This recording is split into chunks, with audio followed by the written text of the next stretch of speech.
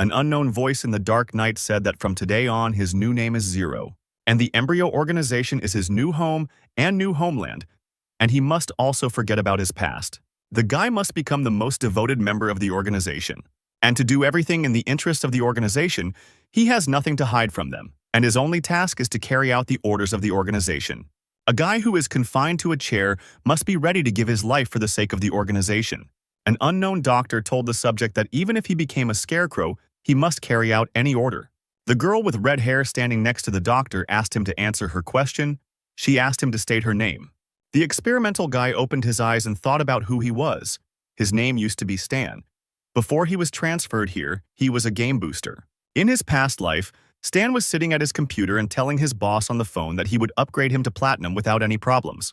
He was that godless booster, and on the one hand, he did it to feed himself. On the other hand, Stan did it because he loved to play and win. A strange little elf suddenly approached his game character with a book and asked him to stay. The elf introduced himself as a constituent reporter named Henry, and he was eager to do a little interview with the guy. Stan smiled sweetly and agreed to give a short interview. Henry was surprised that the guy agreed to this so easily. Never before had such a mysterious fighter agreed so easily. Suddenly, his thoughts were interrupted by Stan waving in front of the elf's face and asking what he wanted from him. Henry opened his book and began his interrogation. He said that Stan took 47th place in the current tournament. And as is known, those who took the first 100 places are the strongest and most qualified participants, and he would like to know if he plans to join the military. To the guy's surprise, Stan answered very briefly. He said no. Henry was curious about the reason for the boy's refusal to join the military service. Stan replied that it was a secret and that he needed to talk about something completely different now, and only then talk about plans. The guy moved closer to the cameraman so that his face could be seen better in the frame. Suddenly, Stan greeted everyone and started advertising his booster services, saying that he could easily earn them currency and level them up. Before he could finish speaking, Henry shouted that boosters were prohibited by the moderators, and they could not show this on air. Stan was disappointed that he had failed to get free publicity again, and Henry understood why there had been no information about the player before. Stan from the real world took off his virtual reality glasses. He didn't understand what was wrong with boosting because he was better than any pro player. This year the guy boosted more than 10 accounts, and he even managed to get into the top players. The game he boosts is called Star Sea and has over 10 million players. You can get into space, the Earth, and other locations of the vast Star Sea using virtual reality gaming devices with which you are completely immersed. As one of the very first testers and later a fan of the game, Stan spent over 10 years playing it. Every task, every location, and even the location of the smallest crystals is more real to Stan than the dull world outside. The guy was distracted from his thoughts by the phone, in which the boss issued a new order. Stan saw that this was an order for a newbie and considered it easy. It's time to get to work and not complain about life. Then he thought that this new life would be simple and boring. Stan was transported into a virtual world where a voice was heard saying that this was the 24th test sample and that he was being injected with a serum called Valkyrie. The reaction occurred after 2 minutes and 46 seconds the sample came to life. Stan heard strange siren sounds, and for some reason the guy smelled something burning. His head was simply splitting, and the guy did not recognize the place he was in. It did not look like the usual place of resurrection. Suddenly, Stan saw a scientist who shouted that the sample had come to life and that it was necessary to immediately inform Mrs. Hell.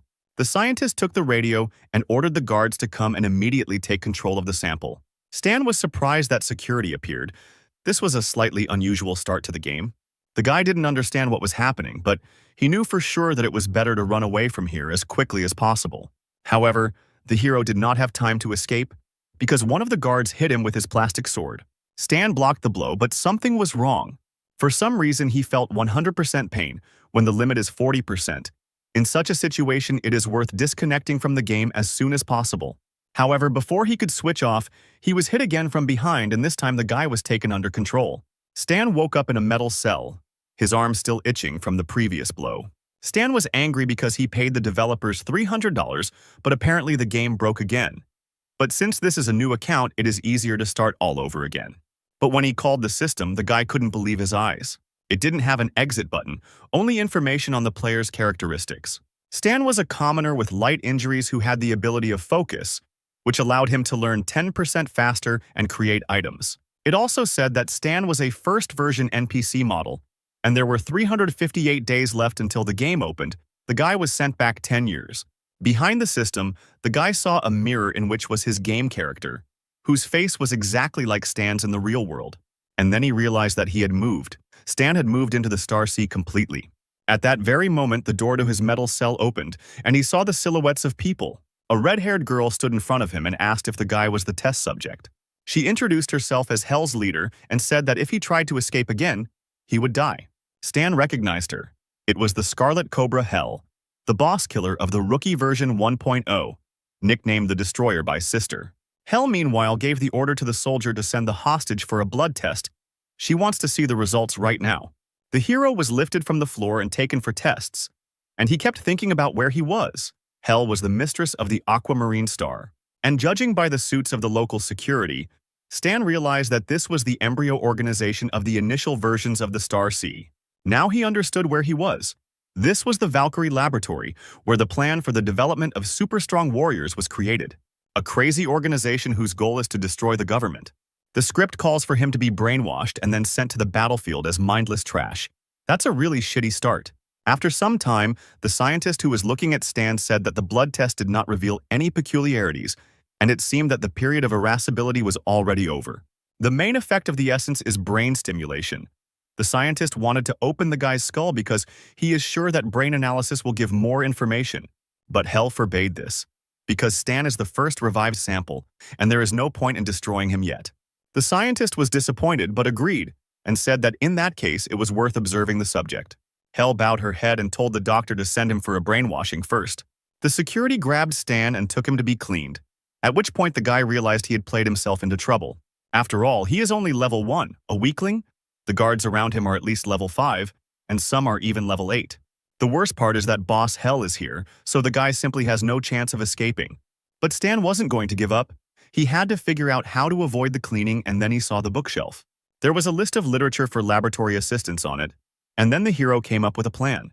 When the guards escorted him past the bookshelf, the guy immediately grabbed one of the books. At that very moment, machine guns were pointed at his head and he was ordered to stop. But the doctor stopped the soldiers, saying that he wanted to see what the subject would do. Stan realized that the plan had worked. Now the most important thing was not to seem dangerous to them. The guy opened the book he had borrowed and flipped through a few pages. These were the basics of mechanization, and the system window that appeared informed that the guy had begun to study the basic concepts of mechanization. Stan was surprised that the system worked. Even though he is now an NPC, he has a player system. This means that he can raise levels like a real player. No matter what he does, scientists will think that these are the learning characteristics of the test sample. The head teacher was surprised that the boy was reading a book. Apparently, the serum had enhanced his learning abilities. Hell was delighted with the unexpected success. If he became a brilliant fighter, then their cannon fodder would increase in value. However, it was necessary to go for brain cleaning because the equipment was already ready, so one of the guards told Stan to stop. But the guy wouldn't let go of the book, so the guard tried to forcefully snatch it from Stan's hands. The hero held on until the very end, and because of such force the book was torn. However, the guy managed to finish reading it and increase his level. The system reported that he had learned the mechanics skills. The mechanics knowledge tree was open, and the guy received several characteristic points and received the profession of a novice mechanic. A few minutes later, our hero was brought into the office for a brain cleansing. The doctor informed Mrs. Hell that they could begin. They sat Stan down in a chair and tied him tightly, connecting the equipment to his head. Smiling, the doctor said that he was very sorry because this sample was very unusual. What if they spoil it right now? After all, it would have been better to first perform an autopsy before cleaning. Listening to this, Stan thought that the scientist was simply a pervert if he wanted to dig into his brain so much. Hell told the scientist that they didn't have time and needed to start immediately. The doctor agreed because sooner or later the sample would fall into his hands anyway. After wishing the guy good luck, the doctor turned all the devices onto maximum. At that very moment, powerful electric shocks began to damage Stan's brain. The pain was unbearable. The system reported danger. It said that Stan should make a decision. His free will was equal to 8 units, and his will was not enough to stop. In 15 seconds, the guy's brain would be erased. Stan knew that he needed 10 free resolve to avoid the brainwashing, and then he remembered that he had leveled up earlier. The hero ordered the system to add 2 free points to intelligence, and the system responded that it was restarting the solution, but Stan did not have time to wait. After a couple of seconds, the system counted the guy's points and reported that he had successfully avoided brainwashing. The equipment turned off. Stan was shaking, but he was glad that he had made it. From now on, he would just have to play along with them. Hell and the doctor had already approached the guy. It was time to test Stan's acting skills. The gorgeous girl slowly leaned towards Stan's face. She began to whisper to him that from today on they would call him Zero. The embryo organization is his home and his birthplace. He must forget about his past. Meanwhile, Stan was only thinking about the fact that the Red Viper Hell was too close to him. She was very beautiful next to him. The guy had missed her so many times before. But now there is no need to think about it. Because the situation is too dangerous, Stan must not look or move, endure, but not reveal himself. Hell finished whispering in the guy's ear and asked him who he was. The guy was silent for a long time, and the doctor thought that the flushing had failed, although he had done everything according to the standard. Suddenly the boy began to speak, and the doctor and Hell turned their attention to him. Stan looked up and told them his name was Zero. The doctor explained that the Valkyrie essence had enhanced Zero's learning abilities, and that the side effects of the essence might worsen his emotional connection with others. The girl suggested that this meant the experiment had failed, but the man replied that it was a success. After all, cannon fodder doesn't need feelings, and Stan meanwhile smiled and thought that he would never become cannon fodder. Hell ordered the guard to take the guy to the rest area. The guard apologized and said that the restroom for experimental samples was not ready yet. Then the girl ordered the guy to be taken to her room, since her superiors had handed him over to her care. Stan didn't expect this turn of events. He didn't expect to go into the girl's room. He needed to throw away all vulgar thoughts. A few minutes later, the guy was in Hell's room. The thought that he would live with such a girl in the same room made his pants feel tight. Meanwhile, Hell was talking to someone on the phone. She was reporting that the brainwashing was successful. The girl was personally present at it. The voice from the receiver said that now it was time to train him. Suddenly, the girl told her boss that she would like to see her sister. Stan had been eavesdropping all this time and was surprised that the girl had said something about her sister. But a little later, he remembered that Hell had a sister. The voice on the phone said that their agreement was not like that. She was allowed to visit her sister once every 2 months. There was no need to cross the line. Then the boss hung up and the girl was shaking with rage. Stan noticed this and sympathized. Suddenly, Hell hit the wall, spilling all the pain and rage on it. From such a blow, the wall immediately cracked. Stan had already forgotten that this beauty was very strong. Suddenly, the guy saw that Hell began to unfasten her belt, on which the weapon hung. Stan was stunned. Right now, the beauty began to undress in front of the guy, completely exposing her body. The girl noticed that he was looking at her, and the guy guiltily looked away at that moment. Suddenly, she approached Stan, but the guy guessed that most likely he was not allowed to do this. Hell tried to seduce the guy, but he had to hold on because if she realized that he hadn't been brainwashed, then he was finished. A couple of seconds later, the girl turned around sharply, and Stan breathed a sigh of relief. She went to her room, just a little more, and the guy wouldn't have been able to resist. After some time, the girl fell asleep. Only now did Stan realize that there was only one bed in this room, and what kind of strange games this lady had in mind. So apparently the guy needs to sleep with her. He quietly lay down on the bed next to Hell. At that very second, the girl kicked him, causing Stan to fall off the bed. Naturally, the bed belongs only to her, and the guy has to sleep on the floor. By morning, the boy was brought to the training pavilion, where Hell was already waiting for him. From today onwards, his training in combat skills, hand-to-hand combat and shooting, begins. Hell threw some device to the hero and told him to put it on. Stan pressed the button and was wrapped in armor, but before he could react, he was immediately kicked in the chest. The girl did not stop and grabbed his hand. Pulling on the arm, she immediately blocked it. In this position, it is easy to break the limb. Then she kicked him in the chest, causing blood to pour from the guy's mouth. In the end, the great booster lost and lay powerless on the ground. Hell ordered him to get up. The guy got up and the fight was repeated. Just like the first one, the hero just received a lot of blows to the face. The system that appeared reported that the hero had learned 5%, and Stan was convinced that even though he was an NPC, he was able to level up and learn new skills as a player. Thanks to this, the guy will soon be able to become the strongest character in this world. Hell left, and in her place another figure appeared who ordered the guy to get up. A bearded man approached him and said that he was his new shooting instructor and deputy head of this base, Justin. After these words, the man immediately threw the gun to Stan. He said that there were 10 bullets inside the gun, and that he had to aim at the target's heads. Stan was surprised that he was given such a difficult task from the very beginning. Only Olympic champions could handle it. The guy raised his gun and tried to hit the targets, but all the bullets that flew out of the pistol flew past.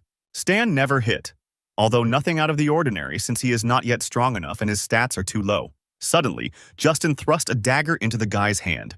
Stan immediately grabbed his hand, from which blood was pouring out. Why did this crazy man do this? Justin licked the dagger with blood and said that they would repeat the shooting over and over again, and every time the guy would fail the task, he would stab him with the dagger. He was wondering how much blood the guy would lose today. Stan clenched his fists.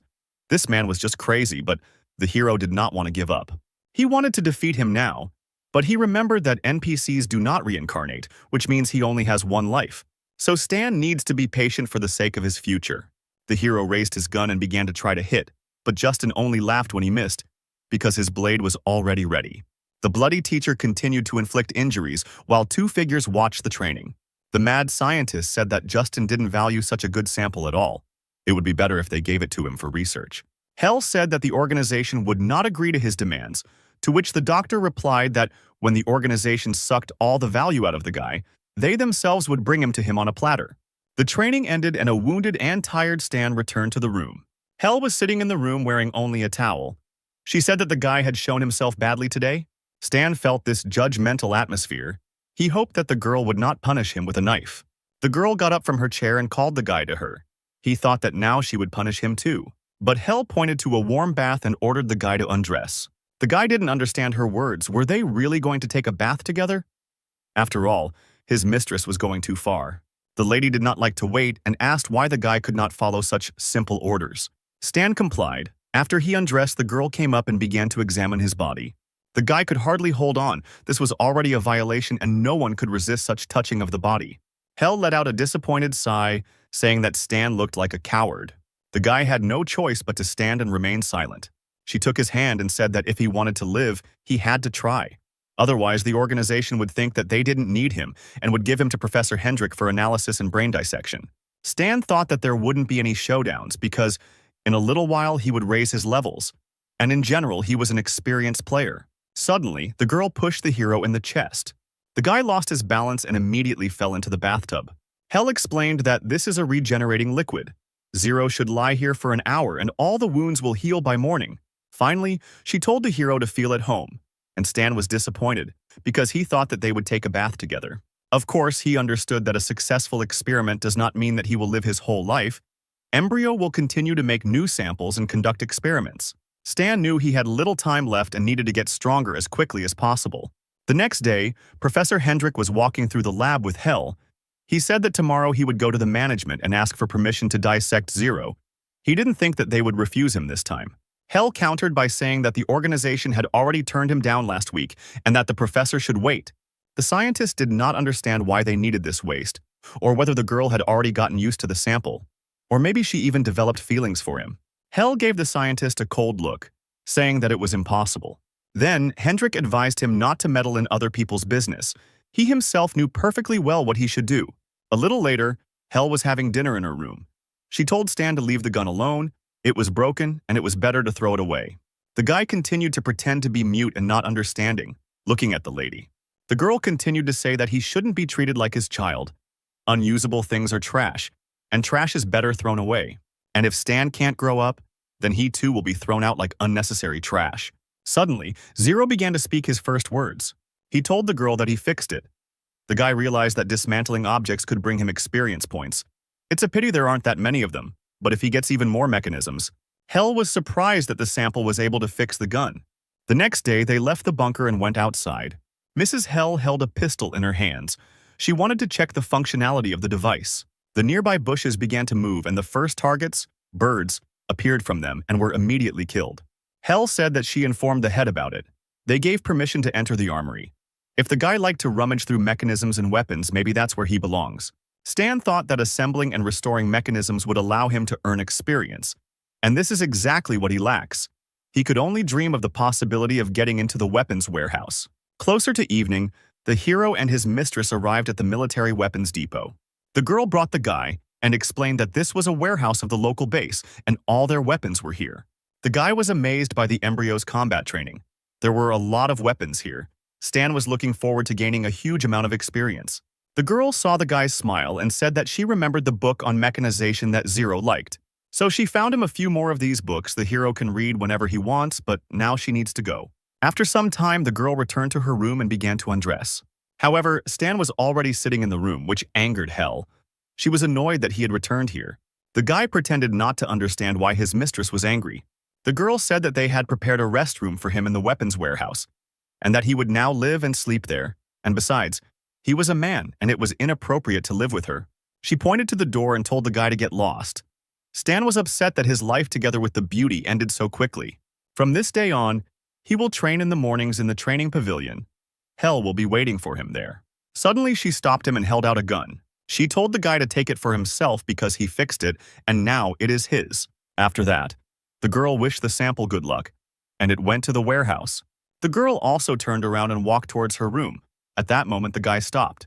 Hell turned around and asked the boy to survive. Our hero returned to the ammunition depot and immediately began to study the weapons. Every time he repaired or studied mechanisms, he gained experience points. Then the system offered to spend 200 experience points on the profession of a novice mechanic, and he agreed. Stan was happy that he was developing very quickly. In 2 days, he got the 3rd level. In order to get out of here, he will need only 6 months. By that time, no one will be able to stop the player here. So the weeks went on in the lab, with Stan training in the morning and studying the mechanisms at night. Hell was disappointed that in 3 months, this was all the guy had achieved. However, he couldn't let them know what Stan had really accomplished. The girl helped the hero up and said that Professor Hendrik had contacted the management again to examine him. Although the organization is in no hurry to make a decision, the guy will not be allowed to spend the organization's finances with such a worthless state. The girl asked Stan how long he thought he could last here. The hero looked at her thoughtfully. In principle, he had assumed everything to be just like that. That same night, he was also sitting at his table with cutlery. The guy was constructing something using a soldering iron. He noticed that the organization had turned off the camera installed in that place, meaning that Embryo had decided that they no longer needed him and that they would not have to monitor him 24 hours a day.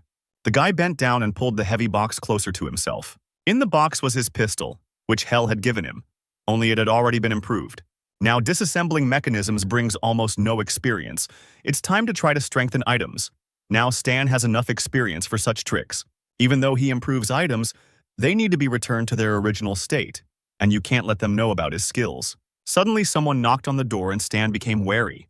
The guy immediately hid his gun and spare parts for it. A red-haired guy walked through the door with his comrades and said that the organization was disappointed in him, and starting today, funding was cut by 80%. The clothes had 001 written on them, meaning this was the second sample to survive after 0. Number 1 said that he heard that this guy was the same sample that was created before him. The organization spent a lot of resources on him. But instead of developing, he rummages around in this garbage. Red grabbed Stan by the collar and said that the guy was just a failed experiment. Putting number 1 in Zero's place was the organization's best idea. Stan understood that this sample with a completely cleared brain, the organization is his life. It is not worth interfering, otherwise the guy will give himself away. Number 1 ordered the other numbers and other workers to take out all of Zero's equipment. This is what Valkyrie expected when creating samples: combat talent, strong body, and high learning speed. The best fighter. Meanwhile, 2 security guards were passing by the warehouse and looked inside. One of them told his comrade to take a look at these useless insects. These guys were experimented on. Now they will be turned into cannon fodder, and their brains were also wiped, turning them into obedient fighters. It is better to die than such a fate. The security guard's partner advised him not to talk too much in front of them.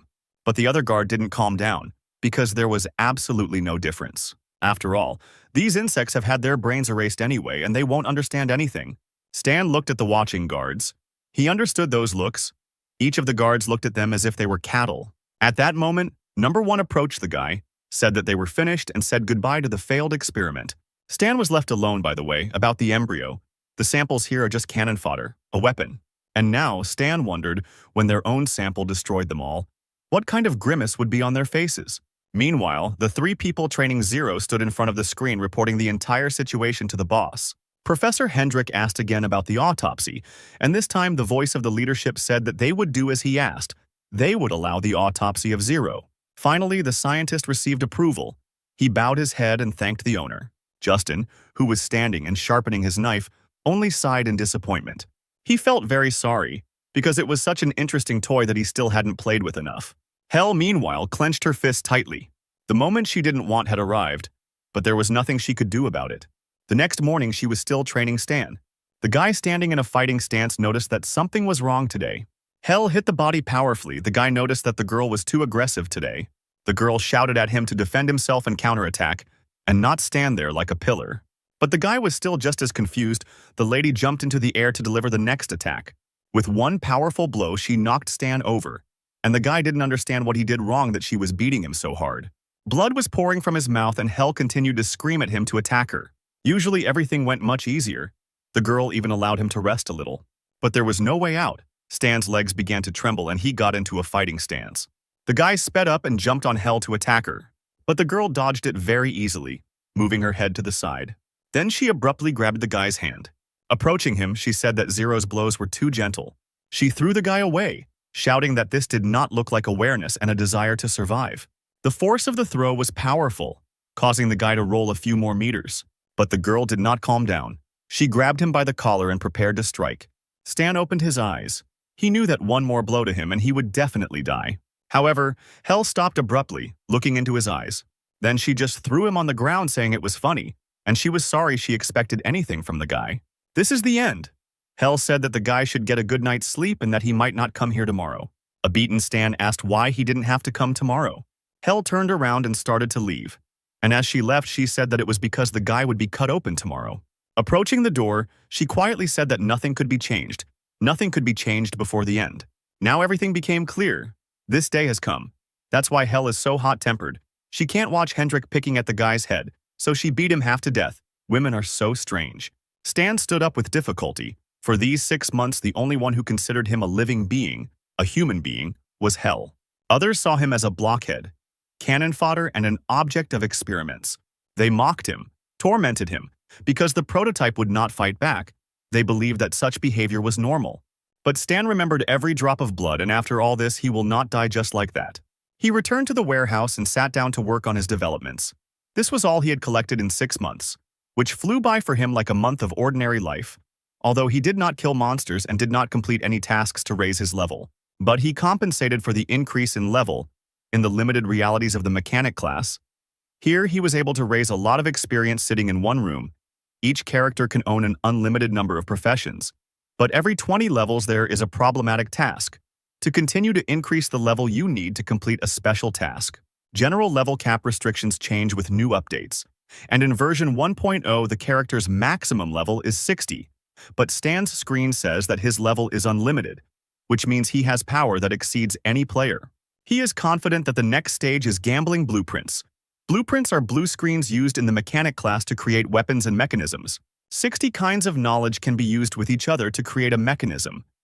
Each combination contains many blueprints, but after combining knowledge, only one direction of creation can be studied at a time. Some blueprints have prerequisites, so it is unknown how many blueprints you can get when merging knowledge. But even when knowledge and experience merge, the player loses points in any case, because there is a possibility that another drawing will be created, which is why the stage is called gambling drawings. Stan did his first merge and got a hang glider blueprint, which he threw in the trash. The next design created was an artificial killer arm. But the guy also considered this drawing useless. He needed something much more powerful. Stan was starting to get nervous because his experience points would soon run out, and he still hadn't received the necessary drawing. There was one more attempt left. The mechanic started the system to create the last drawing. The system said the merger was successful, and then Stan realized that this was what he needed. The guy created a lightweight exoskeleton that made him half-robot. Now the organization's leaders will learn what it means to cultivate their own enemy. A combat helicopter appeared over the laboratory and was already preparing to land. Hell, along with the first and other samples, were already waiting for the flying transport. The helicopter landed, and a squad of fighters emerged from it. The team captain introduced himself to the girl and said that his call sign was Silverblade. The girl didn't waste any time and said that they should do what they were supposed to do. There was an SUV in the garage, and she would take the helicopter. There was no need to waste her time. Every 2 months, Hell leaves the base. Today, she flew out early in the morning. Now she is not at the base. If she were here, then Zero would have a hard time, but now the time has come. Stan has been preparing and enduring all this time for this day. The day has come when the boy will get out of this prison. Professor Hendrik has come for him. Today is the last and only chance. However, before going out into the corridor, the guy notices a strange piece of paper lying on the floor. He picked it up and saw a picture of 2 girls. This is Hell and her sister, Aurora. She also has superpowers, but she is the complete opposite of Hell. She has very strong regenerative and healing skills. She is able to prolong life and, moreover, resurrect the dead. At the end of the game version 1.0, the embryo created a huge amount of essence from Aurora's body. This angered Hell so much that she began to destroy everything in sight. At that moment, she was nicknamed the Goddess of Death. Suddenly, a system appeared in front of the hero, offering him a task, which stated that the Embryo Company is a bloody organization where Hell came from is unknown to anyone. But whether she is loyal to the group is also unclear. The guy got a lead, and he should continue the investigation. The hero bowed his head, since the girl had hoped for him. Then this time, he will do something for her too. After that, the guy took the task related to Hell. Suddenly, he heard Hendrik's voice from the loudspeaker, ordering him to come immediately to the central hall for further orders. Stan put the clue in his pocket and decided that he would deal with Aurora when he got out of here. The guy looked out from around the corner and noticed a camera that was watching the entire perimeter. The hero knew that the entire base was under surveillance, and it was very difficult to move around here unnoticed. If so, then the first thing you need to do is visit the control room. This is goal number 1. A couple of minutes later, Stan got inside and killed all the guards. Now the all-seeing eye has been eliminated, and next in line is Professor Hendrik. 20 minutes later, Zero was brought into the scientist's personal laboratory. The professor turned around and was delighted to see his precious specimen. By dissecting his body, he will be able to understand how the guy differs from other samples, and when he finds out what the reason is, his corpse will become a stuffed animal in his lab. The professor began to prepare the equipment for the operation. The first sample brought back pleasant memories. However, Stan was already standing behind him and quickly dealt with the guard. Sensing something was wrong, Professor Hendrik turned around. He saw a dead guard. It was impossible. A brain-cleaned specimen couldn't kill their people. Stan, covered in the soldier's blood, put his hand to his head and, smiling, saluted the doctor. Hendrik didn't understand what had happened, because there had been no problems for the past 6 months. But Stan suddenly had his first real problem in his hands, a knife that was intended for the scientist. Without any interference, the boy pierced the professor's chest. Hendrik was still stunned, blood pouring out of his body. The wounded scientist looked at the camera in the corner that was watching all this and told the guy that he was going to die. Stan told him that he had already killed everyone in the control room, so everything was fine. Professor Hendrik fell to his knees, choking on his own blood. In the last minutes of his life, he could not believe that the guy had been just pretending for these 6 months. Stan confirmed his words by saying that reality is cruel. But Hendrik still insisted that it was impossible. The sample could not deceive everyone. Stan smiled. He raised his knife and said that nothing is impossible in this world. He then delivered another finishing blow to the professor, which cut his back. The mad scientist did not understand how this was possible. After all, he was its creator. These were the last words of Professor Hendrik. A rebellious Stan stood and looked at the dying doctor, the first target eliminated. A couple of minutes later, the hero took off the clothes of the guard who brought him. He also took Hendrik's key card. In the entire base, only 3 people have access to all the doors, and the professor was one of them. But the guy understood that if he went straight to the doors, he definitely wouldn't be able to escape. The game would be over in 10 seconds. Stan couldn't screw up that badly, so he put on his security guard uniform and prepared to break in. His main plan is to break the connection. He needs to get a couple of hours of freedom from communication. The communication equipment is 3 floors below behind the wall. He will have to use mechanisms to break through the wall. Now he needs to go back to the 2nd floor for the mechanisms. There are a few people on base who might know him. Hell, number 1, Hendrik and Justin. The first 2 are not on base and the 3rd is dead. Others won't even notice him unless he meets Justin. Suddenly, someone put their hand on his shoulder and asked which group the guy was from. For some reason, he hadn't seen him before. It was Justin. Stan was unlucky enough to meet this jerk so quickly. The hero lowered his cap and said that he was the new guy from Group B. Justin didn't know that they had sent new guys to them. It was strange that he didn't know, and the guy's voice was quite familiar. The deputy was not simple. He took out a gun and asked the guy to show his face. Stan squeezed his knife in his hand and asked them not to interfere because he didn't want to resort to Plan B. Justin didn't understand the guy's words and asked again what he meant. Stan turned around sharply and swung the knife, shouting that he had long wanted to tell Justin that it was time for him to see a psychiatrist.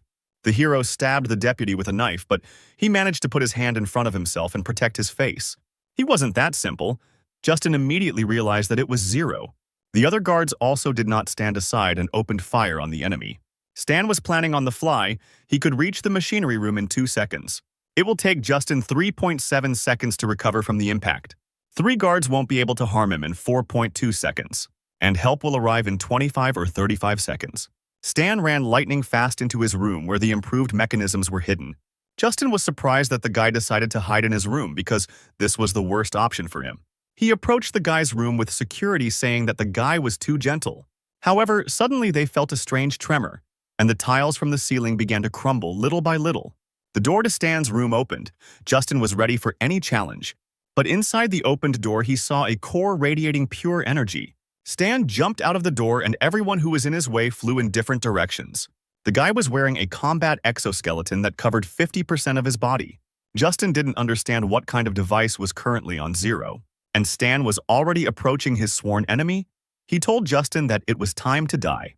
A powerful mechanical fist struck the laboratory deputy in the chest. Justin immediately felt this pain rolling like goosebumps throughout his body. The mechanical blow pierced his chest. Justin couldn't believe it was really happening. Stan took Justin's heart in his mechanical hand with a ruthless look. Then he simply ripped the heart out of the shooting teacher's body. There was no healing for such wounds. Another villain lay dead on the floor. The second target was eliminated. Over the course of 6 months, Justin stabbed Zero 420 times. The guy would like to hear what he felt when the deputy was punished for his atrocities, but it's a pity he won't be able to answer. The guy left, and a few seconds later security arrived and found the deputy dead. One of the guards tried to contact the control room, but his attempts were unsuccessful, so he ordered to report to Dr. Hendrik.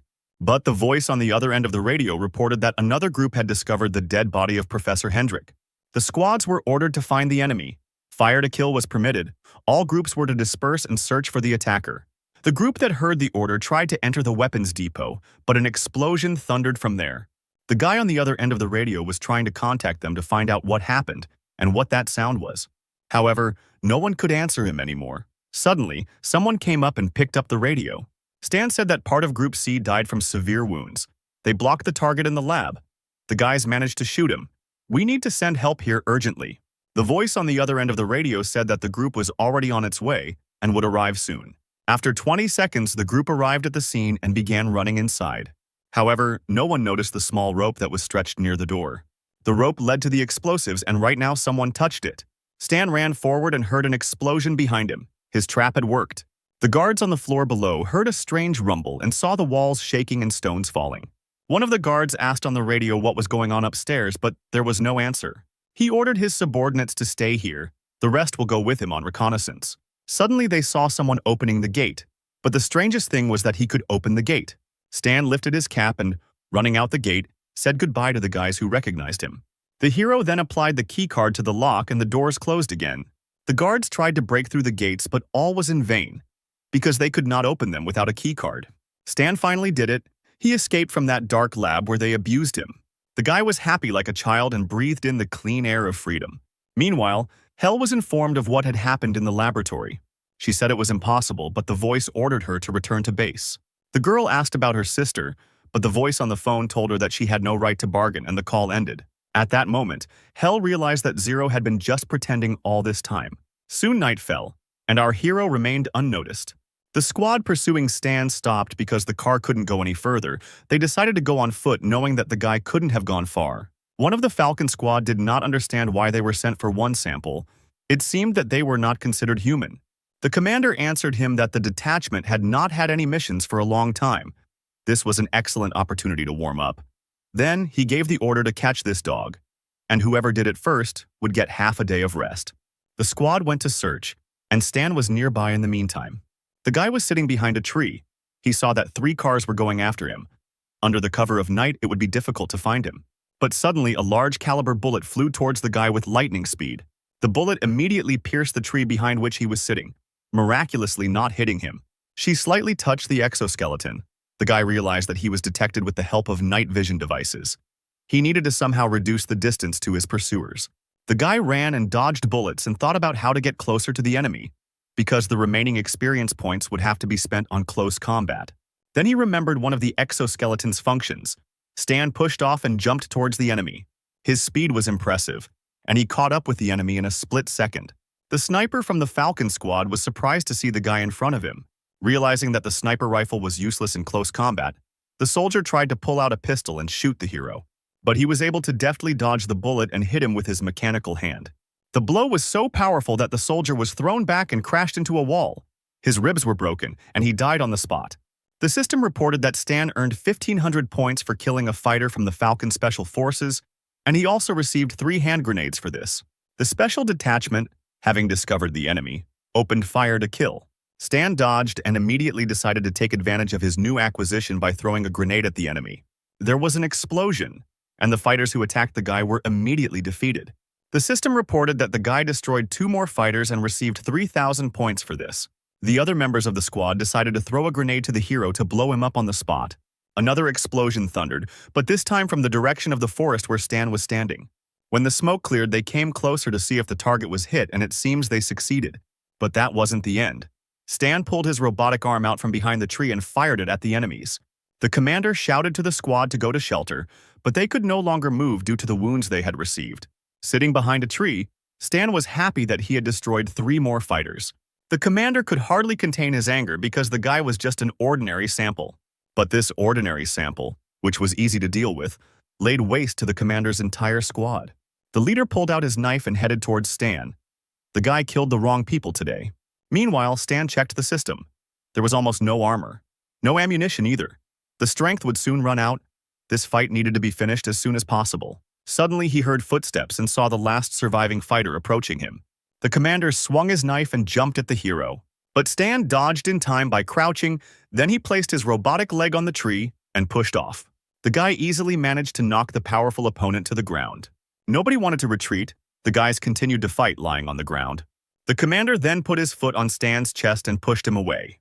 The hero stood up with difficulty. Leaning against a tree, he realized that it was difficult to fight with the commander. The commander said that because he underestimated Stan, his guys died, so he would not be able to live peacefully in this world. But before that, he is obliged to send this sample to hell with his own hands. The commander of the Falcon Squad accelerated and again jumped on the exhausted Stan, waving his knife. The guy had no choice but to block with his robotic arm, which had a knife in it. The mechanism began to spark, and the knife became stuck in his hand. The commander tugged at the knife and tried to pull it out of Stan's mechanism, but to no avail. Taking advantage of the pause, Stan punched the man in the face. The fighter fell to the ground along with the severed part of Stan's mechanical arm. However, the mechanical hand hit very powerfully and the resulting damage damaged the captain's brain, and he died. However, Stan's exoskeleton completely fell apart. But he still had the blueprint, and when he had the material, he would be able to create a new one. Embryo's help will arrive soon. We need to leave. This forest looks vast, and Stan didn't know where to go. First, we need to find a place where people live. Create a map and move on. A few days later, a meeting was held at the Embryon main base, where the leader scolded the people for the fact that just one sample was able to kill 30 armed guards, destroy the laboratory data, kill a special squad, and also take the life of Hendrik. In the end, he still managed to escape safe and sound. The leader did not want to listen to all these tales. The subordinate said that the Valkyrie serum injected into the body of Specimen Zero resulted in side effects they could not predict. He gained a talent for mechanization and an incredibly high level of intelligence. The leader guessed that the brainwashing had no effect on him, and the frightened subordinate confirmed his words. The Zero sample did not show any anomalies for the first 6 months. Perhaps he was pretending. But in fact, he was developing an escape plan. Hell said that she knows Zero's fighting power. He couldn't have become strong so quickly. The girl assumed that the guy awakened special abilities in himself.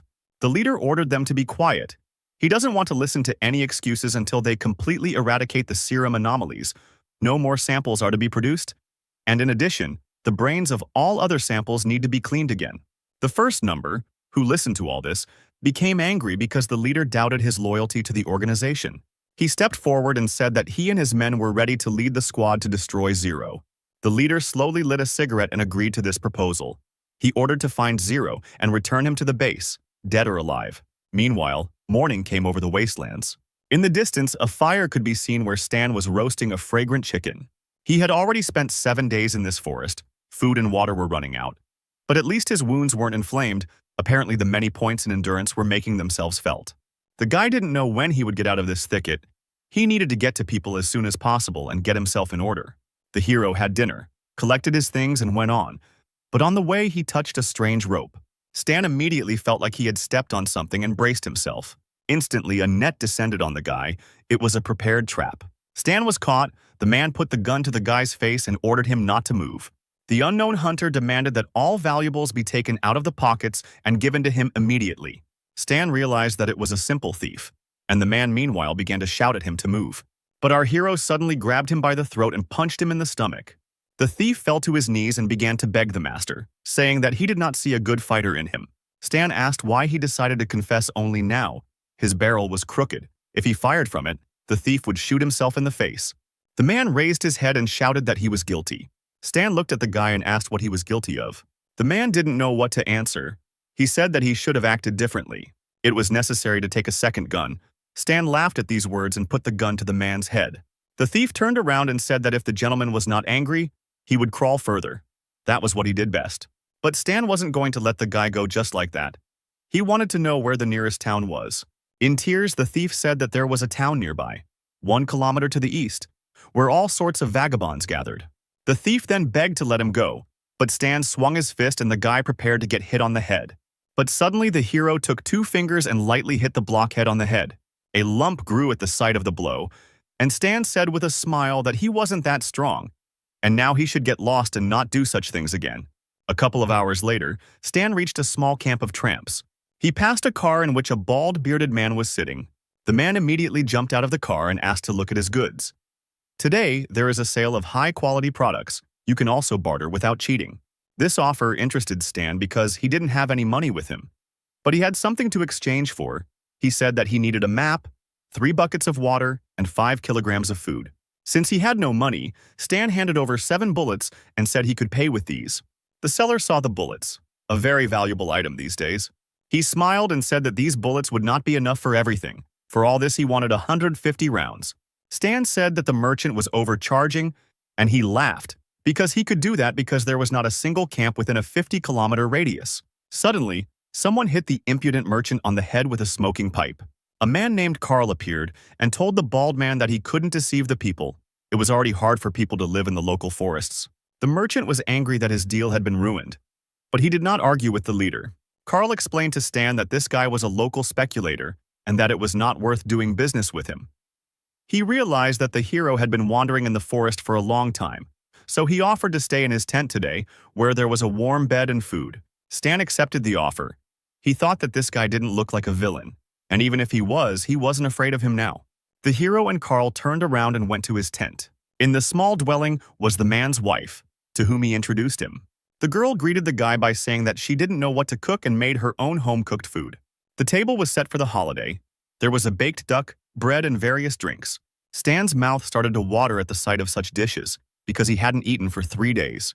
He began to eat the food, and with each bite he felt better and better. A little later, Stan asked the man about a fine gun that was hanging on the wall. Carl replied that he had served before, and that this gun had protected him for many years, and that was why he had kept it in excellent condition. However, now he is too old and does not think that it will be useful anymore. His homeland was absorbed by a large country after the armistice. The embryo cooperated with 6 states and supplied them with weapons, making wars bloodier. But what Carl definitely doesn't want is to fight again. He likes the calm, measured life he has now.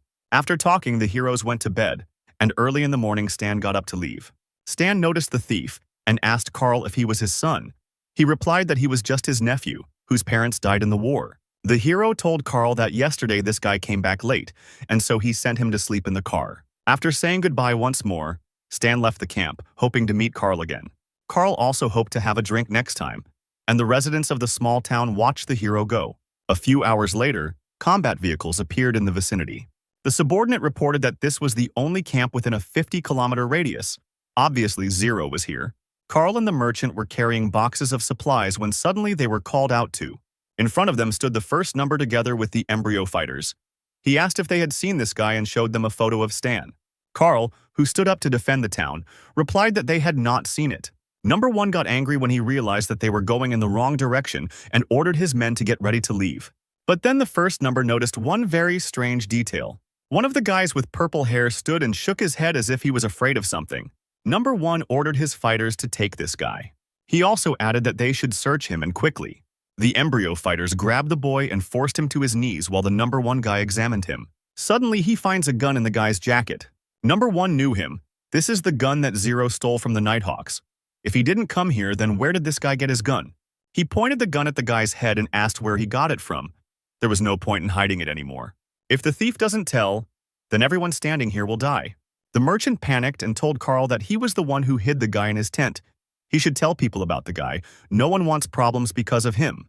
Number 1 pointed a gun at Carl and ordered him to tell everything he knew and not to deny that Zero was here. Carl had no choice but to point in the direction Zero went. The first number smiled and said that they should have told everything right away. But for almost fooling him, he should pay, after which shots rang out. Meanwhile, Stan had already gone far away and was sitting resting on a rock. The guy had a strange feeling. His eye even started twitching. The guy thought that someone touched his backpack. All the equipment from the embryo was there. If at least something remained in the camp, then people would have trouble. 11 rifles are in place, 300 rounds of ammunition too, but 10 pistols are missing, 1 was missing. Now it's clear why Carl's nephew was so strange. He stole his pistol. An hour passed and our hero arrived at the camp where he had been earlier. But it was already too late. The bloody bodies of all the camp's inhabitants lay before him. Realizing that they had been killed because of him, the boy was horrified. His fist clenched with anger. He wanted to be on time, but he was late. Stan turned around and wanted to leave when suddenly someone grabbed his leg. The surviving merchant, sobbing, said that it was the embryo squad. They did not surrender him, so they killed everyone. On behalf of Carl and his hospitality, the man asked to avenge them. Stan stood and remained silent. He realized his guilt. Suddenly, the boy heard another voice. It was Carl's nephew, who asked him not to believe the merchant because it was he who had turned in his uncle. And his uncle, until his last breath, did not tell them where Stan was going. The guy stood next to the corpse of a once hospitable man, whom he wanted to see later, but not in such a setting. Stan fell to his knees. Carl, even dead, pointed in the opposite direction to where he was heading. The hero took off his jacket and covered the man's body with it. The nasty merchant realized the situation he was in and began to beg.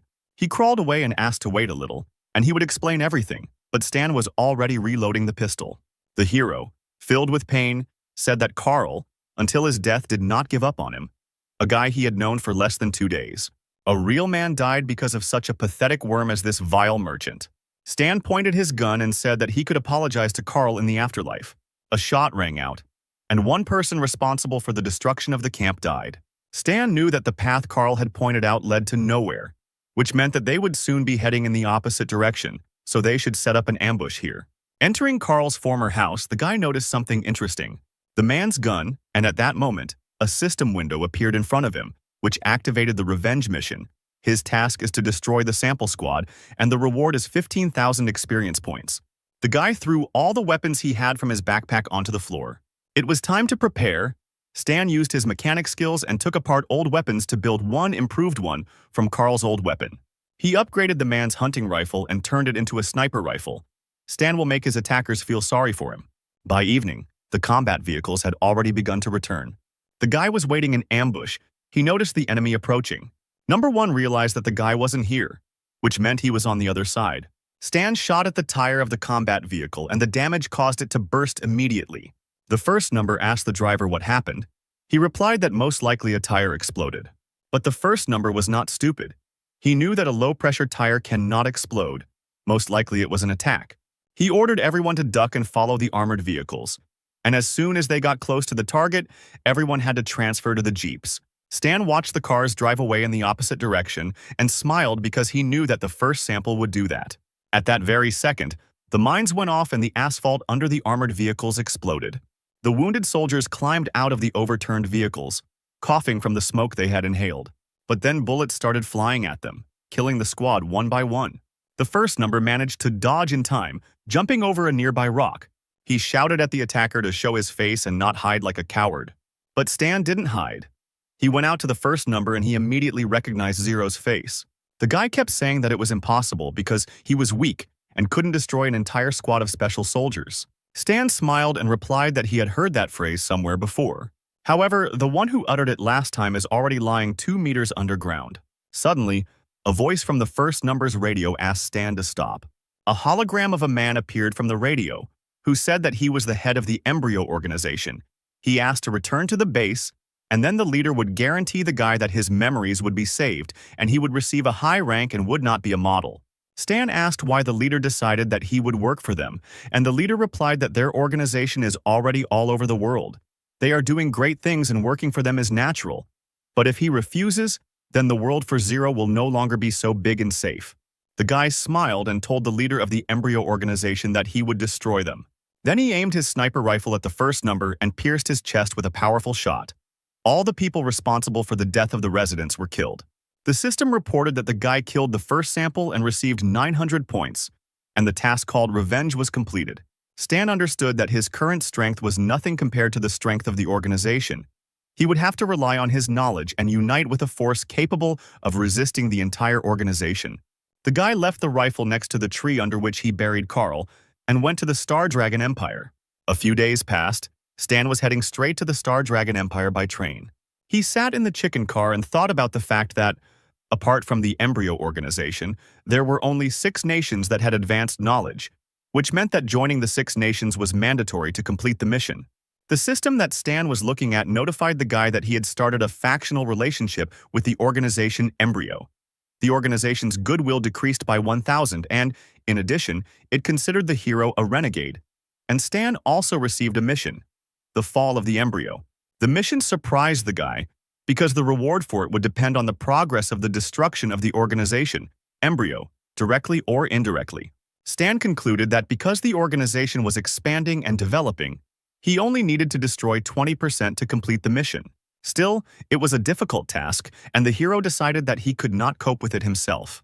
But there was no choice, so he accepted the task offered to him to destroy the organization, Embryo. The boy arrived in the western capital of the Star Dragon Empire.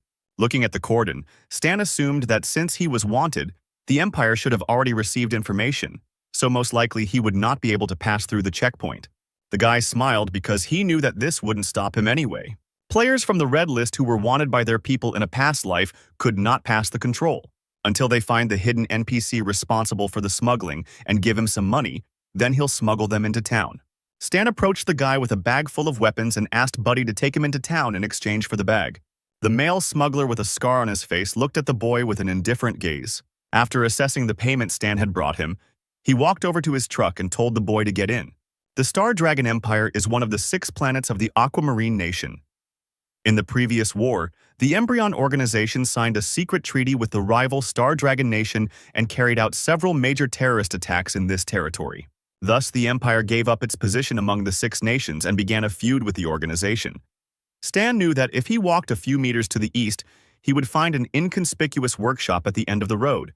This was a hidden plot point, and he knew about it from the files of other people in his past life. Now he has no rivals and he can get ahead of anyone. In his past life, he didn't have such a chance, but this time the guy will take advantage of it. Approaching the workshop, he saw 2 men. One of them was just the one he needed. 2 men were playing checkers, and they did it with such enthusiasm as if they were playing for the whole city. Stan noticed the tension too, how fiercely the black checkers opposed the white ones. The man put his hand on the table, and Stan was disappointed to see that he had only got 5 in a row. Suddenly, his thoughts were interrupted by a sweet voice calling the guy. In front of him stood a beauty with short ash-blonde hair and a refined figure. The girl asked if the guy needed anything fixed. Stan was surprised that he saw a girl here, because he had never noticed her here before. And the hero also considered her quite cute. The guy asked the girl if they accept students. The sweet mechanic smiled and said that they certainly accept people willing to learn something new. She grabbed Stan by the hand and told him to come in or he would freeze. This phrase surprised the guy. Did this mean sunstroke in their dialect? The hero had no choice but to go inside. The girl took out a mobile terminal and said that it had been broken for a long time. It was a test. If Stan could fix it, he could stay with them and train. But suddenly the voice of the old man who was playing checkers asked the guy to stop. He asked the hero why he was applying to be a student. The old man's gaze was suspicious. Stan panicked, thinking that the old man knew who he was, but he needed to calm down and pull himself together. So the hero told him that he was just looking for a job. The girl supported the guy by telling her grandfather not to pick on Stan, because they would finally have a student. There was no need to scare him. She already had a lot of work. Interrupting his game of checkers, the grandfather slowly stood up from the table. The old man folded his arms and said that he was the owner of this workshop, and if the guy wanted to work here, he first had to pass his test. Stan became wary and asked what kind of test his grandpa had prepared for him. Grandfather smiled slightly, saying that at least the guy wasn't a coward. Well then, listen carefully. In 3 hours, you have to make a mechanical prosthesis for this man. If he likes you, you stay. The stranger was not happy about being dragged into this, but Stan, looking closer, recognized the man. Grandpa, just planning and drawing can take several hours. It's impossible, the sweet girl shouted. Alice, don't interfere. He has to show something worthwhile if he wants to work here. If he chickened out, get out before it's too late. Stan answered the old man that he was not afraid and accepted his challenge. The girl thought that the guy had gone crazy because it was impossible to make such a mechanism in 3 hours. The hero went to the workshop. On one of the shelves he was looking for tools. Yes, it seemed impossible, but our hero had his own secrets. Inspired, Alice asked the guy to tell her about his plan and suggested that they make a drawing together to save time. Stan thanked the girl and replied that he didn't need a drawing because he had already thought everything out in his head. What? You came up with such a complex design in your head in just 2 minutes? An old man approached the boy and told him not to brag in front of the girl. After all, thinking through a drawing completely in just 2 minutes is unrealistic even for a professional mechanic like him. The old man thought the guy's words were nonsense, but Stan simply replied that he would see everything with his own eyes. The test began, and the sounds of hammering and scraping metal echoed throughout the workshop. The old man thoughtfully watched the hero's work and tried to understand what he had come up with. The guy was putting his arm together piece by piece, and his prosthesis was already starting to take shape. The owner looked at the components and was surprised that there was not a single unnecessary element. Could he really have thought it all out in his head? The old man tried to talk to the boy, but Alice interrupted him, asking her grandfather not to disturb him. The hero assembled the arm piece by piece, screwed on the fingers and wires, and after a few hours the prosthesis was ready. Picking up his creation, Stan turned to his owner and said that his mechanical prosthesis was ready. The old man couldn't believe his eyes. He really could do it. In just 2.5 hours, he made such a complex mechanism. Stan held the prosthetic up to the man and helped him put it on his arm. Having secured the mechanical prosthesis, the man began to examine it and clench his hand into a fist. It's so flexible, just like a real hand, and very smooth. Doesn't rub your skin at all. I really like it. If you like it, then take it, Stan said, and the man hurried to get dressed, saying that he would owe him. These are my materials, and you owe me, not him. And besides, the guy didn't ask his permission. The workshop owner was indignant. Then I'll ask you now, am I skilled enough to stay here? Realizing that the battle was lost, the old man bowed his head and quietly told the boy to stay. Let's see how long you can hold out. Stan was glad that he now had a place to live, and sooner or later he would definitely be able to get the mechanical drawings. The unknown man waved to the old man and said that he was leaving. The owner told him to leave quickly and not come back again. Stan closed his eyes. Here he could finally level up and rest. After some time, the unknown man approached the car, where he was met by a servant who was glad to see his master return. He kindly handed the phone to the man and said that he had a call. A man with a mechanical prosthesis got into the car and said to inform intelligence that the wanted Zero had infiltrated the western capital. On the other end of the line, in the 13th Division of the Star Dragon Territorial Strategic Defense Headquarters, a man was talking to a girl about the news he had heard. He's a wanted fetus deserter with a $150,000 bounty on his head, which means he's either a genius or extremely capable. The threat he poses is incalculable. We need to provide protection to the informant and hide his presence in the western capital from the embryo's spies, network monitoring group, intercept all messages mentioning Zero's whereabouts. Do not let the information leak out. The guy didn't waste any time, and first of all, he headed to the cloud dump, hidden from prying eyes, near the 7th District. The head of the gray zone of the 7th District, Leopard, asked what was needed from him and why the guy was looking for him. Stan held a gun he had stolen from one of the guards and said that it didn't matter who he was, because the Leopard wouldn't mind working with him. After all, arms trading is profitable these days. After these words, he quickly disassembled the pistol in front of the man. I can help you cut costs, but in return I will ask only for a small reward. The Leopard was surprised. Do you know how to make weapons? He put down his cigar and asked what kind of cooperation the guy had in mind. I will provide the list later. You will provide the materials and parts. I will provide the production and assembly. I will work here 2 hours a day.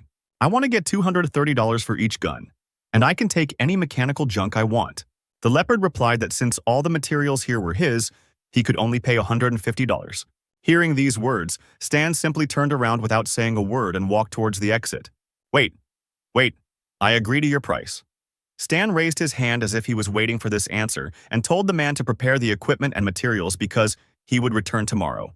The guy understood that producing mechanisms costs money, and the salary from the workshop would not be enough.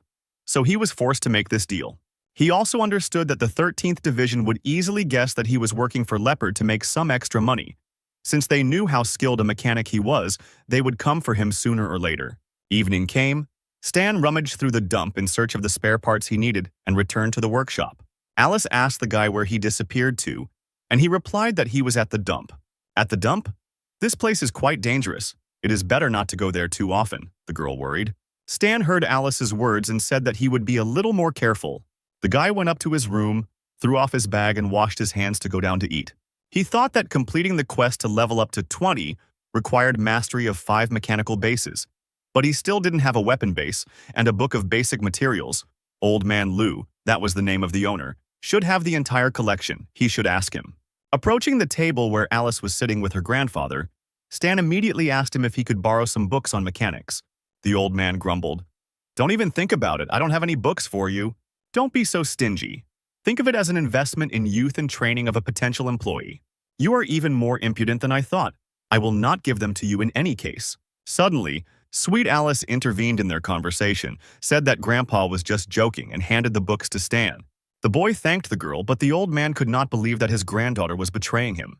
A system appeared in front of Stan, asking if he wanted to invest potential points into training the weapon base. The guy confirmed the investment, and the system immediately reported that he had studied 5 mechanical bases of the weapon branch. He also received 2 new skills and a new drawing of a robot ranger. Stan understood that in the battle against the embryo, using others was a common thing. What really mattered was his own abilities.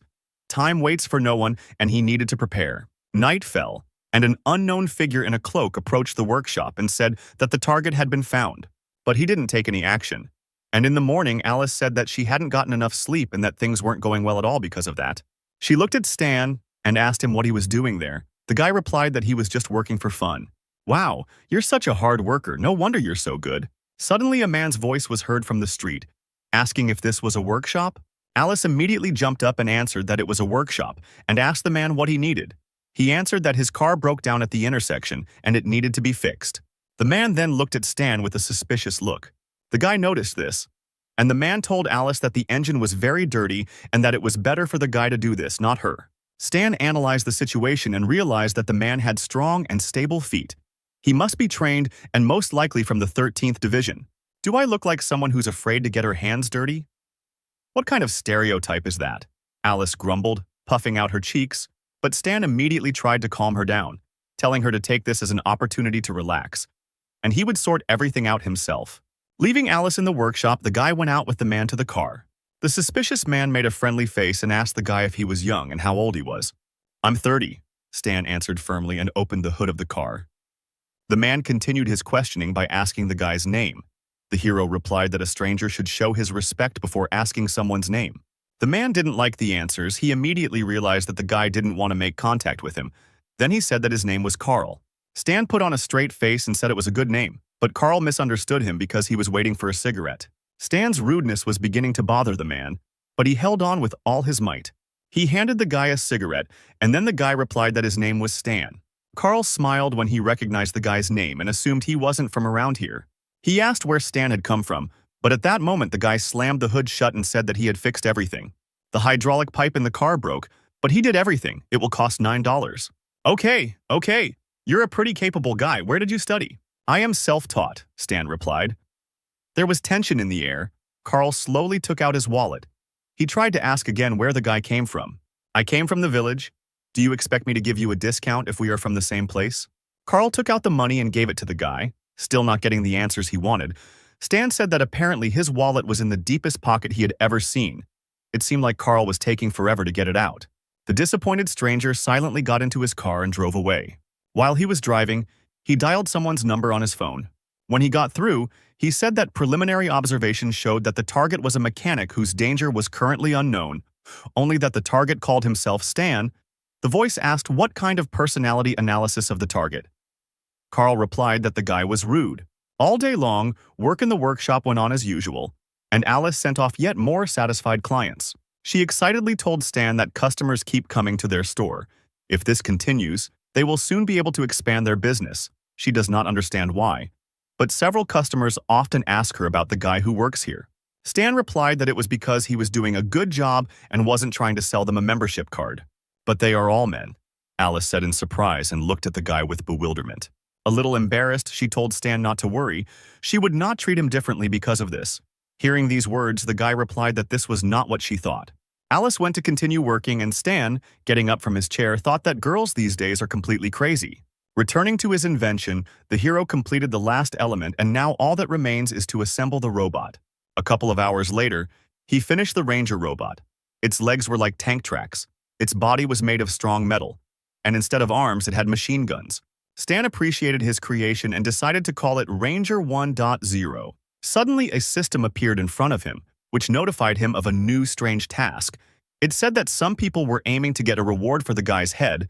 Stan does not see them, but they are hostile. The guy needs to escape from them. How can I be pursued when the Western capital is heavily guarded?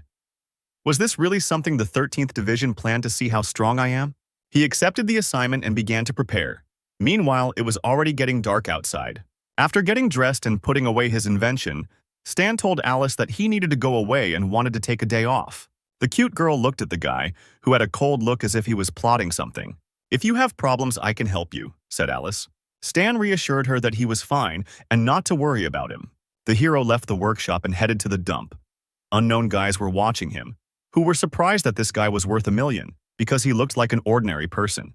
The boys then got into the car and followed him, and the observers reported that the stinging bee squad was pursuing the target. When they got to the dump, Stan thought that if they fought in the city, they could hurt ordinary people. But this was the perfect place for a fight. He went into Leopard's house and said that he came for materials.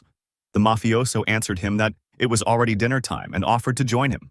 Stan realized that this was not a proposal but an order, and agreed. The head of the criminal world smiled maliciously. A little later at the table, Leopard said that he had spent a huge amount of money to find out who this Stan was, but did not expect that he was an ordinary wanderer who had just arrived in the Western capital. Stan, who was having dinner, responded that sometimes sources can lie and the mafia should think about it. The Leopard ordered the boy to tell him everything he knew about making weapons for his own good. He hoped to cooperate with the hero in a good way. Otherwise, he would have to beat the information out by force. Suddenly, Stan's face became terrifying, and he asked Leopard if he was sure he could handle him.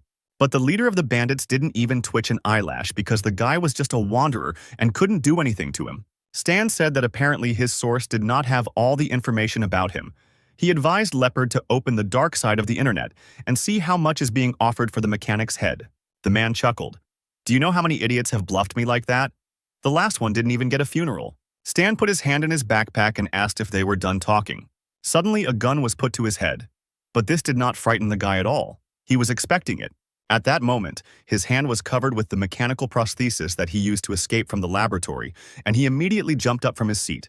Pointing his hand at one of the bandits, he fired a beam of blue energy. Energy bullets immediately hit the guys with weapons who were guarding the entrance. The Leopard panicked when he saw the mechanism on the guy. "What is this?" he shouted. The leader immediately ordered all the bandits outside to quickly run here and kill the guy. One of the guards didn't understand why they all had to run there. It was just one guy who the people inside were supposed to deal with. But suddenly, these bandits were hit by powerful bullets from rifles. It wasn't Stan, but a civilian mercenary organization. The stinging bee squad who ordered no one to move, and then everything would end quickly. But the guy was not going to stop. There was a commotion, and he was running away from two warring groups. They also didn't forget about him, trying to shoot him. But he moved too quickly and hid behind the containers. The Special Forces commander ordered Group A to open fire to contain the guy and get closer. Meanwhile, Group B was supposed to go around and pin him down from behind. Stan tried to hide behind one of the containers, but Team B quickly discovered him. They opened fire, and the guy leaned out from behind the container to fire a shot from his hand. The squad dodged and hid, and Stan took advantage of the delay to run away to another place. The bandits didn't understand where these mercenaries came from, but Leopard guessed that they came for this guy. Meanwhile, Stan had successfully run behind another container. He knelt down and began to look for something in his pocket. He took out the game console, opened it, and connected to the robot's controls. Smiling, Stan said that, in principle, he was prepared for this turn of events. His robot's eyes lit up. He was ready to storm. Suddenly, a huge robot appeared in front of the mercenaries and began to fire machine gun fire at them. The commander was surprised to see a combat robot and ordered to open fire to kill. Immediately, the clang of bullets hitting metal was heard. It seemed that the combat robot was immune to the mercenaries' bullets. The system informed Stan that he had 27% of his ammunition left and that one sensor was not working. The robot was damaged and required repair. The guy realized that his mechanism would not last any longer, but he had to finish off his pursuers here and now. The commander, seeing that the robot had stopped, thought that their attacks had worked, so he ordered the squad to continue shooting. The leopard noticed that this robot had turned the mercenaries' attention to itself, so now they had a great chance to catch the guy. But Stan had a plan for this case. The system window lit up red and reported that the guy had launched the self-destruct system. The hero hid behind the container and covered his head with his hands. The robot stopped functioning. The mercenaries ran closer, but suddenly they noticed that something was wrong with it. There was a loud explosion that shook the entire area and scattered the mercenaries in different directions. The leopard fell to the ground. He was shocked that Stan blew up the robot right in the city. Meanwhile, the man in the black car watching the battle began to swear. After all, his superiors had requested a covert operation. Now it would be on the front pages of the news. He needed to get out of here quickly. A few minutes later, the 13th Division was already on the scene. Hearing the explosion, one of the commanders ordered everyone to lie down on the ground and surrender. The surviving bandits raised their hands. No one wanted to compete with the 13th Division. The leopard was shocked that they came here. Stan couldn't have told the truth about his head then. He ordered his servants to give him a laptop, typed the guy's name into the internet, and saw that there was a 1 million reward on his head, and he was wanted by the Embryon organization for desertion. The laptop fell out of the bandit's hands. He couldn't believe his eyes. At that moment, the leopard decided that he had had enough. He came out with his bandits and voluntarily surrendered. The squad handcuffed them and led everyone into the car. One of the divisions saw the mercenary commander lift his soldier and order him not to move. Stan thought that his entire operation would be pointless if the 13th Division stole his skills after learning about them from the remaining mercenary. So he fired beams of energy at the commander. This shot was his last. The squad soldier shouted for the guy to raise his hands up and surrender. Stan did so because his mission was already completed. The system reported that the guy received 10,000 points, and he also fulfilled a secret condition: to kill all 6 attackers, for which he receives a skill upgrade card. Stan was taken to the headquarters of the 13th Division for interrogation. Carl introduced himself. He said that he was an intelligence officer of the National Strategic Defense Division of the Star Dragon, and that it was not the first time he had seen the guy. Stan replied that he remembered him, that same guy with deep pockets. The second man in glasses ordered the guy to stop joking because they were being interrogated.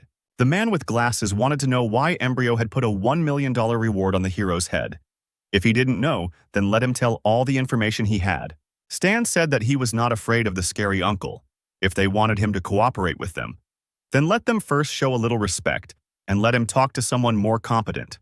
Looking at the two men, Stan said that the two of them were incompetent. The man who was observing the interrogation took the microphone in his hand and said that he was the head of intelligence and that he would now speak with the guy. Stan agreed, and the interrogation began. The chief asked if the offender was a member of the Embryo organization. The hero replied that he was. Then he was asked what position he held. Stan replied that he was a logistician studying mechanical weapons. Embryo would never charge $1 million for a logistician. Don't lie to us, we have plenty of ways to make you talk, the intelligence chief shouted. Stan smiled and spoke an incomprehensible phrase. He said, "Message log. June 4th, 687 Galactic Calendar Year, signal location, planet Aquaria, destination, 8th base of the Dark Star planet, message content, top secret." Hearing this message, the chief of intelligence froze in place. The man with glasses and Carl looked at each other. They didn't understand anything of what Stan said. After a silent pause, the boss took the microphone in his hands and asked the guy if he was sure of his words.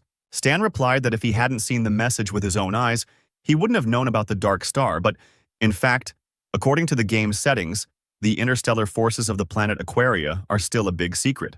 The interstellar forces that contacted the advanced civilization of Aquaria are called Cadolas. The Dark Star was originally part of Cadolas, but then fought them off, and now they are at odds. If the Embryo contacts the Dark Star, things will be bad for the Six Nations, so Stan can quickly get the attention of the Star Dragon if he just mentions this magazine. The guy asked the boss if they could now move on to discussing their cooperation, and the man answered him in the affirmative. After some time, Stan noted 3 secret Embryo bases in the Star Dragon, calling this tip a sign of respect for their cooperation. "You only know about 3?" the boss asked, and the guy replied that of course it wasn't. He would wait until they checked this information and then discuss the rest. The boss then asked Stan what his terms were. and he replied that he just wanted to work with them on the embryo case. The man said that he had to report their conversation to his superiors, so the guy would have to stay here, to which Stan replied that they shouldn't make him wait long since he only took one day off. After some time, the chiefs gathered in the office to discuss the situation. The chief of intelligence said that based on the information they had, they could trust Stan and cooperate with him. Another advisor countered by saying that this information could be false, but another man in a suit said that it was unlikely since he was a fugitive from the embryo and could only rely on them to survive. There was no reason to doubt his sincerity. One of the advisors spoke louder than anyone else, insisting that the guy be detained and tortured for all the information. The 13th Division did not need to negotiate with anyone. What nonsense. Stan showed us his honesty. We shouldn't push away someone who wants to help us. A quarrel broke out between the advisor and the chief of intelligence, one calling the opponent a coward and the other a fool who thinks unreasonably. Suddenly, they were interrupted by the director, who said that they could both cooperate and control the guy. It would be useful to introduce him to their division. The elderly advisor said that since the director insisted, it was worth sending the guy to the logistics department, so they could increase the benefit from him. And at the same time, it would be better to keep an eye on him, since no one from this department was allowed to go outside. But the director replied that they would benefit from him anyway since the guy had experience in combat, so it would be better to send him to the secret operations department and let him fight against the embryo. Thus, his true intentions would be clear. After some time, someone in another wing of the base shouted very loudly. The guy with glasses who looked like a scientist looked at Stan's prosthesis and said that this broken thing had 4 levels of encryption. Whoever did this was incredible. The same old advisor came into his workshop and asked if the guy could do it, if he could break the device. The scientist replied that there was nothing special about this device, only the encryption was done well. Most likely, the creator was an ordinary guy from the village for whom any trash was valuable. The advisor chuckled, asking which of the things the scientist had made was better. Maybe a sticky bomb coated in clay, or a mechanical gun that couldn't hit its target, or fake breasts with nipples that release poisoned needles? The 2 agents who were hit by their own needles because they put the breasts on incorrectly are still in the hospital. Meanwhile, the intelligence chief was talking to someone on the phone and said that he would make sure that Stan entered the covert operations department. Could this guy really be valuable? On the other end of the line was the same man who Stan had given the prosthetic. He said that the hero could offer them not only valuable information, he had a premonition that he would play an important role in their battle against the embryo. Stan was locked in the base, and the next night there was a noise in one of the abandoned cities. The tanks attacked the base. The authorities couldn't believe that the Embryon organization dared to set up a base in their country. Right now, they were attacking one of them. The embryo soldiers couldn't figure out where the Star Dragon came from because their location was classified. Meanwhile, at the second base of the Embryon organization, there was also a noise due to the roar of the engines of tanks and armored vehicles. The blue-haired girl from the Star Dragon Special Agent Squad was outraged that they had to rest while their leader recovered from his injuries. Apparently, their superiors did not consider them human. Meanwhile, the guy was trying to break down the closed door, which realized that it was being broken into and reported that an intruder had been detected. Sirens immediately began to sound, warning that the main security system had been hacked and that all units should immediately head to the main room. Hearing the sound of approaching soldiers, the girl asked the hacker to hurry. The guy replied that he had logged in, but he needed 3 minutes, and a squad of fighters would be here in less than 1. The third member of the squad took the bag and said that their commander gave them a new device before the mission. The hacker doubted the new mechanism because their development department was full of idiots. The girl took out her mechanical arm and said that they had no choice. If the data was damaged, then all their efforts were in vain. She decided to believe in the new device, put on a mechanical prosthesis. The girl ran and hit the locked door. The door immediately broke down, and the girl was surprised that the new device was so powerful. The hacker said that he would hack the database and the other 2 members of the squad needed to cover him. The squad understood the order, and they immediately began to deal with the approaching fighters.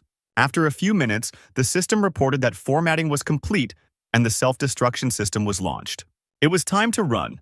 The girl asked if he had managed to do everything, and the hacker confirmed that he had downloaded everything. A couple of minutes later, an explosion thundered, which marked the destruction of another embryo base. Meanwhile, at one of the embryo bases, everything was quiet and calm. The man in the suit reported to the boss that the 45th base had been destroyed by a star dragon. The head of the embryo couldn't believe his words. He asked how they knew about her. It is not yet known. Perhaps it was Zero. But the leader disagreed with this statement. A normal test subject could not know about something as secret as the location of the base. After sending the servant, the man placed his finger on the button, which said that it had recognized the identity and would connect him to the personal line. A hologram of an unknown guy appeared in front of the leader, and he ordered him to secretly check everyone who had access to information about the location of the base, and immediately inform him if he finds anything, it was time to cleanse the organization of rats. Meanwhile, the special squad of the Star Dragon reported on the completion of the mission. The chief praised them because this time they received a lot of valuable information. He also said that they should return the hand to headquarters and asked if they liked the device. The girl, her eyes shining with excitement, replied that thanks to her they were able to evacuate easily. She wanted to know what kind of genius made her. But unfortunately, the man couldn't tell this. Then the girl asked if they would get it again, and he replied that it all depended on his superiors. Meanwhile, in the workshop where Stan once studied, one girl was restless. Alice was worried that Stan had disappeared 3 days ago.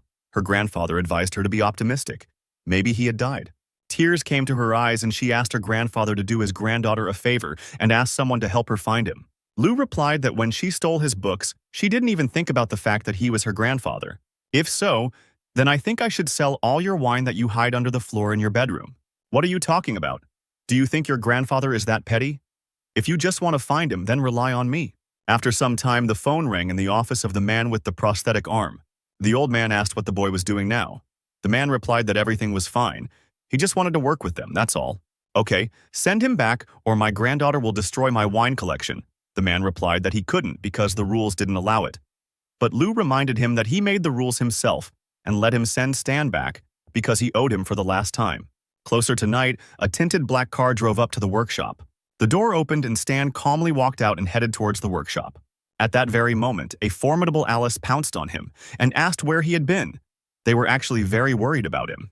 You're not from this country. Something could have happened to you. We were about to call the police. Where the hell did you go? Stan got a little nervous and said he was just out for a walk. Alice grabbed him by the ear and asked if he could come up with a better excuse. The guy replied that he thought it was a good one. Suddenly, Alice calmed down and said that she saw the news on TV yesterday about the shootout at the dump. She was worried that something happened to Stan. Stan was surprised that the girl was worried about him. He should have called her after all. Suddenly, their conversation was interrupted by the grandfather, who said that he thought that the guy would not return alive. It was a pity that he returned. Alice turned to Stan and said that she would buy him a phone so that they would always be in touch. But Stan suddenly took his phone out of his pocket and said that he already had it. Grandfather, looking at the device, said that it was a coded telephone from the 13th Division and asked if the guy had joined them. Stan replied that he was a very important suspect. The 13th Division gave it to him to monitor and contact him, so he must wear this phone around the clock. The old man grabbed the guy and said that he was a fool. The 13th Division would not have told him if they wanted to keep an eye on him. There was no escape from joining the 13th Division, and he needed to leave immediately. But maybe Stan will still think about staying here because he is interested in his granddaughter? Alice immediately became embarrassed and shouted that they had misunderstood everything. Old man Lou told Stan that he doesn't really understand the feelings of young people. Not that Alice is a little girl, but the guy needs to try because Grandpa still wants to hold his great-grandchildren in his arms. Listening to these words, the sweet beauty burned with shame. He left, leaving them alone. A silent pause and awkwardness in the air. Stan decided to break the silence first and said that her girlfriend was just joking. He just misunderstood everything. Alice looked up and looked sheepishly at Stan, who looked away. Then she turned around and said that if a guy says so, then so it is. After these words, she left. A few minutes later, in his room, Stan was thinking about the fact that he most likely said the wrong thing and that in general, these old people who want grandchildren are so scary. Suddenly, he received a message from the system which he decided to check immediately. The system reported that the destruction of the embryo was completed by 2%. It seems it was not in vain that he provided the report to the 13th Division. Also, apparently, the connection to the reconnaissance was recognized by the system as an indirect penetration. It is better for Stan to fight the organization himself. He knew that embryo was definitely strengthening its powers, so he needed to take a risk to get new blueprints and improve his equipment.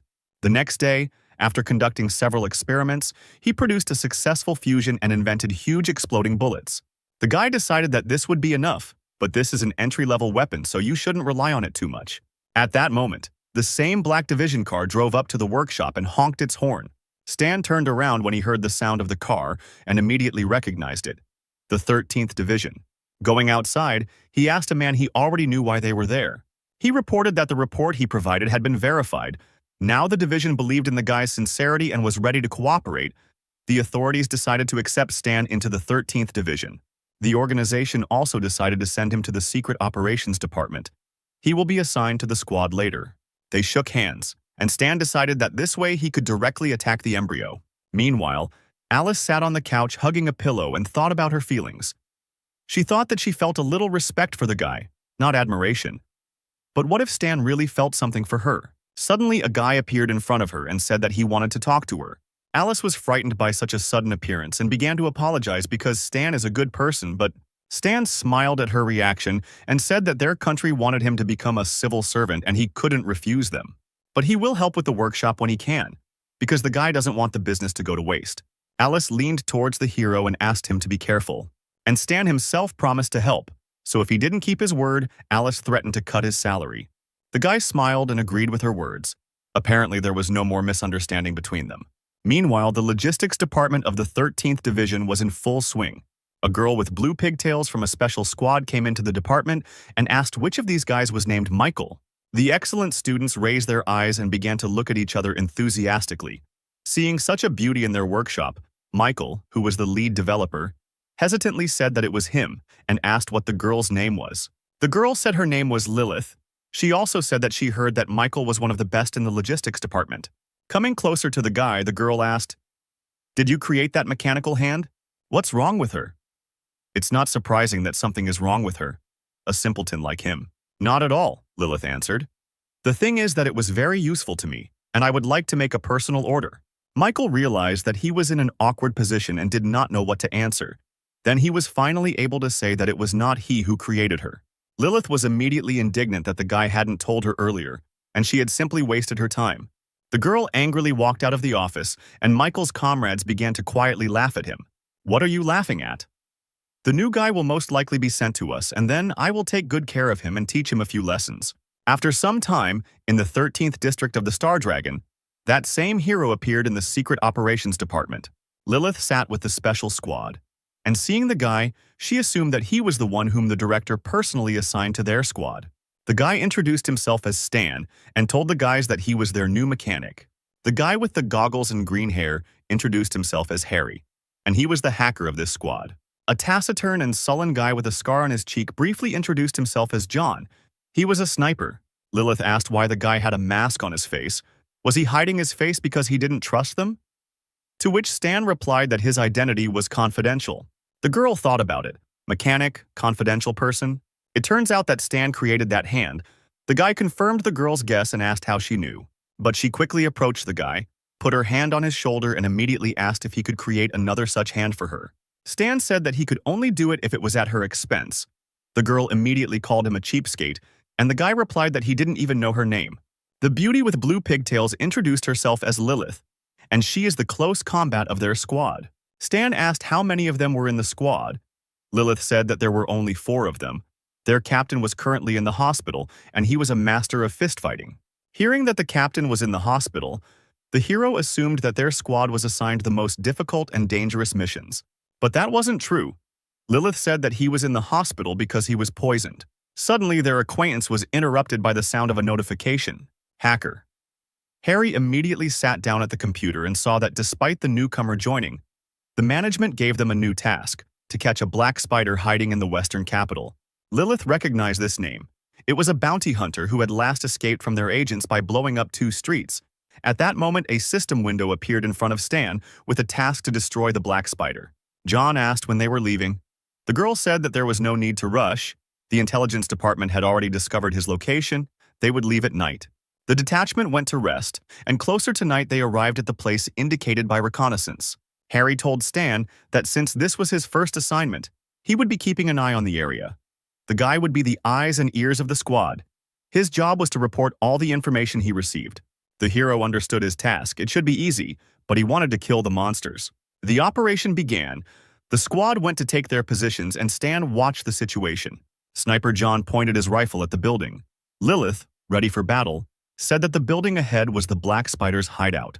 He is on the 3rd floor and is most likely very careful, not making a sound. But suddenly Stan said that there was no need to be careful because the black spider had already discovered them. Lilith was surprised and asked the guy how he knew this. Meanwhile, a dark figure of a man appeared above the special squad, standing on the roof of the house and watching them. At that moment, fire was immediately opened on the detachment, but they were able to successfully evade it. Lilith confirmed Stan's words. Now she sees that they really found them. A squad of masked men in bulletproof vests ran towards them, all of them armed with machine guns. Harry panicked. The intelligence information was somehow false. The Black Spider wasn't alone here. A fight ensued. John and Harry tried to shoot back at the enemies, and Lilith immediately knocked out those who came closer. A spider was watching all this and laughed at the fact that the dogs of the 13th Division dared to come here. An impressive hunk with a spider tattoo on his face said that since these kids decided to raise their paws against him, he would rip them off. The criminal ordered his subordinates to kill them, but Lilith called them simply a disgrace. The girl reached for her sword and told the boys that she was leaving these pawns to them. And in the meantime, she will personally take care of their goal. Lilith jumped quickly like a cat and covered a huge distance in a couple of seconds. She flew towards the criminal at great speed, swinging her sword. But the spider easily dodged it by simply jumping away. The man told the girl that he respected her courage, but would finish her off quickly. Such brazen confidence angered Lilith. The black spider said goodbye to the beauty and fired a burst of machine gun fire at her. But Lilith was still as fast and graceful as a cat, bending and dodging bullets. The girl quickly landed near the enemy, and the black spider ran out of ammo. The man had long since realized that the girl was good at close and fist fighting, and the fight would not be easy. Lilith tried to attack him with her sword, but the man defended himself with his machine gun, blocking the attack. The girl immediately realized that her opponent was bad at close combat. This was her chance to win. She jumped and brought the sword to the black spider's head, saying goodbye to the old man. Then the girl suddenly pressed the lever on the hilt of the sword. The blade immediately lengthened and cut straight into the man's neck. He fell to his knees holding his neck.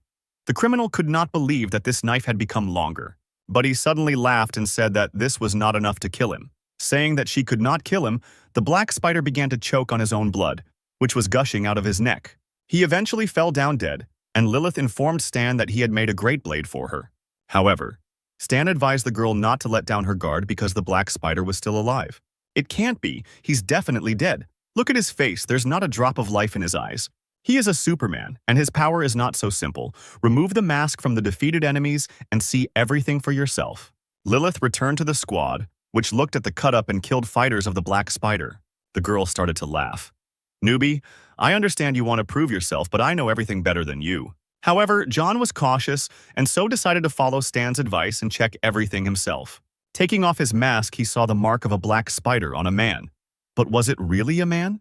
John immediately fired a sniper rifle at the corpse. Stan told the guys to rip their heads off as quickly as possible. They began to take off their masks and realized in horror that all these people who attacked them were faceless. Stan continued to monitor the situation with the help of drones.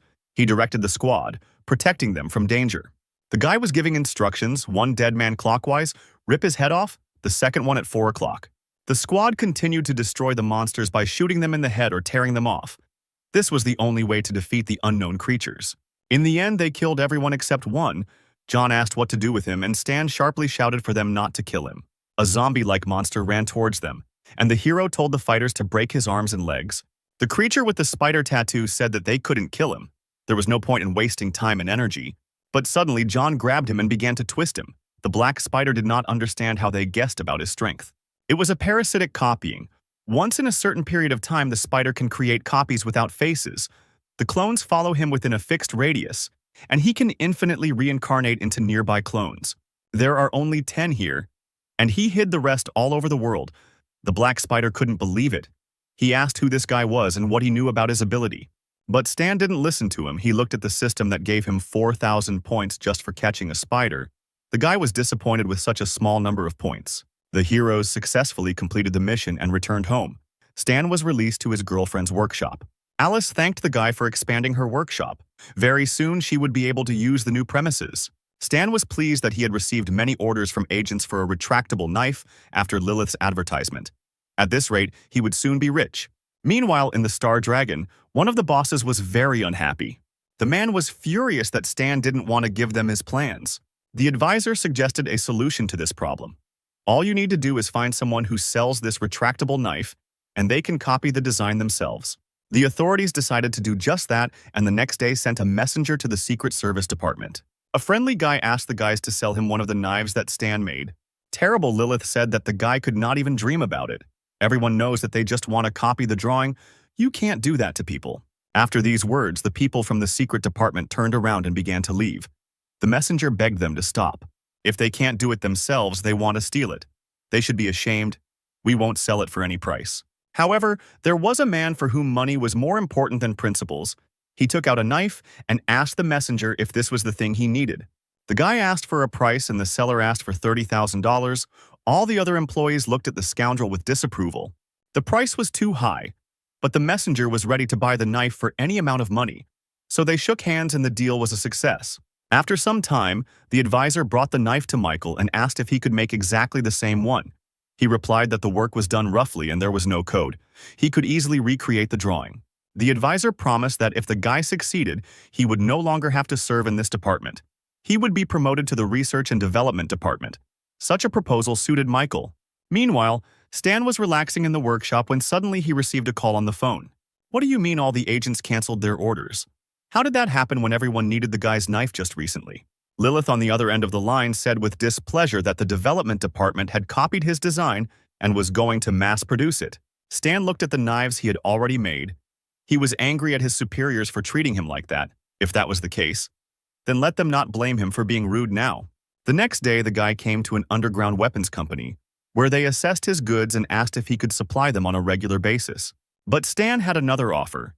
He brought 1,000 knives and offered to sell each for $5,000. And he also wants to sell his drawing. Its price will be $1 million. The aristocrat in the chair was very interested. He asked the guy if he could lower the price and Stan refused. Then the aristocrat agreed. Later in the evening, one of the bosses reported that the development department had confirmed its report. And now the drawing of the retractable knife belonged to the director. The director leaned over and told the boy not to rejoice too soon.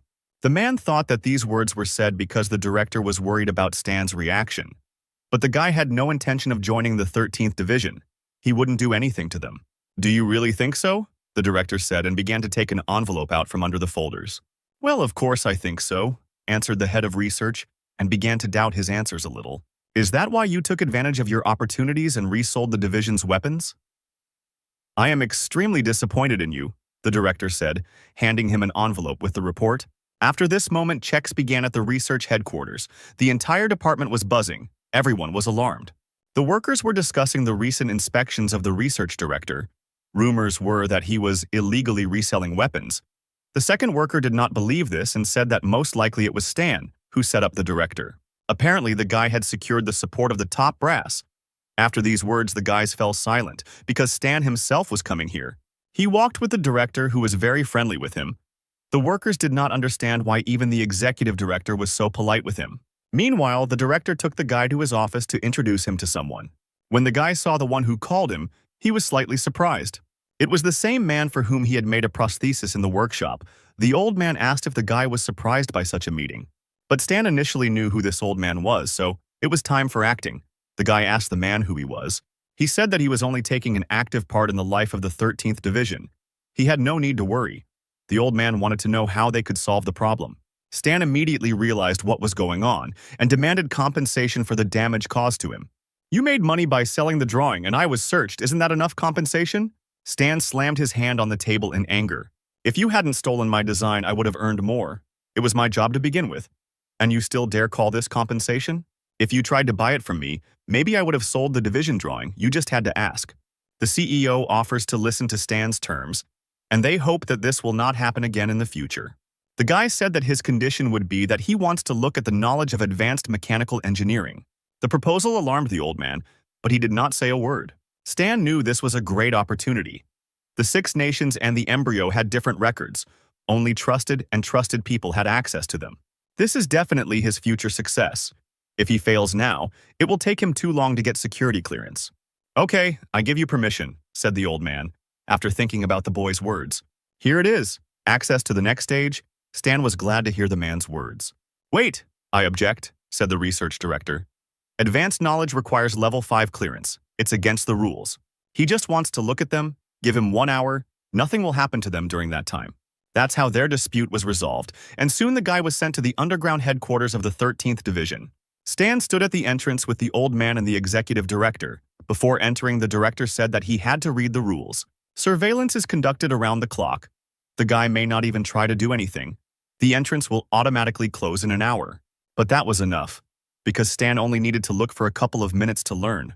The doors opened and the guy walked up to a huge computer. After digging through the system, he found advanced weapon knowledge.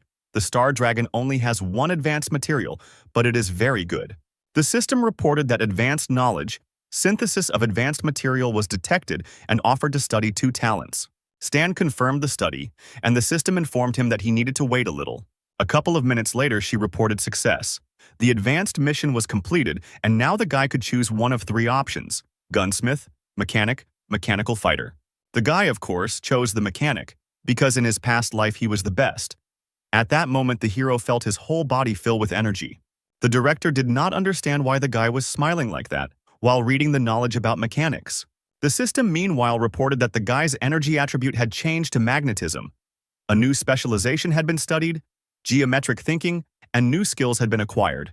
Energy training technique, immediate mechanical proximity, sliding, and titanium alloy. Now Stan's rank was E-class, a superhuman. He had finally taken a step towards his superiority, but he shouldn't get too cocky because he still had a long way to go. The next day, the guy returned to his native workshop. After leveling up, his aura began to emit magnetism, which is quite unusual for a mechanic class. Aura is the basis of superhumans. After learning aura leveling techniques, his strength will begin to grow unusually fast. It's a pity that training requires experience and stamina points, and since he still needs to make weapons, he can only train twice a day. Suddenly, his phone vibrated. The guy picked it up and saw that Lilith had reported that the captain had been discharged from the hospital and was asking everyone to gather. The next day, the hero went to the Secret Service department of the Star Dragon. The bastard who sold the knife told his colleagues that Stan said he would no longer sell him his weapons. So what if he's just a pathetic mechanic? If a man really needs the developments, he'll pay someone to resell them to him. But suddenly, his colleagues turned away from him, pretending that they were working. The guy did not understand their reaction, but it was all because Stan walked past them. A few minutes later, the guy came to the room where their squad was gathering. Lilith was already waiting for him inside. A muscular man with red hair and a sullen face asked the guy if he was that newcomer. Harry said that this is their captain. In general, they hire new people only if the captain agrees. But Stan's candidacy was taken care of by the authorities, since the captain was recovering at the time, so he could be a little unfriendly. The man took the tangerine in his hand and said that he had not introduced himself. He was the captain of a special squad, and his name was Wei. Stan thought it was a strange name because it was very popular in China, and they often joked that if he was called that, it meant his parents didn't care about him. The captain continued, "Including you. There will be 5 of us on the team. You will be in charge of logistics and supplies. I will be honest. You have no experience, and I do not believe in your abilities. I will remember all your instructions, and if you do not live up to my expectations, no matter who makes a mistake because of them, I will throw you out of here immediately." Did you really think that you can get everything for money?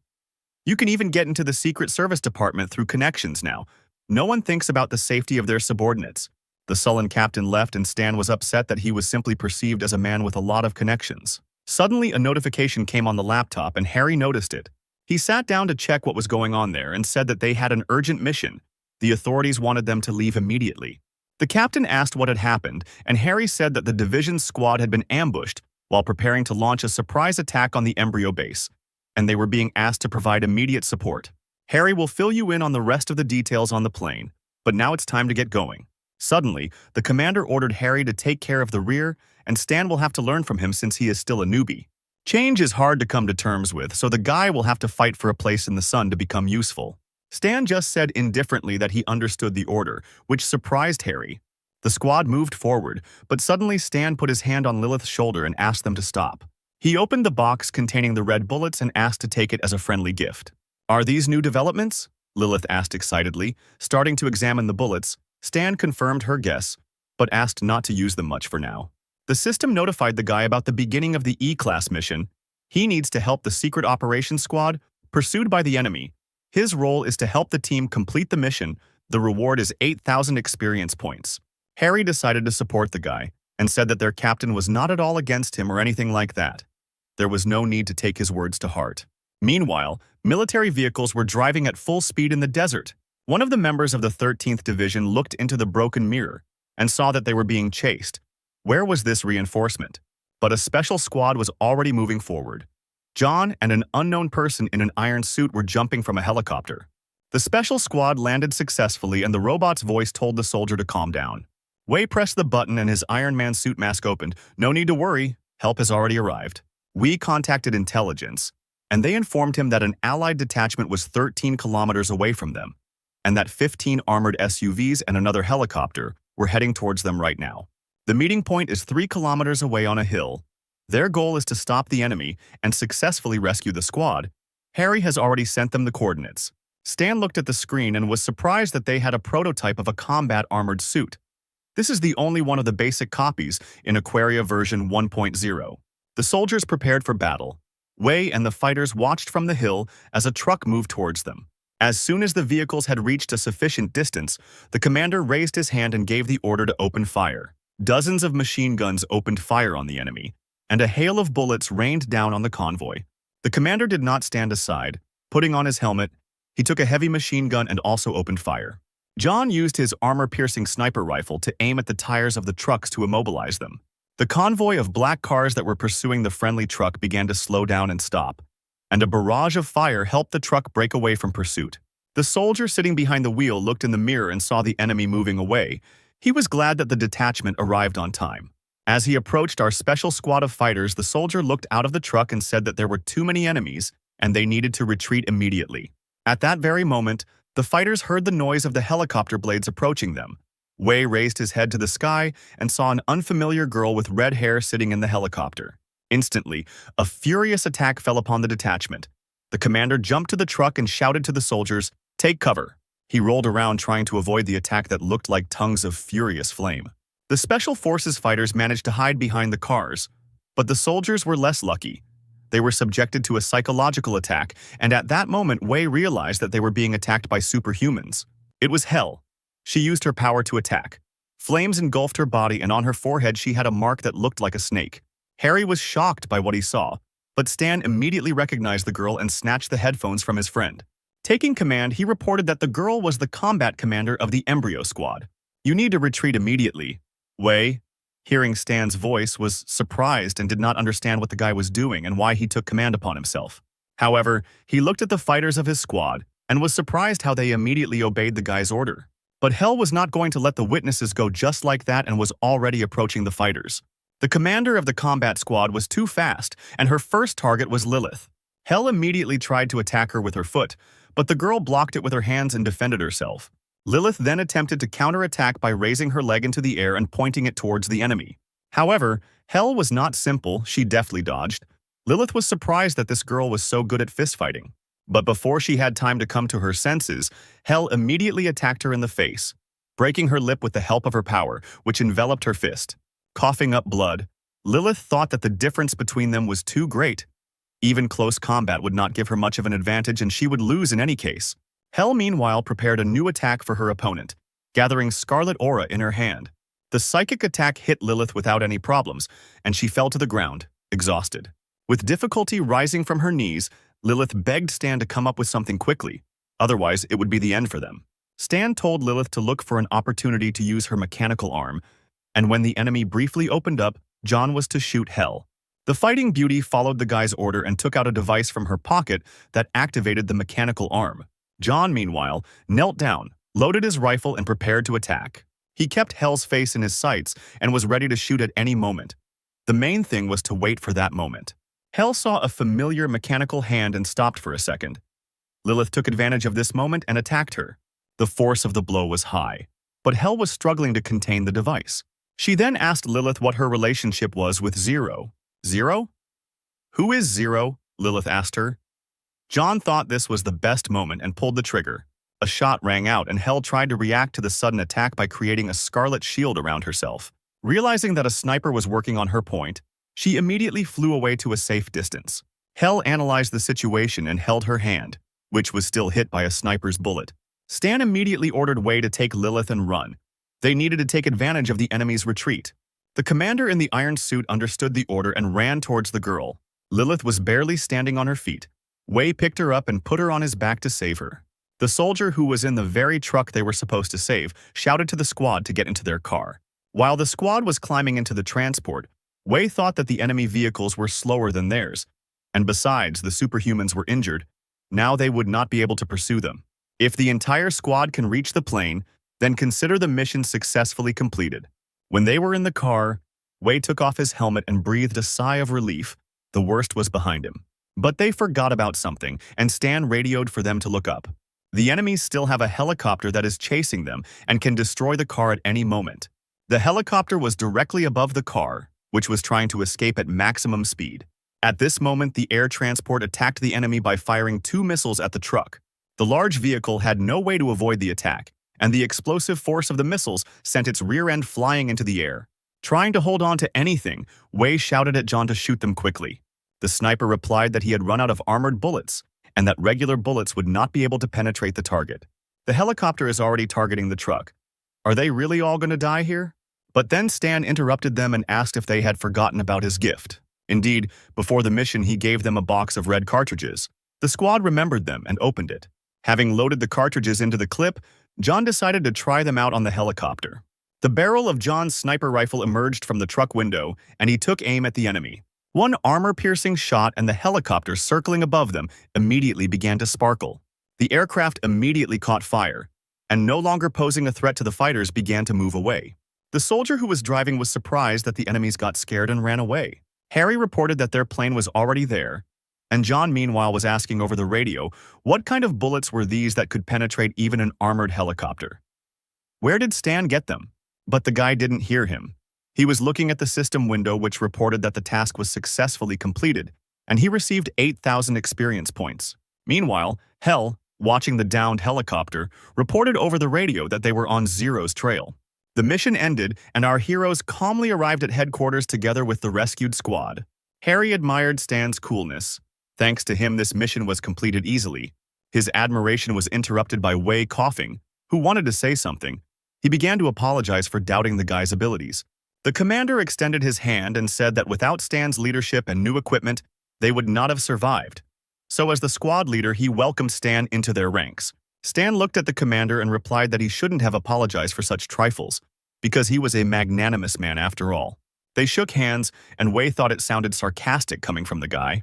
The awkward silence was broken by the door opening, and a man's voice was heard from inside. Wei asked why the guy came because his squad was currently having a meeting. The same soldier who was driving said that he just wanted to ask if the same cartridges that were used to shoot down the helicopter were for sale. Wei put his hand on Stan's shoulder and whispered what he thought about it. Stan replied that he was selling his services. One cartridge would cost $50. The soldier said he wanted to pre-order 200 of them, 20 of them for the small caliber pistol, 150 of them for the submachine gun, and 30 of them for the sniper rifle. Lilith patted Stan on the back and said that from now on, she would attract customers to him for a discount for herself. The guy replied that he would give her 20%, no more. The hero thought that he could earn a lot by selling shells wholesale. Fortunately, he had experience in making them. And while there was demand, he could forget about the need for money for a while. A few days later, one cartridge fell into the hands of a scientist who knew that the boss had not allowed anyone to study flammable cartridges. But Michael believed that he was simply scared. He would find out that his equipment was actually being manufactured at a military plant far from the western capital. He would report it to the management, and then Stan would be in trouble. He separated the head of the cartridge. Now you can examine its components. If everything went according to his plan, then the bosses would look at him differently, the guy thought. Suddenly, a loud explosion was heard in the scientist's room, which blew out all the windows in the area. A flame appeared in the room, and a siren went off, alerting everyone that the fire had started in the workshop. A few seconds later, the boss was already standing at the door to the room and asked what the guy was doing here. Charred Michael, sitting on the floor, was sobbing. Because of the explosion, he lost all his hair and broke his glasses. At that moment, the guy realized what a mess he was in. The authorities saw the remains of a red cartridge. They immediately understood everything. The guy dared to take on the study of flammable cartridges. The director demanded an explanation from the head of research, who replied that he knew nothing and that the guy had not asked his permission. The man turned to the bald Michael and asked if he had anything to say in his defense, but he only sobbed. The director looked at the guy angrily and said that he remembered him. Michael used to be in the logistics department. From today, he is returning back to his department and is removed from his position. Meanwhile, the guy who once sold the knife to the bosses and set Stan up came into the Special Forces room. He asked if they would sell him some bullets. Lilith replied that Stan had blacklisted him and didn't want to have anything to do with him, and didn't need an apology either. Then the guy decided to approach other employees, asking them for cartridges, asking to resell them, and offering $200 apiece. But his comrades brushed him off and said they wouldn't sell him any cartridges. Another employee said that selling him ammo would be tantamount to insulting Stan, which wasn't worth any money, since who knows how many inventions he has stashed away. Realizing that he had acted stupidly by selling that knife, the man became upset.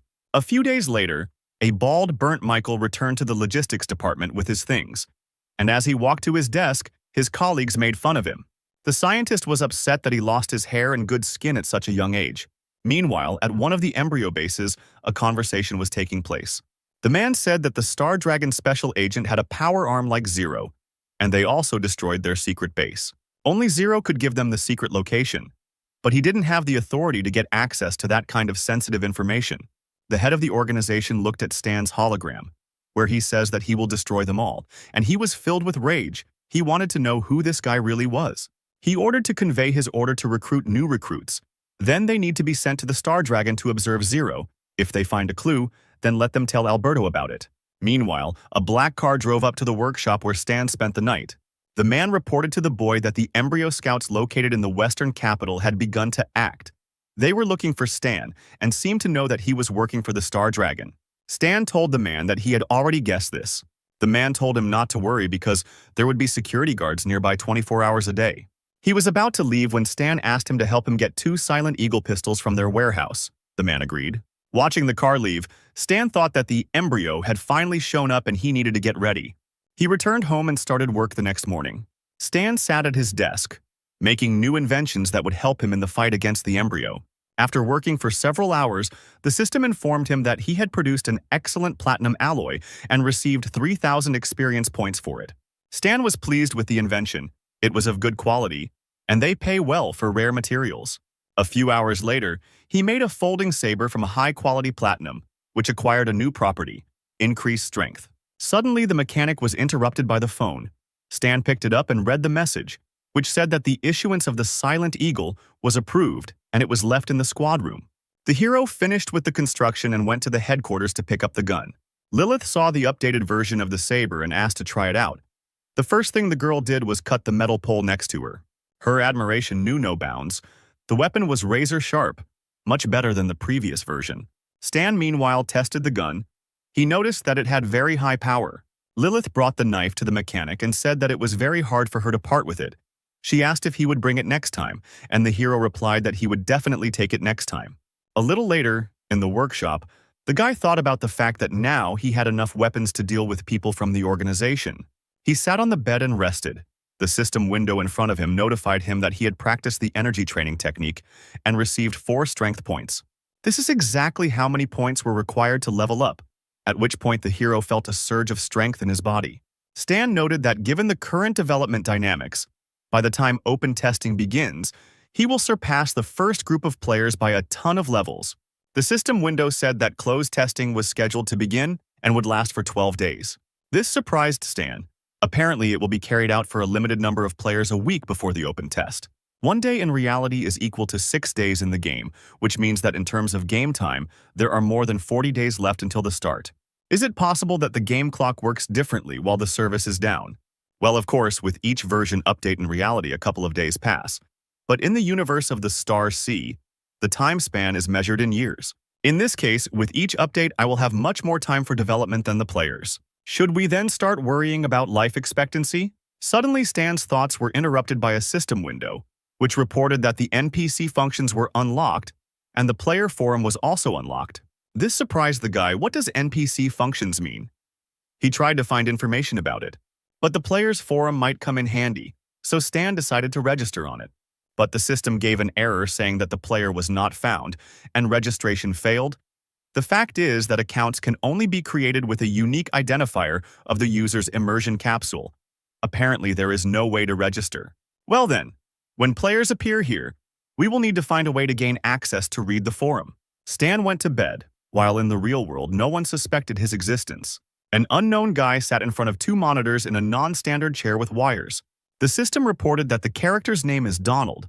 The default settings are selected, the character creation is complete, and he will soon appear in the newbie zone. The random selection of birthplace is complete, and the guy who looks like an elf with red hair begins to load. The village of Bighorn was chosen as the starting point for loading. A few minutes later, the guy opened his eyes and saw the light of the sun. The system reported that the birth was taking place. He needed to wait. A blue portal, made of small blue particles, appeared in the depths of the forest. A few seconds later, a player named Donald appeared in this portal, and along with it, dozens of other portals appeared, from which other players made their way into the wonderful world. They went to the Bighorn village, which was the gathering place and was located in the Star Dragon. The players looked around the area and tried to figure out what to do here. Some tried to find clues in the newbie village. Suddenly, the strangers were called by an old man who was slowly approaching them. The grandfather with the cane said that if they wanted to eat, they should find work, because they didn't need idlers in the village. Donald looked at the old man, and the system window offered him 4 functions: examine, bargain, talk, or kill. He chose examine, and the system reported that the old man was a local elder, medium danger level.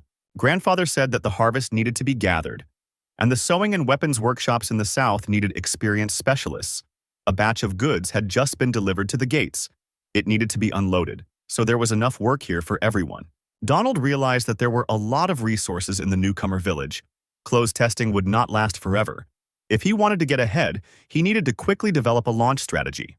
Explore as many places as possible and settle down in the most advantageous way in order to then use this knowledge. Having found an axe in the depths of the forest, the player sold it to a local merchant. After some time, collecting all sorts of junk, Donald was able to buy a map of the area from an old man for $3,000. Opening the map, Donald realized that it depicted the territories of the Star Dragon Empire. The closest city to it was Trap Capital. He didn't really have a choice, and the player decided to go there to look around. After some time, he reached the Western Capital Post, where a queue had already formed. Meanwhile, Stan was sitting next to the post, drinking soda. The hero watched those passing through the security post, and among them he noticed a player holding a map in his hands.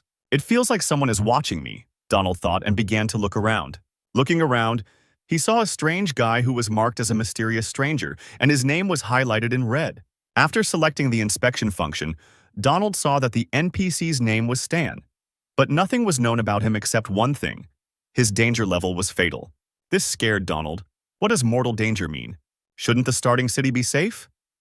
We need to get out of here quickly. Donald didn't want to die.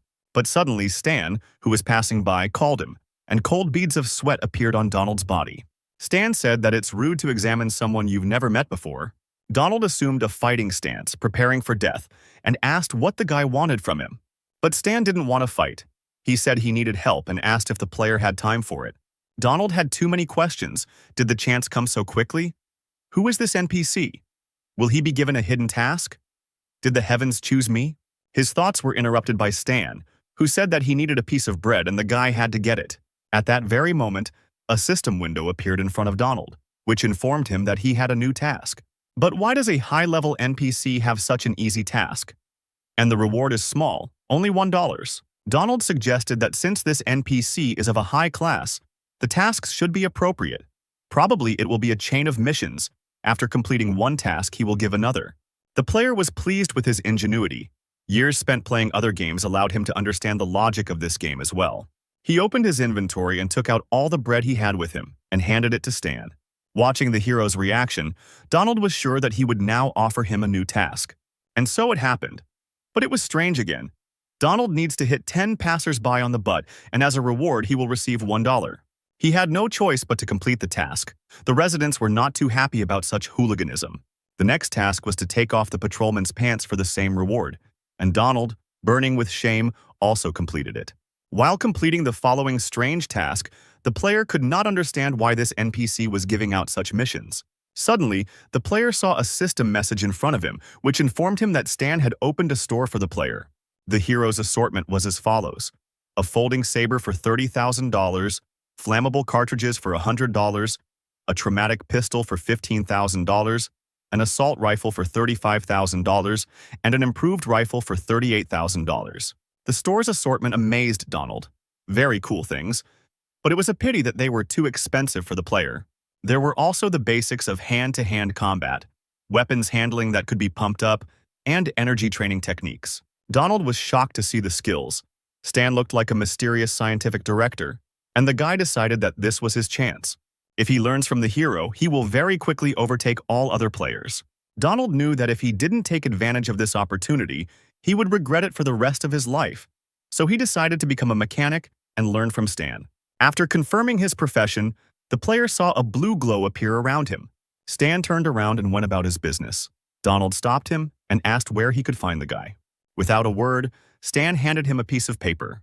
Donald unfolded the paper and it said that this NPC was located in the 5th block, building 46 repair shop. The player clutched the piece of paper tightly and decided that he would keep this NPC a secret from the others. Then, during the closed testing, he would overtake everyone else. Meanwhile, Stan was calmly returning home and thinking that Donald was a very interesting guy. The hero remembered that he was one of the top 20 martial artists who made it to the semifinals in China. And now he has gone into mechanics. At first, this class is very unremarkable, but if he has a goal, then in the future the player will thank him. As Stan passed by, he noticed some players looking for work asking a local worker how they could help. It seems that many players have already completed the storyline of the newbie village. Stan looked at the homeless old man who was sitting next to him, and no one approached him. He realized that most players were obsessed with profit and had no interest in the game itself.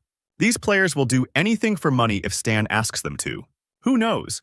Maybe they will even become his main support in the fight against the Embryo organization. Stan walked closer to the players and said that he needed help.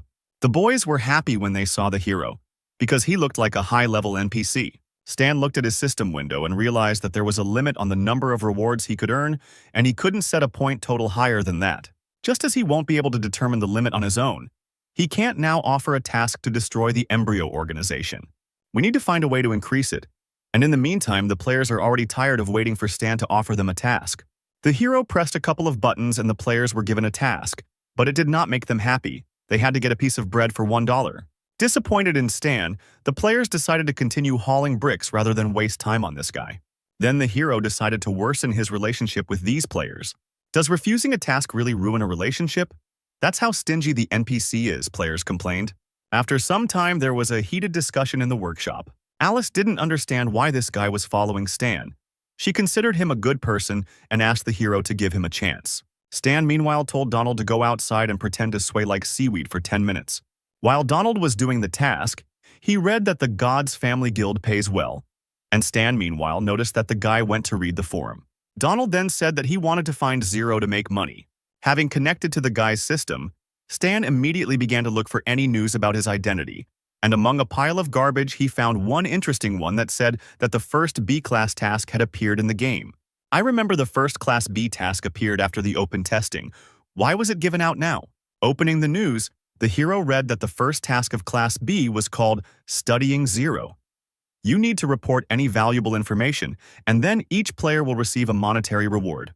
My presence has changed the course of the game, and while the players don't pose a threat to me yet, I should remain vigilant. It's lunchtime. Where are you headed? Alice asked.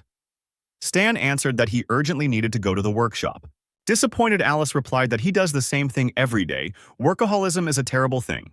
Stan sat in the workshop and tried to learn new mechanical drawings. Suddenly, a system window appeared in front of him, which informed him that he had provoked a new task. A sudden murder. The hero would soon be visited by a killer, and he needed to survive at any cost. Grabbing the gun, the guy was surprised that this killer was able to hide from the surveillance of the 13th Division. It's a pity that Old Man Lou is not at home. Before we worry about the players who join Embryo, we need to deal with the killer. Dressing discreetly, Stan went outside. Alice remained in the workshop, so in theory she would be safe.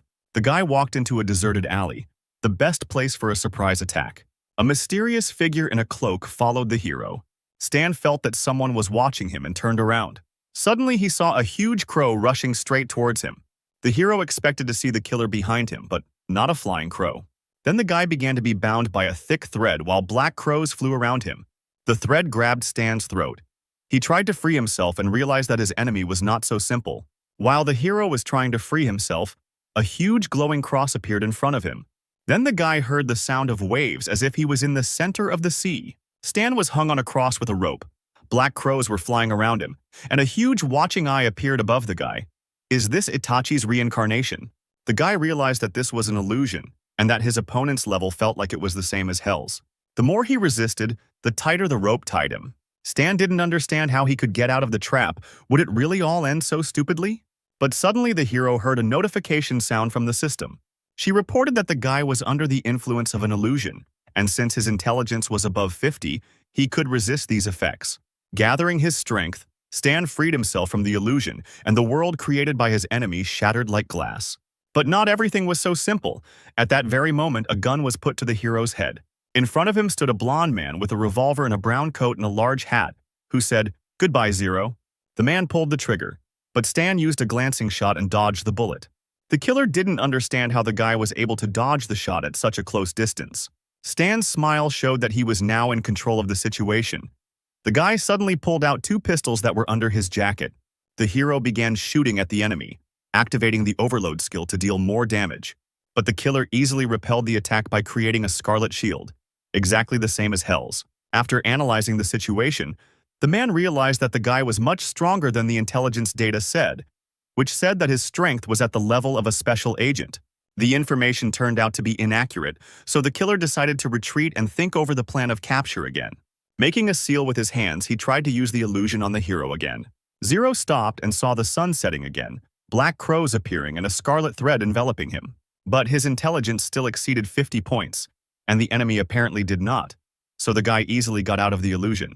He rushed in pursuit of the killer along the road, loading his pistol with flammable cartridges. Turning around, the fleeing man was surprised that the guy continued to chase him and easily got rid of the illusion.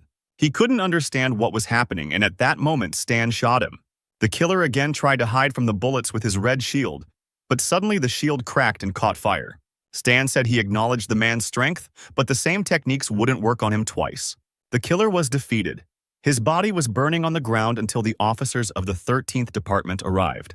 Carl jumped out of the car and apologized for being late. He asked if Stan was okay. "Do I look okay?" the boy answered and pointed to his bloody cheek. Carl bowed his head and asked for forgiveness, saying that it was his fault. But the hero calmed the fighter down, saying that it was not his fault, because this man was an officer of the Embryo and the best killer who always brought things to the end. Carl recognized from the description of this man whether it was Alberto, the best killer. An unperturbed Stan confirmed the employee's words. "How were you able to defeat Alberto even after he suddenly attacked you? Are you really that strong?" Stan was indignant that they only now realized this and walked towards the car. After completing the surprise mission, he received a character summon card for Alberto, which the boy considered a good gift from Embryo. A few seconds later, Carl joined the guy in the car, got behind the wheel, and said that he would first take him to the general headquarters to report the situation. But Stan said that if Alberto found him, then the Embryo knew his location. Carl replied that this was not accurate, because hackers from intelligence control the network and track any information about him. Messages that mention Stan do not get through. The hero turned to the man and asked if he was sure of his words. Alberto would not have acted on his own. He probably passed on information about Stan to other spies in the capital, and they would have done so via a closed network. Or they could have personally left the capital to report to their superiors. Hearing these words, the hero immediately pushed Carl out from behind the wheel, because right now he needed to grab them, because at this rate, Embryo would soon find out where he was. While fastening his seatbelt, Stan told the man to ask his superiors to immediately close off the city. Carl banged on the glass and asked the guy not to rage, because it was unknown who exactly the spy was, and it was not even clear who Stan was going to catch. But the hero didn't listen to him and immediately pressed the pedal to the floor. The car suddenly moved away, leaving Carl behind. The employee did not know that in fact Stan had long ago realized who the spy was. The guy contacted Lilith and ordered her to go to the 8th district as soon as possible. He had already sent the coordinates. The girl didn't understand why she was going to the slums, but Stan insisted that she ask fewer questions.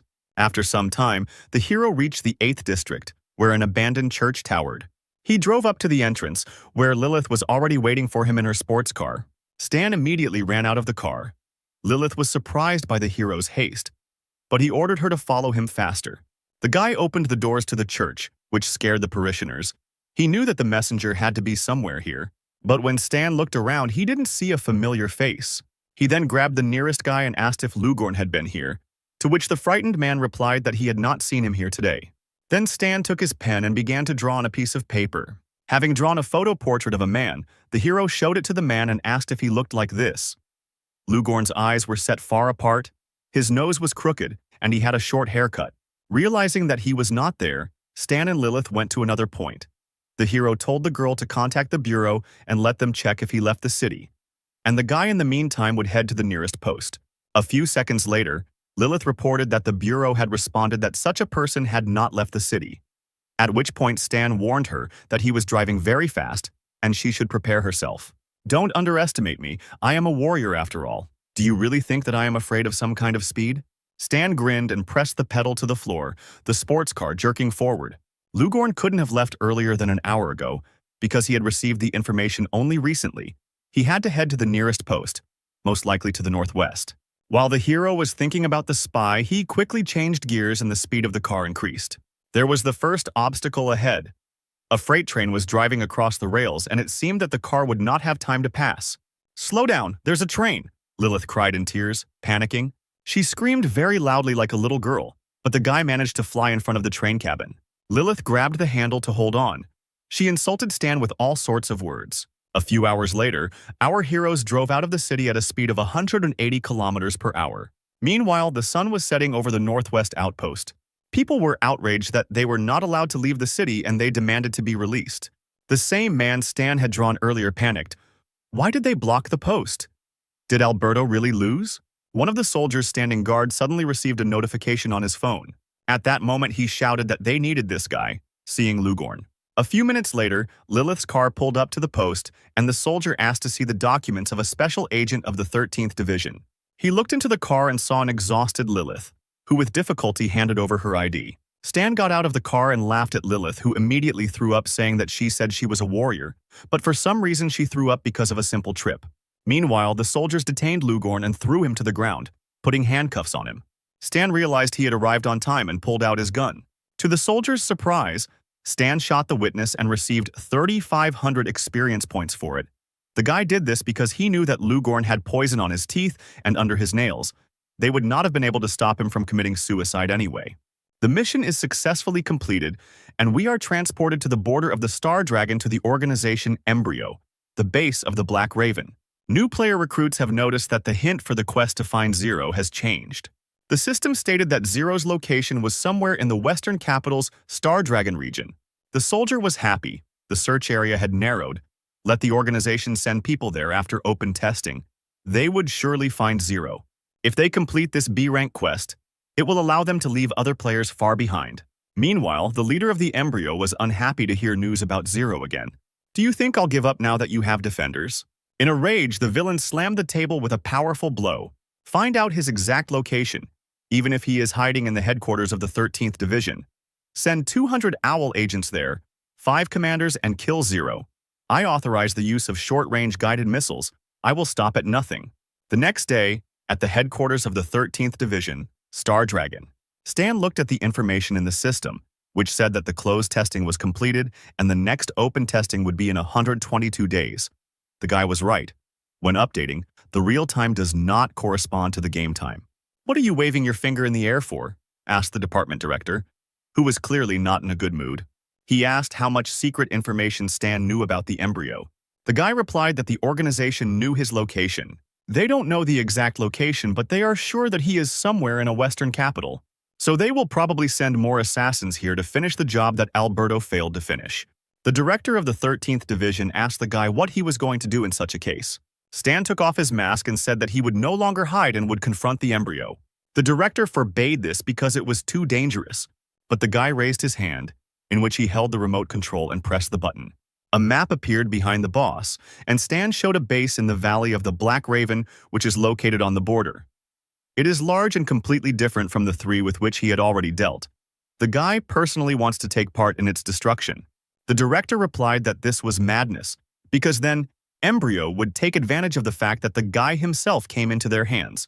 Stan smiled and said that he could create one thing that would change his appearance. The director's jaw was aching from the guy's pathos, and he replied that he should do this thing first, and then they would talk. After a short interrogation, the hero returned to his home, to the workshop. The guy understood that the management of the Star Dragon would mostly agree to attack the base in the Valley of the Black Raven. It is located close enough to the loading point for newcomers, By destroying it, the number of players who joined the embryo during the open testing would decrease significantly. As the boy passed by Old Man Lu's room, he noticed that he was now at home, which was a good moment. Entering the room, he timidly called the old man by name. Then the guy said that he wanted to borrow some books on mechanics from the owner to read. The old man was lying on the sofa and drinking wine. He asked the hero why he needed these books. Looking at the old man's imperturbable face, Stan realized that it would not be easy to persuade him. He needed to come up with a worthy answer. But suddenly the old man just stood up and told the boy to follow him. Walking into the next room, Lu pointed to a shelf of books and said that they were here, on the shelf. He allowed Stan to choose the books himself, but on the condition that he return them to their place and not spoil them. The guy thanked the old man, but he himself did not understand why he was so accommodating today. As he left, the old man thanked the guy and asked him not to tell Alice that Stan had taken the killer away from the workshop so that the girl would not be harmed. The guy began to study the books. As always, it was enough for him to just flip through the pages to study all the knowledge on mechanics that was inside the book. After a couple of minutes, he finished and put the books back. All the mechanic skills had increased in level. Now it's time to improve and create a new drawing. The system asked if the hero wanted to perform a fusion of abilities: basic biochemistry, basic optics, basic material science, and basic digital electronics. The guy answered yes. The basic knowledge, covering 3 sections, has strict requirements for the level of knowledge, and only a mechanic can perform fusion to obtain a blueprint. And Stan succeeded in this. He invented a smart optical mask. The next day, he returned to the 13th Division, the secret department. Wei asked Harry if he had sent the report, and the guy replied that he had sent it a long time ago. Suddenly, someone knocked on their room door. The director entered the room and turned to Stan.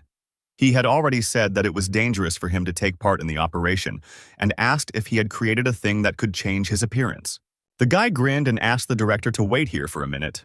He turned away and pressed the triangle on his forehead. Literally a couple of seconds, and he was transformed. Stan turned to the guys and they were surprised at what they saw. His facial features changed, and now he didn't look like his former self. The hero asked if he could join them now. The director came closer to take a closer look. He also admitted that Stan no longer looked like himself. The man smiled and said that it was a nice thing that would be useful to them in production. Would Stan sell them the drawing? The guy waved it off, saying that it was an ordinary mask. Why would they need a drawing? After all, they could make one themselves. The director agreed with this statement, and the guy only smiled imperceptibly. In fact, this mask not only changes appearance but also scans the faces of other people, storing their features in memory. But it is better to remain silent about this function. One day it will play into your hands. The director headed towards the exit and said that now the guy could join the squad on this mission. There was still half a month before the start. It was better to prepare properly. After he left, Lilith patted Stan on the shoulder, saying that it was a very cool thing, and asked the guy to let her play with it. Stan asked the girl not to make noise because he needed to say something very important. He approached Wei and asked him to send his prototype armor. The guy would adjust it. Hearing this proposal, Wei immediately became happy and asked what he would do with his armor. Stan replied that he would first increase energy efficiency, adjust the power mode, make the armor lighter, supplement the skeleton to make it easier to move, then check the tracking and fire control system so that his long-range weapons would have homing. If there was time left, he would also install a basic melee weapon, and Wei's eyes lit up with happiness from such improvements. Stan took out his phone, dialed something into it, and said that if the commander had no questions, then first he needed to pay for the assembly. Then he showed the phone and said that Wei owed him $208. But they would settle for $360,000. The commander's eyes popped out of his head when he saw the number. The commander said that everything used to be cheaper, and Stan asked if his parents were alive. Wei replied that they had died a long time ago. Okay, do you have brothers and sisters? No, I'm the only child in the family. Maybe you have a wife or a girlfriend? No, Wei cried. Unfortunately, I'm all alone. Then why do you save money? These words struck Wei straight in the heart, and he agreed to pay, if only he would shut up. John took the sad commander away, and Stan said that he would go prepare equipment for improvement. The guy also asked his allies not to disturb him for some time while he was busy. 10 days had passed since this conversation, and the hero was busy with inventions. His phone was lying on the table and seemed to be vibrating with incoming messages. Lilith wrote messages one after another.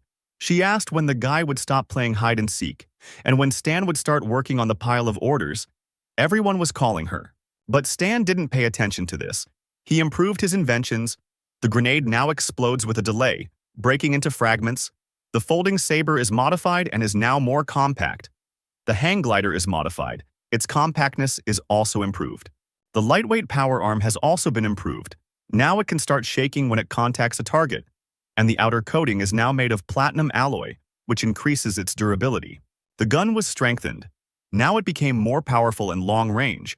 From the new invention were electromagnetic armor covering the body. They could cover any part of the body by passing magnetic force, which increased the strength of the wearer's body, and they also withstood high temperatures and radiation. Such weapons will surely scare the embryo. Now we can move forward.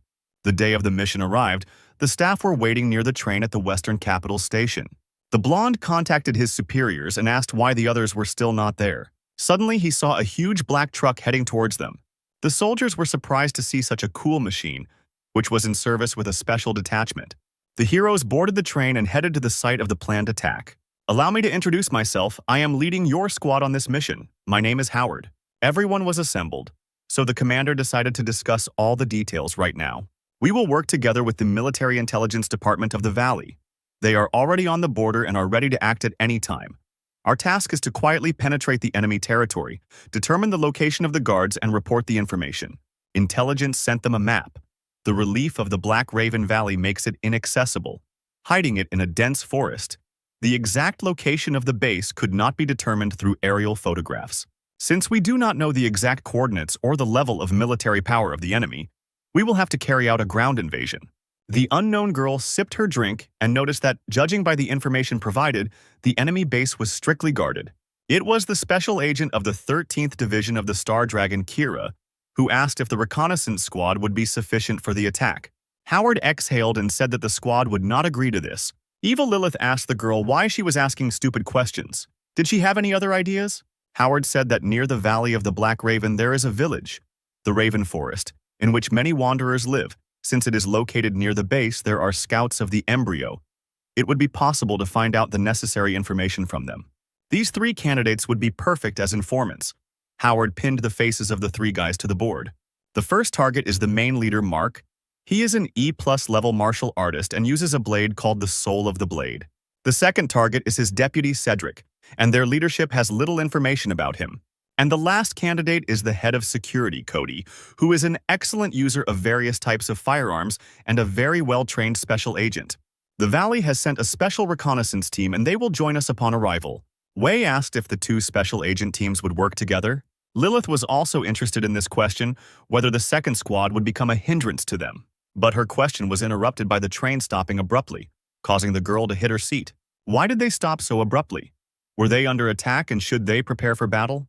Coming to her senses, Lilith suddenly saw the reason that stopped their train. A huge black earthworm with many red eyes broke through the train window and wanted to feast on the tasty girls. Black earthworms had strong armor, a darkness attribute, and they dealt extra damage to metal elements such as trains. Stan didn't expect to encounter such difficult monsters on his way. One of the worms found its first victim, devouring a soldier who begged his allies to help him. Other soldiers nearby had already arrived and the commander gave the order to open fire. The boys looked out of the broken window and opened fire with assault rifles. A hail of bullets rained down on the giant worms, but the bullets seemed to simply bounce off their dark armor. The commander also noticed this and shouted that bullets could not penetrate them. The armor was too strong. At that moment, Lilith appeared, running to the window and asking everyone to get out of her way. The fiery girl pulled out her folding blade and jumped straight at the huge worm. She stabbed it with the blade and the worm growled, taking minor damage. Lilith shouted that they could somehow be penetrated in close combat. Let the squad urgently come up with something. Kira jumped out of the window and shouted that the worms were afraid of fire, and that they needed to be set on fire with something immediately. John got the hint. He just happened to have a couple of supplies that had set an entire helicopter on fire in the past. The man crouched, took aim with his sniper rifle and fired at the huge worm. The dark creatures immediately set themselves on fire and began to scream so loudly that the entire area shook. John continued to shoot, one bullet per worm, and the burning monsters returned to their holes in horror. Lilith breathed a sigh of relief. It was good that John was with them with the incendiary cartridges. Now they were saved. The train, although damaged, could still continue on its way. With difficulty, the damaged train reached the railway station by morning. The boys looked out the window and saw that the people here were dressed completely differently. Girls here wear bikinis and guys wear open tops. Morals here are clearly more relaxed. The guys were greeted by a man in a straw hat. He introduced himself as Patrick from the intelligence department. He escorted the guests to the command center because they had to provide a report upon arrival. Suddenly, Harry and Stan looked at the soldiers who were guarding the building. They clearly had an unfriendly look. One of them held his machine gun at the ready, and the other spat when he saw the guests. They went up to the office where Patrick reported to the colonel that agents from the Star Dragon had arrived. The colonel, as if not paying attention, said to take them to rest and make sure that they did not wander around the area. Patrick followed the commander's order and showed the boys where they would sleep. Harry asked the boys if they, too, had felt that the soldiers were looking at them unfriendly, and that the colonel was completely indifferent. The blonde explained that the thing is that in the past the Star Dragon had disagreements with the Valley, and now they don't like each other. Now everything was clear. Harry said that now all that was left was to focus on the task, so now they should take a rest. Stan stood up and told the guys that he was going to go have a smoke for now. A few minutes later, the hero was standing next to his truck and smoking a cigarette. Suddenly, he received a notification from the system. The guy opened it to read. The system informed him that he had received a group assignment. It was a small military operation. As a member of the 13th Division and a participant in the operation, Stan had to pay attention to what he could do. Looking through all the points that spoke about reconnaissance in different areas, the hero was glad that he finally received the first group assignment. At the end of such a task, a reward will be given based on individual statistics. It is often very generous, so you need to show yourself well and get more rewards. Suddenly, the guy heard the sound of women's heels approaching him. In front of the hero stood a girl of African appearance in a short skirt and a short top. She asked where the guy came from. Was he from the Star Dragon? Stan didn't even move and said that he was one of the squad that came from the Star Dragon. At that very second, the girl pulled out a knife from behind her back. Like a cobra, she quickly approached him and put a knife to his throat. The passionate stranger asked why he didn't dodge, to which Stan replied that he had no need to dodge. The girl smiled. "Do you think I won't dare cut you?" Stan grinned and his neck began to become covered in metal particles. He told her that she could try to attack. Suddenly, the girl heard the click of a shutter at the level of her waist. Stan held the gun against her stomach, ready to shoot at any moment. The girl introduced herself as Vinna, a special agent of the Valley's intelligence service, and Stan also gave his name. After that, she quickly hid the knife, turned around and left, saying that she would remember the guy's name. Stan finished his smoke and also went to his room, while Howard watched all this. He was glad that their meeting had not confused him at all and had not aggravated the relationship. The guy was strong and was showing himself well. Vinna passed by the truck Patrick was sitting in. The man asked how the test went, and the girl replied that this Stan was a pretty tough nut to crack. The next day, 2 detachments set off for the assembly point. Patrick said that as soon as everyone was assembled, they could begin. They had a reliable stronghold in the Raven Valley. He also drew attention to his colleague's car, saying that it was very remarkable. Howard began to boast, saying that it was really not bad, and that the Star Dragon was full of such cars. Kira and the blonde felt ashamed for the commander, because they certainly didn't have such cars. Having discussed the further route, the guys got into the cars and set off. The squad from the valley went first, and the squad from the Star Dragon was the last. Stan was sitting behind the wheel, calmly smoking a cigarette. Lilith noticed that he was driving calmly today, which made her happy. Harry got out of the back seats and said that their colleagues' cars had already disappeared and they needed to be caught up with.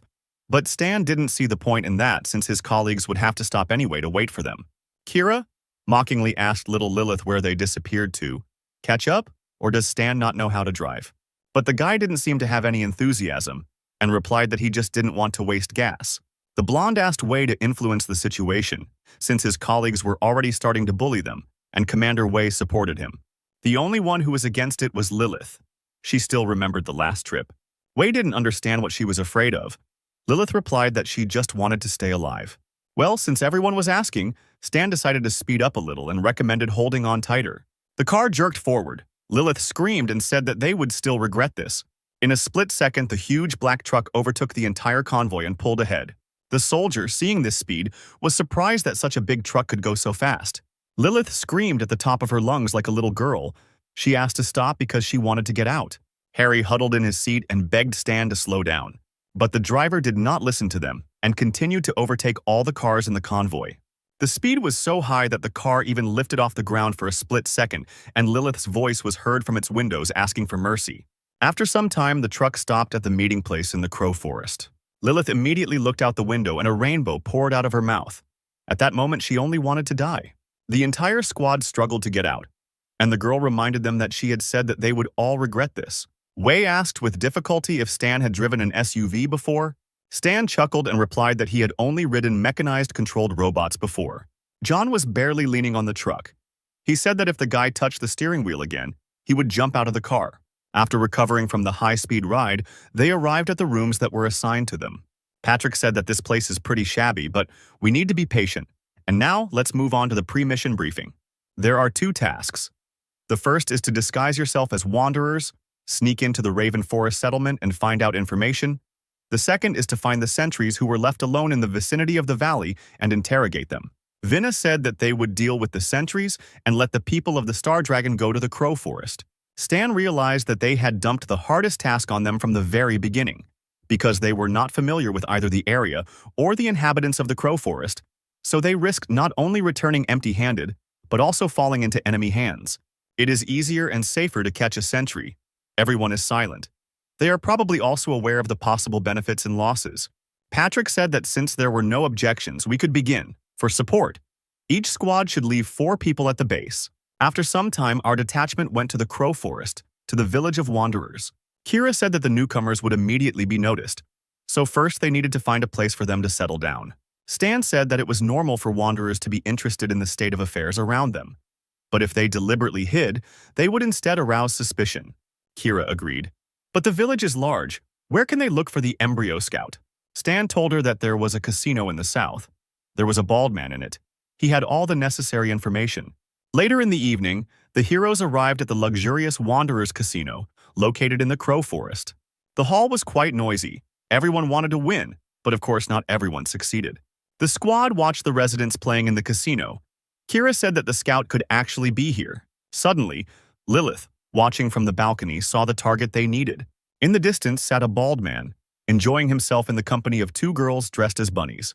Without thinking twice, Lilith immediately ran, pushed off from the fence and jumped towards the man. Without further ado, she fell on the guy and twisted his arms, which really scared the bunny girls. Stan exhaled and took off his headphones. It seemed like there were no incidents. He asked Harry to replace him, and he would sleep for now. Meanwhile, in another place there was a watchtower with sentries. Near the tower, a soldier lay in a pool of his own blood. Vinna and the other soldiers ran towards the tower. The girl told the squad to act quickly. A few minutes later, the area was filled with a couple more corpses of sentries. Patrick was sitting at the computer. He was hacking the embryo network, namely the base, which was located somewhere here. After finishing downloading the data, they hurried to get out of there. Vinna was glad that this time the results of their squad would surpass the results of the people from the Star Dragon. Meanwhile, at the embryo base in the Valley of the Black Raven, one of the soldiers reported to the man in the monocle that their network had been invaded. He asked what had been stolen from them, and the soldier replied that the coordinates of the base location, a base diagram, and a laboratory journal had been stolen. Cedric, sipping tea, replied that it was nothing. Their enemy had swallowed the bait, and now all that remained was to wait for the fish to bite. After the report and tea, he went to his colleague's room. He reported to the man who was cleaning his sword that their external decoy server had been hacked, presumably by the people from the valley who would probably invade soon. They stole false data, but the existence of the base was revealed. Cedric would recommend the chief to begin an evacuation, take all equipment and information. Embryo's lead performer Mark threw down the rag and said that if he needed to join the fight, Cedric just needed to say the word. Meanwhile, the sun began to rise over the base where our detachment was located. Stan lay and looked at the system window, which reported that the task had moved forward. The guy asked Harry how everything went yesterday, and he replied that they managed to find out the exact location of the base in the valley. But those they caught were of low rank and did not know any particularly secret information.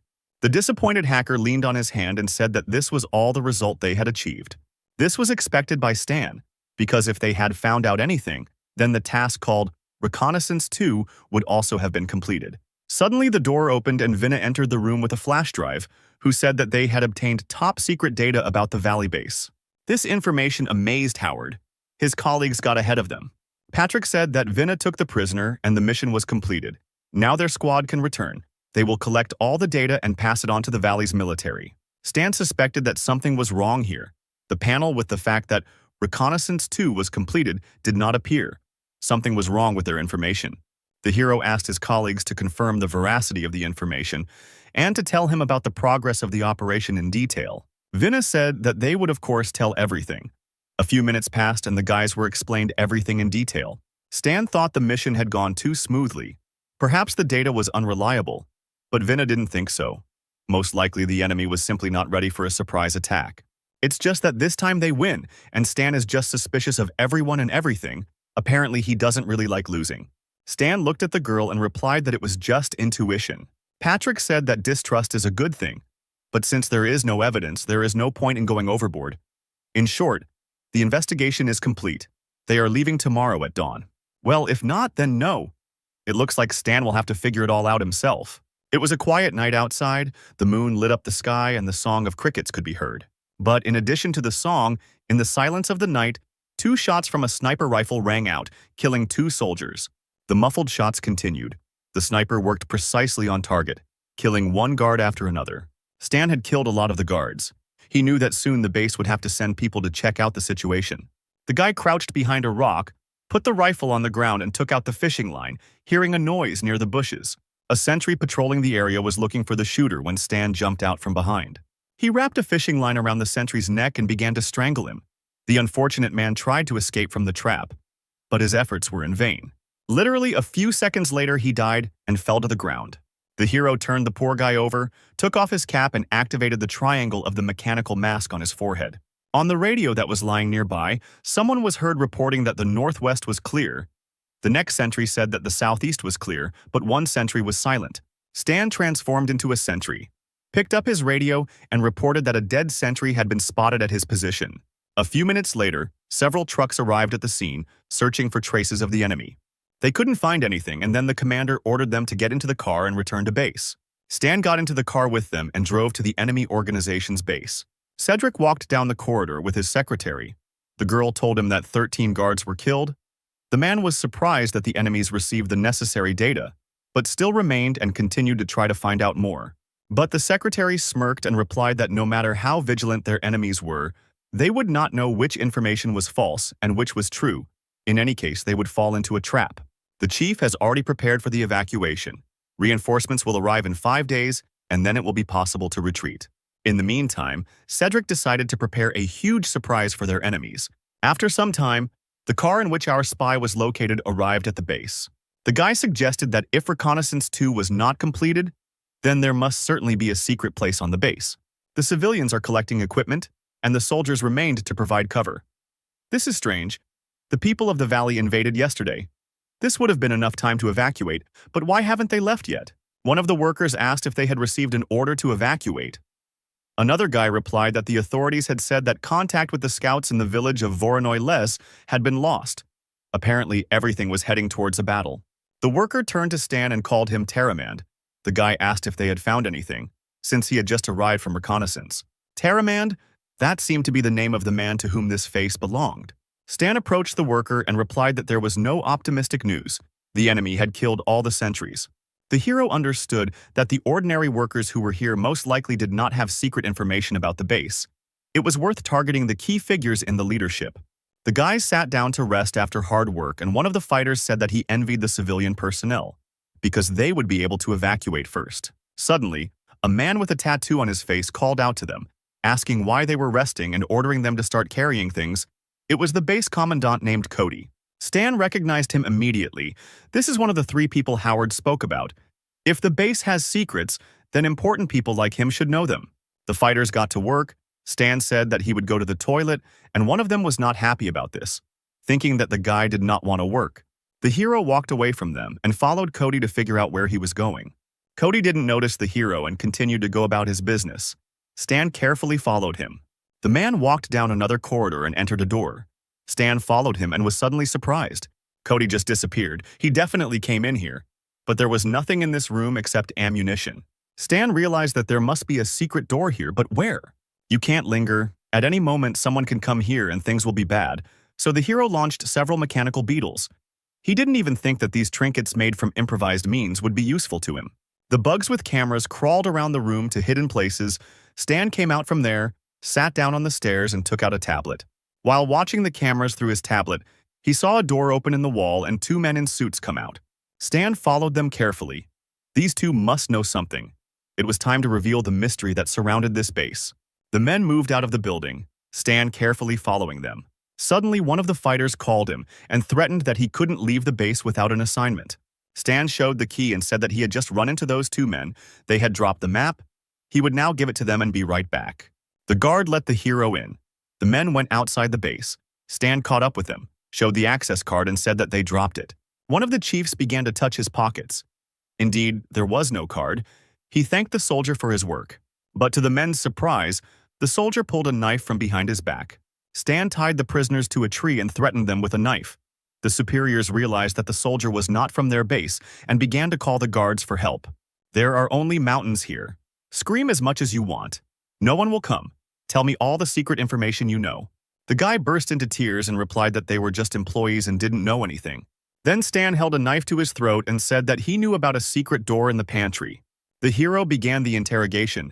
The prisoners screamed so loudly that the local crows flew away in all directions. After a few minutes, they decided to tell everything.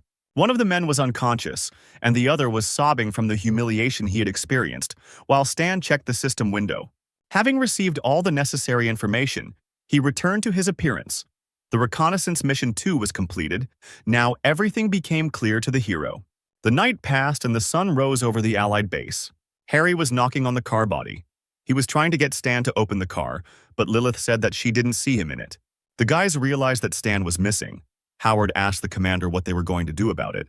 Wei replied that they had no choice but to wait for him. Kira asked disappointedly if they had to wait for him. In response, Wei shouted that Stan had the car key. Meanwhile, a soldier from the valley approached Patrick and reported that one of the soldiers from the Star Dragon had gone missing. The squad wanted to stay and wait. Patrick asked who exactly had gone missing, since they had agreed to leave together, and they needed to return the missing person. The soldier thought for a moment and said that the agent who wears the mask has gone missing. His name is Stan. Vin found it suspicious that this guy had rejected the data he had obtained without any reason and had disappeared today. Maybe he was a spy. The Special Forces soldiers arrived at the base and headed straight to the Valley's operations center. They didn't wait for Stan to return. Arriving at the Commander-in-Chief's office, they reported that one agent from the 13th Division had disappeared for the entire night and had not returned. After we returned from the mission with the data about the Black Raven Valley, he left without saying anything. His behavior is extremely suspicious. The commander replied that he would ask the Star Dragon for information about him a little later, but for now, let them report what they had learned. Vinna said that their prisoner had already been tested on a lie detector, which meant he had not lied to them. They had stolen the data from the enemy network so they could guarantee its authenticity. The commander-in-chief shouted that in that case it was necessary to immediately attack the enemies while nothing had changed. Patrick was indignant. If we attack now the agents from the 13th Division, those remaining in the stronghold will be in danger. But he only grinned evilly and replied that in order to achieve the goal, it was quite possible to sacrifice a couple of people from the Star Dragon. They were not one of us. There was nothing to worry about them. The sun was already high in the sky where Stan was, and he realized that he was a little late. The guy grabbed two men by the rope and lifted them up. The bosses already guessed that this guy was the same escaped Zero. The hero climbed a small hill with the captives and placed the radio on the ground, tuning it. Taking out the phone, he tried to contact the base, asking them to answer if they could hear him. Wei grabbed the phone and started shouting into it, asking Stan where he had disappeared to all night. Everyone had already left, and they remained to wait for him at the stronghold.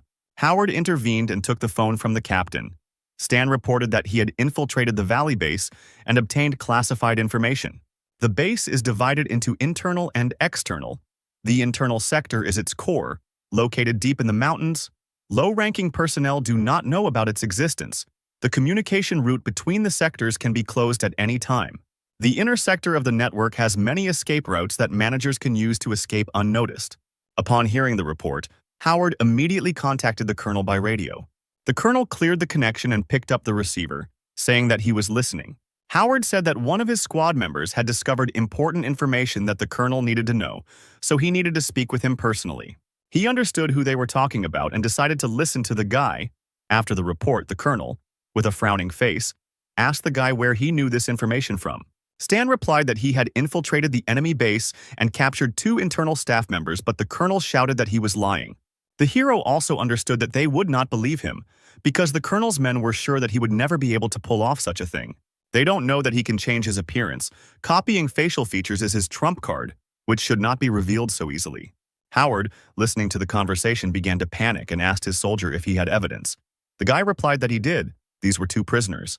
Then the colonel ordered them to be brought. Howard breathed a sigh of relief knowing that his subordinate had at least some evidence. But the colonel did not take into account the information received and said to order all troops to advance. Their goal was the Valley of the Black Raven. Hearing these words, Howard froze in place. He was amazed. Snatching up the phone, he shouted that he was against it. His people were still there. The colonel was deliberately putting them in danger.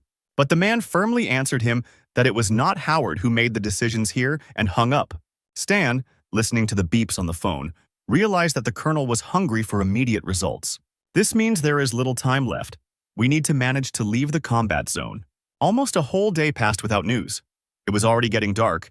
Harry and Lilith were standing at the checkpoint near the car. Suddenly, the heroes were surprised to see a familiar guy approaching them. It was Stan, who was pretty exhausted. He was dragging a hostage in one hand and carrying the second one on his shoulder. With difficulty, the guy ordered the guys to take the boss's cards and penetrate the inner sector of the base. They needed to find out more about the embryo's plan regarding the evacuation. Harry said fearfully that he had no experience in espionage. Let someone else go. But Stan said that he was the only hacker, so no one else could handle this task. The heroes gathered their things, Stan created masks for them, and they successfully infiltrated the base in the Black Raven Valley. Harry, in the role of the boss, was nervous. John told him that the more nervous he was, the higher the chance that he would be exposed.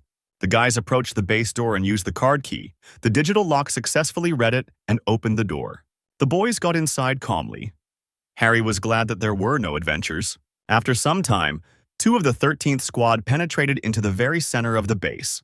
Harry was surprised by this secret passage. It turns out the inner sector really does exist. Suddenly a siren went off.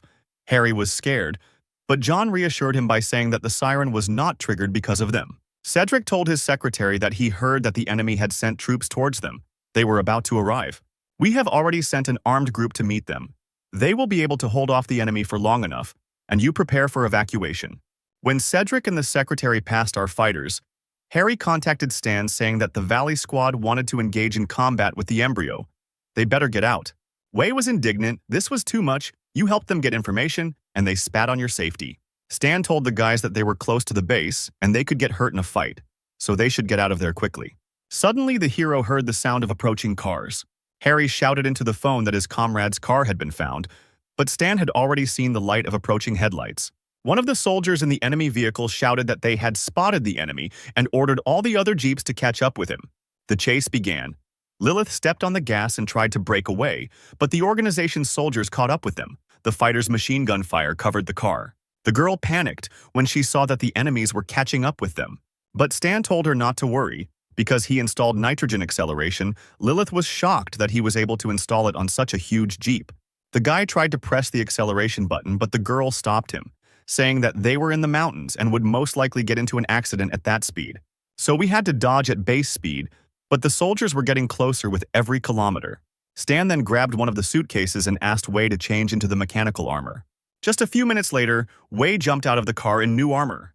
Taking out his machine gun, he began to shower the enemies with a barrage of fire. Several cars immediately stopped. We told Stan that the characteristics of the new armor were very powerful. It was worth the money. The squad leader ordered to open fire and destroy the guy in the mechanical suit first. The soldiers opened fire, but Wei easily defended himself with a shield. When the enemy's machine guns went to reload, Wei took out his machine gun and again unleashed a hail of bullets on them. The machines were destroyed, but new pursuers appeared over the horizon, and their troops had no end in sight. At this point, Stan realized it was time to try out his new development, the delayed action projectile. Dozens of bombs that looked like balls with propellers flew towards the enemy like real drones. When the timer ran out, they took off, and all the cars that were within the radius of destruction rose into the air. Stan was delighted to see his new development in action.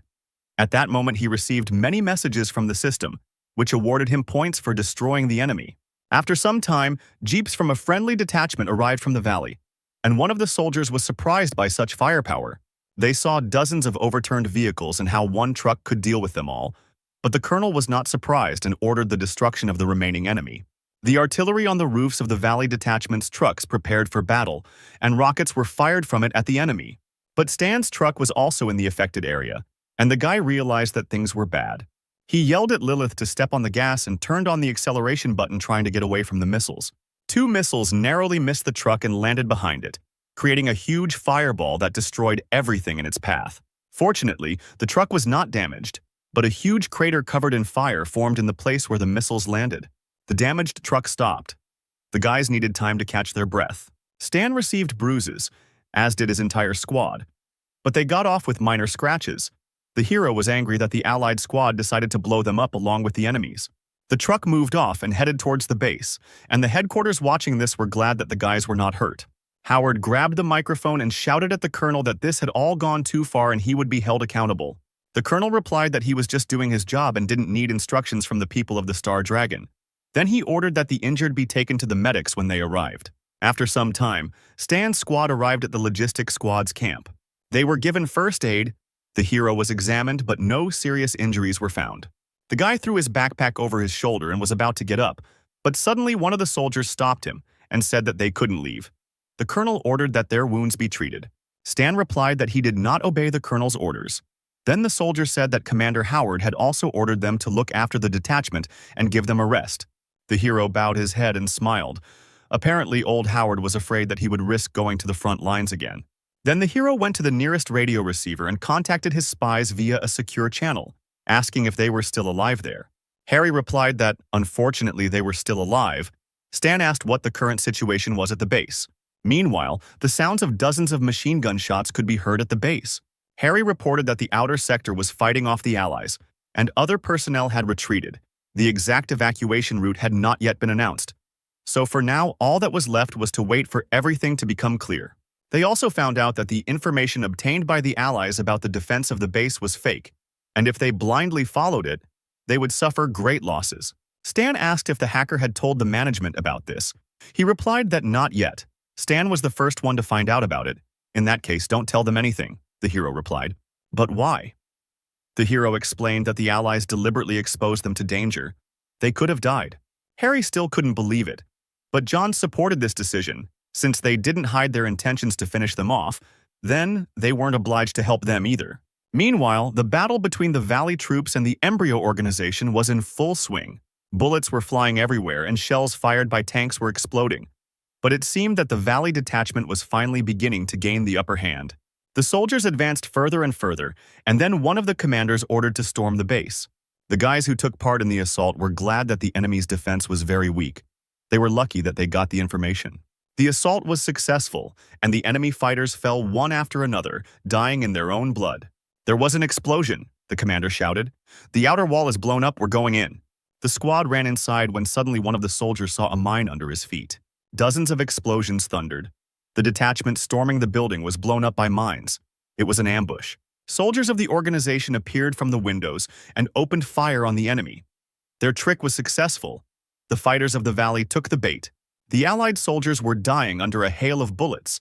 They were exposed, and the enemy was behind cover. The commander shouted to his soldiers to continue the assault and not to be afraid. Covered in the blood of his soldiers, he shouted that he would avenge every fallen comrade. A soldier of the organization who was observing the battle informed the command that they were in trouble. The ambush had worked, but many opponents had invaded the base, and not all of their people had managed to evacuate yet. Mark, having heard the disappointing report, decided to go outside and stop the enemy. Meanwhile, the soldiers of the valley had already entered the building and were exchanging fire with the enemy. Suddenly, Mark appeared in front of them, preparing his sword for battle. There was a smile on his face. He had long wanted to warm up. One of the soldiers recognized the man and said that he was the main executor of Embryo named Mark. The commander realized what kind of enemy they would be facing and shouted to the squad to concentrate their fire on him. But Mark seemed not to be afraid of the bullets. He was too fast and agile and easily dodged them. With his first movement, he killed one of the valley fighters. Having broken through the enemy's defense, Mark began to chop down his opponents one after another. A few seconds later, the entire assault force was defeated. Mark looked at the corpses of the people of the valley. For him, they were only pathetic weaklings. The performer threw the katana over his shoulder and headed towards the exit. Stepping out into the street, the formidable samurai, stained with the blood of his enemies, assessed the situation. Their base continued to be stormed by enemy units. At the same moment, 2 tanks opened fire on the enemy. Mark leapt like lightning towards the enemy and easily cut through the shells flying at him. At that moment, Cedric contacted him and said that all the sector's employees had been evacuated, and if he didn't want to fight, he should leave with them as soon as possible. Mark turned and walked towards the evacuation zone. The wounded soldier behind him reported with shaking hands into the radio that the 3rd squad had encountered Mark. Then he said that the whole squad was killed.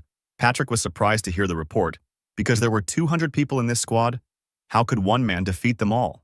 Observing the situation, Vinna noticed that the data on the location of the enemy's defenses diverged too much from reality. Patrick was forced to agree that their information was fake. Embryo used its own people as bait, cruel. The colonel was too radical. He should have listened to Stan, then they might have saved the people. After some time, he reported to the colonel about the losses incurred, and that the information they had received earlier was partially unreliable, and that it was worth listening to Stan. But the colonel didn't care. Because the result justified the losses, he said to order the soldiers to thoroughly check the base wall. If the internal sector exists, it should be destroyed. The surviving soldiers began to examine the premises in search of a secret passage. One of the soldiers was indignant, because they had been looking for him for 2 hours now, meter by meter. If he really existed, they would have found him by now. After some time, this information was also conveyed to the management. Having heard the report, the colonel ordered Stan to be brought to him, but there was one nuance. The thing is, the logistics squad reported that Stan had wounded 2 guards and was missing. The people from the Star Dragon who were there say they didn't see him leave. The colonel was furious, "You worthless ones, there are so many of you there." But you couldn't keep track of one person. Meanwhile, a lone military truck was driving towards its target. It was driven by Stan, who had a tablet on the seat next to him, showing the location of John and Harry. A few hours later, closer to the morning, a black Jeep was driving far from the organization's base. Cedric said that all the important employees had left the base, and now it was time for the people of the valley to sign for his gift. After these words, the villain pressed the button. At that very moment, the organization's base blew up, everything in the area exploded, and all traces were destroyed. The colonel watched this through the laptop screen and could not believe his eyes. He tried to shout into Patrick's phone, asking what had happened and if the man was alive. Patrick answered with difficulty that there was a lot of explosives in the base's internal storage. The base had just detonated. Everyone was killed. His soldiers were buried alive. Huge losses. The colonel cursed the enemy. At the very last moment, they made all their losses meaningless. These bases were also destroyed. Moreover, he was the one commanding the operation, and the colonel understood that he could not avoid accusations. With trembling hands, he picked up the phone and contacted the 13th Squad. He asked what other information they had. Wei replied that 2 of their agents had infiltrated the evacuated detachment. When they found out exactly which route they took, they would let them know. The colonel replied that he would wait for news. The damage from the operation is much greater than planned. The result needs to be more significant. This is the only way I can atone for my guilt. Intercepting the enemy is a good opportunity. Group your troops. Immediately go to the vicinity of the base and wait for orders. Meanwhile, the convoy of jeeps from the Embryo organization was moving further and further away from the base. Cedric said that the soldiers of the valley never doubted their rightness and so fell for his trick, but Mark advised him not to lose his vigilance. At that moment, John, disguised as one of the bosses, looked out the window holding a tablet in his hands. He tuned into the frequency of the jeeps driving behind him and swiped his finger across the tablet. At that very moment, the employees' ears began to ring. Something had happened to the communication line. Suddenly, they saw the Valley Squad vehicles appear behind them. He immediately grabbed the phone to report that their convoy had been intercepted, but all he heard from it was static. The guy told his friend that he couldn't contact the command. His colleague replied that he shouldn't panic because they had a spare transmitter. However, they were unable to contact each other because at that moment their car was blown up. Cedric, seeing the overturned burning car, could not believe his eyes. Where did the people of the valley come from? Who gave us up? Mark climbed out of the car window and tried to fight off the jeeps that were catching up with them. They tried to escape, but there were more soldiers from the valley and, in addition, a missile was flying at their car. Mark managed to react in time when he saw her. He grabbed Cedric by the hand and jumped out of the car, and at that very second it exploded. Another rocket was flying towards them, but Mark managed to turn around and cut it in half. This won't do. There are too many of them, thought the performer. If all these jeeps surround us, then we're finished. We need to get out of here. Mark grabbed Cedric's hand and said that they needed to run. The evacuation plane was already on its way. The villains tried to hide, They went into the woods where it was difficult for cars to get through. However, turning around, Mark saw that they had not managed to escape from all the cars. One single car was still pursuing the fugitives. It was Stan, watching his targets through binoculars. How is this possible? How did they catch up with us? Maybe it's a reconnaissance vehicle? Mark grabbed Cedric again and shouted that they needed to quickly go deeper into the forest where they could hide their tracks. Meanwhile, Stan took a detour and, having arrived at the right place, he stopped and got out of the car.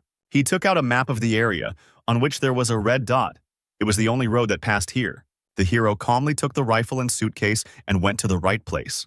He opened the suitcase, which contained his new mechanisms, which had performed well in the recent battle. The guy started to take them out and bury them one by one, connecting them with a rope. Watching through binoculars, Stan said he had enough time. All he had to do was wait for the prey. After a while, Cedric fell and said that he could no longer run. Mark told his comrade that there was very little left. The hangar was already close. The exhausted guy replied that Mark could only carry him.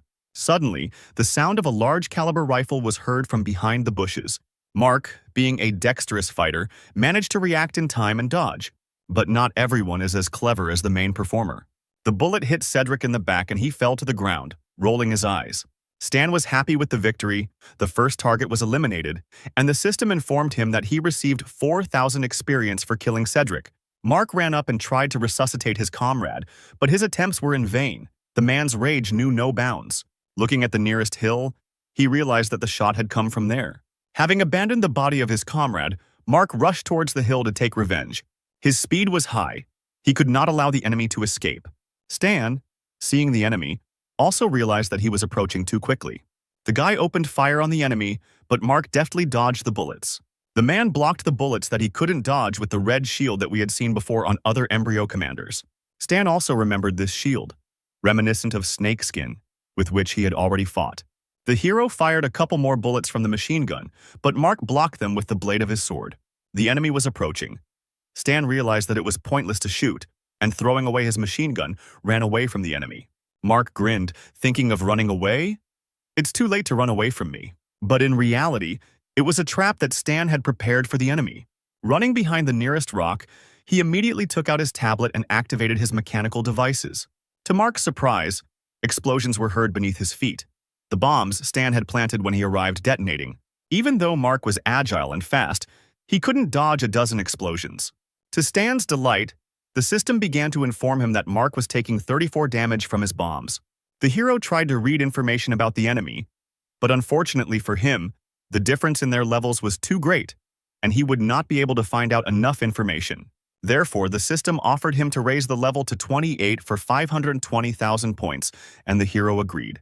The system reported that the level had increased and now the hero had received 10% of endurance, armor, strength, and agility. The guy knew that Mark was 10 levels higher than him, but he was not in the best shape. There was a chance to kill him. Meanwhile, Mark made his way through the minefield and emerged from the smoke screen. The wounded warrior jumped and raised his katana above his opponent's head. He struck, but Stan managed to dodge by crouching, using his ability, sliding fire. Mark bared his teeth. This guy was fast, he was able to dodge my attack in an instant. Jumping back, Stan wasted no time in pulling out a pistol from his bosom. Pointing his gun at the enemy, he fired, trying to catch him off guard. But Mark was not simple, and immediately summoned his red shield, deflecting the bullets. Then Stan realized that this was a losing tactic. Mark's body was very stable. It could not be penetrated with ordinary weapons. This means that we will have to change the bullets to flammable ones, because this has already worked once. Mark was surprised that the guy had the nerve to reload in front of his face. Having decided to teach the impudent boy a lesson, he jumped at lightning speed and attacked him. Mark's strike was accurate and he easily hit the enemy's body. The man thought that the fight was over. But feeling that the katana was stuck, he turned around. The katana slammed into the plate armor that protected Stan's neck. The commander was surprised at how quickly it appeared. Having successfully blocked the attack, Stan quickly jumped away from the enemy. Taking out a second pistol, he opened fire on the unprotected enemy. Mark smiled. He knew that bullets were useless against him and summoned his scarlet shield. Suddenly, bullets pierced the shield and pieces began to fly off. Mark was stunned. Stan fired 2 more times and 2 bullets hit the shield near Mark's shoulder, at which point the shield caught fire. Mark was immediately engulfed in flames. His body was burning, and he screamed at the top of his voice, calling on his spiritual energy. Do you think you can shake off the flames with your energy? Not at your level. Mark looked at his burning clothes and didn't understand why the shield couldn't protect him. Having thrown off his burning clothes, the commander thought that he was spending too much energy on defending himself. He needed to finish him off quickly. The mighty warrior charged at the enemy despite the fact that his shoulder was still burning. At this point, Stan ran out of ammo and had no choice but to dodge another attack by doing a somersault.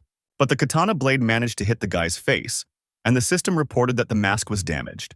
At that moment, Stan realized that he couldn't be careful in a fight with this guy. So he grabbed his folding knife and prepared to fight. The wounded Mark saw the true face of the enemy. The mask was damaged and now did not hide who was underneath it. The two swordsmen clashed, and Mark realized that it was Zero in front of him all this time. The man was confident of his victory because in close combat he had no equal. He asked Stan if he was upset that he still couldn't die. At this time, the hero analyzed the situation. Slow action shells and flammable bullets took away approximately half of Mark's health. Therefore, you need to continue to attack until a convenient opportunity for capture arises. And at one point, it does. "Do you think you can stop me with your weak little hands?" Mark shouted, and his powerful fighting spirit energy pushed the hero back. The fighter's endurance was amazing.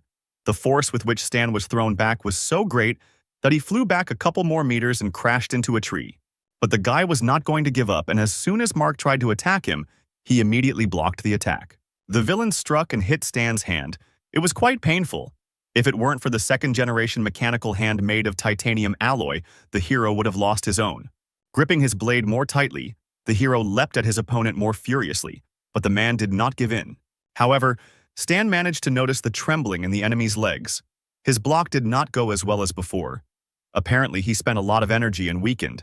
The guy's attacks had an effect, and the armor will help him hold out for some more time. So Stan began to put more energy into his attacks and wear down the enemy even more. Mark became short of breath, and it was clear from his appearance that he was fighting with all his might. Stan saw the enemy's fatigue. He realized that this was his chance to win. The hero called up a system window, which contained a card of a familiar man in a hat. A summoning card for Alberto appeared in the boy's hand, which he immediately activated. Crows appeared out of nowhere, and a cross with a red eye in the center appeared in front of Mark. The rope bound the man and nailed him to the cross. Mark knew that this was Alberto's ability, but he died. How is this possible? Stan smiled. The guy used this ability because he knew that a martial artist of his level could not have more than 50 intelligence points because he only developed agility. And now his stamina is at 0, and he cannot use spiritual energy. That's why he can't get out of the illusion. The hero activated his other reboot ability, and in an instant, his mechanical hand was filled with power. The full force of the prosthesis crashed into the face of the immobilized Mark.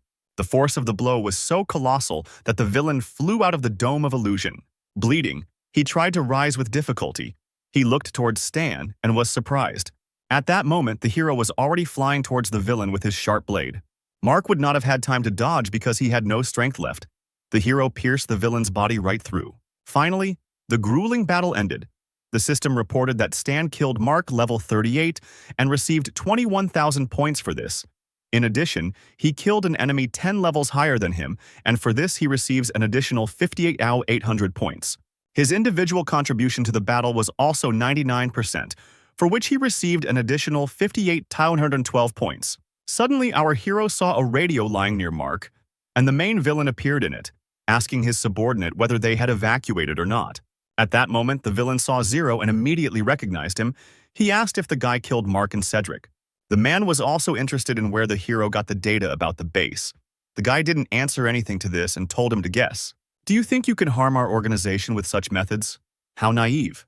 Just in case, I've already destroyed 4 of your bases. I could crush you with my hands. We have a lot of CEOs. You won't be able to live in bliss forever." 4 bases, 4 bases, Stan repeated over and over, laughing. The head of the organization was furious, and in a fit of anger he overturned the table along with the laptop. Then he called one of his subordinates and asked him to convey his order to everyone. Increase the cash reward for Zero's capture to 5 million. After some time, the hero collected his things and began to accept all the received rewards for a successful mission. He did almost all the tasks himself, so he gained quite a lot of experience points. Suddenly, the system reported that the statistics calculation was complete, and he did this task perfectly. This surprised the guy. After all, this time he was given a good reward for an excellent grade. There were 3 skills to choose from: enhanced spirit, enhanced body, or fast pace. Enhanced body would increase health points, and enhanced spirit would be useful for magic or telekinesis, which he does not use. But agility increases the range of attacks, as well as reaction speed. This is exactly what he needs, so the hero chose a fast pace. He also looked at what was going on with the main plot quest, and the hero saw that he had advanced by 2%. Not much, but the Valley base was an important supplier of new players for the embryo, and by destroying it, we slowed down the pace of the organization's expansion. After a while, trucks of people from the Valley appeared on the horizon. The colonel who sat in one of them thought that many people had died under his leadership. This would certainly affect the lowering of his rating, so he decided to report that the people of the Star Dragon were acting under his command. They won't know what he wrote in the report anyway, so his rating won't change, and might even increase. Suddenly, his thoughts were interrupted by the radio, which reported that 2 bodies had been discovered on the side of the road ahead. The soldiers of the Valley looked at the spectacle with their mouths open, and Stan's squad hurried to quickly see what kind of corpses were there. The colonel was also amazed to see such a picture. In front of him lay 2 commanders from the embryo base, Mark and Cedric, both with a large cut on their backs from a sword. Harry immediately realized that it was Stan's handiwork. Lilith also guessed because only he could deal with them in a one-on-one fight. It was his style. It's just not clear why he left them by the road. A feat is a feat. But the people of the Valley will take all the credit for their achievements. The colonel was already anticipating his reward. He was glad that the guy had left such a gift, which he would certainly accept. The man ordered his subordinates to take the bodies and load them into his car. The guys approached the corpses and began to lift them. But suddenly one of them was surprised and shouted for everyone to move away. After all, when they lifted Mark's body, they saw that there was an anti-personnel mine lying there. The soldiers immediately began to run away so as not to be caught in the explosion. But the mine did not work, and then the colonel ordered one of the soldiers to inspect the device. The trembling soldier began to carefully approach the mine, because an order is an order. He sat down slowly and extended a trembling hand towards the device. An interesting method of demining. Of course, he began to lift it up to check. Suddenly, he felt that the mine was too light. It should be much heavier, as if it was a fake. The guy calmly lifted her into the air and said that she was empty, which scared everyone in the area. Patrick, with his hand bandaged, laughed and asked who decided to play a joke on them. Stan's squad laughed at the colonel, because they realized that this gift was left by their squad member. The colonel got angry and shouted that there was nothing funny about it. Meanwhile, on a hill nearby, someone pulled the bolt of a sniper rifle. Stan raised his rifle, took good aim at his target, and pulled the trigger. The bullet flashed like lightning, tearing through the grass in its path, and the colonel turned around when he heard the shot. Before he could turn around, his skull was torn apart by a large caliber bullet like a ripe watermelon. The colonel fell dead, and his subordinates watched this terrible picture, frozen in place. Stan lit a cigarette, lowering his sniper rifle. Looking at the dead colonel, he said, "What goes around comes around." Having finished smoking, the guy threw away the cigarette. He thought about the fact that he hid in the Star Dragon from the pursuit of the embryo. He was able to successfully gain the trust of the authorities and obtain their advanced technologies. At first glance, you can tell that they trust me, but there is a bug hidden in the mobile phone they gave me. Now that the embryo's attention has been set on the Star Dragon, I have no reason to return there. The hero removed the bug from his phone and crushed it with his foot. There are still 3 months left before the testing opens. The Star Dragon quest is a goldmine. We need to quickly advance in it and accumulate more funds. The guy opened his bag and took out a glider that he had made in advance. Taking the glider, the hero thought that for a start, in principle, the available funds would be enough for him, so it was time to leave. After all, the world is huge and all roads are open. Opening his glider, the hero flew in an unknown direction. Congratulations. You have finished watching the first season. The big mission in the valley was over and the guys returned home, all except Stan, who was currently being discussed by his superiors in the conference room. Stan was going out of his way to get into trouble. It was a good thing he didn't leave any evidence or the people of the valley wouldn't have made peace, one of the bosses said.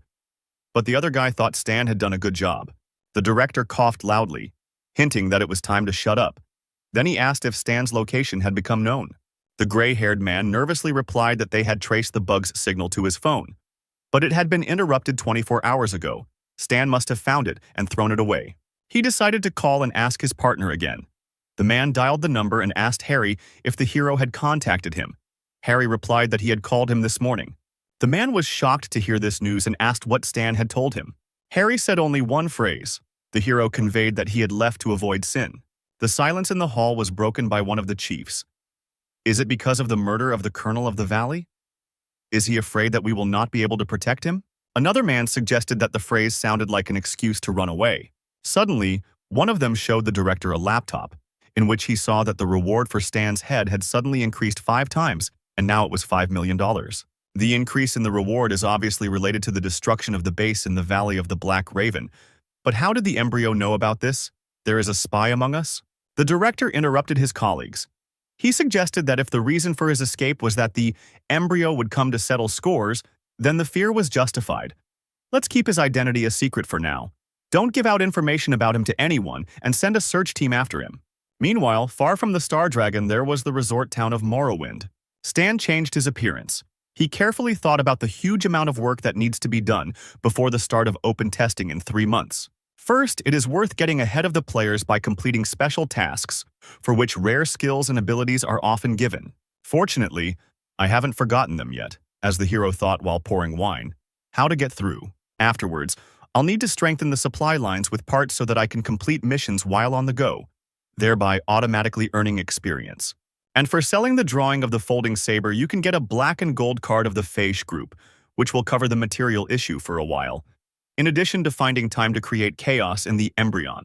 The most important thing is to increase the reward limits for published tasks so that I can use players from the start of open testing. This will only be possible if I increase my reputation. So far, my reputation is at 0, but if I use the rules for accumulating it correctly, I can increase it in 3 months. After some time, the guy arrived at the department of the Feish group. He entered the luxurious hall and approached the butler, giving him a list of things he needed and a card for payment. In the Star Dragon, the hero managed to accumulate a lot of funds. Now there is no need to worry about money. How nice it is to be rich, Stan thought. While the butler said that taking into account the discount of the black and gold card, the final cost would be $80,000. Soon their specialist will deliver the goods to the room. Stan added that he also wants to buy an entrance ticket to the Darknet Blood Pact Society. The Darknet is an underground world of intelligence relaying that maintains neutrality. The butler looked at the guy and said it would cost $200,000. The Blood Pact Society is an organization that hires assassins. If you provide documents, you can become a contractor. Having paid the money, Stan received the organization's coin. Previously, players called it the Union of Killers.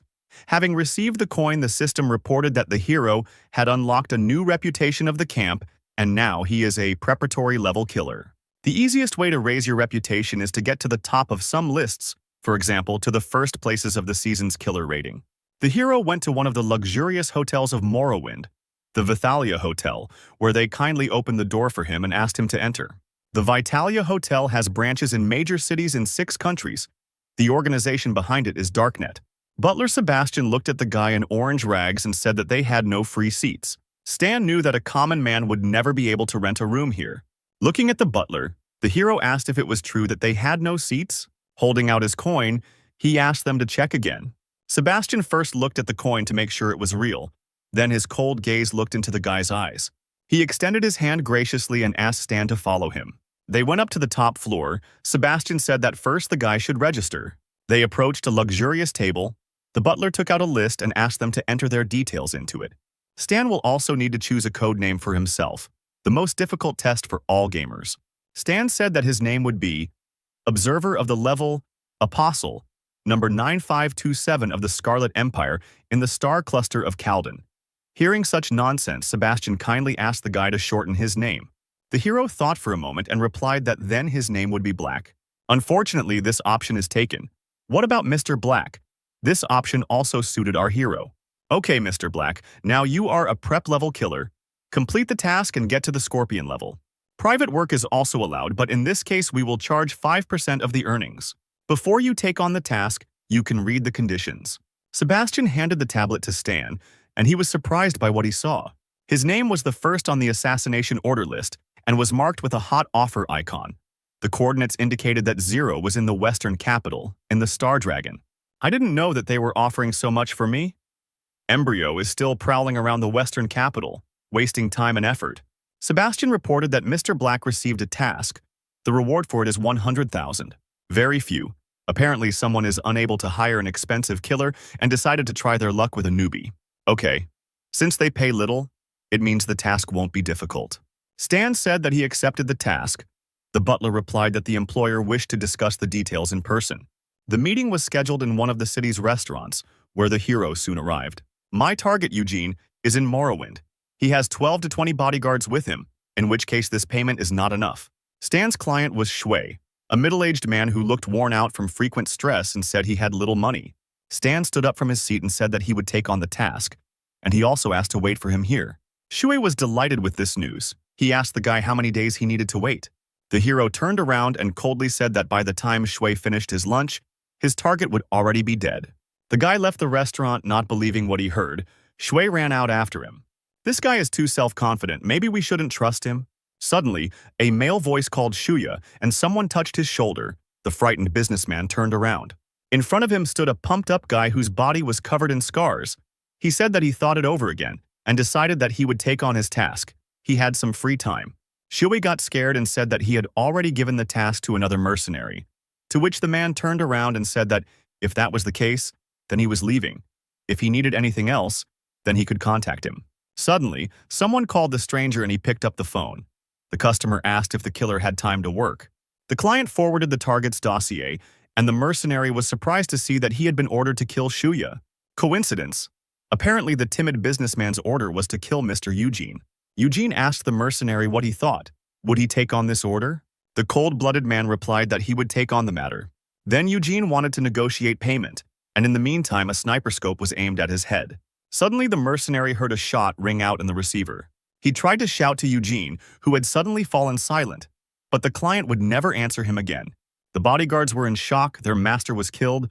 They need to call everyone here and find the killer. The mercenary hung up, someone got there before him, but Eugene had a lot of guards. The man knew that with the money Shuya had, he could only hire a novice killer. The mercenary wanted to see who it could be, who had quietly eliminated Eugene. A few minutes later, the police were already at the scene and cordoned off the area. The police officers drove away ordinary residents who came to watch the murder. Some even took photographs, which the police were not happy about. One of the employees said that the killer could not escape in the middle of the day, and in the meantime, Stan was walking past people. Thanks to his copying mask, he was able to slip away unnoticed while the police here slowly sorted out what happened. After some time, our hero returned to the restaurant where he was given a task. Shui was amazed that the guy actually completed the order so quickly. He quickly took out a case with money and asked if the guy would count it. In addition to the money, the hero also received 25,000 experience points for successfully completing the task. Stan said he didn't have time to count the money, so he was leaving. As he was leaving the restaurant, the hero felt as if someone was following him. Looking around, he noticed a strange man with green hair who was reading a newspaper. The man was watching him, and then Stan looked at him with a threatening look and asked what he wanted. Seeing such a terrible face, the mercenary became frightened, and an animal fear ran down his spine. Stan moved on, and the mercenary still couldn't get over the horror he experienced. This newcomer has terrible energy. He's damn dangerous. After some time, the hero arrived at the Vitalia Hotel to report on the completion of the mission. Sebastian said that since the newbie has completed the quest, he is now a scorpion level. You will have access to greater powers. From now on, in the Vitalia hotels around the world, you will be treated as an elite person. This is the first time I've seen someone level up so quickly. I'm looking forward to seeing your further achievements. Stan didn't seem to be listening to the man. He was worried about where he currently stood in the killer rankings. Sebastian replied that only top-class killers make it onto the list. You are still in the 1,000th place. The youth are in such a hurry to rise up. I remember that right now the top 10 spots on the list should be occupied by assassins around level 40 with mediocre abilities. Only 3 of them are relatively serious opponents since their powers are close to the upper limit of version 1.0. The rating is based on completed tasks and other achievements. The butler thought that he had somehow offended the newcomer, so he decided to encourage him. Sebastian said that, judging by how the guy had handled the first task, a bright future awaited him. But the hero was thinking about his own things. He realized that now he needed to start completing as many tasks as possible in order to move up the list. Stan asked Sebastian to show him new missions. The man assumed that he wanted to see more serious missions. He handed the guy a tablet and said that all the tasks were located here. He could choose. Beginners are encouraged to start with something simpler and gradually move forward, but you are showing promise, so you might want to look at something a little more serious. Stan quickly scrolled through the list and said that he chose this task, without letting Sebastian finish. The butler took the tablet, and despite it said that this task would be perfect, But then he looked at what task the guy took and was shocked. Stan chose the mission to find the Battle Rose. This is a group of mercenaries that must be completely destroyed. The mission was of high complexity and many mercenaries have already died while carrying it out. The butler started shouting that the guy didn't understand what simpler meant. Many experienced killers died on this mission. How could you, a newbie, take it on? I'd rather drown in your drool than be killed by the enemy, Stan replied. Help me prepare and leave the rest to me. The butler looked menacingly at the newcomer, but he couldn't help but give him the assignment. So without a word, he took the guy's coin and put it on the scanner. Then he put a stamp and, folding the sheet into a tube, said that he had warned about the difficulty, and if something happened, it was not his fault. The butler then placed the tube into a clever device that delivered the message through a tangled network of pipes. The Central Information Department received the new report and entered the mercenary's name into the network. When the information about the Battle Rose mission was updated, the butler reported that the guy was registered. The system reported that Stan called a mission to eliminate the Battle Rose. In the Sumal Desert, there are various groups, including wanderers and mercenaries. But what in this devastated land attracted so many groups? Perhaps it is somehow related to the incidents in the past. The hero must explore the desert area. The guy continued reading the description and saw that in addition to experience, it also contained an unknown reward. This was already becoming interesting. The guy realized that since there was an additional reward, it meant the task was not easy. You can't act at random. You should equip yourself properly for insurance. The hero went to the base of the Feish group. He had reached the maximum level for his main class. The promotion conditions were not easy this time. There was no need to waste experience points on creating useless blueprints. They were already difficult to obtain. In the next mission, Stan will not have any partners, so you should stock up on different cartridges for different situations. In parallel with the development of new devices, the guy studied intelligence data on the Combat Rose group, in which all the personnel are women. The base is located in the depths of the Sumal Desert. There are a lot of enemies there and they have their own mechanics, so the guy decided that he should create a directional weapon. The system asked if the hero wanted to combine abilities, basic electromagnetism, basic spatial probing, and mechanism theory. The guy chose the affirmative answer. The combination was successful and he created electromagnetic combat scanning goggles. This is not what he wanted, but still useful for a sniper. Stan launched the combination again. The system reported that the combination was successful and the mechanic opened the electromagnetic pulse interference equipment. And this is already an interesting device that is perfect for countering enemies in the desert. The hero thought that he could also use mines. He could try to create their blueprint himself. In order to create a homemade drawing, you need to take your knowledge and the basics of creating drawings and make a new one. The guy worked hard, trying to create a mechanism. But the system reported time and again that the creation of a homemade drawing had failed. But after a few hours, he succeeded and created a flaming poison mine. This is exactly the drawing that the hero needed. From now on, he can create others specifically for his needs. Here, we can go our separate ways. Having collected all his equipment in one place, the guy decided that the preparations were almost complete, and now he could go on a mission. He packed his suitcase and called Antonio from the Feish group, saying he needed a cargo plane. Antonio replied that they only use them for large-scale operations, even though Stan is an elite person and the costs will have to be covered. The hero said that he knew about it. Then Antonio asked how many people should be transported and what time the plane should arrive. The guy said that he would be alone and would go now. This is a huge expense. A one-time rent will cost $50,000. Are you sure about this? Stan responded without hesitation that he was sure and sent the money to the organization. After some time, our hero was already flying over the desert in a cargo helicopter.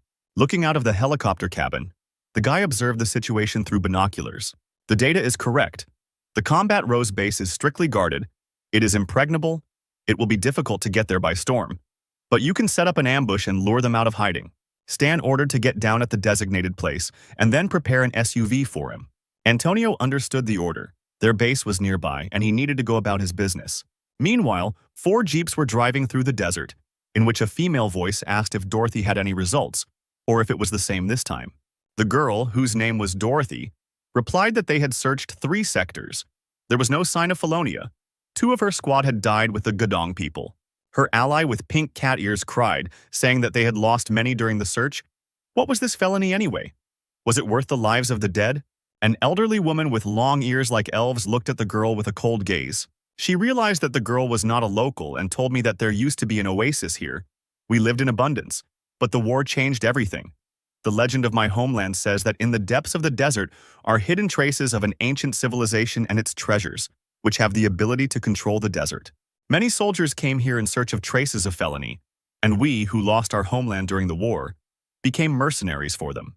We give our lives to seek felony for them, and in return we receive resources for existence and shelter for our families. Felony is our hope for further life. At the same time, Stan was digging holes in the sand and placing his new homemade mines in them. Having finished immersing the mechanisms, he took out his binoculars to assess the situation. The guy saw 4 jeeps on the horizon and realized that his prey had already arrived. The hero quickly hid behind the nearest rock. The trucks passed by a strange device that looked like a lamp, and at that moment the mechanism began to spark. There was an electromagnetic explosion, and lightning from the mechanism swept across the area in a large dome. All equipment was immediately turned off and radios were no longer available. Could this really be Gedong? Dorothy thought. Strange, they hadn't done any stalking before. The girl grabbed her axe and jumped out of the car, ordering her fighters to get out and prepare for battle. Stan reloaded his machine gun and opened fire on the devices. The new mines he created immediately detonated, taking damage and filling the air with gas and ash. The entire surrounding area began to be covered in purple clouds of smoke. The girls began to cough. Some of them managed to cover their noses, realizing that they were being attacked with toxic gas. But not everyone had time to react. Those who inhaled a lot of toxic gas felt their heads spinning. One of the girls fell to the ground unconscious after feeling dizzy. Her friend saw her fall and tried to call her, but she herself was getting worse and worse. Soon, many of the girls from Dorothy's squad were lying unconscious on the ground, and only the commander and a few fighters remained combat-ready. Suddenly, she heard someone open fire, shooting 1 bullet at a time at the immobilized targets. Dorothy was scared. She needed to quickly understand where the sounds of gunshots were coming from, and looking at the nearest hill she saw a dark figure. Dorothy understood that they couldn't stand still. They had to kill the sniper immediately, otherwise he would kill them all. The girl and the survivors rushed to attack, but Stan stopped some of them with a barrage of bullets. But this didn't stop Dorothy. She ran with all her might and screamed that the boy was going to die now. Stan realized that she was too close to him, and the machine gun was out of bullets, so the hero quickly pulled out a pistol. Dorothy, taking advantage of the guy's hesitation, quickly jumped and swung her axe. But Stan managed to use sliding fire and avoid the girl's attack. The guy then shot her with his gun. Dorothy dodged the bullets, but one still grazed her arm, and she reached for her shotgun, which was hanging on her back. They froze in the same pose. Stan pointed his pistols at the girl's body, and Dorothy pointed her shotgun at his head. Neither the boy nor the girl would have time to dodge, and they both understood this. Dorothy said that whoever the guy was, he wouldn't survive a shot from that distance. The girl had nothing to lose, so she pulled the trigger and shot the enemy. But suddenly she heard the clang of metal, as if bullets had hit a metal wall, and the figure of the guy in front of her did not waver. The girl was shocked. She was sure that she had defeated the enemy. The smoke from the shot cleared and she saw bullet holes on the hero that had hit the plate armor. The plates, like a multitude of small beetles, ran over all of the hero's clothes and removed the holes, as if the clothes had regenerative properties. Stan pointed the gun at the stunned girl who had nowhere to run. Most warriors blindly believe that it is easy to defeat a sniper in close combat. The shot struck Dorothy's head, her blood pouring like rose petals onto the cruel desert sand. The system notified that the hero killed Dorothy and received 7,500 experience points for this. Yes, a regular sniper would be weaker in close combat. It's just a pity that Stan is not a regular sniper. Several hours later, all the dead were found by the Allies, and the bodies were brought to their base. The girl looking at her murdered friend Dorothy concluded that they were all killed with the same weapon. It was the head of the combat rose named Mary. The girl realized that the attacker was a sniper working alone. Apparently, this is another killer who has been put on the wanted list, the head said. She immediately took out her phone and started dialing someone. We've been attacked again, Mary said on the phone. 20 people have died. Please send people to deal with the killer. Then the girl put the phone down and smiled, because soon this arrogant and impulsive guy would become game for hunting. A few hours later, cars arrived at their base, from which those whom Mary had called got out. They were hired professional killers with strange names. Yarmo 3, 7, and 5, they asked for a situation report. Mary bowed to greet the men and reported that their enemy was a well-aimed, well-trained sniper. He went to the southeast. In that direction, there are only 3 structures, and the closest of them is the base of the Feish group. A girl with ears named Suli, who was a mechanic of the combat rose, said that there were fragments from exploded mines here. The enemy predicted their course of action and set up an ambush. The model of his mines is unknown to her. but their body is made from materials from the Face group. Yarmo 3, having heard the report, said that this group is no joke. They cannot fight on their territory. And since the goal of this organization was the Fighting Rose, they will become bait for the enemy. Go ahead as usual, and we'll set up an ambush as soon as he shows up and quickly kill him. Mary turned to her long-eared comrade and ordered her to do as the mercenary said. The girl agreed. Meanwhile, at the base of the group, Fish Stan was developing a plan for further action. It turns out that the Battle Rose has support from the outside, the hero said. It's no wonder why so many killers fell. The Sumal Desert military forces have their own sponsors, Antonio replied. Political groups that run underground assassin training camps. Your client, the Chazrod's family, is one of them. As Stan leafed through the intelligence, he became curious about what this Felonia was that so much effort had been put into finding it. Hearing the familiar word, Antonio replied that he didn't know, although apparently he was hiding something from Stan. The hero also understood this, because in Felonia, some important secret is hidden, which may be connected to a hidden reward for this name. If the enemy has a patron, he will send reinforcements to him. What would be the best way to act in this situation? The hero thought and put the papers on the table. After a few minutes of thinking, he told Antonio that he needed a driver so he could shoot. This is your task, the man replied. Why should I help you? Traveling is not easy. Why don't you come with me and enjoy the beautiful scenery? What other landscapes? Antonio said and angrily pointed to the window, beyond which there was only a dead desert where there was nothing but sand. Look deeper, Stan said. In these places you can find mirages, and in the mountains you can find water. The desert is an amazing place. I don't think we're close enough to travel together. Stan chuckled and replied that they could very well become friends right now. The cunning man stirred his coffee and, taking a sip, offered to split the reward if Stan wanted him to participate in the mission so badly. Great offer, the guy replied. I'll give you 5%. This is very little. The driver is the very first target for the enemy. 20% is still not bad. Why don't you go rob someone? Stan replied indignantly. Antonio smiled and replied that he was doing just that now. And the hero had no choice but to accept the greedy agent's offer. A few hours later, the mission began, and a signal was heard at the Battle Rose base about a detected threat. The girl informed the commanders that their target was currently in Zone C. The lead mercenary came closer to look at the radar screen. Then he smiled. After all their guest had arrived, they didn't have to wait long. Besides, he apparently wasn't too smart since he decided to repeat the ambush he used earlier. The man commanded the elf to send a small decoy squad. The girl understood the order. A few minutes later, the cars appeared on the horizon and Stan, observing the situation through binoculars, noticed them. Climbing back into the car, he ordered Antonio to drive southwest. The mercenaries, seeing that the hero's car had started moving, laughed. He had taken their bait. It was time to destroy him. Stan continued driving in the given direction with Antonio. Seeing that he was being chased, the guy climbed out of the car window and opened fire from a sniper rifle. The shot hit the pursuer's windshield directly, but did not hit the passengers.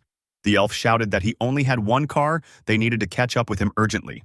Stan's car entered a narrow passage, and at that very moment, enemy vehicles began to surround him from different sides. The hero looked through the binoculars and noticed it too. However, he considered the enemies funny since they decided to surround him. But suddenly he saw something flying towards him.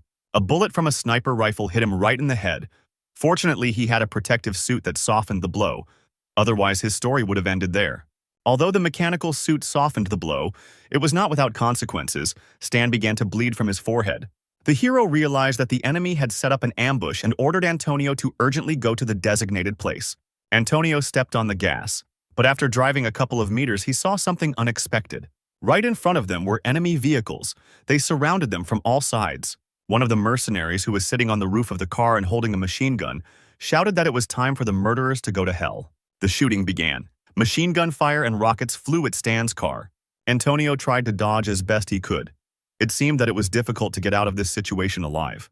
The launched missile flew ahead to blow up the enemy, but the agent reacted in time and stopped the car. The stop was so abrupt that the car reared up. Stan and Antonio barely managed to stay in their seats, but thank God they were saved from the explosion. The man then stepped on the gas again, and the mercenaries saw their enemy gradually moving away from them. He did not take any action because he knew that their enemy would not leave, since there was nowhere to go. Cold sweat was running down Antonio's face. There was nowhere to go. They were surrounded on all sides. An enraged Stan looked out the window to quickly figure out what to do next. Seeing that there were only 2 cars on the south side, the guy realized that the threat there was minimal. The enemy deliberately avoids the area where the hero has set traps. but they can break through from this side. The slightest explosion will detonate the mines. If that happens, it will definitely be the end for Stan. Suddenly, the hero's thoughts were interrupted by a loud roar. At that moment, he saw a huge car with spikes on the front bumper rushing towards them. "What the hell is this?" Antonio said in surprise. "We need to get out of here immediately." Stan shouted that he had a plan. It was very risky, but they had no other choice. They needed to go south. "I hope you know what you're doing," Antonio replied, turning the steering wheel in the right direction and pressing the gas. To the enemy's surprise, the hero's car began to quickly turn around and drive away. The mercenaries on board laughed at Stan because he wouldn't escape from them anyway. At that moment, the hero suddenly looked out of the window and shot at the laughing guy. The mercenary's laughter turned to surprise as he saw a projectile flying towards him. There was an explosion, and the dark night was illuminated by a bright light and a loud, irritating sound. The mercenary's eyes began to water. It was a flashbang grenade that stunned the opponents for a while. The mercenary got angry, quickly rubbed his eyes and opened machine gun fire at Stan's car. Antonio rode as fast as he could, while at that moment they were being fired upon from all sides by enemies. The pursuit continued, and from the large number of attacks, Stan's car began to catch fire. The hero realized that their car would quickly break down this way and told Antonio to press the accelerator. The man silently followed the order and pressed the red button on the panel. At that moment, the hero's car moved at the speed of a storm, breaking away from pursuit. It seemed that the worst was over. But suddenly that same huge machine with spikes appeared behind them.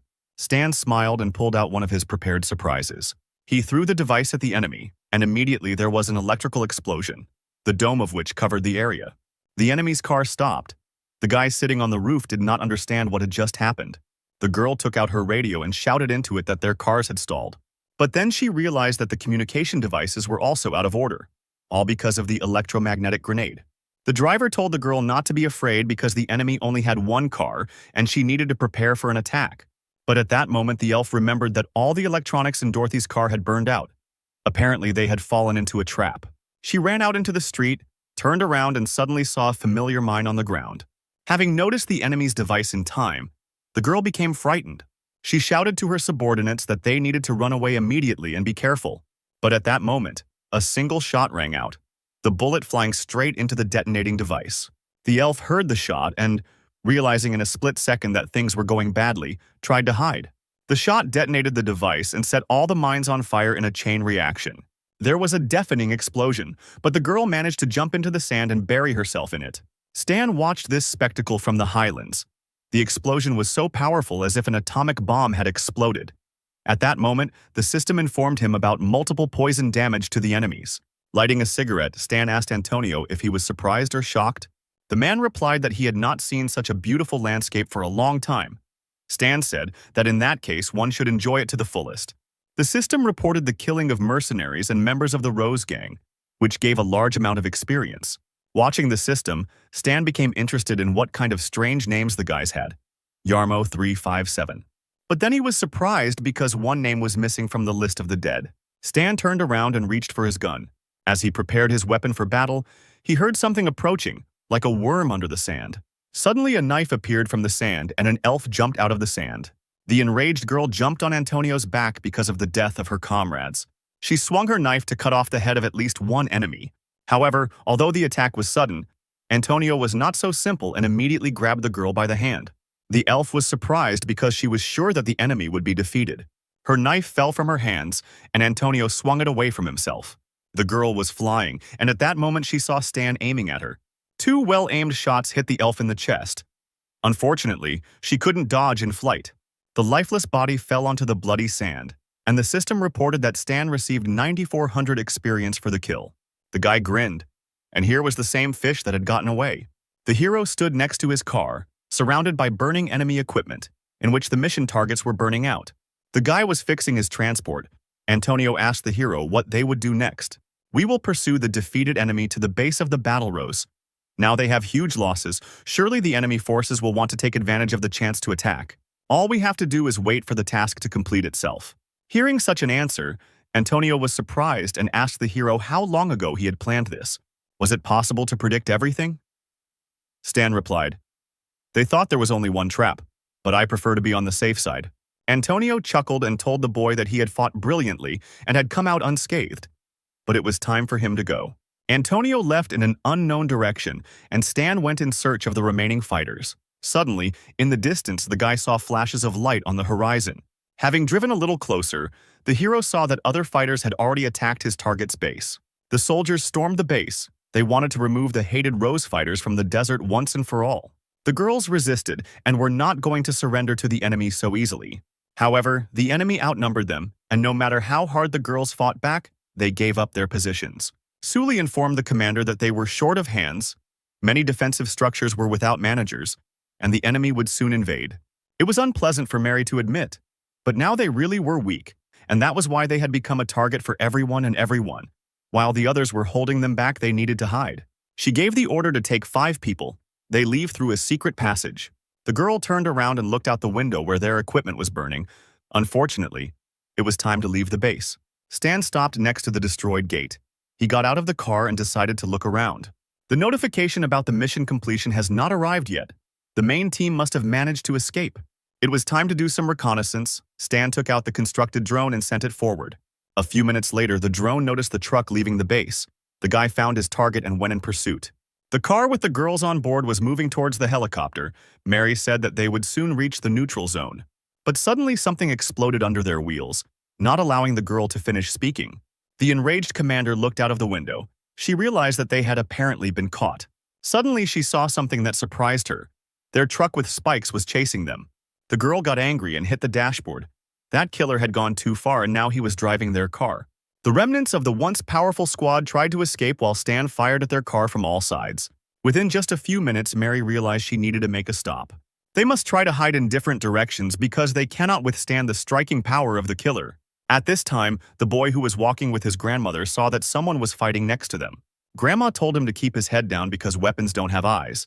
They need to focus only on finding Felonia. Still trying to escape, Stan said and continued firing at the enemy. Suddenly, the guy found himself in a strange place where sand began to flow. Then the sand collapsed and created a funnel that sucked him into itself. The grandmother, along with other pilgrims, saw how the place lit up and emitted a magical aura. The pilgrims' eyes were wide with surprise. It seemed they had come to the treasured place. Suddenly, a system window appeared in front of Stan, which informed him that he had found the hidden place, Felonia Z08, and had completed the task of the battle rose. The guy grinned. He realized that he must have accidentally detonated it in the right place. The task with the battle rose was also completed. This is truly a success. But he didn't stop to check the find, but continued the chase. The car with the girls gradually began to increase its speed, and Stan realized that his armored spike would not catch up with them. So he decided to use a secret weapon that he had recently installed on the armored personnel carrier. He pressed a button, and at that very second an electric field surrounded the car. Sully immediately understood what that electric sound was. Their killer was crazy. He wanted to stop them and destroy them by ramming. But Stan didn't ram them. After the enemy's car stopped, he got out of the car and ordered the girls to do the same. Mary ran out of patience. Enough running away, she jumped, and an intangible field appeared under her feet, from which she pushed off. The girl was confident that she would defeat this sniper in close combat, so she decided to get closer to him. Stan took advantage of the fact that the girl was in a position where it was difficult to dodge and fired several shots at her. However, Mary pressed a few buttons on her arm guards and created an impenetrable shield.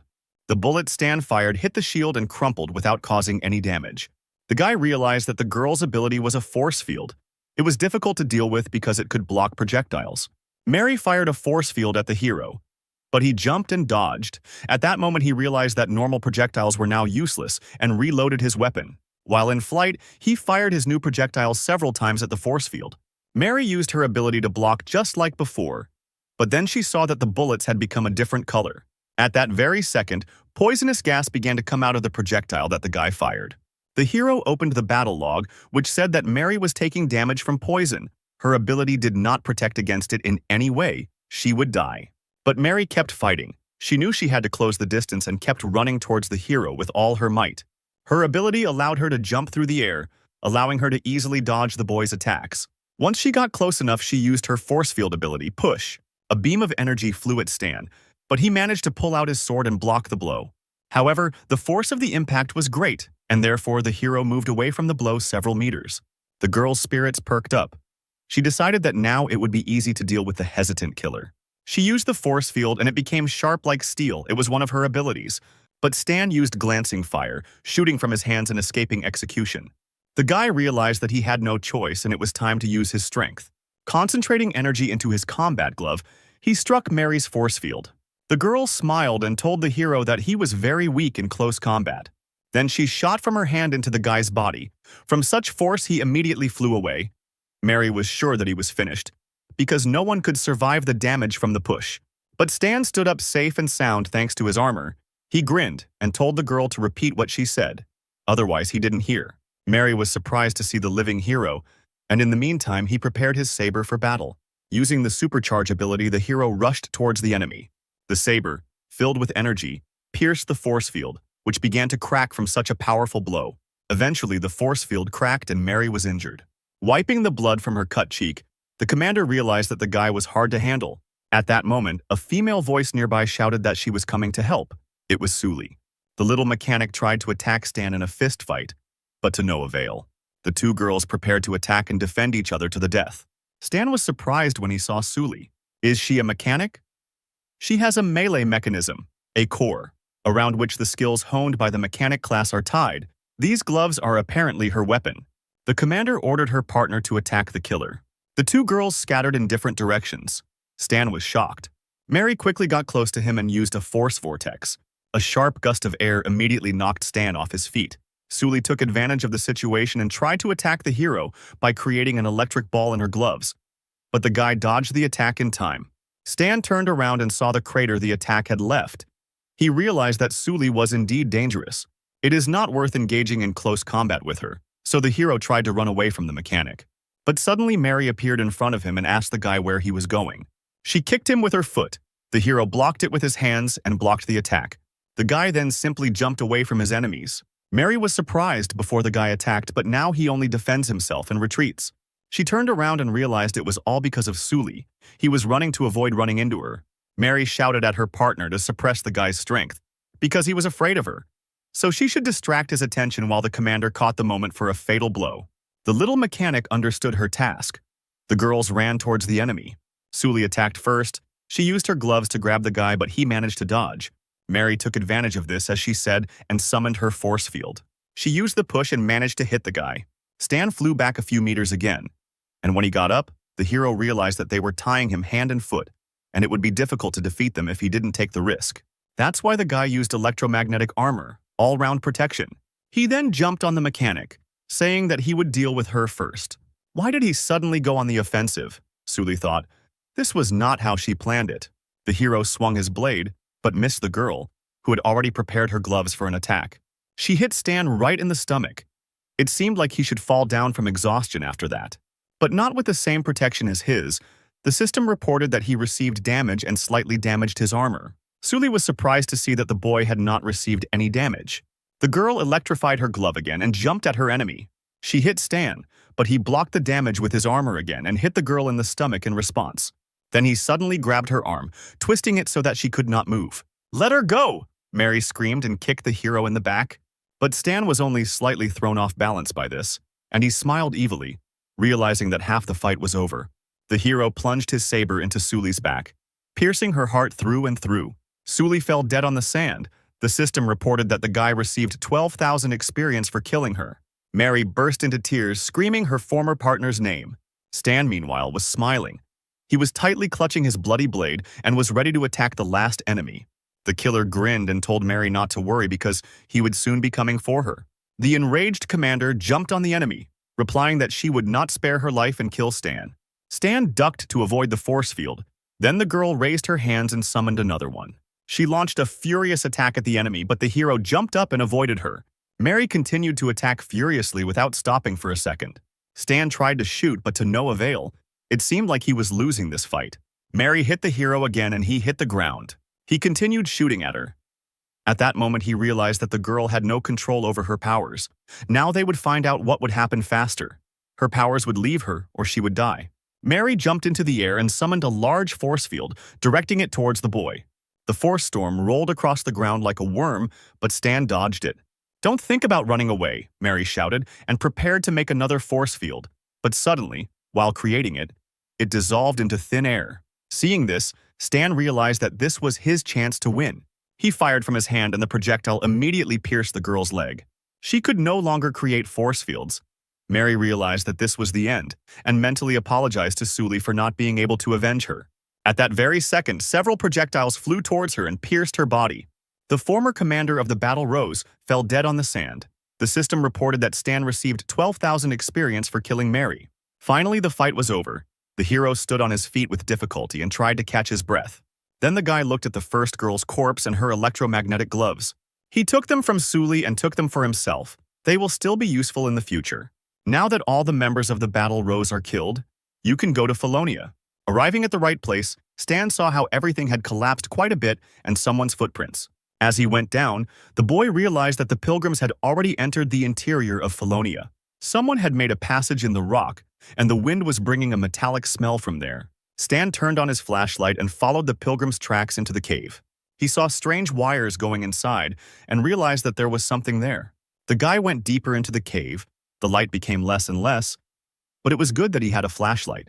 Stopping, he saw a fork in the road surrounded by blue crystals. The hero stopped and thought about which road he should take when suddenly he heard footsteps coming from one of the forks. The pilgrims were running, their eyes filled with horror. They were shouting that there was a monster in this cave. Someone growled loudly from the cave where the boys were running from. The pilgrims, having run a sufficient distance, turned around and were surprised that this monster did not chase after them. "Such a vile place cannot be a felony," said the old man. But the pilgrims suggested that perhaps this was the very treasure of the desert that everyone was looking for. "It's impossible," the old man replied. "The treasures are magical. There shouldn't be any monsters near them." Grandpa turned to Stan and told him to leave with them, because Felonia wasn't here. However, the guy didn't move from his place because the system told him that Felonia was right here. According to the game description, there are no magical things on the planet Aquamarine. There must be magical treasures, which he said are technologies. From Stan's experience, the pilgrims act as underground guides who inform the player of which direction the monster is located. It turns out that he should go to the right, where they came from. Or maybe they, on the contrary, wanted him to go left. The unknown is more frightening than the monster. The guy put on night vision goggles and decided to go right anyway. After walking a little inside, the guy found himself in a room that looked like a laboratory, in which parts of people's bodies lay. A sharp smell hit the hero in the face, so he covered his nose with his hand, feeling this disgusting stench. Lowering his head, Stan noticed a huge paw print from the monster. At that very second, the bloodthirsty monster noticed its prey. Hearing the growl, Stan immediately turned around. In front of him stood a huge monster, 2-3 meters tall. He had red eyes and fangs with horns. Outwardly, he looked like a demon. The hero dodged and prepared his blade to attack. But suddenly, the demon did not attack the guy, but began to turn his head as if he was looking for him. Stan covered his face with his hand to keep quiet. After all, he realized that the monster had night blindness and could not see anything in pitch darkness. But Stan, on the contrary, put on night vision goggles, so he was able to easily hide behind a column. Suddenly, the hero felt something crawling underneath him. He lowered his gaze and was shocked. Directly below him were dozens of monsters that were unable to escape from the mesh cage. The hero panicked, realizing that there were monsters there too, and it was very dangerous to be here. So Stan ran forward. There were monsters under the floor and he was getting deeper and deeper into the lab. Running into one of the rooms, he saw another shock. In front of him was the corpse of a long-dead man who had already turned into a skeleton. It seemed as if he had fallen asleep on the table, and next to this corpse was a diary. The hero opened the diary. It was written that the professor modified the Felonium serum for the 67th time and introduced it into a laboratory rat, and if everything goes well, then it will be possible to conduct an experiment on people. But the rat then died. However, the professor insisted on conducting tests on people, with which the officials agreed. The next page said that the base had issued a new set of rules. All researchers must hand over their electronic devices and not connect to external networks. The man assumed that they would be overpowered. However, the man who was injected with the serum behaved calmly. On the last page, it was written that the doctor hates this place because there is no life here. Tomorrow, they are retreating and heading to Base 3 in search of shelter. They created backup copies of all data related to the Felonia serum. The guards want to blow up the entire facility. The professor took several serums with him, and they destroyed the rest. After finishing reading the diary, Stan realized that Felonia is a blood serum, and that it is not here because the professor took it with him. It seems that this time he has no chance. But suddenly, the guy noticed something glowing in a box not far from him. The hero took out the glowing object and tried to open it. It wasn't difficult to break the lock, and when the guy opened the box, he smiled. He didn't even have to look for long. The box contained 3 unfinished felonious serums. The system reported that this serum had the medicinal ability to improve the body's physical performance. The current formula was not ideal. After use, a mutation may occur. However, the hero was interrupted by a monster who found him. The monster jumped on Stan and tried to attack him. The monster swung his huge hand, but at that moment the guy pulled out a gun. Using sliding fire, he dodged the clumsy monster's attack and fired at it several times. The system reported that the hero dealt 57 damage to the monster, and due to the fact that he entered into battle with it, the following information is available to him. Taking a quick glance at the system window, the hero realized that the monster's level was higher than his, but it was in very bad condition, which meant that there was a chance of winning. The hero jumped further and further away from the monster, but hearing the guy, the monster prepared to jump. The demon then pushed off and jumped towards Stan, hitting him with a massive hand. From such a blow, the hero immediately staggered and spat out a stream of blood. However, he realized that this was his chance because the monster opened up and jumped into the air. Pushing off from the wall, the hero found himself behind the monster. Taking out his blade, he struck the monster in the neck, wounding it. But the monster wasn't that weak. He grabbed Stan by the clothes and threw him. The hero was surprised that the monster continued to move even despite the cut on his head. Then he put on the gloves he had recently borrowed from the little mechanic. "Let's see how you can stand up to this," Stan said, and jumped on the enraged monster. The monster tried to counterattack him, but the hero dodged and dived under his feet. He then took advantage of the monster's clumsiness and struck it straight in the stomach with his electric glove. The monster flew away and fell to the ground with a crash, but it still did not give up. Trembling with difficulty, the monster tried to rise to its feet. Stan then reloaded his pistol and fired several shots at the enemy. He fired the entire clip at the monster and then it fell, since it was already greatly weakened by the blow to the stomach. Stan tried to catch his breath. The system reported that he received 32,000 experience, and for killing a monster 10 levels higher than him, he additionally received another 50,000 experience. The hero was exhausted. So many battles during the day had taken their toll. He could hardly stand on his feet. Suddenly, he saw a new threat. A claw appeared from under the floor and knocked out the bars. Then, huge insects that looked like beetles began to crawl out from there. Stan realized that he definitely wouldn't be able to fight them and decided to run away. A few hours later, people from one of the organizations arrived at the legendary Felonia. The commander asked for a report on the situation inside, and the man said on the radio that there were footprints and blood everywhere. The guy who was exploring the cave asked the commander to send some reinforcements there. It was quite creepy here. Not a single soul. No one understood where the staff could have gone. Suddenly, the fighters saw those same huge beetle monsters in front of them. The soldiers immediately opened fire on the terrible threat. However, the beetle's shell was too strong and the bullets were no match for it. The soldiers realized that they could do nothing against the monster and decided to quickly retreat. One of the soldiers even shed a tear when suddenly the monster grabbed him by the legs. He begged to be saved, but of course no one stopped, so the soldier became dinner for the beetles. Other soldiers also could not hide from the monsters. Screams were heard from the cave. The commander tried to find out what was happening there. The monsters were not satisfied and their appetite was whetted, so they soon appeared on the surface. The commander, not hearing his soldiers, ordered the squad to attack the laboratory. Whoever found the thing first would receive a reward. But suddenly he saw in front of him those who had dealt with his fighters.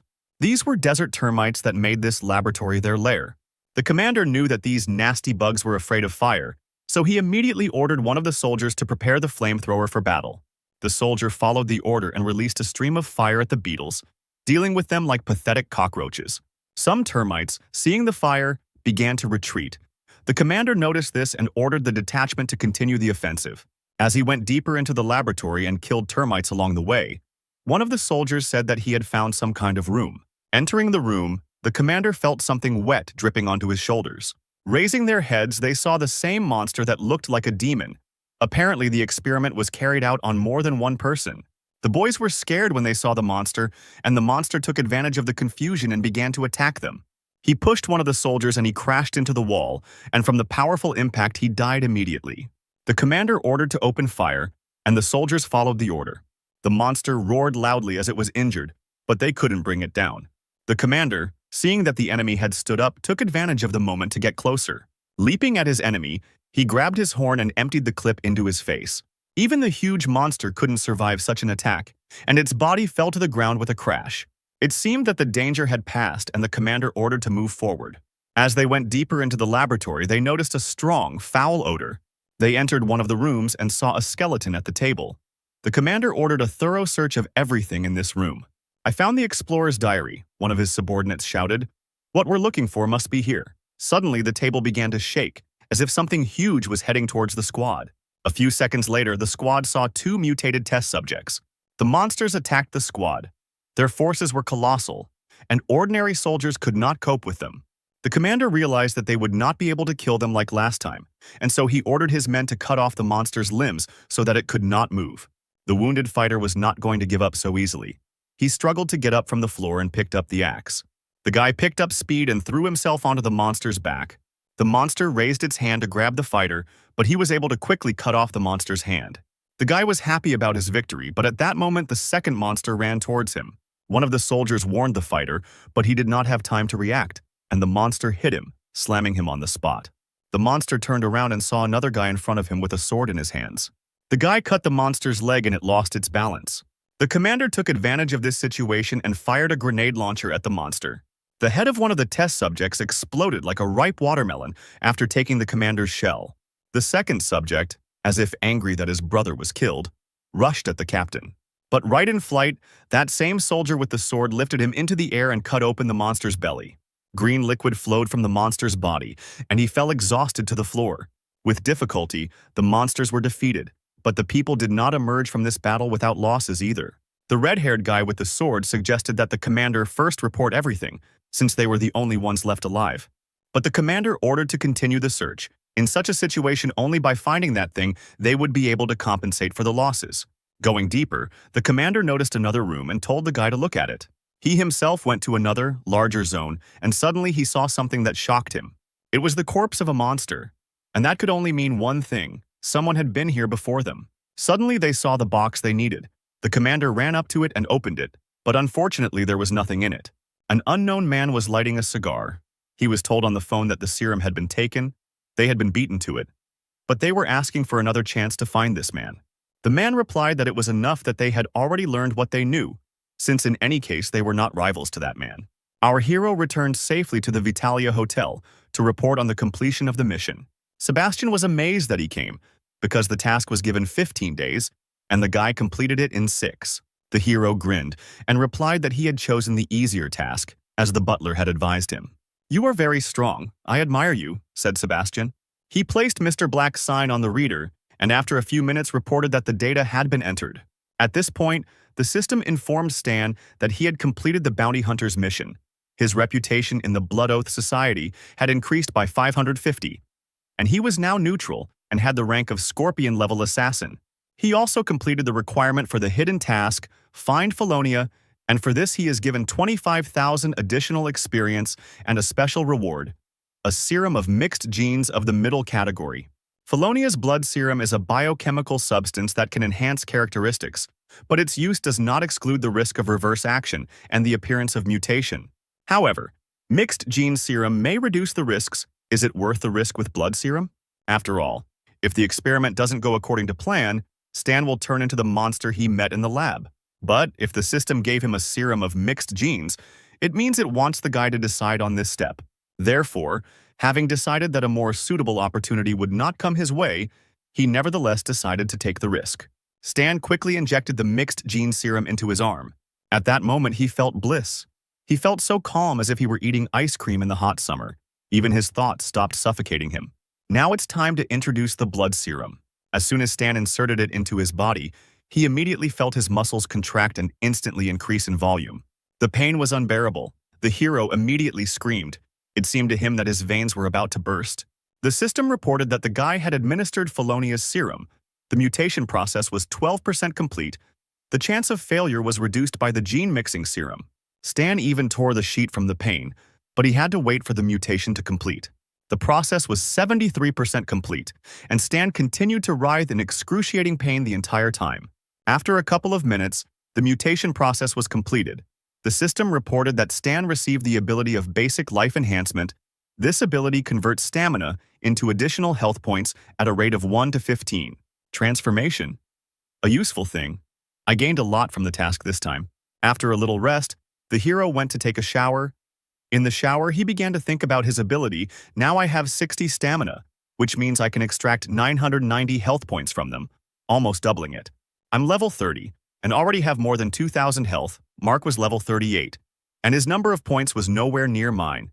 It's good that I didn't turn into a mountain of muscles, but retained my former attractive appearance. Combined with electromagnetic armor and mechanisms that have yet to be created, enemies will have no choice but to vomit blood. As soon as the guy got out of the shower, his phone rang, and the hero, wiping his head, picked it up. The voice on the phone said that an emissary from the Chazrod's family wanted to meet with Mr. Black. A few hours later, our hero went to the house of the Chazrod's family. The man introduced himself as a fan and said that they were the ones who announced the award for the War Rose.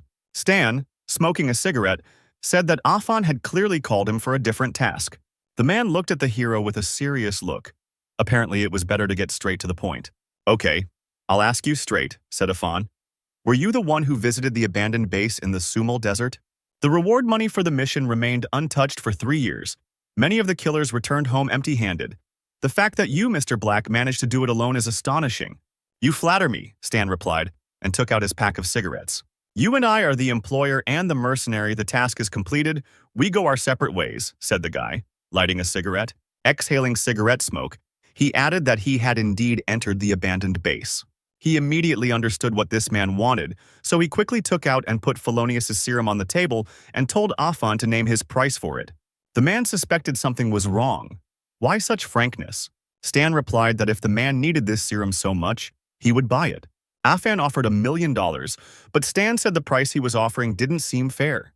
The serum had been stored for several decades, the man explained, and it was impossible to say for sure whether it was still effective. The proposed price was already high. The hero did not let the emissary finish speaking and said that he agreed to the deal. A fan couldn't believe his ears. Why did the guy agree so quickly? Stan, finishing his cigarette, explained that it was a gift to a friend. Afan smiled approvingly and said that the payment would soon be deposited into the mercenary's account. And also both the Chazrod's family and I personally express our gratitude to you, said Afan, and shook the hero's hand.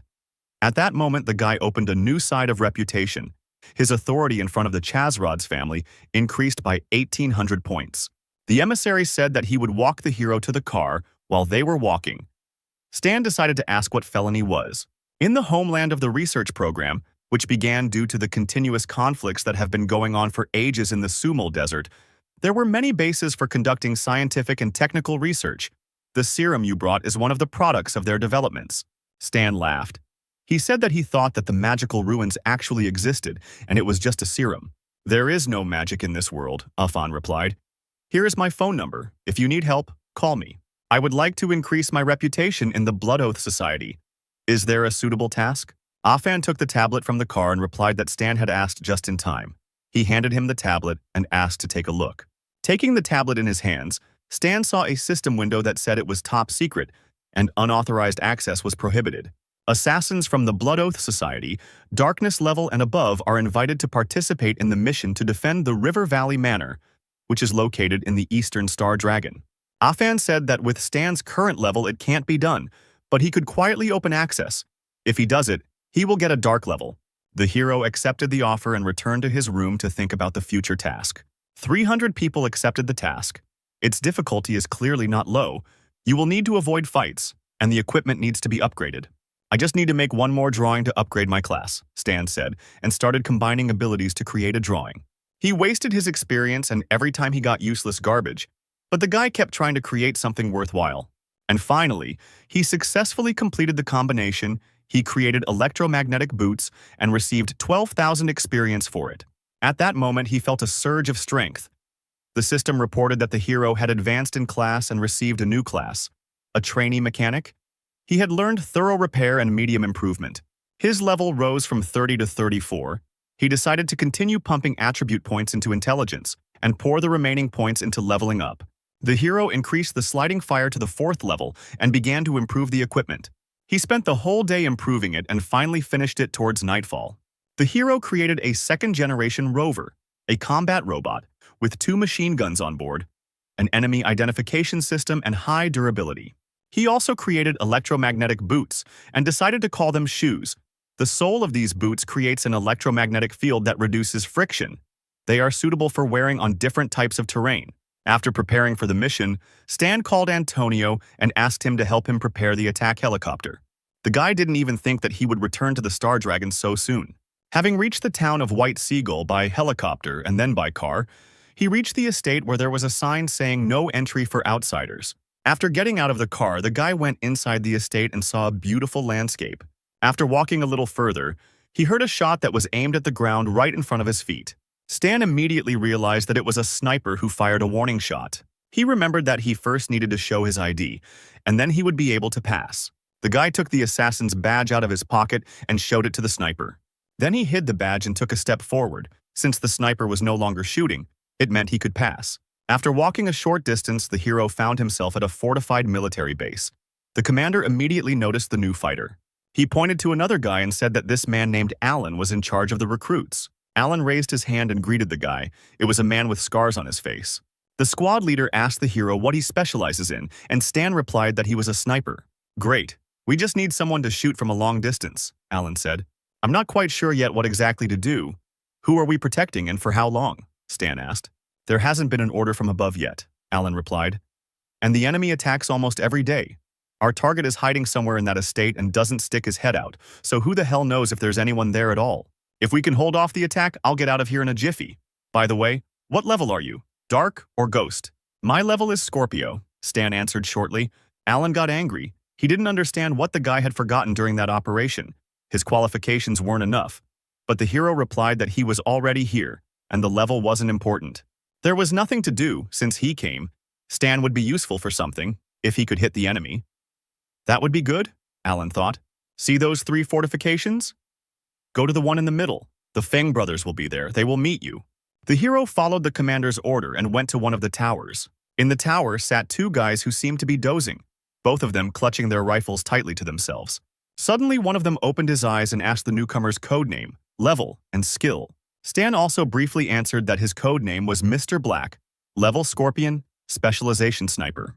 Brother Feng spat. He didn't understand why they sent a Scorpion to them, so he sent Stan to the left fortification to help the old sniper and finish off those they missed. Stan didn't argue and went to the next tower. Going inside, he repeated this mantra again. Newbie, Scorpion, Sniper. The old man, hearing that the boy was a Scorpio, said that he would have a left side, and he would be responsible for the right side himself. The hero approached the left side, where the view was extremely narrow. Even with his skills, it would be difficult. Having started to prepare for the battle, the guy saw a system message which said that he had called a chain of tasks to protect the estate. Firstly, he did not need to check the identity of the target for protection. Secondly, he could not leave his post. Thirdly, he could not allow enemies to enter the estate. For the first task to clear out enemies, he would receive 20,000 experience. The hero took out his sniper rifle and decided to finish the first task first, and then he would see how much they would give for the second one. If the reward did not suit him, he would refuse. Closer to night, enemy helicopters flew over the estate. Stan, hearing the noise, looked out from behind cover to assess the situation. At this time, enemy tanks attacked the fortifications of the estate, firing at the barriers. Alan shouted that they were under attack. All the soldiers immediately grabbed their rifles and prepared for battle. A battle ensued. Forces of an unknown enemy stormed the estate. They had quite impressive weapons from armored personnel carriers, tanks, and infantry. But the estate also had good fortifications, which successfully held back the enemy. Stan also did not stand aside and purposefully mowed down one enemy after another. He aimed mainly at the most dangerous opponents, such as machine gunners on tanks. One of the soldiers with a grenade launcher shouted that there was an enemy sniper above and he needed to be crushed. They opened fire with grenade launchers on the buildings where the snipers were located. The defending soldiers took advantage of the enemy's weakened state and attacked with redoubled force. The enemy vehicles were engulfed in flames, and it seemed as if hell had come to Earth. The enemy commander shouted that they were defeated because the enemy's sniper was too accurate. He ordered his men to retreat, and the remaining fighters immediately climbed into armored personnel carriers and drove away. "Are you really leaving already?" Stan thought and smiled. After firing a few more shots, he killed the retreating enemy fighters, but some still managed to escape. The old man who was Stan's partner praised the newcomer. A system window appeared in front of the guy, which informed him that he had completed the first part of the task and received 20,000 experience. This amount did not suit Stan, but the next defense task was supposed to give 80,000 experience. For the first wave, they gave 20,000. For the second 80,000. Based on the growth proportion for the third wave, they will give 320,000 experience. These figures already suited him, and while there was nothing else to do, he decided to go to the supply department. Maybe he could earn some experience there. A few minutes later, the guy arrived at the River Valley estate in the supply department. The soldier brought a machine gun to the old man and asked him to fix it, but he said that he would fix it tomorrow as soon as he woke up. At that moment, Stan came through the door and said that if it was urgent, he could fix it because he worked quickly. The soldier was surprised by such a proposal, but the old man did not believe that the hero could cope so quickly. "Whether I can handle it or not, you'll find out when I finish," Stan said, and took the machine gun from the soldier. Having brought the weapon to the workbench, the hero immediately began to quickly repair it. The soldier was surprised. The mechanic's movements were progressive. He really is a master. Literally a few minutes and the repair is complete. The system reported that the hero received 2,000 experience for his first repair. The soldier couldn't believe his eyes. The guy really did it very quickly. Several guys approached Stan. They were also mechanics who recognized one of their own. They had a lot of things that needed repair, but unfortunately they lacked specialization, so they didn't have time to fix everything. Stan took the hint and said he would be happy to help with the repairs. The hero began to repair all the soldiers' weapons. His specialization was enough to repair them one by one in a matter of seconds. The mechanic was shocked by what he saw. The guy was repairing and upgrading their weapons at an incredible speed. Within minutes, a crowd of fighters had gathered around Stan, watching him work with amazement. Suddenly, a soldier came to the window and said that the enemy was attacking and they needed to prepare for battle. But the guys didn't want to leave. They wanted to watch the master's work for a few more minutes. After some time, a siren sounded, warning of an enemy attack. Stan ran to his position to prepare for battle. "Where have you been?" the old man shouted. "The left side is behind you." The hero took his sniper rifle in his hand and told the old man that he could rely on him. The enemy was advancing, and he still had impressive firepower from tanks, helicopters, and armored vehicles. This time, the defending forces were inferior in firepower, and the first flank was immediately broken. Snipers opened fire on their targets to support allied fighters.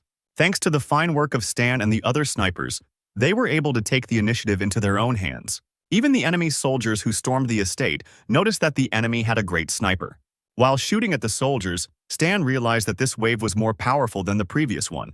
But for him, any enemy was a mere trifle, so he easily eliminated one fighter after another. The battle with an unknown enemy continued until the morning. The estate managed to hold out again, and the commanders of the attackers ordered a retreat. The system informed the hero that he had completed the second task and received 80,000 points. In the third round, he would receive 150,000. These numbers were already impressive, but the guy understood that the next wave would be harsh. After all, judging by those who died in this wave, the chance that they will cope is 10%. Night fell. Thunderclouds covered the clouds and pouring rain began. The commander shouted to his subordinates to quickly bring the supplies inside, otherwise they would all get wet. Stan sat in his sniper's position and looked out the window at the rain. "The weather is perfect for an attack. If the enemy comes in the evening," the boy said. The old man got a little angry. He hoped that the hero was wrong. But suddenly a siren blared over the camp. The old man jumped up abruptly. "We need to prepare for battle. The enemy is coming." A few seconds later, the guys heard the roar of the engines of combat vehicles. The captain saw the enemy through his binoculars and ordered his squad to duck.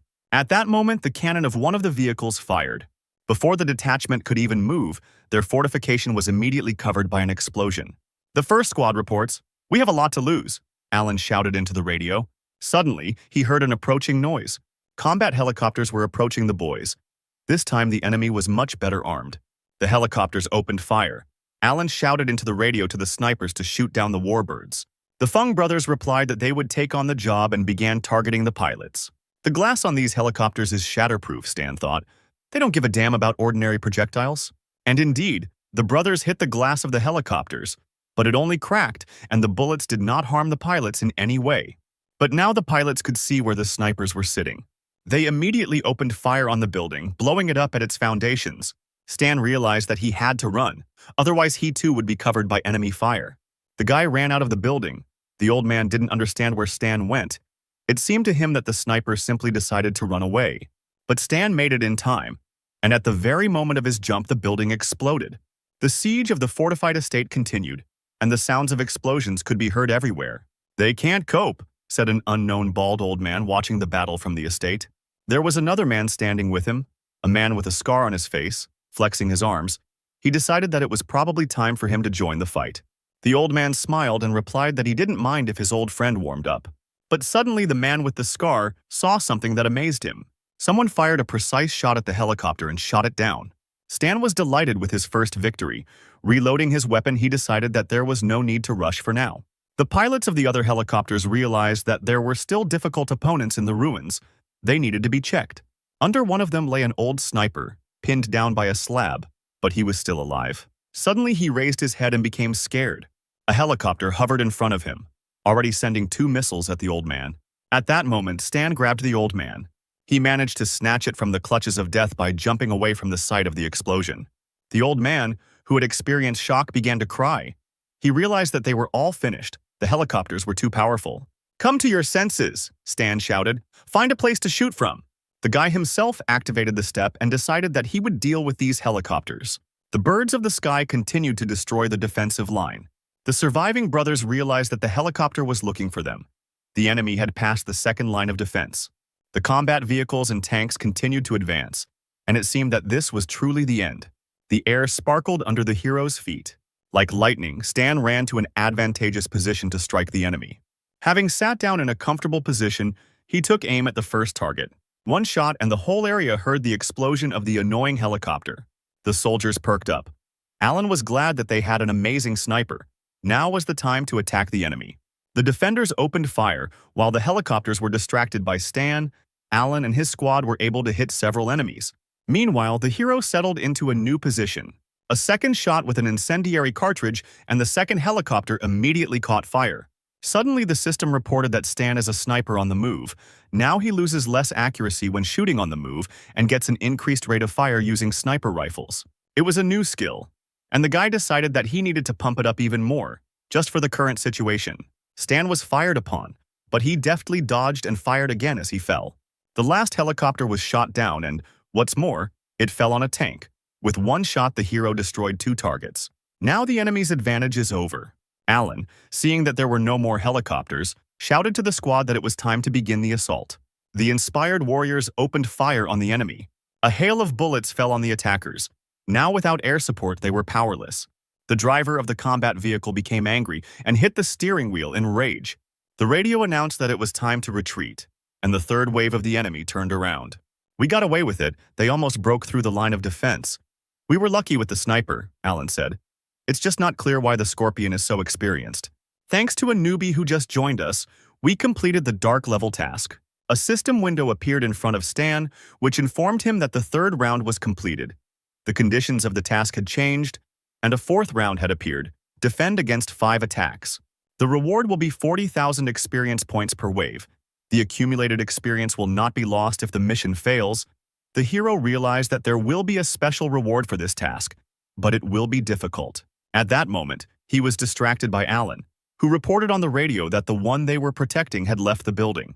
All the surviving fighters, including Stan, gathered at the entrance to the estate. "Thank you for your excellent work," said the old man.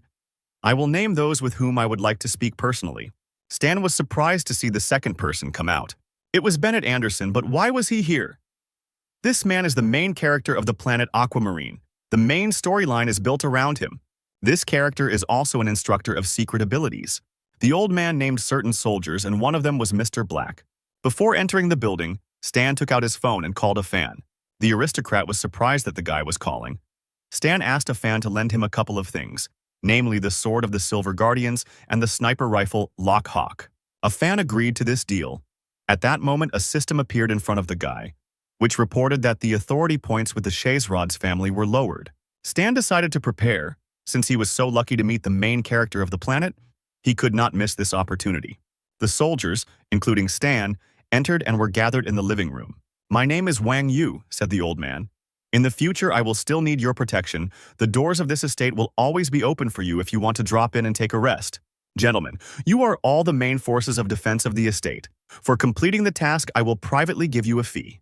Hearing these words, the guys were happy, all except Stan. They immediately jumped up with joy and decided to go and rest at the estate. "I'm not holding you back," Wang Yu replied. "Do whatever you want." Seeing that Mr. Black was not leaving, Wang Yu asked the guy what he wanted. "I'd like to speak to this man alone," Stan replied, pointing at Bennett. Wang Yu left and left the two men alone. The servants of the estate brought tea. Bennett took the mug and asked Stan if they had met before. Bennett Anderson, the hero, began the conversation. You were once a legendary man, the commander of the select squad Ordna. You were called the Azure Devil. After leaving the Ordna, a reward of 15 million was placed on your head. You literally disappeared for 2 years. And then, having become stronger, you began to help civilians who suffered during the war and founded a large organization that would later become the Shadow Internet. Bennett was shocked to hear all the information about himself. Bennett had no other explanation for this awareness other than that Stan was a fan of his. The guy thought about it. He realized that he shouldn't bother Bennett if he wanted to ask for help, so he pretended that he was really a fan and always dreamed of meeting the hero. The past is in the past, Bennett replied. So why were you looking for me? It wasn't for an autograph, was it? No, of course not, Stan replied, thinking that Bennett had too high an opinion of himself. I heard that you are one of the strongest people on the planet. Do you want to challenge me? No, of course not. I would just like you to teach me a couple of tricks. It's interesting, Bennett said, raising the cup to his mouth. You're the first one who's asked to be my apprentice, but the sniper doesn't need my appointments. That's how it is. Then I won't bother you anymore. Same thing again, Stan thought. Until I fulfill the prerequisite, my request will be rejected. In order to study with him, I need to give a special gift. Fortunately, I already have everything ready. Some time passed, and fighting began again on the front lines. One of the soldiers greeted the new beauty and asked her to join her. It was a mercenary with the pseudonym Golden Fox. The girl asked the soldier what was going on here. The number of enemies increases with each offensive, the guy replied. But we are not giving up our positions. The north-south and northeastern lines of defense are under the personal command of Mr. Black, so everything is under control there. Mr. Black? Who is he? The girl asked. He is a scorpion-level killer but as accurate as the devil, the guy answered. Scorpio? It seems somehow imprudent to leave command to him. Real strength speaks for itself on the battlefield. Don't take liberties, the guy answered the girl, switching to a serious tone. The girl was surprised to think that she did not dispute their choice, but this soldier reacted very sharply. I wonder where this Mr. Black got such authority from. Meanwhile, on the River Valley estate, on the western slope of the mountain, the guys defended themselves from the enemy. Lisa was also with them. The girl was a sniper and noticed that enemy armored vehicles were approaching from the other side. She raised her sniper rifle but suddenly noticed that a bullet had pierced the enemy soldier's head. The girl was simply in shock. She was surprised that Mr. Black had killed the enemy so quickly. He was the strongest sniper she could remember. Another shot rang out, and this time the shot shot down the enemy helicopter. The system reported that the 4th wave out of 5 had been repelled. Stan understood that the difficulty was increasing, but he could handle the waves. But what to do to get the secret reward was still unclear. Suddenly, the guy was contacted by radio and informed that some person from the Chisrod's family was looking for Stan. The guy was surprised that the family worked so quickly. He met with the man and took the suitcase. Stan knew that in the game, Bennett liked to collect old things that were no longer in production. Depending on the gift, he teaches different techniques. The total number of gifts is limited, as is the number of players who can learn from him. In his past life, players were at each other's throats over moves, but he just needs to improve his relationship. So Stan immediately went to meet Bennett. What do you want? The man asked. And at that moment, Stan opened the suitcase and said that he wanted to learn fighting techniques. Bennett smiled and just wanted to say that he had already spoken about the techniques, when suddenly he stopped, seeing what was inside. Inside the suitcase was the sword of the Silver Guardians.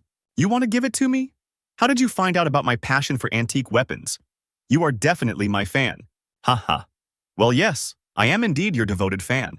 There was a silent pause in the air as Bennett examined the rare blade in the suitcase. Okay, I'm ready to teach you. Stan was surprised to hear this answer. What were you thinking? I'm telling you, I'm ready to teach you. Isn't it clear without further ado? Stan smiled triumphantly. Getting the legendary moves was easy as pie. By morning, Stan and Bennett went to the training room.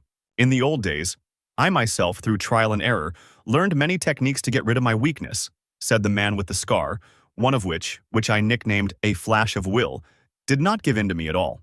Here it is, that very technique. Stan was delighted to hear about the legendary ability. Our body has a power that it does not use due to the guardianship of the brain. If you break through the brain's limitations, a person will be overwhelmed with power.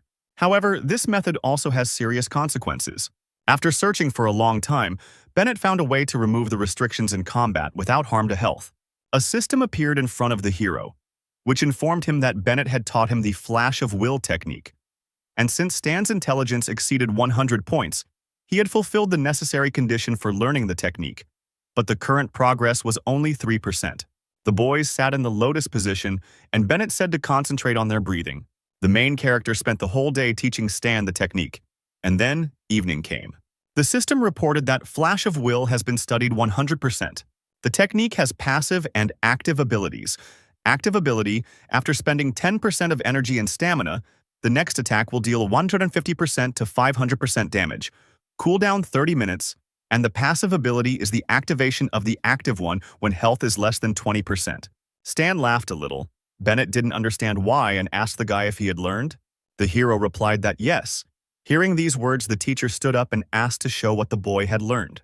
Stan just smirked slightly. He clenched his fist and immediately it began to become covered in blue energy. The mechanic attacked the teacher.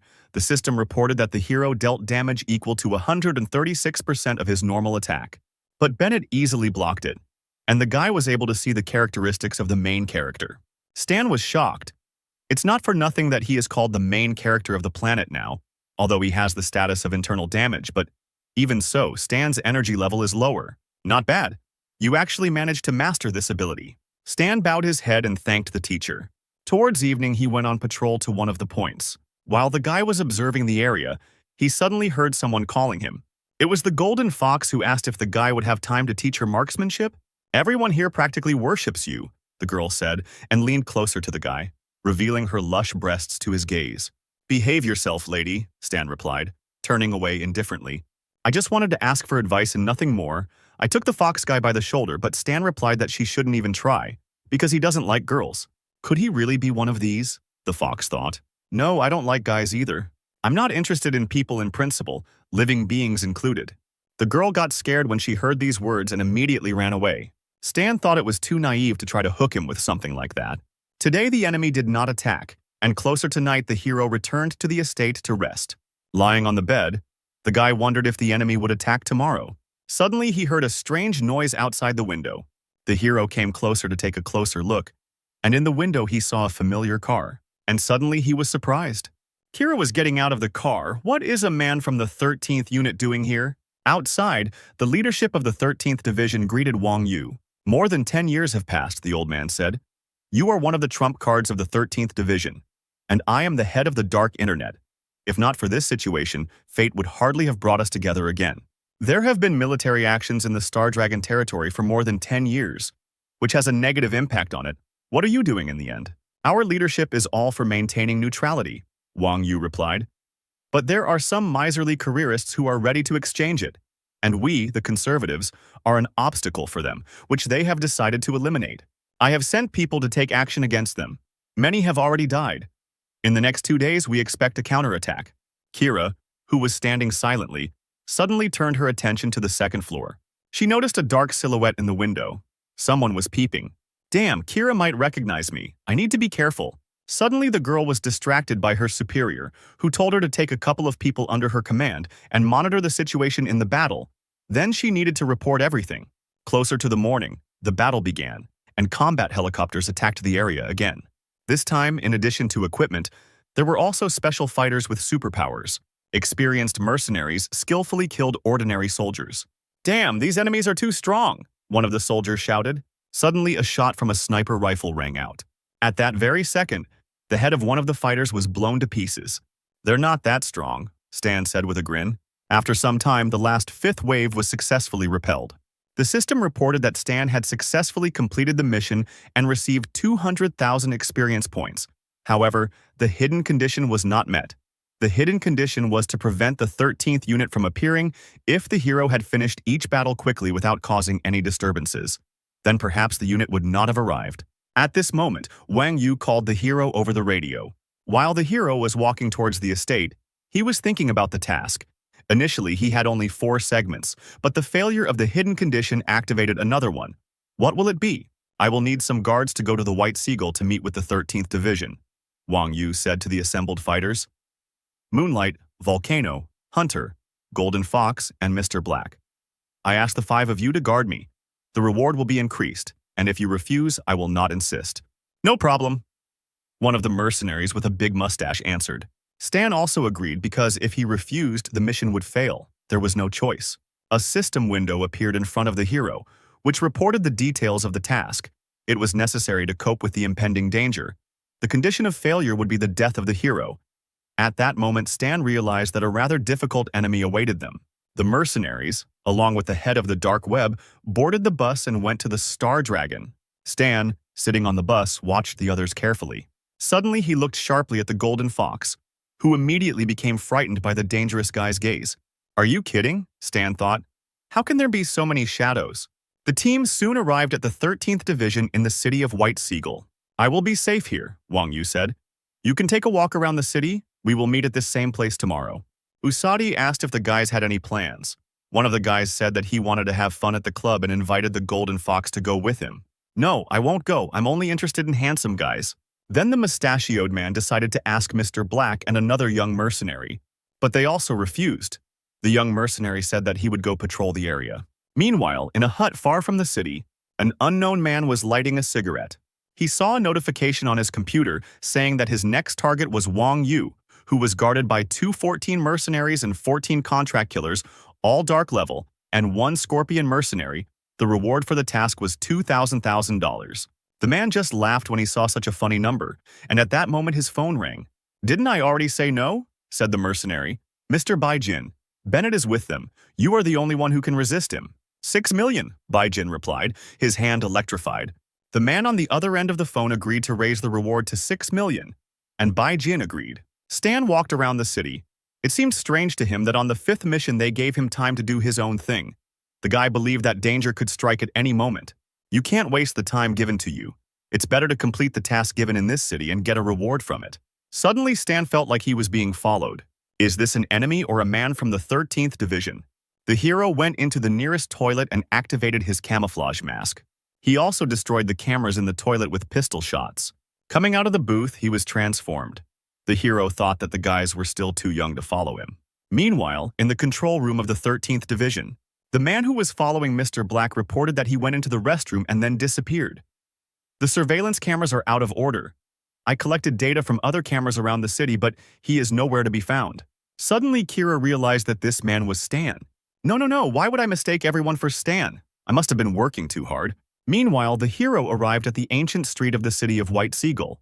The pink-haired girl heard someone knocking on the window and came closer. There was a man with white hair outside the window. It was Stan. God, what a handsome guy. The girl thought and asked the guy what he came for. May I come in? I want to look at the antiques. The girl let the guy in. The hero asked her if she was the owner of the store. The sweet girl timidly replied that she was the owner. Her reaction seemed strange to Stan. Did his appearance really look strange? The owner decided to show the antiques to the guy when suddenly he asked, "Where is Tang Shu?" Hearing this name, the girl became frightened and dropped one of the vases. Stan's face turned stern and he pulled out his gun. The hero pointed the gun at her and ordered her to take it to him. The girl did not resist and led the guy into a small house. Looking at Stan with fear, she tapped out the password. The door was opened by a small man, a robber known as Tang Shu. Stan immediately recognized him.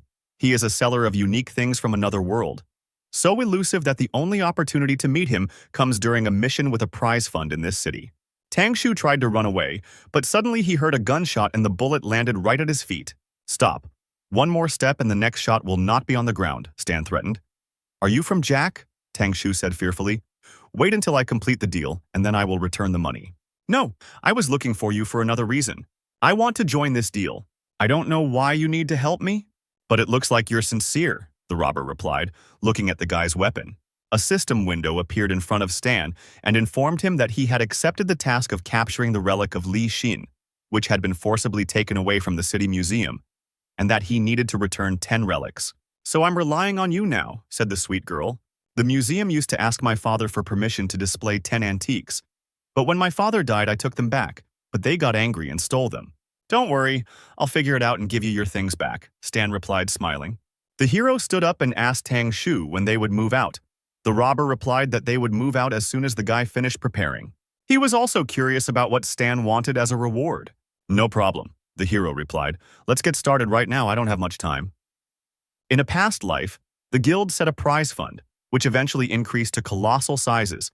The revenue was huge, but since Stan was the first, the entire reward would go into his pocket. After some time, the heroes arrived at the city museum. "The building has 3 floors. Here's the plan," said the robber, drawing in a notebook. "At the beginning, Before he could finish speaking, Stan was already running. "No, wait!" Tang Shu shouted in shock. But Stan wasn't used to waiting. He jumped straight into the museum window at full speed. "What are you doing? We wanted to sneak in." "You're too boring," said the guy. "Come in quickly." The siren rang and the guards took up their batons when they saw the thieves. Stan, without wasting any time, quickly smashed the display cases and collected all the valuables. The boys quickly started running away. But suddenly Stan stopped.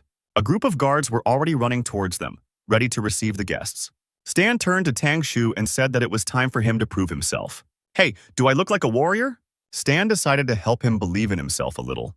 "Here's a boost of confidence for you," the hero said, kicking Tang Shu in the ass. "Hit him!" the guards shouted when they saw the guy flying towards them. The crooked-toothed robber burst into tears when he saw the clubs above his face. Tang Shu was unable to dodge the first blow. Realizing that he was not a warrior after all, Tang Shu crawled on his knees to Stan and said that he couldn't handle it.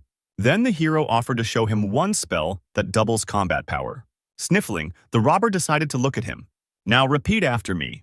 With a light movement of his foot, Stan sent the robber straight into the guard's clutches for the second time. The guards began to beat Tang Shu. But the spell worked, and the robber rose from his knees and grabbed the guard by the baton. He snatched the weapon from their hands and put one of them down. But his confidence did not last long, and the guards began beating the robber again. "Well, I can't, bro. I beg you. You have a gun. Finish them off." "No need to beg me," Stan replied, hitting Tang Shu on the ass for the 3rd time. "I can only support you morally and motivate you again if you want." This situation irritated the robber more and more. He stood up and picked up one of the valuable vases. He then hit the guard in the face with the vase. "Hey, what are you doing? This is a cultural monument," the guard shouted, worried about the vase. "Shut up!" Tang Shu shouted and threw the vase at the guy. The relic shattered into small pieces from such a powerful blow.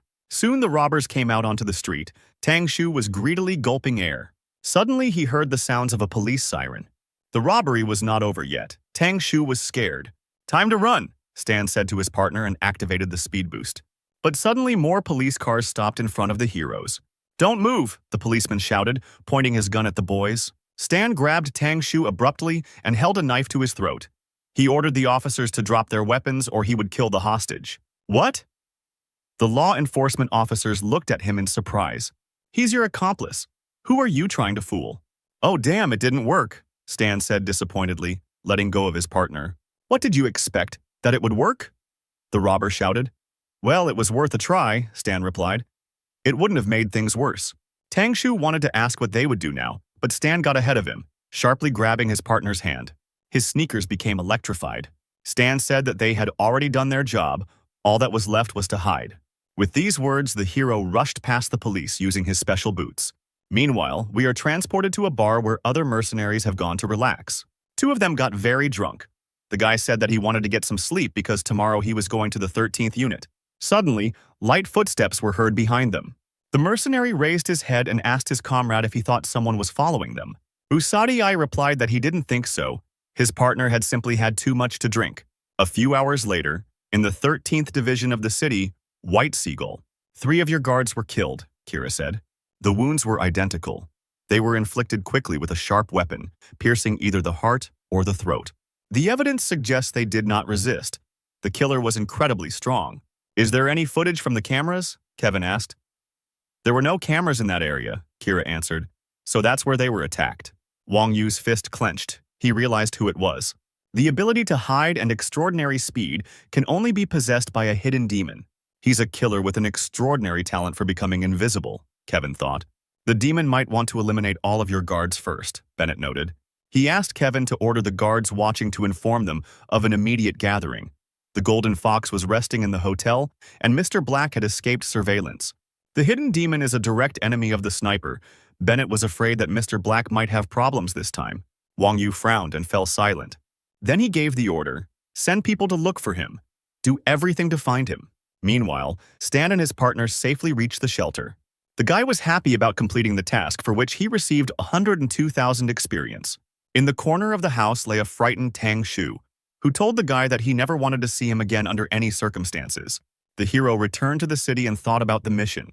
He was glad that during these days he had already managed to accumulate 700,000 experience. Suddenly he sensed danger.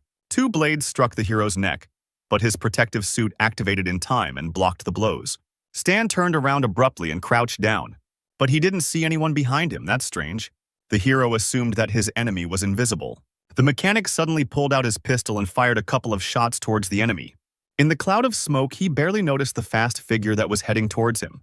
The unknown person delivered lightning-fast blows that were difficult to dodge. What speed? I can't detect it. Damn, it's a hidden demon. The hero crouched, and another blow of the blades passed over his head. There is no way back. We must fight back quickly. The guy used his new mechanisms. He summoned a swarm of electric bees.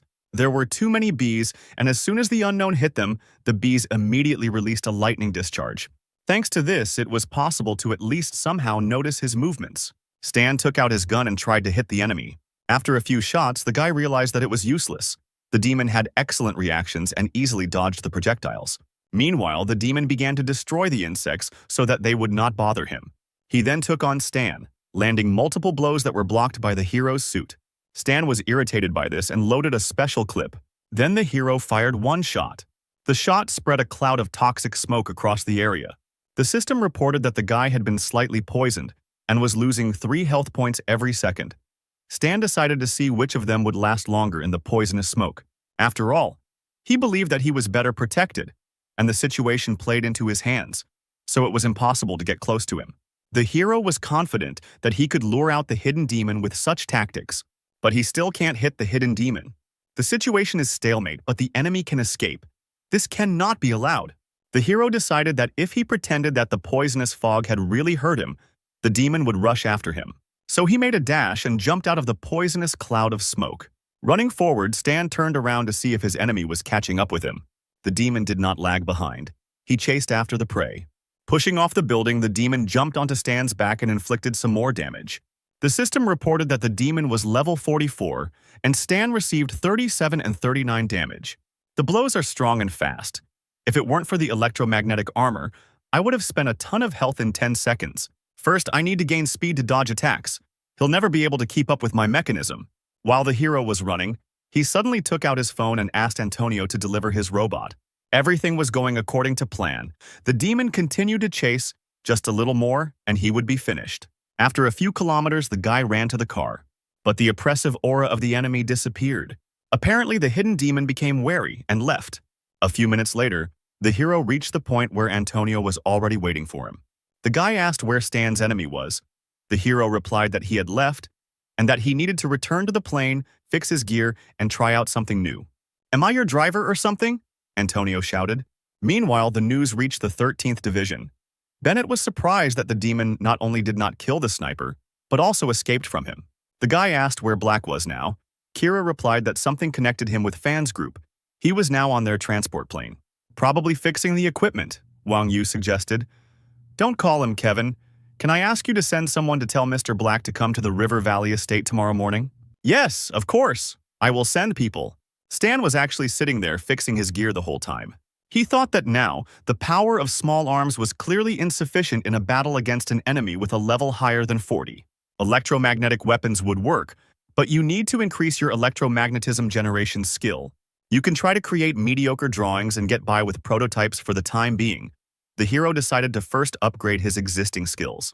The system reported that the hero received a new drawing of the energy battery. "It's a Rubik's Cube. Perfect. Just the portable battery I needed." Then the hero pumped up the basic theory of energy, the basic theory of weapons, and the theory of electromagnetism to the maximum. Now the preparation is complete. Antonio entered the room and reported that people from the 13th had come and said that his employer had changed the meeting time. In the morning, Stan needed to get to the River Valley estate. The hero thanked the man. This arrangement suited him. This evening, the guy decided, he needed to get down to work and finish upgrading the weapon. The system window repeated the word failure many times as the guy tried to upgrade the weapon. "Apparently, I'll have to sit not only in the evening but also at night." Meanwhile, a heated discussion was taking place in the building of the 13th Division. "Senna captured all the traitors," Wang Yu said. This time the operation was successful. Not only were the rebels disposed of, but the organization also began to implement its plan. "I have a feeling that the war will start earlier," Bennett replied. "We need to prepare in advance." The help of the dark web alone will not be enough. We need to cooperate with other forces and organizations.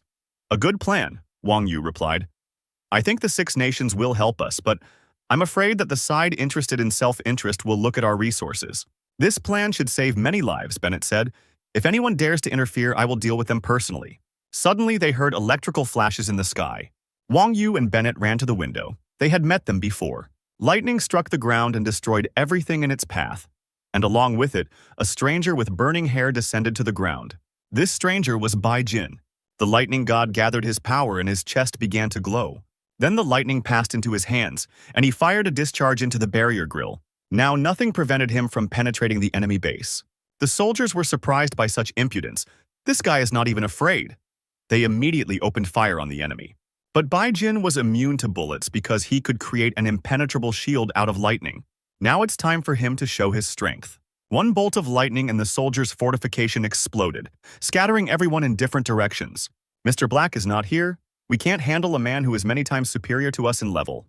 Don't stand there like a pillar, shoot!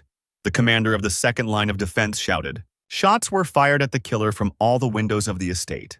I'm beyond your capabilities, Bai Jin answered calmly, covering himself with lightning. Bullets that hit him instantly melted. The soldiers couldn't believe their eyes. The killer came closer to the fortifications and raised his hand, collecting the current. Some tried to run away, but others realized that it was pointless. The chain lightning pierced all the soldiers and this discharge was fatal for them. Controlling electricity, it must be smoke lightning, Wang Yu said. Apparently the rebels decided to hire even a high-level criminal. Don't exaggerate, he's a simple young man, Bennett replied. I'll deal with him since the guys outside can't. Bennett jumped out of the window and rushed towards the enemy. Bai Jin was happy to see Bennett. He was the only one he had been waiting for. All of this was observed from the car by cameras. Kira, seeing the monitor, could not contain her emotions. This is Bai Jin. He has destructive ability. We need to report to White Seagull. Meanwhile, the criminal was preparing for battle. He said that no matter how many weaklings he killed, it would not compare to killing a strong opponent. This feeling gave him complete delight, so the criminal jumped towards Bennett. Kira picked up the phone and shouted that Bai Jin had arrived and that Bennett was fighting him right now. But suddenly she heard a loud shot. A bullet pierced the legendary criminal's chest. Bennett didn't understand what just happened. He looked at the hill. Could it really be that sniper? Kira couldn't believe what she was seeing. Kevin was asking on the phone what had happened. And the girl, in shock, replied that Bai Jin had been killed with one shot. Kevin was in shock, and at that moment smoke was coming out of the barrel of the sniper rifle. The system reported that Stan dealt 200% critical damage to Bai Jin's weak spot, and the shot was also enhanced by the flash of will, and Stan dealt a total of 1368 damage to the enemy. In his hands was a new Ghost electromagnetic sniper rifle, and although it was still unfinished, it already had excellent characteristics. Bai Jin was bleeding but still alive. He couldn't believe that he would die here, clutching his shot chest. The criminal tried to get up. The situation was not the best. A shot through the chest, cover from an ambush, and Bennett was here. The best solution would be to try to escape. Bai Jin activated his abilities, and although he was wounded, he still had some strength left. However, the criminal did not know that he was already in the sniper's sights. A shot rang out and a bullet pierced the criminal's head. Stan just smiled slightly as he reloaded his rifle.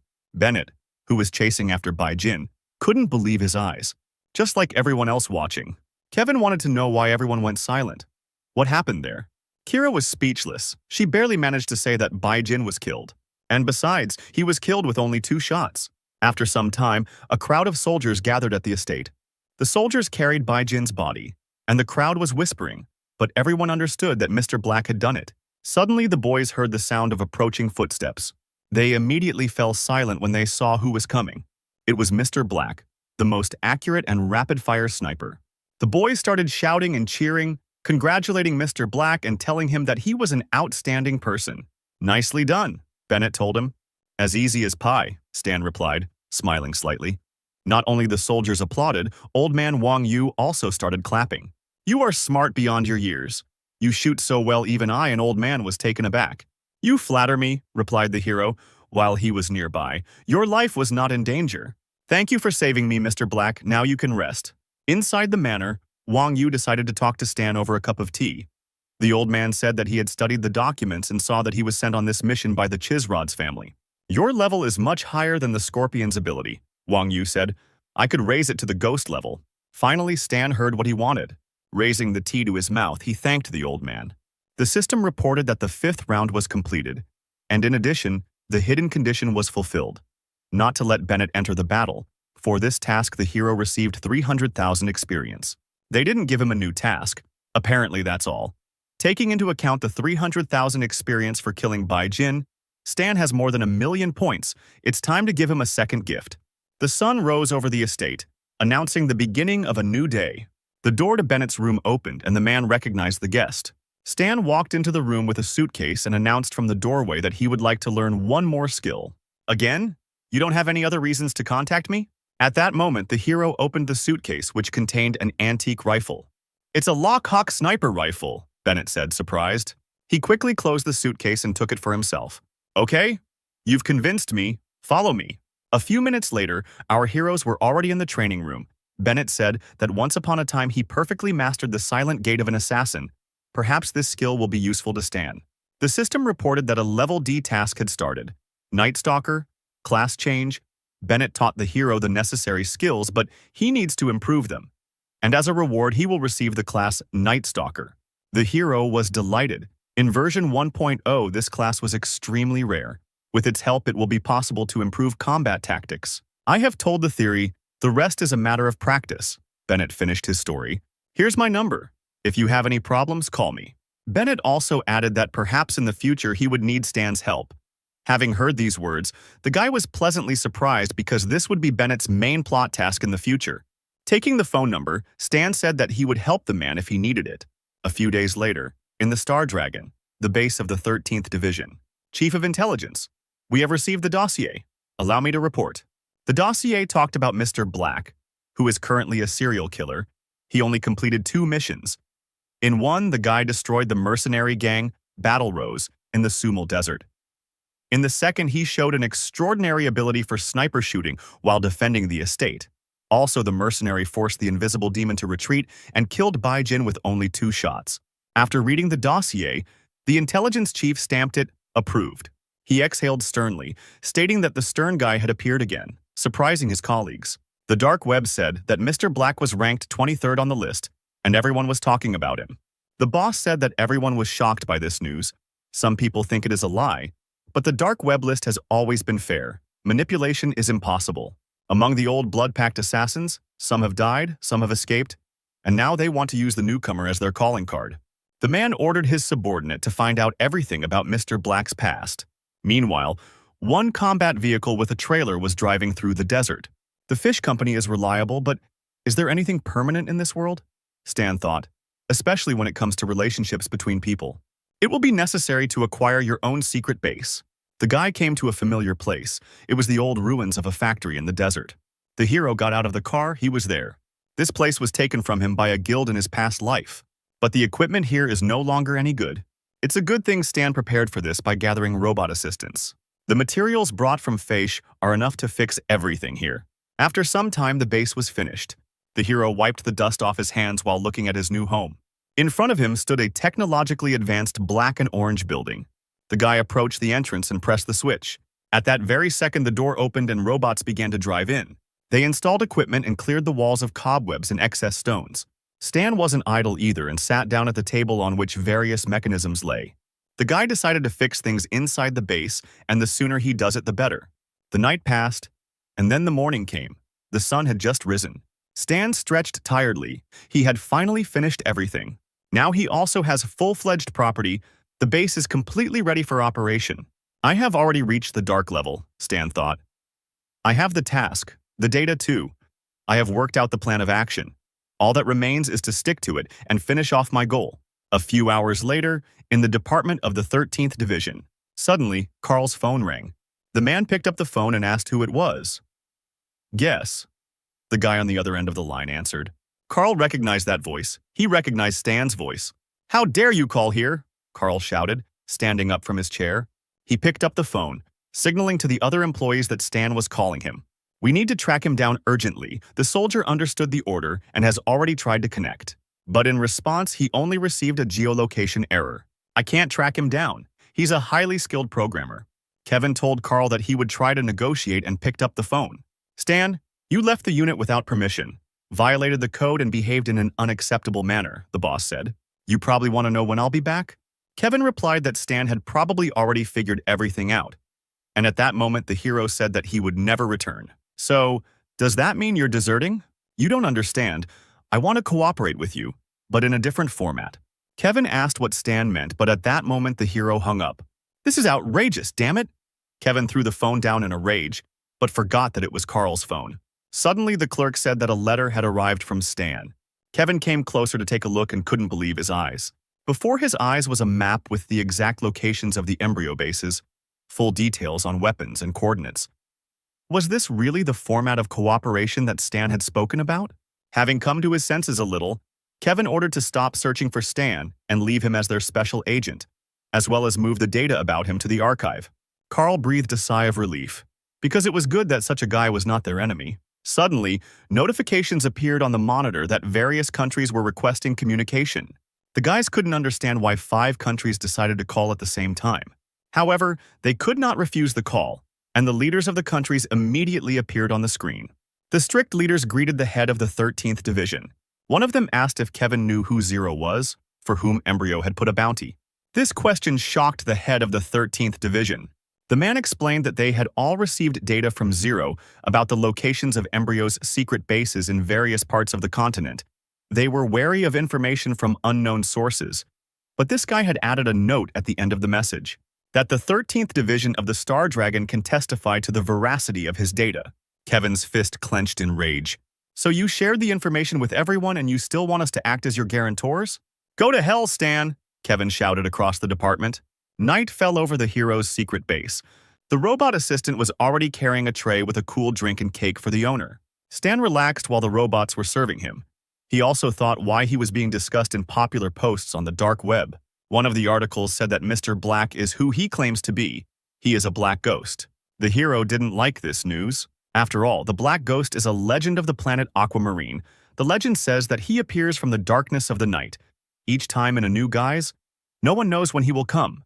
No one knows when he will leave. If you saw him turn away, it means death has already left its mark on you in the form of a fresh bullet hole. He pays with a bullet and takes life. The new nickname sounds strange, the hero thought. A black ghost. Why not a white sheep? Meanwhile, in the Hexia region, at the gathering place of the Wanderers, a dog was sleeping peacefully. Suddenly, she heard a noise. The dog immediately jumped to his paws and began to whine. Dozens of military planes flew over the dog's head. In the same region, at the 22nd Embryo Base, patrolmen were on the lookout for enemies. One of the soldiers froze in place when he saw what was coming towards them. He shouted to his comrade to sound the alarm because a Hexia fighter was flying towards them. But before they could do anything, planes flew over them and dropped missiles on the enemy. And along with the fighters, military equipment also appeared. All this was observed by Wang Yu and Bennett, who were sitting in the restaurant. They heard the roar of the explosions in the distance. The war had begun again, the old man said. This time 6 nations had united to destroy the secret embryo base. The sudden turmoil forced people to flee. The little girl was crying and asking her mother how much longer they had to go. She wanted to go home. We can't go back, Mom answered, because Dad and brother were taken away to fight. Nobody wanted war, but here it is again in this world. Why are the 6 nations acting decisively this time? Bennett asked, having failed to track down the embryo in the past. The Star Dragon has information from Zero. Apparently it's time to develop a cover plan. But we still haven't had time to prepare so much. Bennett drank another glass of wine.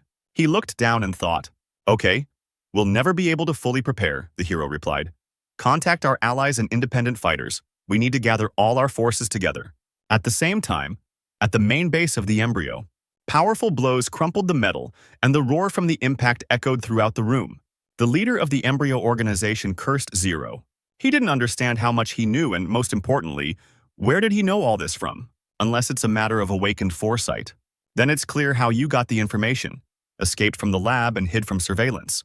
You absolutely must be eliminated. You are very dangerous. If we leave you alive, we ourselves will not be able to escape. The leader took the loudspeaker and started talking. Move all the bases. Don't be afraid to go into the red. Get rid of as many things as you need. We are executing the hibernation plan. Go underground, scouts. Carefully check Zero's tracks. Don't miss anything. No matter how much he knows, he won't take any risks. Until we find Zero, the full-scale war plan must be halted indefinitely. Morning came. Our hero was in no hurry and just waited. He was monitoring the progress of the mission to destroy the embryo, and it was now at 13%. The percentage is no longer moving so quickly, which means that the chaos has died down. Stan decided that it was time to go and eliminate the evacuating forces of the organization himself in order to advance on the mission. The system reported that Stan became a legend of the planet Aquamarine because he became the mysterious Zero who betrayed the organization Embryo, and with his own efforts undermined its solid foundation. No one expected such an outcome of events, and the guy became the main enemy of the organization. So that's what started the rumors. The guy stood up from his chair and stretched. One thing Stan knew for sure, he knew how to create problems. After some time, the countdown to the start of the Star Sea game was launched on Earth. As soon as the right time came, players from all over the world entered the planet Aquamarine, the former location of the Black Raven Valley base. A level 10 player named Jupiter, dressed as an embryo soldier, logged into the server, just like hundreds of other players. The players entered the world, but did not understand one thing. Where was the base that was here? The chairman didn't know either, because when they switched off the base was here, where could it have disappeared to? One of the soldiers, using the system, shouted that the base in the Valley of the Black Raven had also disappeared. Have the tasks disappeared too? But no. The tasks were in place. The soldier breathed a sigh of relief. Suddenly, the soldier saw a notification that said that Zero was a mysterious traitor who had caused great damage to the organization and therefore needed to be found. The guy was shocked by another. When they turned off the mission level, it was B, and now it changed to A. Apparently, this Zero is not so simple. At the official introduction to the game, it was said that each star has its own main character, said one of the soldiers. It seems that the main character in Aquamarine is Zero. A squad of loaded players went in search of at least someone alive. Suddenly, they saw two merchants with tangerines and asked them to stop. Do you know where the ruins in that direction came from? Will you buy tangerines? The cunning seller answered. 20 for one. Sweet. Okay, I'll take one tangerine. There used to be an embryo base there, but it was destroyed by the Star Dragon and Haxia a few months ago. The soldiers were surprised when they heard the bad news. So all our efforts were in vain? No. We have equipment and an A-level mission. We need to find our comrades, then we can return to the embryo camp. Would you like some more tangerines? The seller asked the disappointed fighters. But this time no one bought any tangerines. And in the western capital of the Star Dragon, one red-haired player ran to his mysterious NPC. He hummed a song and hoped that he would finally meet the teacher. But when he arrived, he saw only an old man, who replied that Stan had left a long time ago, without even saying goodbye. Who knows where he is now? Then the old man poured a bottle of wine into his mouth. How did it go? The player was surprised, and what should I do? Meanwhile, on the continent of Andia, in the embryo laboratory, there were people in large flasks with liquid. They were unconscious. Experiments were conducted on people. They were injected with a solution to improve DNA. One of the test subjects opened his eyes. The player was happy that he had a great start. All the characteristics from the first level were increased. He was able to create fire with one hand. The guy wondered if the professionals from China would be surprised to see his strength. But at that moment, the scientists monitoring the flask panicked. Apparently, the tests had been successful. The guy was able to open his flask on his own and get out. But suddenly he felt his movements being restricted. The guy's hands were handcuffed. Hey, what are you doing? I just woke up, the player said, confused. Shut your mouth. Every awakened person must go through 5 stages of brainwashing and then remain under observation for a month. Only then will they let you go. What? A month without leveling up? Other players will overtake me. Meanwhile, in another part of the location, a mountain river gave off a false sense of calm and tranquility. A large black truck was parked at the bridge crossing, and a man with platinum hair could be seen from the driver's and passenger's windows. Stan lit a cigarette when he saw the server launch notification. Now he could chat and cheat a little bit on the players. The truck stopped right on Mount Oktur at the entrance to the village of Novichkov. The hero decided to take a little walk and immediately met players who were hastily carrying boxes filled to the brim with tangerines. They froze, looking warily at the tall NPC of level 77 named Black Ghost, who raised an eyebrow and smirked as he looked at the strangers. The locals were already rushing towards the Black Ghost, talking among themselves that they had not seen this non-player character before. The guy with hair a tone darker than the aliens called on the system, wanting to check the player's characteristics. He continued to look fearlessly at the crowd, knowing what they would see. Other than the deadly level of danger, the rest of the points were inaccessible to them. Someone let out a muffled cry and grabbed his comrade by the sleeve, shouting that this character was of the highest order. The ghost was surrounded as if it were an unknown curiosity. No one knew why there was a character of such a level in the village of newbies. And the players had also heard that such NPCs usually give quests with a large reward. The guy narrowed his green eyes and chuckled, thinking to himself that the people had fallen for his trick. And they were already looking at the task table, which offered to please the non-player character and get surprises. The ghost thought for a moment and frowned for the first time. Now the number of rewards for tasks was greater than before. However, he saw that spreading rumors had increased his task limit. Now the guy could give D-level tasks. The player looked up from the table when he heard his name being called hesitantly. Looking at the stranger with puppy eyes, the villagers handed him the snake venom herb. And the ghost, leaning against the truck's cabin, modestly lowered his eyes, thanking the warriors. Then, grinning, he extended his hand to the players, offering to hand over the weapon if they wanted it. The villagers gasped, assuming that the visitor was none other than the mysterious merchant. Among the items offered was a light mechanical hand, but it cost 10,000 coins and required 25 points of level 10 strength. The warrior exclaimed triumphantly that he would be able to afford a firearm, only 1,500 coins for a pistol. Led by loud voices, the rest of the villagers of Novichkov approached the truck with each passing minute. Rumors spread quickly, and now everyone wanted to buy a pistol. Having received what they wanted, the players felt the gun, admired the quality of the pistol, and immediately wanted to shoot. The first attempt was unsuccessful. The heavy metal felt awkward in the hand, and the bullets almost hit other players. The young warrior in the cowboy hat sadly ran his hand over the cool surface of the gun, sadly concluding that without shooting skill it was difficult to use. A mysterious glint flashed in the eyes of the stranger NPC. He rubbed his chin, saying that he could teach him everything. The residents came running to him again and learned that to learn the skill, 5 reputation points were needed. One cost $500, which was too expensive for many. Realizing that he could make a lot of money from this business, the ghost could hardly contain his joy. A warrior with enough points approached him, and the newly minted teacher urged her to choose a skill. The girl blushed slightly, declaring for all to hear that she wanted to learn the basics. The residents with demonic horns on their heads were also alarmed. They were told on the forum that it was very difficult to obtain professional skills, and now all the residents wanted to get such a person as a teacher even more. A crowd formed. People pushed each other, declaring that everyone urgently needed to buy training. The sun set as the last of the residents walked away from the half-empty truck. The black ghost leaned tiredly against the boxes in the cabin and exhaled. He had finally completed what he had planned. He looked at the forum page, realizing that his appearance had caused a stir there, and everyone was talking about successful purchases and knowledge gained. Stan allowed himself to smile, since the evacuated embryo troops were supposed to arrive in a couple of days, which would be the perfect time to get down to business.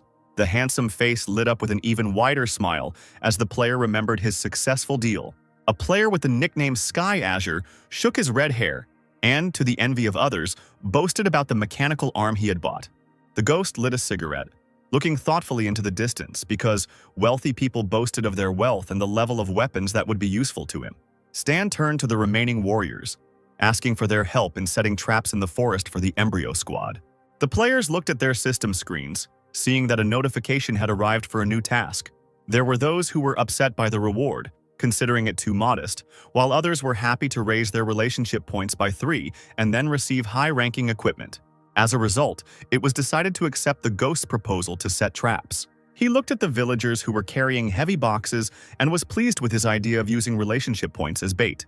The warriors had some difficulty carrying the boxes filled with traps deep into the forest, which was located nearby. As they began to install what they had brought, they looked with distrust at the prehistoric traps, not believing that they could harm the embryo soldiers. Stee tore himself away from the system table, glancing at the people. He knew that the traps did no damage, but they would be good for intimidation. Suddenly, he heard a familiar voice coming from the screen. A live broadcast from the Luxury Sanctuary Club had begun. Mr. John was asked various questions. Will he switch to the game Star C? Why did he join only at the open testing stage? The man shrugged, replying that Star C was the game of the century. Its potential was limitless, and the World Cyber Sports Association had begun preparing the first competition.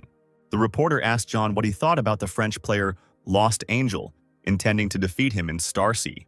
He frowned and bowed his head to the shoulder, declaring that he was not afraid of any opponent, because his main goal was to become the champion of China and destroy his opponents. The system screen lit up with a message that many esports clubs had announced their participation in the Star Sea. The game was becoming popular, and pre-sales were coming. Stan closed the message window and smiled contentedly.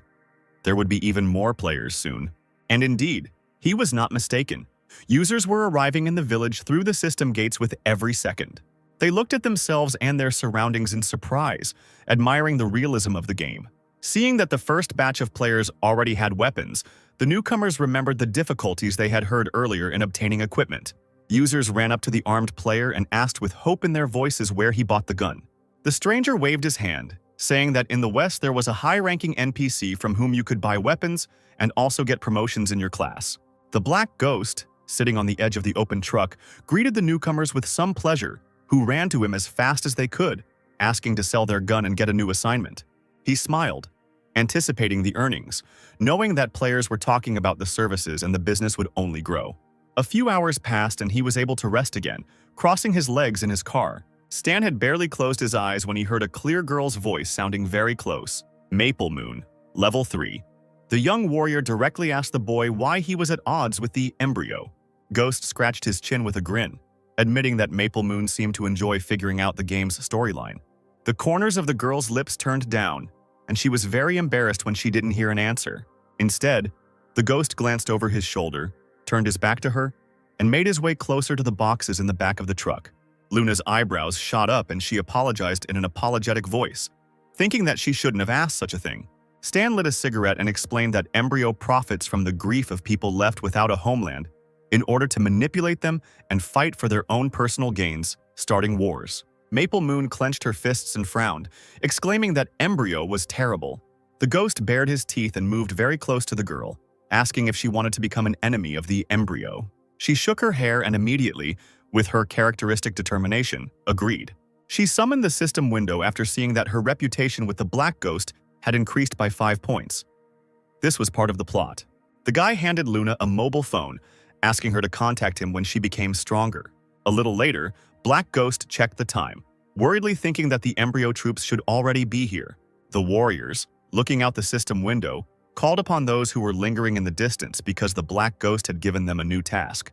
Those gathered looked in surprise at the description of the task, for which, moreover, a prize fund was provided. 35,000 experience. The elder warrior frowned and warned the players that other players should not complete the task. After all, only 5 will receive the reward, and there are more than 100 players on Mount Actor, so they must divide the reward among themselves.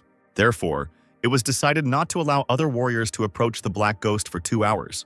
He was waiting for the players to arrive and suddenly heard strange shouts and swearing.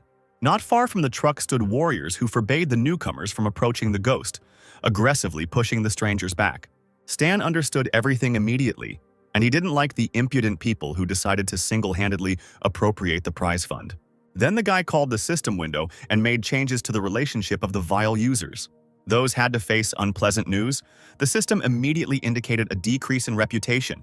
The warriors turned to the boss, who had started all this, in frustration. Now the players did not have enough relationship points. Now the other users could get close to the car and immediately notify others about it. The newcomers immediately rushed to the ghost, begging him to accept their experience points so they could participate. Stan, rolling a cigarette between his lips, smiled smugly. He would not allow anyone to appropriate the fund single-handedly. Meanwhile, one of the teams was looking for high-level players to join their group. Maple Moon also decided to try her luck, timidly offering her candidacy, but she was told that they were just catching the last participant. The girl was upset, but then she felt a touch on her shoulder. It was the Black Ghost. He said that the warrior would be next to him. The guy even allowed her to use more powerful weapons than the others. Luna carefully picked up the sniper rifle, finding that it required a level 1 sniper skill to use it. The girl shrugged and sighed in disappointment. She didn't know how to use such a weapon. Then Stan summoned the system window and immediately transferred a new skill to Luna. The girl jumped up and down and clapped her hands, not believing her luck. The rival team, the Kill-All Guild, was under surveillance as they laid siege to the Black Ghost. The warrior leaned against a tree and lowered his head in disappointment because he had worked so hard to accumulate those reputation points. The boss urged him not to think about it. Their first priority was to finish what they started and not let the heavenly territory get ahead of them. Night fell on the dense forest. Black Ghost and Maple Moon hid among the greenery and stones. Stan activated stealth, increased attack efficiency and agility, and used new skills. Luna cast admiring glances at the guy, catching herself not even hearing his breathing. He just grinned, remembering how he had once been such a weakling.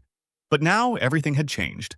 The enemy vehicles moved along the narrow mountain path, and it was difficult not to hear them. One of the drivers gasped as soon as the embryo squad entered the forest, and the bright light of the headlights illuminated the ground. There were many traps lying everywhere. The warriors could not understand where they came from and why they were located so strangely. One of the players rightly noted that this could puncture all the tires. His interlocutor suggested that they could have been ambushed and needed to check the area for mines. A few minutes later, several sappers emerged from their vehicles with special equipment. One of the soldiers ran the device along the ground, and it immediately began to beep. The man immediately warned his teammates, shouting that there were mines hidden in the ground. Players who failed to collect the prize fund on their own have already noticed the embryo soldiers. They didn't waste time and immediately pointed their pistols at the enemies. The boss ordered to shoot. The soldiers reacted with lightning speed, and immediately the order was given for everyone to lie down on the ground. But the players got ahead of them, and the next second shots rang out, and thin, deadly stripes of beam weapons cut through the air. The soldiers lying on the ground looked at each other in bewilderment and stood up, realizing that they were not being harmed. The commander, sitting in the car, gave the order to counterattack over the radio. Then much more powerful weapons came into play, many tanks and machine guns. The soldiers hit the players with precise shots, and they fell on their backs at once. And although users immediately used healing, they were dissatisfied to note that death resulted in penalties and loss of experience. The bravest of the team, clutching a pistol in his hand, rushed straight at the embryo soldiers with a war cry. They even recoiled for a moment, frowning. They did not understand why the enemies were going to certain death. The commander was ruthless. He was sure that the players were not equal to his soldiers, and therefore again gave the order to kill everyone. They did not dare to disobey the commander, and therefore zealously continued to shoot. The players fell to the ground once again, wounded, but were immediately healed, groaning as they did so, regretting that they didn't choose a ranged weapon. One of the soldiers, a brunette with an eye patch, chuckled, considering the users to be brave guys. He deftly jumped out of the window of the official car, wielding a katana. He wanted to give them a surprise. The commander shook his head in displeasure, shouting at him not to get carried away since they had little time. Using his magical abilities, the soldier followed the players on their heels, cutting through their avatars. Not all users were lucky enough to escape. Some remained on the ground and never rose again. The soldier named Saber smirked. His threat level was extremely deadly. Seeing this on the system window, the player let out a muffled cry. This is not the first soldier with such a level. The two players, hiding in ambush, watched the battle in horror. They admitted that even the Black Ghost did not possess such strength. Unfortunately, Saber heard their whispers and immediately jumped towards the guys. Users began to beg for mercy, complaining that they had already been resurrected twice today. They screamed again as the soldier hung over their heads. But at that very moment, a deadly beam crossed his head. The bloodied man fell down like a stone. The players crawled closer, seeing that he was not even moving. Both guys started looking around, thinking that the Black Ghost was the one shooting. They breathed a sigh of relief, deciding that now they didn't have to worry about their own lives. Meanwhile, news of Saber's death reached the embryo soldiers sitting in the car. One of them shouted into the radio after learning that the strongest member of the organization had been killed in one shot. The commander hid in the passenger seat, shaking slightly from the realization that such a high-level sniper was so close. Something told him that it was time to retreat, and the man immediately gave the order to all teams. All the cars suddenly turned around to drive away along the thin forest path, but they were unable to escape. The cars were immediately covered by a thin dome made of lightning. The once self-confident people's faces began to sweat from the tension. Stan watched the others panic with a grin. The soldiers were still hoping to escape. He pressed the control button and iron hatches hidden in the ground opened next to the machine. From there, like toys, combat installations emerged. They were specially aimed at enemy figures and began to shoot. Before anyone could blink, cars were lifted into the air, and the force of the explosion sent people falling to the ground like dolls. The players watched the performance with bated breath, hiding behind the rocks. They had never seen an automatic sight on a turret before and such a high-class mechanic. When users saw the surviving embryo soldiers running towards them, they decided to save themselves. Swallowing hard, Maple Moon raised her rifle hesitantly and took aim. The skill given by the ghost was not in vain. The shot immediately hit one soldier in the leg. Luna didn't stop and continued to aim at the soldiers, hitting them. Each time she got better and better, and now the bullets immediately reached their target. The girl glanced at the Black Ghost, who nodded his head at her in approval. The commander, hiding under a tree, felt a strange presence and, trembling, raised his head. The guy stood over the pale soldier, measuring him with his gaze, and he continued to crawl back, shouting that Embryo just doesn't leave anyone alone. The ghost chuckled and hissed, replying that the man had mixed everything up. He took out a rifle, pointed the barrel right at the man's forehead, and declared that he would not let the organization go. In the silence of the night, another shot rang out, frightening a flock of birds. 3 players peeked out from behind a tree. They were whispering among themselves about how one person had killed an entire squad, and they were saved by a mechanic class person. The system window stated that the task was completed. Now the players were entitled to a prize fund, and Maple Moon was in first place for kills. Users were displeased that the girl single-handedly overtook heavenly territory and kill all. Everyone also knew that Luna would get 13% of the reward. The red-haired user yelled at his team, ordering them to find the girl. And she was already next to the black ghost when the system congratulated her on her win and first place. Players began to gather around the NPC's truck. They looked at the car with hope, expecting to see the ghost and take the task from him. Imagine the players' surprise when they saw the very winner talking to the guy. The other players immediately noticed the Phantom's special attitude towards the girl. The players squinted and assumed that she was going through a hidden storyline. Having changed their anger to mercy, a whole crowd of users ran to Maple Moon with calls to become friends. The girl backed away, looking back at the ghost, not understanding why they were suddenly surrounded. He climbed into the driver's cabin, asking Luna to hide in the car. She would be taken to the meeting place. The guy quickly started the truck and drove along the very road where the embryo soldiers had recently been. He hosted and read the forum, and concluded with some satisfaction that players were beginning to show interest in the mechanic class. Finally, he and Luna arrived at Mount Actor, the gathering place of the Wanderers. Seeing the guest, the players became alarmed and immediately ran to the truck. They shouted, vying with each other to be given the mechanic class, because everyone wanted to possess the power they had seen. The black ghost nodded to the assembled players, then opened the system window. After all, those who were interested in his class immediately realized that they wanted to quickly raise the level of their abilities and get mechanisms. Maple Moon was afraid of the crowd, so she decided to hide while the users were distracted. The girl had almost hidden in one of the houses when she suddenly shuddered, hearing a scream. The red-haired player with the nickname Sky Azure, along with the rest of his teammates, asked Luna if she had time. The girl let out a strangled scream, shouting that any kind of harassment was prohibited in this game. The smile disappeared from the player's face, and he said that he just wanted to ask how the girl had started the secret line at Black Phantom. The extremely frightened girl didn't even stop and ran away as fast as she could, shouting after him that she didn't know. The player shook his head and ordered the others to ask other players, because someone must have heard her talking to the ghost. The team captain did not have to wait long. His subordinate found out how everything happened. Leaning towards the guy, he covered his mouth with his hand and quickly whispered something. After some time, when the users went home, the NPC's truck stood alone at the entrance. Stan raised an eyebrow, looking to the side. He was already being called. Sky Blue, awkwardly scratching the back of his head, hesitantly asked the player why he was at odds with Embryo. He frowned even more than before, rudely asking what it was to him. Hearing this, Lazuri's teammates laughed, and the guy who asked was left perplexed, because the girl told him that this is exactly how she started the hidden quest. The Black Ghost immediately said goodbye to everyone, but the players did not want to let him go, asking him to stay, because they had not yet reached the required level to transfer to the mechanics. The market potential of the players on Mount Actor had exhausted itself. The game had just begun. So Prizrak decided to wait until the newcomers grew stronger. The embryo base in the south was just starting to evacuate, so there would probably be a lot of A-level missions to be had. Mount Actor gradually filled up with players who came to the game. The red-haired elf with the nickname Wild Sword looked around. On the forum, he learned that the Black Ghost was here. He decided to approach another user to ask where the NPC was. The guy replied that the ghost had just left. He himself had only just found out what it was, and that was why he was upset. Tears welled up in Wild Sword's eyes, and he couldn't help but sigh in disappointment. In the silence of the night, a cry full of pain was heard. He spent so much time looking for this NPC. The guy went further away from the houses into the dense thicket, hoping that he would be able to find the ghost. The Wild Sword slowly walked along the forest path, leaning on the trees, wondering where the ghost could be. He threw his head back and groaned loudly, not knowing what to do. Suddenly, someone's low voice was heard. The elf looked around in fear.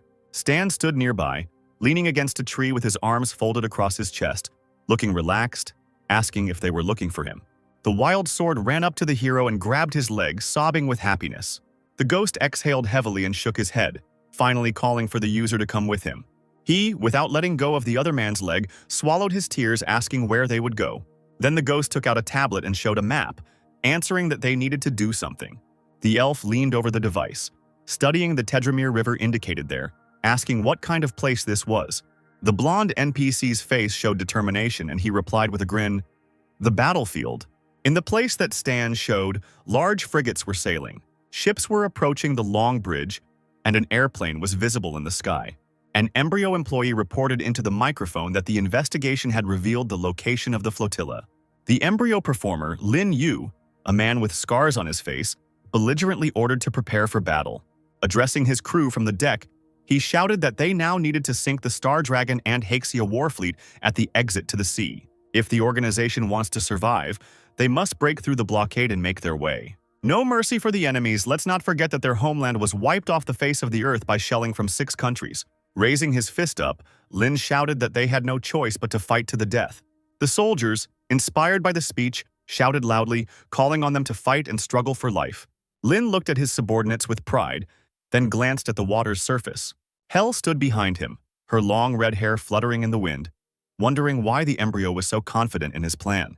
Hoping to break through the cordon of the Star Dragon and Haxia naval fleet with their ships was foolishness. She cast a frowning glance at Lin, knowing in advance that few would survive. The woman remembered her funny little sister. For her sake, she had to be among the survivors. At the mouth of the Tedramir River was the blockade line of the allied forces of the Star Dragon and Haxia. One of the flotilla's soldiers saluted the commander, reporting that underwater mines had already been installed at the exit to the sea. He looked forward confidently, saying that the cordon was complete. The embryo was now nothing more than a cornered beast. On the riverbank, there was a small settlement of soldiers, small houses hidden in the thicket of trees. The soldiers said that Lilith would take part in the battle and that she needed to be found, especially since the warrior had not returned the money for the self-igniting shells. The burly man addressed Soldier Hank, saying that in a mission of special importance, mistakes were unacceptable. He laughed, shaking his blue hair, saying that the commander was worrying too much since he hadn't made a single mistake in his assignments over the past month. At that moment, Lilith emerged from behind the bushes, sighing with relief that she had not been discovered. Hank, seeing the girl, called her beautiful and asked what she was thinking about, but Lilith only snapped. The guy scratched the back of his head, smiling as a reminder that there was no point in getting angry, since they were partners. The girl rolled her eyes and walked forward, demanding that he stop bothering her. But Hank didn't let up, offering to chat. Lilith turned around and looked at the guy in such a way that he immediately stepped back. Hank immediately hid behind Harry, who had just approached. He shook his head, calling Hank a timid monkey, but Brother Stan was an example of courage. Hank threw his arm over his friend's back, asking who this Stan was, since fighters outside the squad were being crossed off the list, and so far no one had taken his place. The guy hesitated, thinking what to answer, but the commander interrupted him. He came up behind them quietly, loudly saying that Stan had been their partner, but special reasons had forced him to leave the service. Hearing this, Lilith spat dismissively, saying that Stan was probably dead.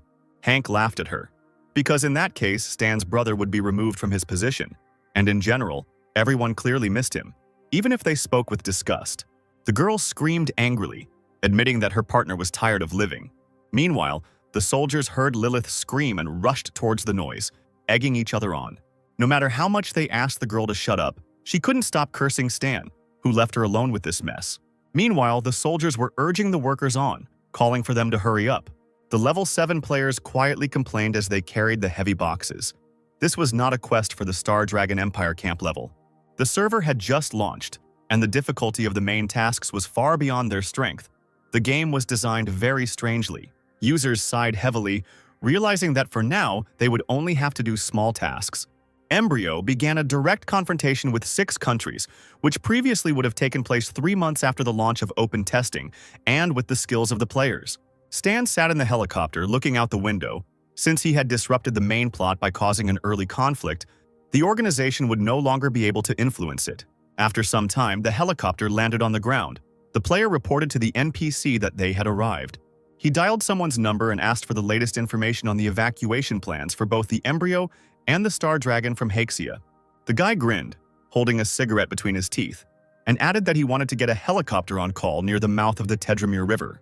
The headquarters of the allied forces of the Star Dragon and Haxia had been unsettled since early morning. The commander gave orders to the young soldiers, showing them a map. The troops were already positioned according to plan. The embryo plans to combine their ground forces with their water forces, so a minefield has been set up to delay them. Helicopter squads can attack the enemy's sapper squad from the air, and missiles will finish off those who come out of the forest. Nothing will remain of the embryo. Meanwhile, at the Embryon Ground Support Camp, the investigation that had been conducted was being discussed. The troops had begun to move and were planning to ambush the organization in Cloud Valley. The commander knew that there was no way to bypass Cloud Valley. They would have to accept a fierce battle.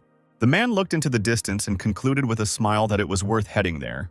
Looking at the huge boxes above his head, he knew it was time to show his ruthlessness to the enemy. Meanwhile, Stan was driving somewhere, sitting behind the wheel of a truck. At the same time, he was watching the troop movements on the map. There should be a battle site there. He wanted to find shelter and wait for it all to start. The phone rang. Stan answered. The voice on the other end asked the guy if he was going to join Embryo. Bennett warned the hero that the Darknet remains neutral, and the guy shouldn't play with them or break the rules. Stan rolled his eyes and waved his hand, replying that he didn't deceive his partners. Then, a few seconds later, he added more seriously that he would soon need help. The guys arrived and Stan quickly got out of the car. The Wild Sword also tried to get out, but he got a car disease, which reduced his stats, and therefore the player could not keep up with his mentor. Having overcome the illness, the guy nevertheless went out and saw how the ghost was installing some mechanisms. The elf decided to ask if they had been noticed, and if the Star Dragon would attack them by accident. Stan calmly asked them not to worry because the truck was covered with anti-radar material. They would not be detected. The ghost decided to give the sword a task. Seeing the message on the system screen, the guy got nervous. As it turned out, the black ghost decided to give the same task as before. He ordered the guy to dance, so that it would be fun while waiting. The Star Dragon's command camp was hidden in the forest. A soldier entered the large tent and reported that the radar had been disabled by strong electromagnetic radiation. The direction of attack was the route of the embryo's advance, and then he was ordered to activate the backup radar, turning off and on the electronics every 5 to 12 seconds. Suddenly they heard a roar. It was the sound of missiles being fired by planes. The squad leader gritted his teeth, exclaiming that the embryo air force was advancing. The planes immediately began dropping bombs on the camp, and explosions were heard. The commander ordered the missile interception system to be launched through the microphone. Huge robot-like installations aimed at targets and fired at the enemy tirelessly. Shells flew through the air, breaking through a funnel of smoke and ash. The commander gave the order to use mine detection machines. The Allies will soon restart the radar. We need to break through immediately. Incredible machines, resembling tractors and tanks at the same time, confidently moved through the mines. Embryo Executor. Mihawks jerked as if he had been pulled from a dream and heard himself being ordered to wait and lead the strike force. The Star Dragon supply camp was in full swing with hard work. Players carried weapons and boxes to place resources on their backs and talked among themselves. Kim approached them, hesitantly asking permission to help. The players responded that they only had a couple of pocket pistols with them, and that they would only die, and that would be it. Tears glistened in the girl's eyes. She firmly decided that she would not give up.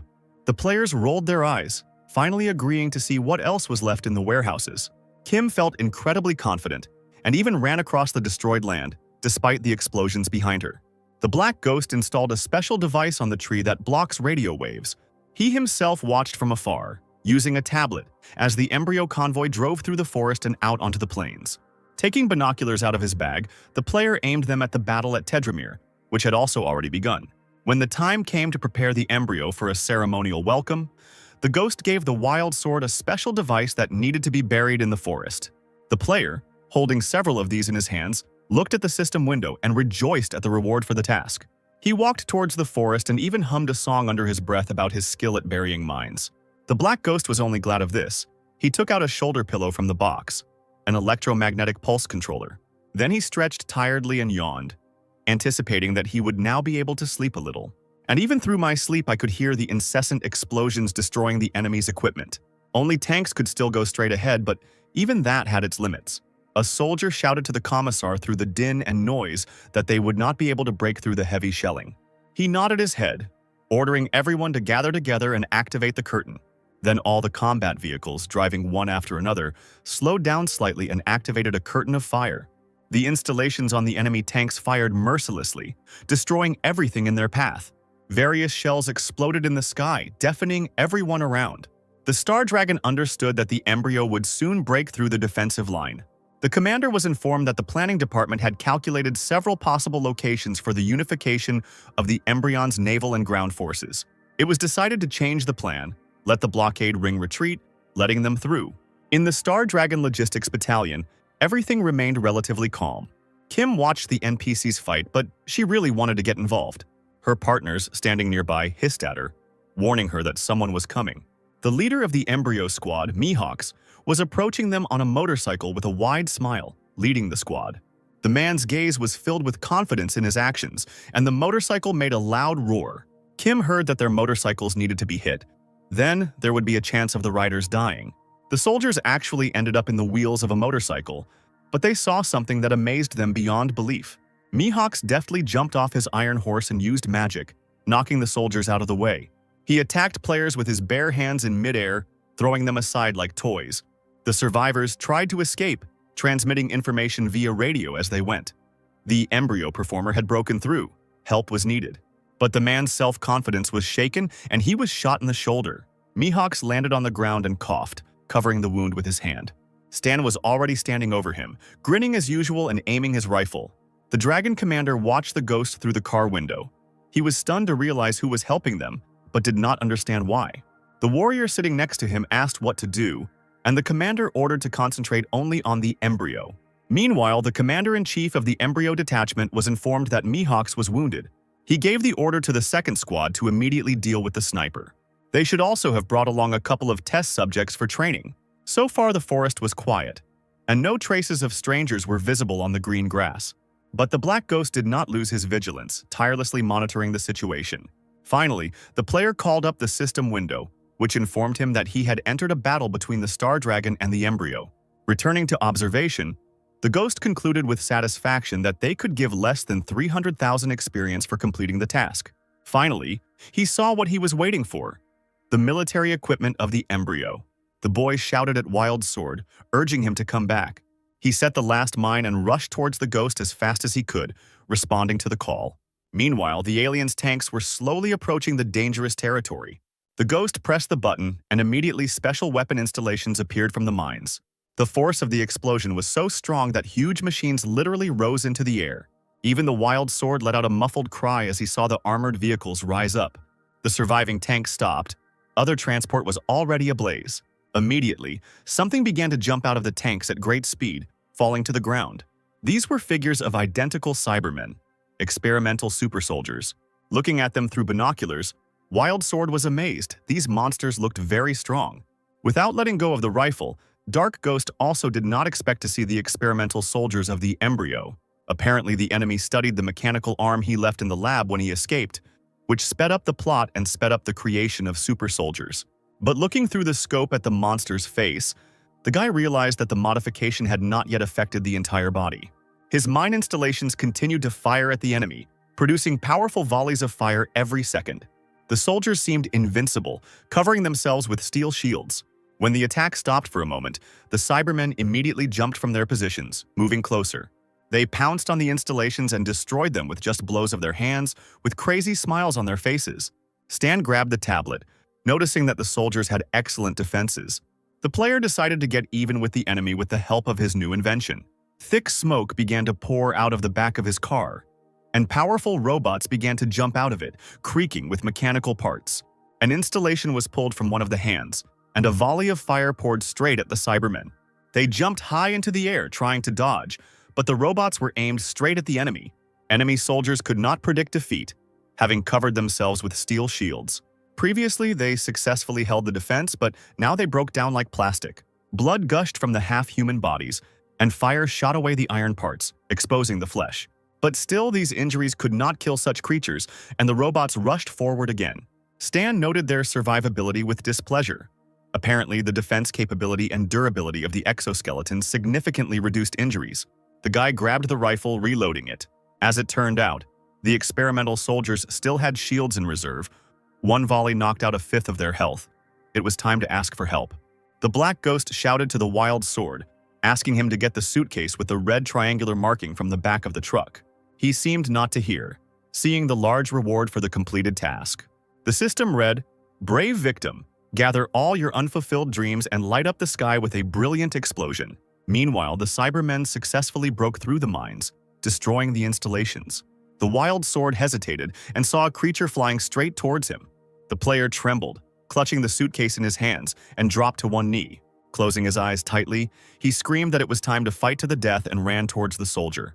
Guided by his hearing, he leaned forward with his back, knocking the puzzled soldier off his feet.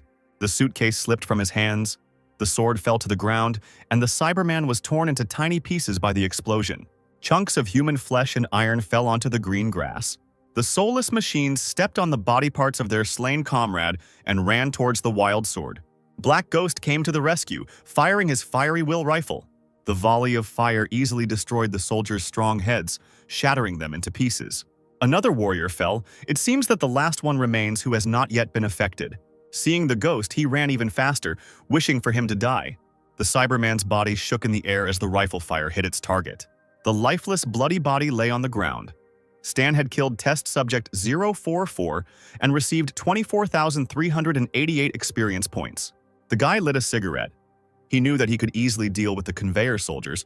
He just needed to kill 2 more of a higher level to increase his rank.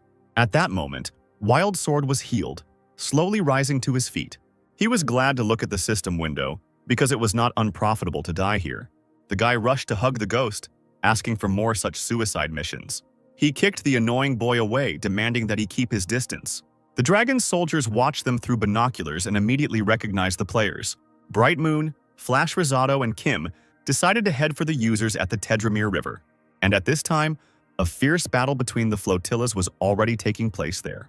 The commander of the embryo was giving orders with all his might, demanding that the enemy shells be shot down.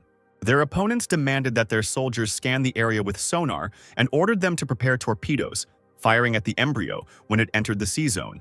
The commander asked where the fighters were and asked the battleships to hurry them up. Finally, the reconnaissance parties discovered the enemy fleet. The fighters were ordered to prepare missiles for release. The first salvos accomplished the task, and several large frigates immediately sank to the bottom. Inspired by this, the soldiers demanded over the radio that they continue pursuing the enemy. The soldier looked down in confusion and saw a thick red fog beneath the fighter.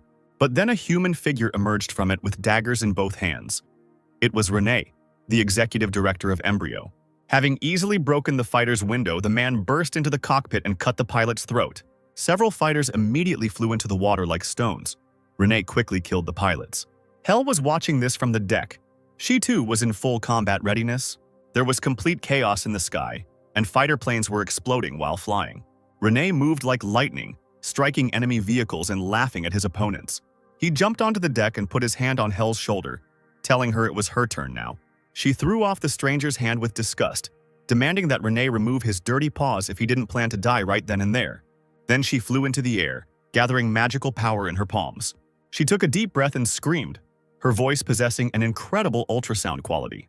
Like a volley of fire, it descended on the enemy flotilla, covering the ships with a fiery dome. The people standing there covered their ears with their hands in horror. The ultrasound caused blood to flow from their mouths and eyes, and their eardrums to burst. The soldiers could not stay on their feet. Their internal organs were damaged by just the sound. The ships that lost control collided with each other, without the opponents even having to shoot at them. But Hell didn't pay attention to the fact that her voice was striking her allies as well.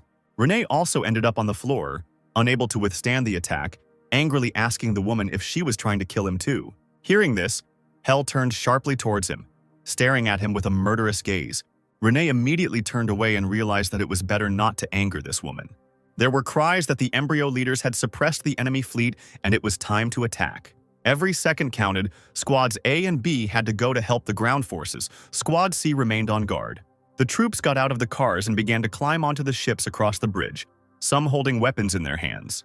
They helped each other to get on the ship quickly and not to delay. Part of the embryo ground forces broke through the blockade line and boarded the ship. Now they are unable to resist. This is a chance to attack.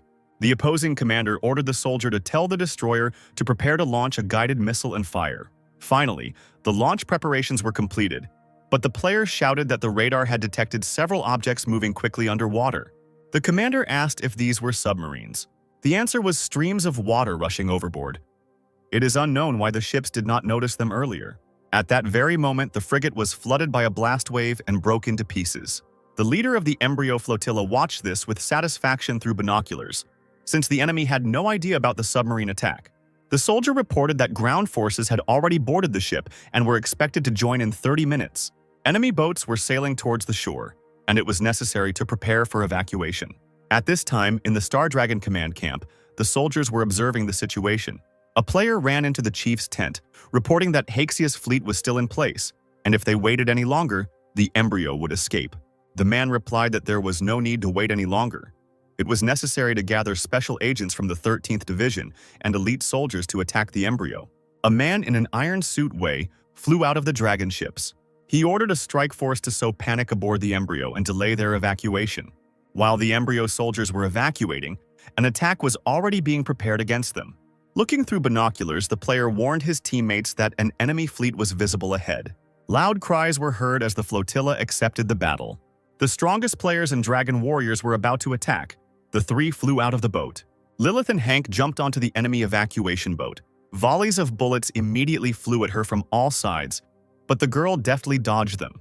She had no weapons, but the warrior moved so quickly that she dealt with her enemy with her bare hands. Wei, finding himself on deck, opened fire from the installation on his palm. The huge blast wave knocked down many enemy soldiers, destroying their boats. Hank, laughing, jumped deftly around the deck, shooting his pistols at the soldiers. Finding himself close to some of them, he opened fire.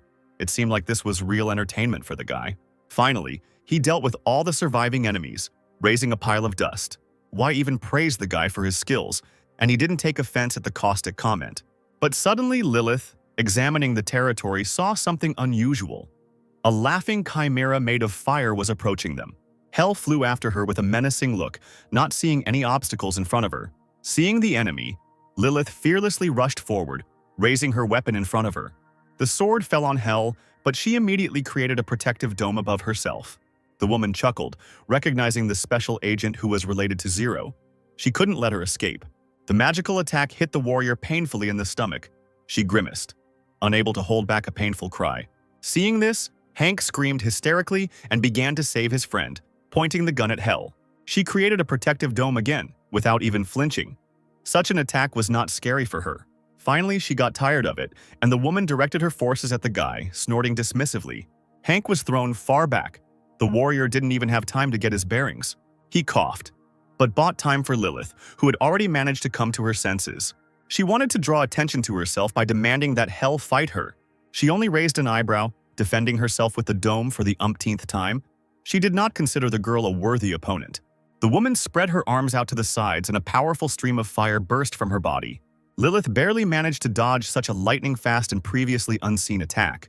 She suddenly realized that she was in a disadvantageous position and only managed to cover herself with her hands from the stream of flame. But suddenly, a blue volley flew towards Hell, piercing the woman's stomach. Lilith's figure was engulfed in the remnants of the flame, but she closed her eyes and did not understand what had happened. Hell was wounded. The strike team had a powerful sniper, but there was no time to waste. We had to continue to put pressure on the warrior. Stan, who attacked Hell, looked at the system window. The future wounded boss has more abilities than Bennett, but the only difference between them is simple luck. Then the ghost aimed his rifle at the woman, intending to help his former comrades. Stunned, Hell fell to the ground, disoriented in space. But the next moment, the future boss quickly rose to her feet, generating an attack. Her wounds gradually healed, the woman cursed, calling the sniper an unkind word. Distracted, she didn't notice Wei appearing next to her, blue light shining from his hand. The warrior pounced on Hell, but she managed to create a protective dome and bend down to the ground. The woman exclaimed that these attacks were completely trivial and was about to shoot. The warrior's eyes flew open, and from somewhere above she was hit in the shoulder again and was thrown to the side. Hell managed to stay on her feet at the cost of incredible pain in her forearm. Then Wei called for them to move forward again. Lilith nodded, swinging her blade. She hit the weakened Hell's protective dome with all her might, and she could barely hold back the attacks. Then Wei used a huge cannon, which struck with several volleys of fire at once. Hell jumped back, saving herself from the enemy's powerful attack. Having created a dome in front of herself, she flew forward. The woman could not allow herself to be driven into a corner in this way. Having passed the fire, she found herself very close to the enemy, and immediately generated streams of fire. Stan came to the rescue, already aiming his rifle with all his usual attention. A blue, deadly glow pierced Hell's entire body, and the woman gritted her teeth in pain. Wei was dumbfounded, realizing that Ghost had saved him, and Lilith admitted that the sniper understood their fighting style. However, the Ghost's attack allowed Hell to continue fighting, but the opposing team did not stop either, giving other fighters an opportunity to attack. The woman egged on her enemies that their attacks were boring, then Lilith attacked her with a dagger. Hell was incredibly irritated by the attacks of the unknown and invisible sniper. At this time, the fleet of the head of the embryo received a new message from the battlefield. Hell was defeated, and the ship was approaching the exit to the sea. The warrior's ability to inflict damage in an area would be required. She needed to be freed. The commander ordered Urgel, the best warrior, to finally get rid of the Black Ghost. He grinned and nodded. For a man, there was no better reward than a good fight. The green haze around his body moved tightly behind its owner, as Urgel rushed towards the enemy like lightning. The body of the Black Ghost's car was visible on the shore. The man immediately noticed it. He chuckled contentedly, realizing that he had found out the sniper's location and was about to grab him. But Urgel was called out, distracted. He did not see the strong player who threw a car at him. Having stopped the car flying towards him, the man threw it away from himself with some difficulty. A henchman of the 13th Division, a powerful soldier, stands in his way. He exclaimed that he would not let Urgel go any further. But the man only laughed at such a statement. Two magical forces collided. The blue and green haze became powerful weapons. The commander noticed this, concluding that Urgel had been detained, so he sent Renee on the mission. The ghost had a wild sword in his car, and the guy saw a black haze approaching him. Renee, brandishing daggers, hid in it, preparing to come very close. Sword wanted to warn the boss, but he himself was wounded. Ghost only turned away slightly, holding onto the steering wheel. A few seconds later, Renee was no longer around, and the guy admitted with displeasure that he had teleported. A blue electrical discharge appeared on his hand. Stan continued to hold onto the steering wheel with one hand. He raised his hand with all his might, hitting Renee with a blast of electric current. From the pain, blood spurted from Renee's mouth, and veins appeared on his forehead. The sniper was unusually strong in close combat. The man tried to turn into smoke and slip out the window. He must retreat. But even here, Stan was quicker, grabbing the fugitive by the arm. He held him tightly, not allowing him to escape. Then Renee made a few more dashes and disappeared from the forest along with the ghost. A few seconds later, they both fell onto the deck of the embryo ship, the entire impact taking place on Renee's back. Renee raised his head and suddenly saw Stan in front of him. The villain screamed, realizing that the hero had managed to get through his teleport. Black Ghost placed his palm on Renee's face and let the lightning strike through. Reaching forward, he pushed the man to the ground, looming over him with a smile and continuing to shock him. When it was all over, Renee had a burn on his face with the imprint of someone else's palm. The system window showed the ghost that he had killed a level 64 Renee and would receive 60,000 experience points. The player turned around sharply, hearing the sound of army boots behind him. The soldiers surrounded him from all sides, aiming their rifles. They knew exactly who was in front of them. Stan stood fearlessly, his eyes scanning every embryo soldier as they began firing. All rifles came into action as players were given the order to kill the sniper. The ghost grinned and opened the flaps of his jacket, revealing a device on his well-defined torso, where even under his t-shirt muscles were visible. It worked immediately, and the guy was covered with a protective dome that didn't let bullets through. The pale soldiers looked at each other in bewilderment. The Black Ghost had stopped the bullets, but the next moment the players realized how unlucky they were. The bullets were also ricocheting. Standing in the center under the dome, the Black Ghost watched as the embryo soldiers fell to the ground. After making sure that they were all dead, the guy turned off the protection and slowly walked past the bodies. He looked again at his new toy, the field repulsion machine. The ghost took a pistol out of the inside pocket of his jacket and jumped up. He rose up, deciding that since he was here, he had to kill the Magnificent Seven. Flying away, the ghost skillfully finished off his opponents by shooting them right in the head. The bullets ricocheted and hit a large number of players at once. The commander, looking at this, was beside himself with anger, and most of all, he was angry at Renee. Not only did he not kill the guy, but he also brought him to their ship, and because of this, soldiers are now dying in whole squads. The commander told Hell about Renee's death via radio, so he called on the warrior to deal with the enemy. With a satisfied grin, the sniper dodged the attacks, inflicting fatal blows. He felt someone else's presence and turned his head. On the other side, an enraged Hell was flying towards the player, who was already tired of these games. She opened her mouth wide and screamed, sending an ultrasound towards the phantom. He covered his ears with his hands. The waves knocked him off his feet, causing him to fly towards the ground. The guy received 221 injuries from the psychological attack and was in a state of concussion. Ghost then pulled out a pulse grenade that used frequency sound to destroy the eardrum. Taking a running start, he swung with all his might and threw the bomb towards the warrior. The device fell at the woman's feet and she stepped on it with her heel, only laughing at Zero's intention to defeat her with an anti-tank grenade. But the woman did not recognize the type of device. It was a sound grenade, which struck her hearing, and Hell abruptly covered her ears with her hands. She pushed the grenade away from herself. Everything inside her clenched from the pain. Even breathing became harder. The ghost rubbed his chin and raised an eyebrow. He too had a knack for making others dizzy. The guy pulled out his pistols and pointed them at the warrior, immediately opening fire. She was disoriented and couldn't even cover herself. Bullets pierced her stomach and chest. The ghost ran up and kicked Hell into the water, sending a blue glow of electricity through her. Unable to resist, the woman fell like a stone into the cold blue water. Watching the splashing water, Stan understood that Hell was a difficult boss. It was not easy to defeat her. It was better to let her leave the battlefield. Hearing a woman scream behind him, the ghost turned around. Lilith called him Stan and screamed angrily. The girl looked angrily at the hero. She told him that they had finally found him. The black ghost widened his eyes, pretending that he was seeing her for the first time, but in his heart he was a little scared.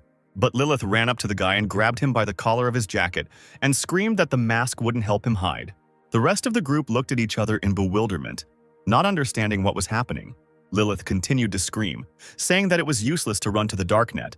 And now Stan had to give her the advance. Wei asked the girl not to scream. At that moment, the ghost raised his head, seeing someone's shadow above him. A strange-looking and disarmed Embryon officer was flying towards him. The bare-chested man deftly jumped to the ground, dropping to one knee. Then he shook his head and began to transform into a snow-white wolf, howling loudly. Purple eyes bloodshot. The werewolf bowed low over the ghost and did not express any particular friendliness. The wolf ran and pounced on a group of people, snapping its huge mouth with sharp teeth. Lilith in turn flew into the air, wielding her dagger with all her might. The wolf followed her with his gaze. Iron Man picked up on the warrior's plan and found himself behind the werewolf, grabbing him by the scruff of the neck. The wolf's huge mouth did not frighten the man. He fearlessly tried to dodge. The black ghost realized that this was his chance and immediately aimed his gun at the werewolf. Several bullets passed through the monster's head, and it howled in pain. Lilith saw this and praised the ghost through her curses, still angry at him. Taking advantage of the monster's hesitation, she also ran a sharp blade across his back. Now that the wolf was surrounded on all sides, the warriors immediately began to attack him. Hank, watching his partners, admired their coordinated work. They didn't even talk to each other. The attack was so powerful that the wolf didn't even have the energy to strike back. The wounded beast began to whine, limping to the side and trying to escape from its opponents. He staggered, moving each paw in turn and leaving bloody traces behind him. Stan immediately pulled out his rifle, aiming at the werewolf. He couldn't let him escape. Another shot finally knocked the animal off its feet. It even rose into the air before falling. The beast whined desperately, writhing in incredible pain throughout its entire body. Then Wei flew up to the werewolf and hit him on the head, seeing that the beast could not die. A few seconds later, the werewolf became human again, with the same wounds and injuries. Stan and Wei were delighted and high-fived each other. The warrior was told by radio that the embryo fleet was approaching the sea. The strike brigade was supposed to return them. He responded with approval. We then turned to Ghost and asked if he would go with them. The guy waved his hand lightly, replying that he would go his own way. After some time, Hell finally got out of the water and returned to the deck. She clenched her teeth tightly, burning with rage, and hissed that she remembered the black ghost well. Every now and then, bullets hit the water, creating small craters. Huge combat installations fired tirelessly at the ships. The dragons kept shouting furiously that they would force the embryo to leave. The commander put his hand on the shoulder of one of the soldiers, saying that the embryo had lost 70% of its troops, and their losses were less than 10%. Black Ghost returned to the truck where Wild Sword was waiting for him. He asked the guy not to stare, but rather to get down to business, then called up the system window and chose a task for the elf. The boy was delighted. He would get a lot of experience for learning to bark like a dog. Ghost smirked back, calling it a reward for defending against an attack. Sword saw that the supply helicopter had arrived and told the mentor that it was time for them to change their means of transportation. After some time, they moved to the helicopter. The progress in destroying the embryo had advanced by 2%, and the overall increase was 21. In recent days, other continents had also struck at the evacuated enemy forces. After the embryo has completed the evacuation, you will need to head to its main base on the Andrea continent to earn even more experience. Suddenly, Stan took out a detonator and blew up his car. Wild Sword looked at this and asked Ghost in shock why he did it. The player smirked, replying that he couldn't leave any traces to track. Meanwhile, at the closed embryo base, the leader calculated the losses during the blockade breakthrough. 70% of the executors alone died. The subordinate asked if it was worth dealing with the black ghost that had killed 3 of them. The masked man replied that there was no point in wasting time on the insignificant killer. He needed to be kept under surveillance first. Embryo has lost all bases on 3 continents. 6 nations that are fine with internal conflicts can attack the main base on the continent of Andrea at any time. The subordinate reminded that the embryo still had an intercontinental nuclear bomb in stock. The leader of the organization shook his head. It was not the time yet. It was important to shift the focus of attention of the 6 states so that they did not have free time to start a war for resources. A soldier ran into the office, relaying a message from Base 13. It concerned a recent successful research subject from the Genetic Enhancement Plan. The boss read the document, asking what happened to the subjects and why they were having trouble every day. The soldier explained that cases like this did not happen to just one person. It spreads like a disease. The masked man was still confident that luck was on their side. It was time for the 6 states to worry. Night fell, and a brief calm descended upon the frigates of the embryo. The entire shower floor was covered in bullet holes. Hell pulled them out of her body with her bare hands because, no matter how many wounds there were, they would heal. She went to the window, dreaming only of it all finally ending. Then maybe she can go far away from here with her sister. Meanwhile, several helicopters were leaving the temporary shelter. Harry was dumbfounded and asked his friends if it was true that Stan was the Black Ghost. Lilith responded in amazement that she would recognize the guy even if he turned to ashes. The warrior carefully asked Wei if they would then look for the missing person. The man said that the ghost was confused when he left. Maybe he was on a secret mission. Lilith interrupted her friend, angrily asking him to clarify the information for her as well, when the guy would return the money. The trio exited the plane as soon as they landed at their base. Kira ran up to Lilith and began to hug the warrior, who immediately began to break free. The girl said that she had also met the Black Ghost before, the same one that the guys had fought today. Lilith turned around and asked irritably what he was doing when they met. As it turned out, at that time the ghost's name was Mr. Black. He was a Scorpion-level assassin who took part in the mission to defend the city of White Seagull, and the head of the Darknet became interested in him. Lilith immediately ran up to the girl, hotly asking if she had any more information. Her interlocutor was surprised by such interest. Lilith's face sank and she turned away, mumbling that she was just curious. Then the girl leaned towards her, whispering secret information in her ear from the killer girl with the nickname Golden Fox. Rumor has it that the Black Ghost likes men. This news shocked the team. The girl covered her mouth with her hand and giggled, urging the boys to be careful the next time they met him. Wee scratched the back of his head, seriously saying that there was no point in judging his partner. Soldiers were walking quickly along the corridor of the secret department of the Star Dragon organization. The chief was informed that Wei had sent a request for a video call. The man wasted no time reporting that the team had met Stan. The boss leaned forward to the microphone and held his breath, asking him to continue. The Black Ghost from the Darknet accepted the fight. The team fought with him side by side, understanding each other without words, and then realized that he was Stan. The boss believed that Stan could not be this player, since Ghost is a top-level Darknet assassin. We looked at the man with a puzzled expression, not understanding why he didn't believe him. The chief held the microphone tightly, coughed, and called on the warrior not to say anything. After all, Stan couldn't possibly be the ghost. It was simply impossible. The man swallowed hard and nodded, thinking that the boss was hinting that he should stop spreading the word, since he had been sent on a special mission by someone from above. A few hours later, the organization's leadership gathered in the Star Dragon's conference room. According to Wei, Black Ghost greatly helped Dragon, but it is unclear whether this was an order from the Darknet or his personal desire. Recently, the Darknet organization was preparing to launch the Vault program and asked the Dragon for financial assistance. Perhaps by sending the Ghost, they wanted to show their favor. The Darknet continues to remain neutral, and their gesture towards the 6 states is clearly a good sign. The head of the department decided to support the shelter program and provide financial assistance. We need to find a way to improve relations. In the Darknet Management House, Wang Yu was already talking with the Dragon leadership. He hung up and told Bennett that Star Dragon would provide financial assistance. When asked why, the man became embarrassed, suggesting that it was a reward for a service rendered earlier. Then he realized that the dragon mistook the Black Ghost for a Darknet man. Now he will be in debt to the guy. The other 5 states continue to evade, but there is a chance to bargain. The leader said that with the help of the dragon, they will have enough funds for the first step. The shelter program needs to be put into action as quickly as possible. Wild Sword landed the helicopter on the edge of the cliff, telling Ghost that they were now there. He was smoking and only nodded when the guy asked for time off since they had no business. The player sitting behind them was amazed that Benny the Sword simply disappeared into thin air. Dark Ghost released smoke, replying that it was the user's special ability. This universe is full of unusual abilities, and sooner or later the characters will realize the peculiarity of the players. Now the most important thing is to level up to become the strongest in Aquamarine.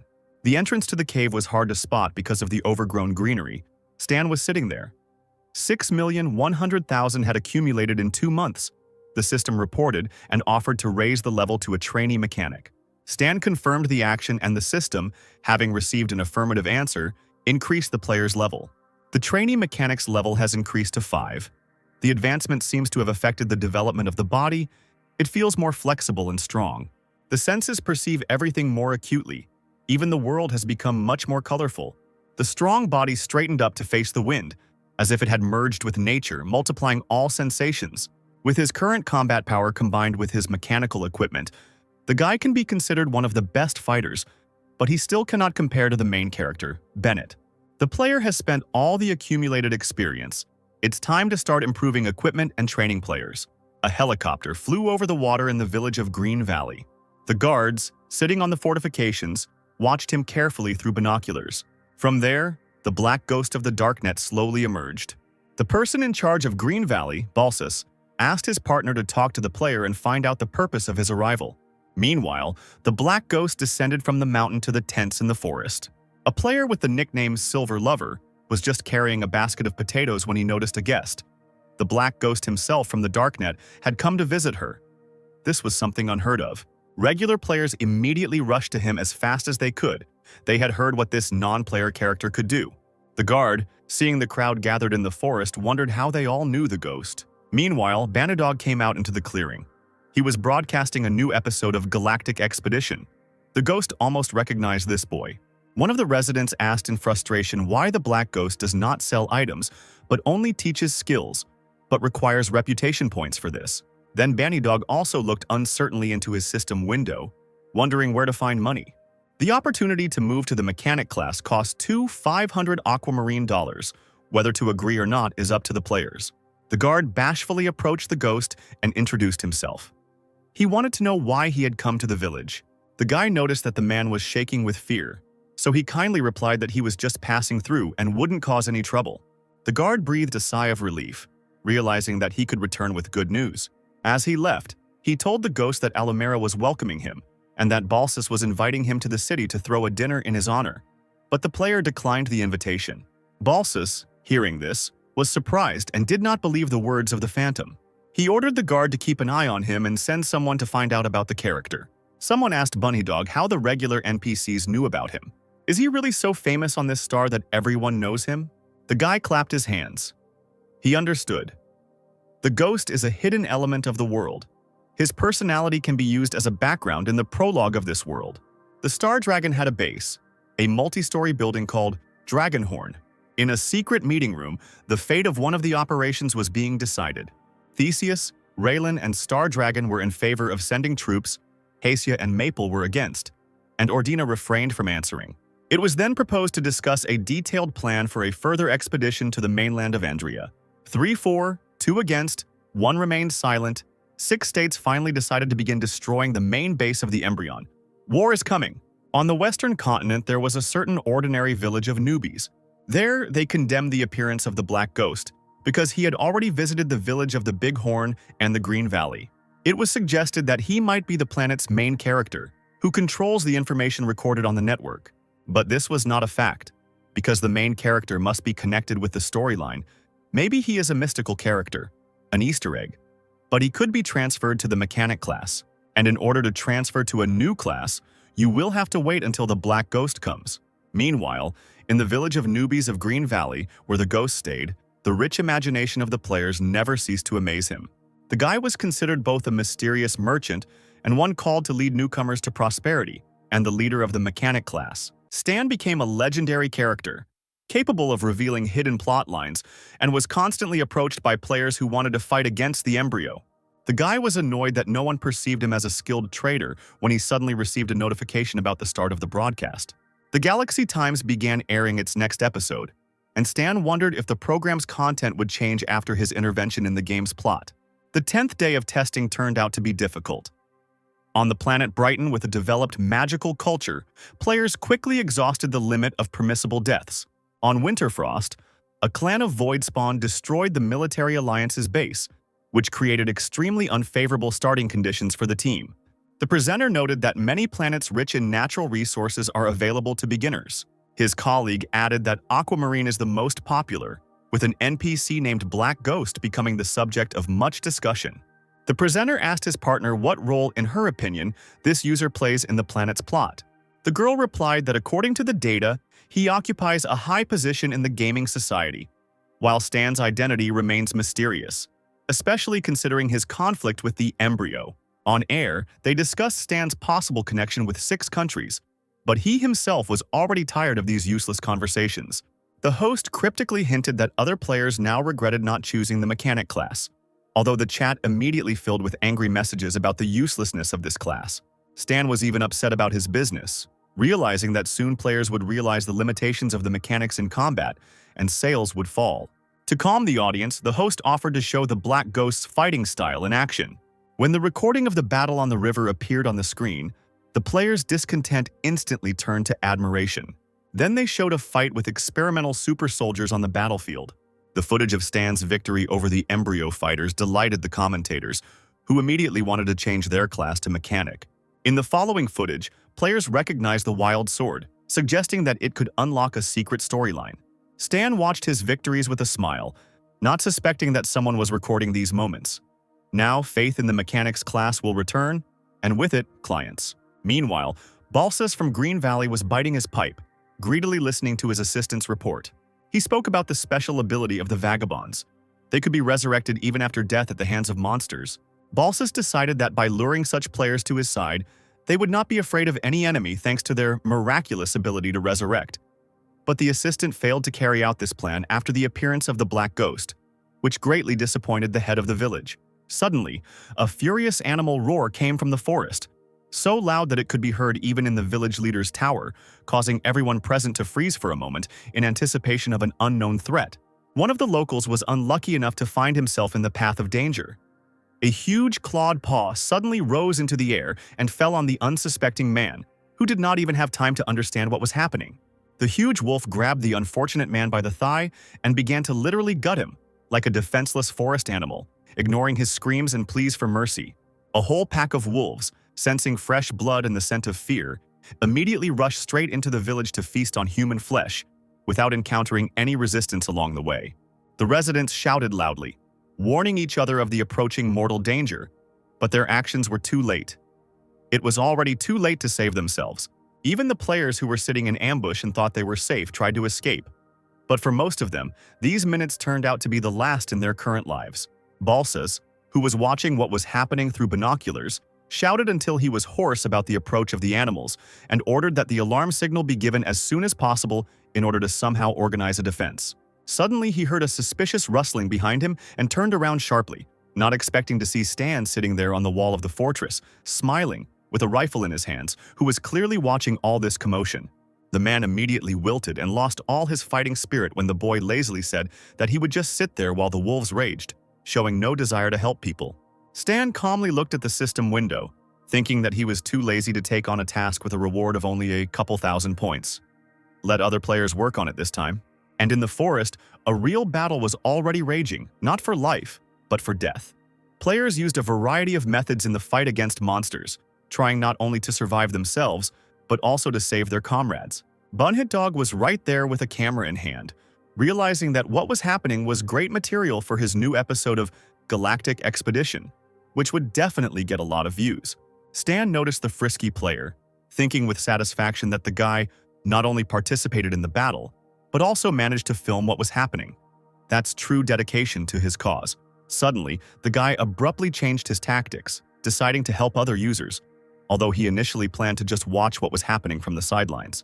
He quickly left the fortress wall and found himself right in the epicenter of events, where the most fierce battle between the players and the enraged wolves was raging.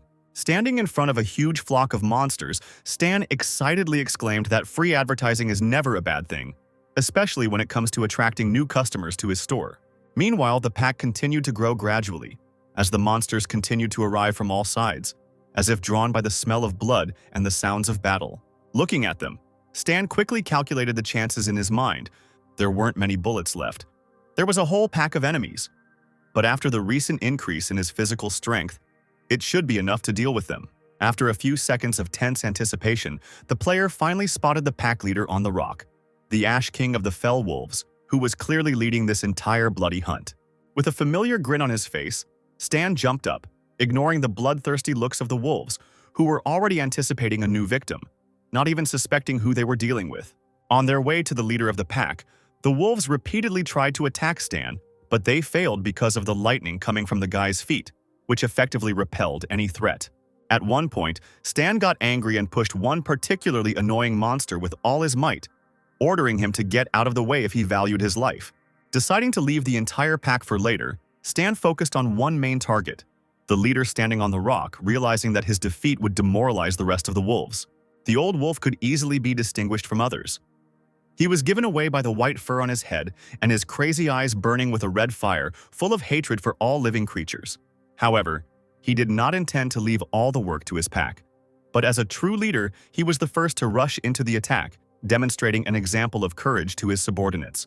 As soon as he was close enough to the man, Stan confidently held back the onslaught with the help of combat magic, which created a visible barrier between them. The guy was incredibly pleased with his own strength. He didn't even feel a loss of energy, and his body actually became noticeably stronger, which instilled confidence even in such a tense moment. Several monsters immediately attacked the player from all sides, but he instantly created a powerful protective dome that not only protected him, but also threw the enemies away. However, after some time, fatigue made itself felt, and the pack began to irritate quite a bit with its persistent and continuous attacks, which followed one after another. Stan pushed off sharply with his right foot, creating a magical weapon that trailed through the air behind him, effectively scaring the wolves away. Finally, with the pack's attention at least partially distracted, Stan was able to get close enough to the leader to deliver the finishing blow. He hit the leader right in the head, releasing powerful electrical discharges that literally pinned the beast to the ground, depriving it of the ability to resist. The enraged wolf shook his head and howled loudly, standing on his hind legs in an attempt to bite the offender. But his movements became noticeably slower and more uncertain. Stan quickly reacted to the threat, deftly jumping to the side and not giving the beast the slightest chance to reach him with fangs or claws. Jumping even higher, he hit the leader in the jaw with all his might, using magic that greatly increased the impact. Then, taking advantage of the moment, Stan grabbed the wolf's scruff with both hands, deftly straddling him and preventing him from moving freely. Sitting directly on the leader, he continued to methodically deliver blow after blow, gradually exhausting the strength of the huge beast. Finally, when the monster was convulsing unconscious on the ground, Stan delivered the final crushing blow that was supposed to put an end to this fight. The wolf lay on the ground, lifeless, having breathed his last, and a large pool of blood slowly spread under his head, indicating the end of the battle. His pack, seeing the dead leader, howled pitifully, raising their muzzles upward as if saying goodbye to their former leader. Turning around, Stan saw that the death of the leader did not calm the wolves down, but only made them even more angry. The same fire of rage that burned in the eyes of their fallen leader appeared in their eyes. Then the guy, without further ado, took out a powerful grenade from his supplies and accurately threw it right into the thick of the pack, not wanting to waste time on individual fights. Those monsters that managed to avoid a direct explosion and ran up to the player immediately became victims of his precise and crushing blows, leaving no chance of survival. All the players, including Stan's loyal Wildzord, gasped in amazement when they saw one NPC destroy 100 wolves at once, demonstrating incredible skill. The red-haired elf's eyes literally sparkled with admiration as he exclaimed that the mechanic class was not only good at range, but was also no less effective in close combat. Stan knocked the wind out of the last wolf with one precise blow to the chest, and this style of fighting definitely appealed to the watching users, who began actively discussing what they saw. Wild Sword didn't hide his delight, shouting loudly that choosing the mechanic class was the right decision. And now he knew exactly what to strive for in character development. When the battle was finally over, Stan immediately checked out the forums, where a video of his impressive wolf kill had already been uploaded by players. But among the enthusiastic comments there was also an opponent, Luzman, who spoke quite harshly about the mechanics throughout each day, trying to denigrate the class. This stranger commented on every post about the mechanic class, which could have a negative impact on Stan's business, since he could not openly declare that he himself is a player, and the NPC status is just a cover. An excited Wild Sword ran up to the guy, trembling with joy at meeting such a cool boss, not hiding his admiration for what he saw.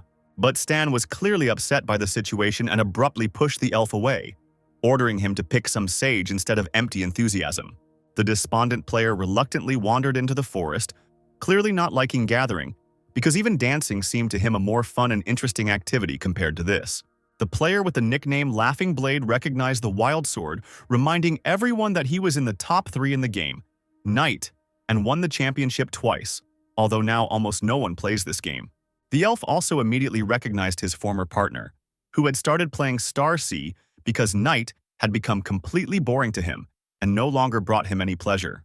The Laughing Blade noticed that they were of almost identical levels and offered to exchange experiences in a friendly competition, although he secretly hoped to defeat his former partner. His interlocutor stated his current class, but said that he first needed to complete some work before he could accept the challenge.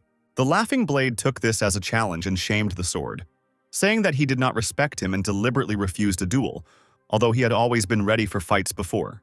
The elf gritted his teeth and rolled his eyes, finding his former partner unbearably boring and fixated on his own superiority, which was long gone. Stan unexpectedly approached the players and urged his loyal assistant not to refuse an interesting offer, seeing it as an opportunity for development. He immediately handed the guy a pair of his combat gloves, which were supposed to significantly enhance his capabilities in the upcoming duel and give him an advantage. Grabbing them like the greatest treasure in the world, Wild Sword looked at the boss with adoration, not believing his luck in obtaining such a powerful artifact. Stan, with a smile on his face, told his assistant that if he lost, he might never come back, making it clear how serious the upcoming test was. The Laughing Blade, watching their conversation, impatiently asked again whether the players would finally fight or continue their endless preparations. Wild Sword quickly donned the borrowed gloves, showing full readiness for battle and confidence in his abilities thanks to his new equipment.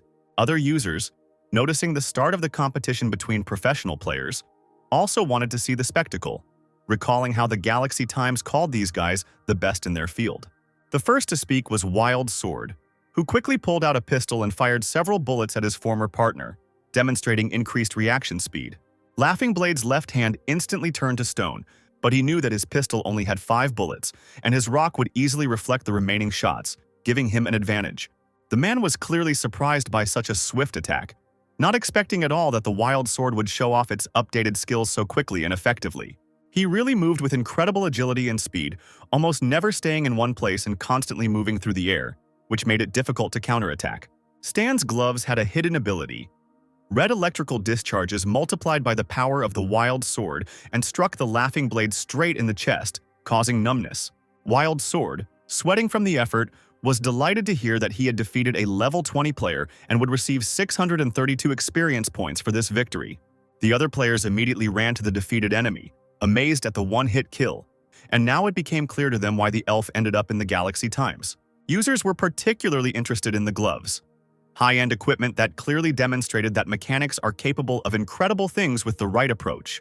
The Laughing Blade soon appeared on the battlefield, healed and groaned hoarsely that the agreement was for a friendly duel, not a mortal fight. Wild Sword scratched behind his ear and said with a slight mockery that he did not expect such weakness from such an experienced opponent, clearly enjoying the moment of triumph.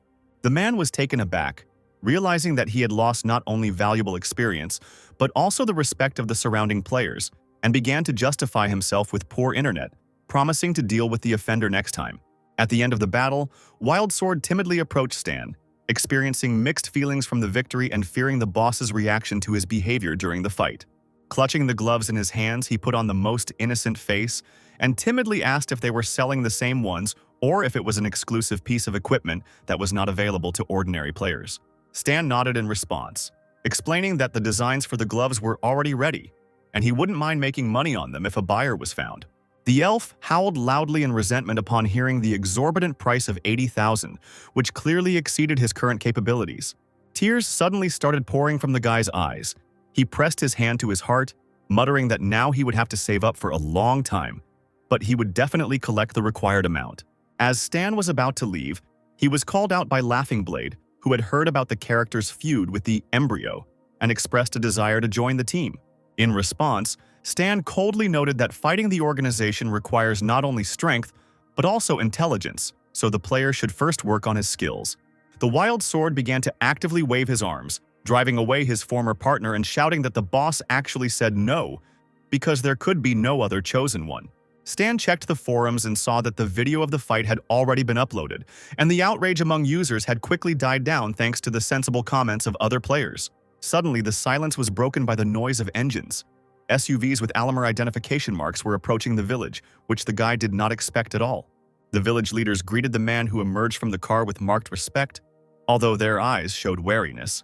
Messenger Illumer Ray was clearly unhappy with Stan's disappearance, as well as the fact that he had been unable to find Zero for 6 months, for whom Embryon had offered a substantial reward.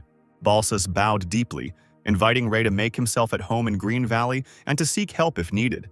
The guests were treated to a lavish dinner with plenty of expensive alcoholic drinks, creating the appearance of hospitality. By the middle of the banquet, Ray had become quite drunk and began to mumble incoherently about his business, losing the thread of the conversation. Balsas tried to change the subject, noting that the family would hardly search forever for the missing person, since everyone understood that Stan was not Zero. Ray waved his hand, refusing to discuss Stan, and asked if anything unusual had happened in the village lately. While pouring wine for his guest, Balsas told him about the refugees with an amazing ability to resurrect but weak fighting power. Ray asked if these people were really that unusual, to which he received confirmation. The family already knew about this phenomenon. Balsas did not forget to mention the Darknet mercenary, the Black Ghost, who was currently in the village. The interlocutor noticeably perked up, admitting that he had already heard about the famous user and assumed that he had arrived with murderous intentions. But the village chief looked away, relaying Stan's words about the accidental visit and warning that it was better not to anger this NPC without reason. Ray's bodyguard, Luke, demonstratively slammed his fist into his palm, declaring that he would personally protect his master from any threat.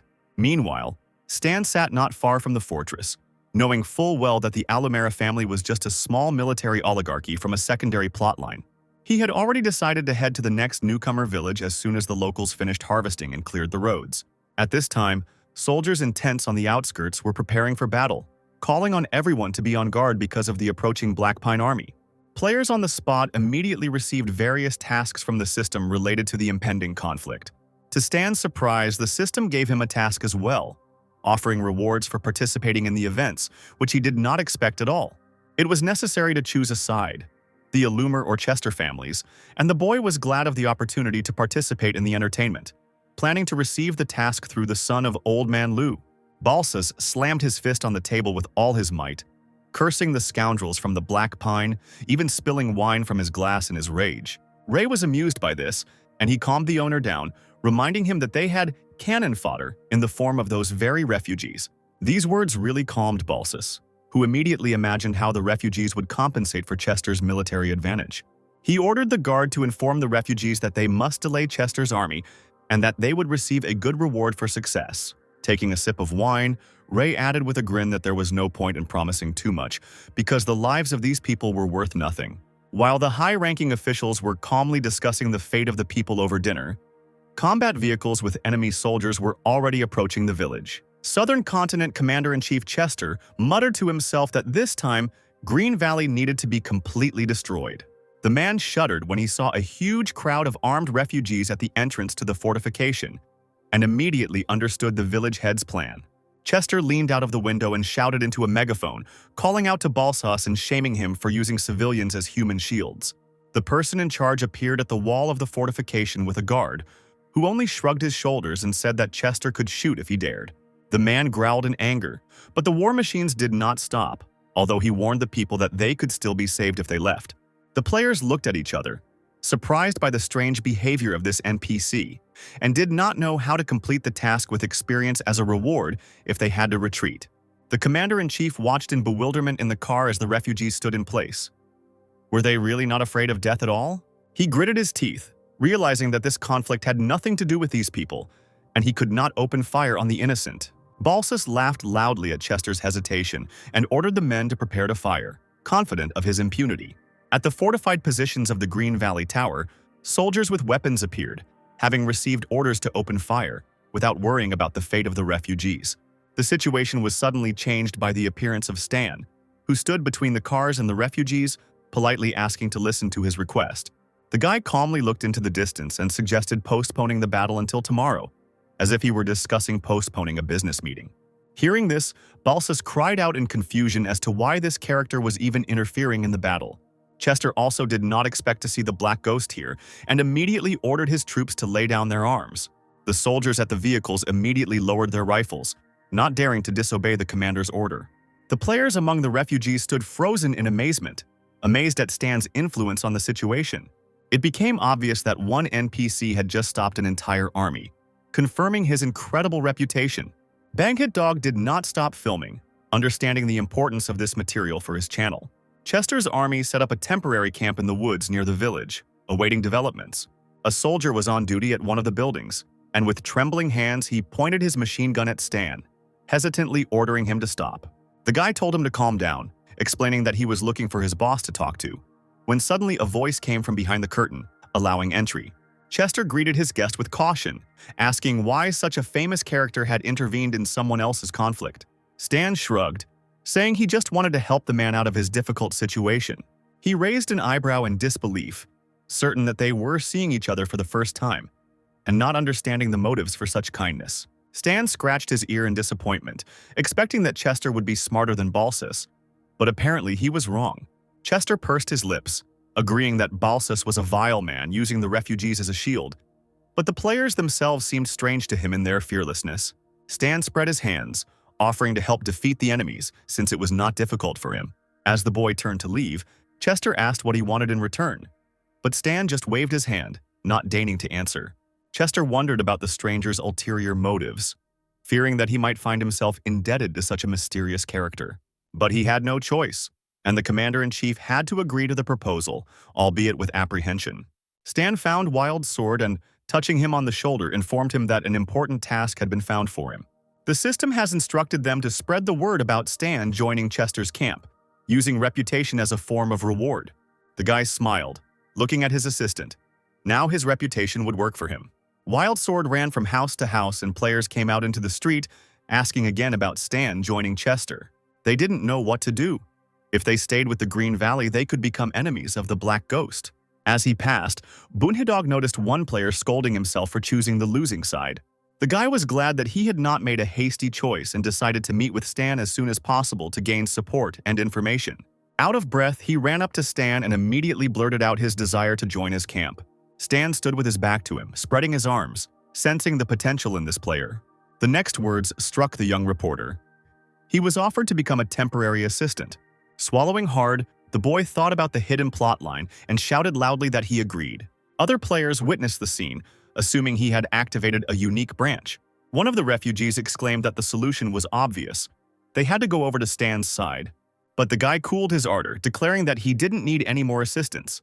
The player almost cried from resentment, deciding that only the first one would have a chance. While he was worried, Stan watched his associates, understanding the benefit of having a reporter on the team to manage public opinion. So far, he liked 3, Wild Sword, Maple Moon, and Bunhit Dog, but he needed to expand the circle of reserve participants. Stan thought wistfully of other newcomer villages where new opportunities awaited him. Balsus, watching from the forest, became angry when he saw Stan luring away the refugees. They were even given a place to live in the Chester camp, which seemed like a mockery. The man scolded Stan, who claimed that he was just passing by and was now helping the enemy. Balsus's hand trembled at the thought of escape, but Ray seemed to read his thoughts and grabbed his wrist. Ray's brows furrowed menacingly, and he painfully twisted his interlocutor's arm, reminding him of Alumera's assignment. Balsas stuttered as he explained that half of the refugees had gone over to the enemy, and that the Black Ghost himself was now against them. Ray coldly replied that Alumera was not afraid of battle, and ordered them to prepare for battle while his guard dealt with Sten. Luke immediately approached and Ray informed him that he was leaving the famous user with him. Balsas hissed that the guard would actually have to fight this monster. Ray smirked, noting that not all of the refugees had betrayed them, and Balsas had to mobilize the rest. At the same time, the messenger ordered the machine to be prepared in case of defeat, although he pretended to be confident of success. Even at night, the fighters in Chester's camp remained on guard, expecting a trick. The commander-in-chief realized that a battle could not be avoided and ordered preparations for an offensive in 20 minutes. He turned to Stan, thanking him for helping with the refugees, to which the guy only nodded. Chester could not believe that such an influential character was interested in him, and he feared a riot among the refugees. Bun Hitdog overheard this conversation from behind the trees, gaining a new clue about Stan's identity.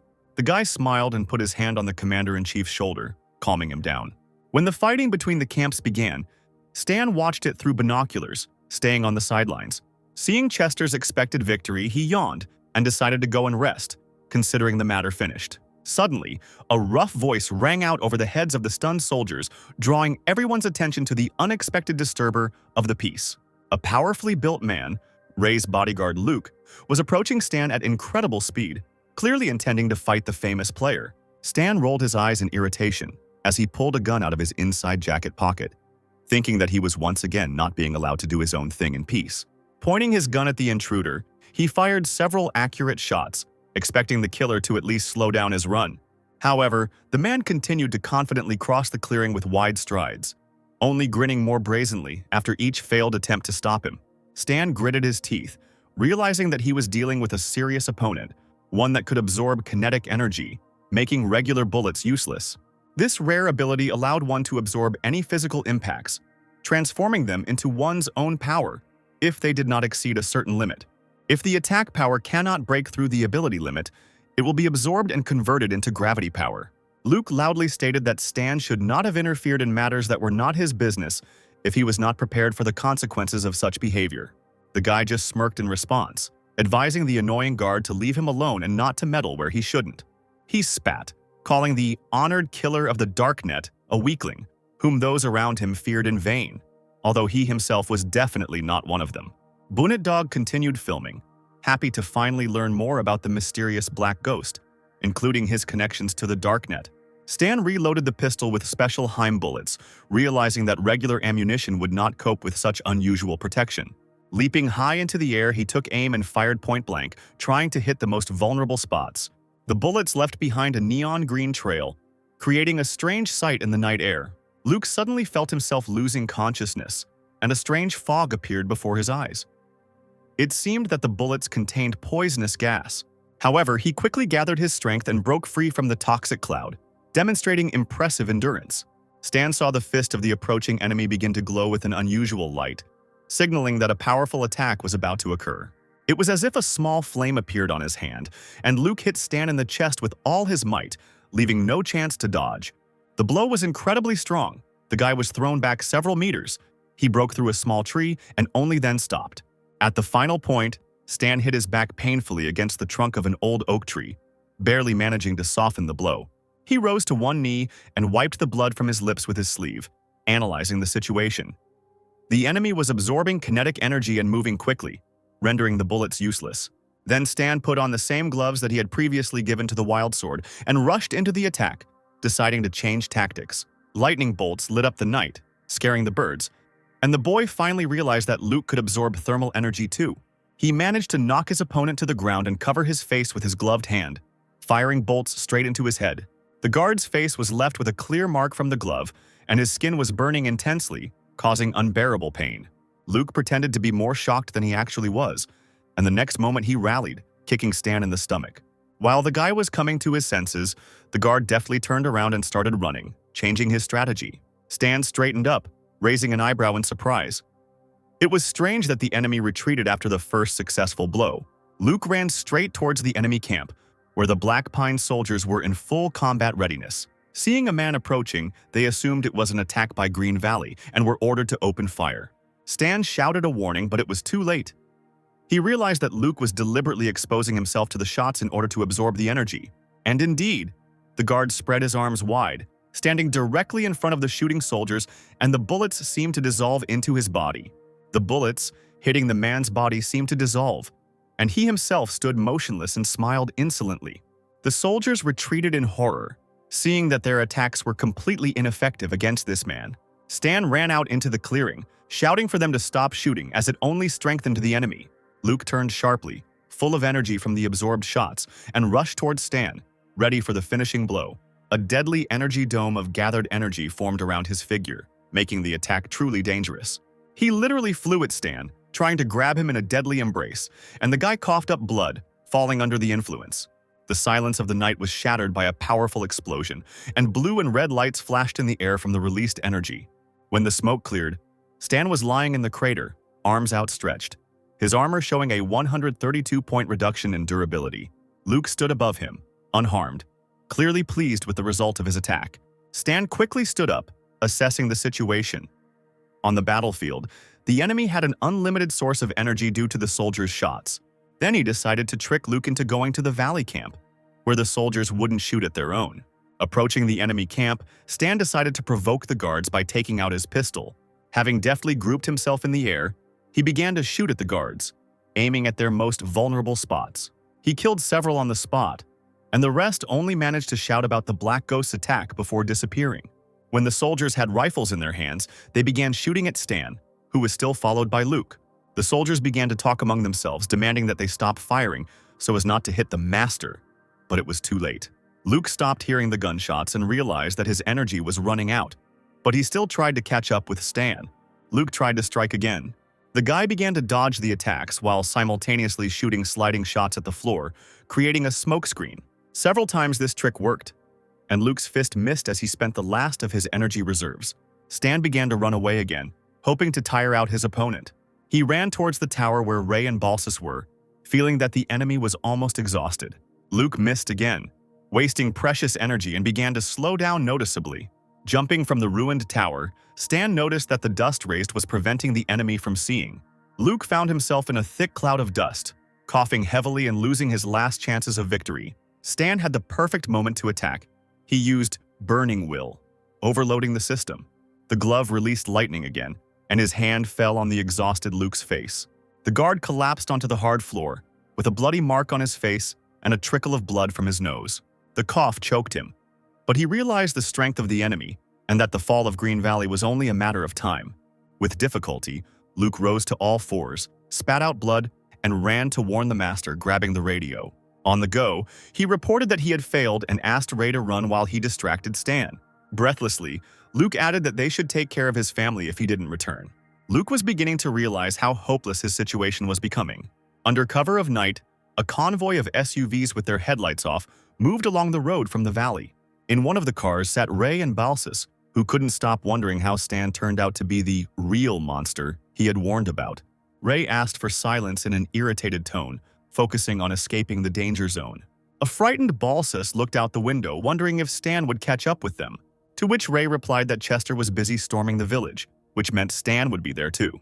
To Balsus's horror, he saw a familiar figure rapidly approaching the car. Stan shouted that they shouldn't be in such a hurry and shot at the car's wheels. The fire bullets hit their target and the wheels caught fire, causing chaos in the moving motorcade. The cars began to collide with each other, flipping over from the impacts until it was Ray and Balsus's turn. The driver immediately lost consciousness after the impact, remaining in the damaged car, and Balsus clung to the window, coughing from the smoke and trying to hold on. He froze when he heard the voice above him and slowly looked up at the barrel of the gun. Balsus began to accuse Stan of lying about the accidental visit, but the guy called it a coincidence.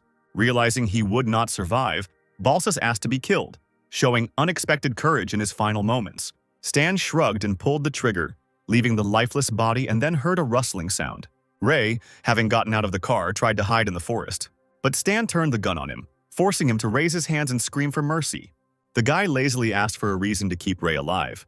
He bent over in horror, pressing his hat to his head, and babbled that he would give the player a lot of money and recommend him to the Allimer family.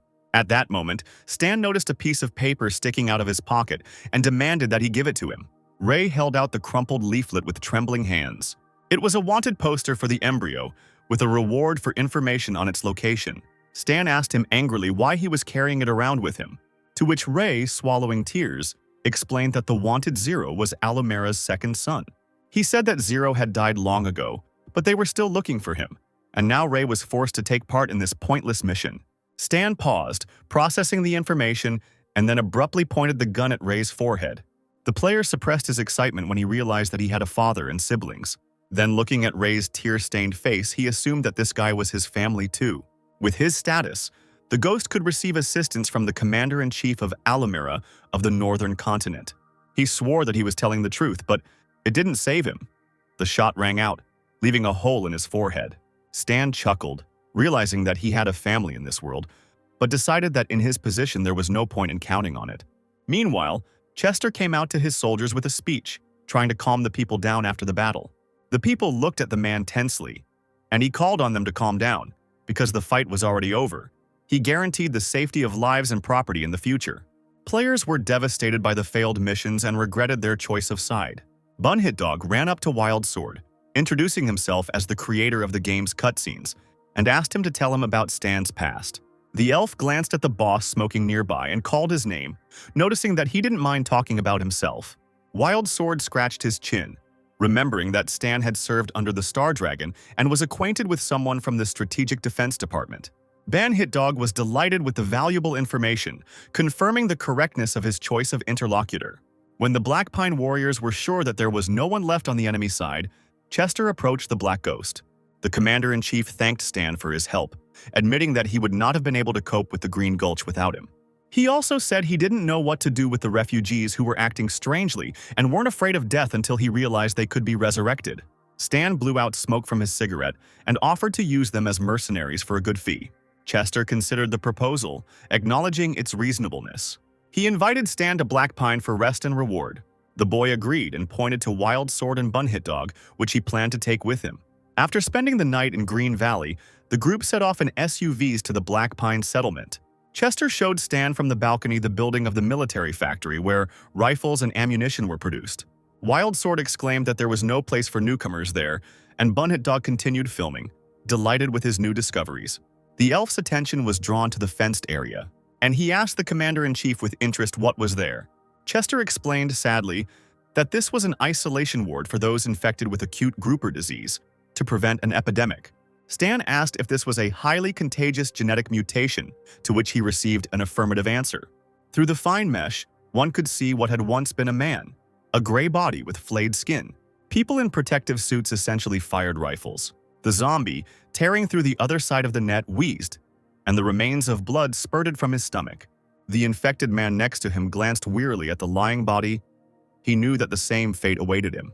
The disease is difficult to treat, and to suppress its spread, the only way to do it is to isolate the sick. The dead patient was immediately carried away on a stretcher. Bunhitdog shuddered as he looked at this picture. He said that the sight was very frightening, and the soldiers' actions were cold-blooded. The commander-in-chief reported that at first there were 10 people, but one of them knew that he would not be cured and escaped from quarantine. Then the number of infected increased to 300. Stan was given the task of stopping the source of the plague, but he didn't want to do the task for newbies. It was better to pass it on to someone else. The ghost looked at his assistants, who were already anticipating the reward for victory, and decided that if they completed the task, he himself could claim the reward. Chester distracted those present by announcing that his men had already set the table. The dear guests were invited to the fortified castle, the Lord's Chamber. At a long table with sumptuous dishes sat Stan and his assistants in a row. Opposite them was the commander-in-chief. Wild Sword and Bunhitdog pounced on the chicken, admiring the flavor conveyed in this game. Chester turned to Stan, embarrassed, saying that he still felt awkward not giving something in return. He put a business card on the table, saying that the guy could use this phone number to reach him at any time. The ghost was delighted with this opportunity and immediately said that he wanted to borrow the Black Pine workshop and some materials for a while.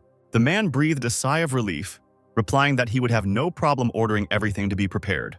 Black Ghost was unhappy about the epidemic, but his friends would stay and help when he left. After these words, he patted Wild Sword on the back as he choked on his wine from what he heard. Tears appeared on the elf's face, and he exclaimed that the boss wanted to part with him. Black Ghost rolled his eyes. It sounded too intimate. He promised that he would return, and he would not leave his assistants without benefit. Looking at the screen of the Bandit Dog system, he persuaded his friend to stay, because solving the epidemic problem gives a lot of experience. For the ghost, this was only to his advantage. It was better for the guys to stay, otherwise they could ruin his effectiveness. Early the next morning, the NPC went straight to the workshop. He worked for several hours at a special machine, making the necessary item. Finally, wiping the sweat from his forehead, Black Ghost smiled contentedly. "It's done!" In front of him lay a portable, high-damage solar flamethrower with integration that was easy to carry. Stan was surprised by the strange note. On the system screen, it was indicated that the dancing flame was warmth, akin to romance. The guy mounted the flamethrower right on his forearm with a force of 69. You can ignore the load. Lost in thought, the guy didn't immediately hear someone else's footsteps. An old man in a lab coat praised the flamethrower, asking if he could buy a gun for 1,000,000 coins. Black Ghost crossed his arms over his chest and asked who was bothering him, not hiding his disdain.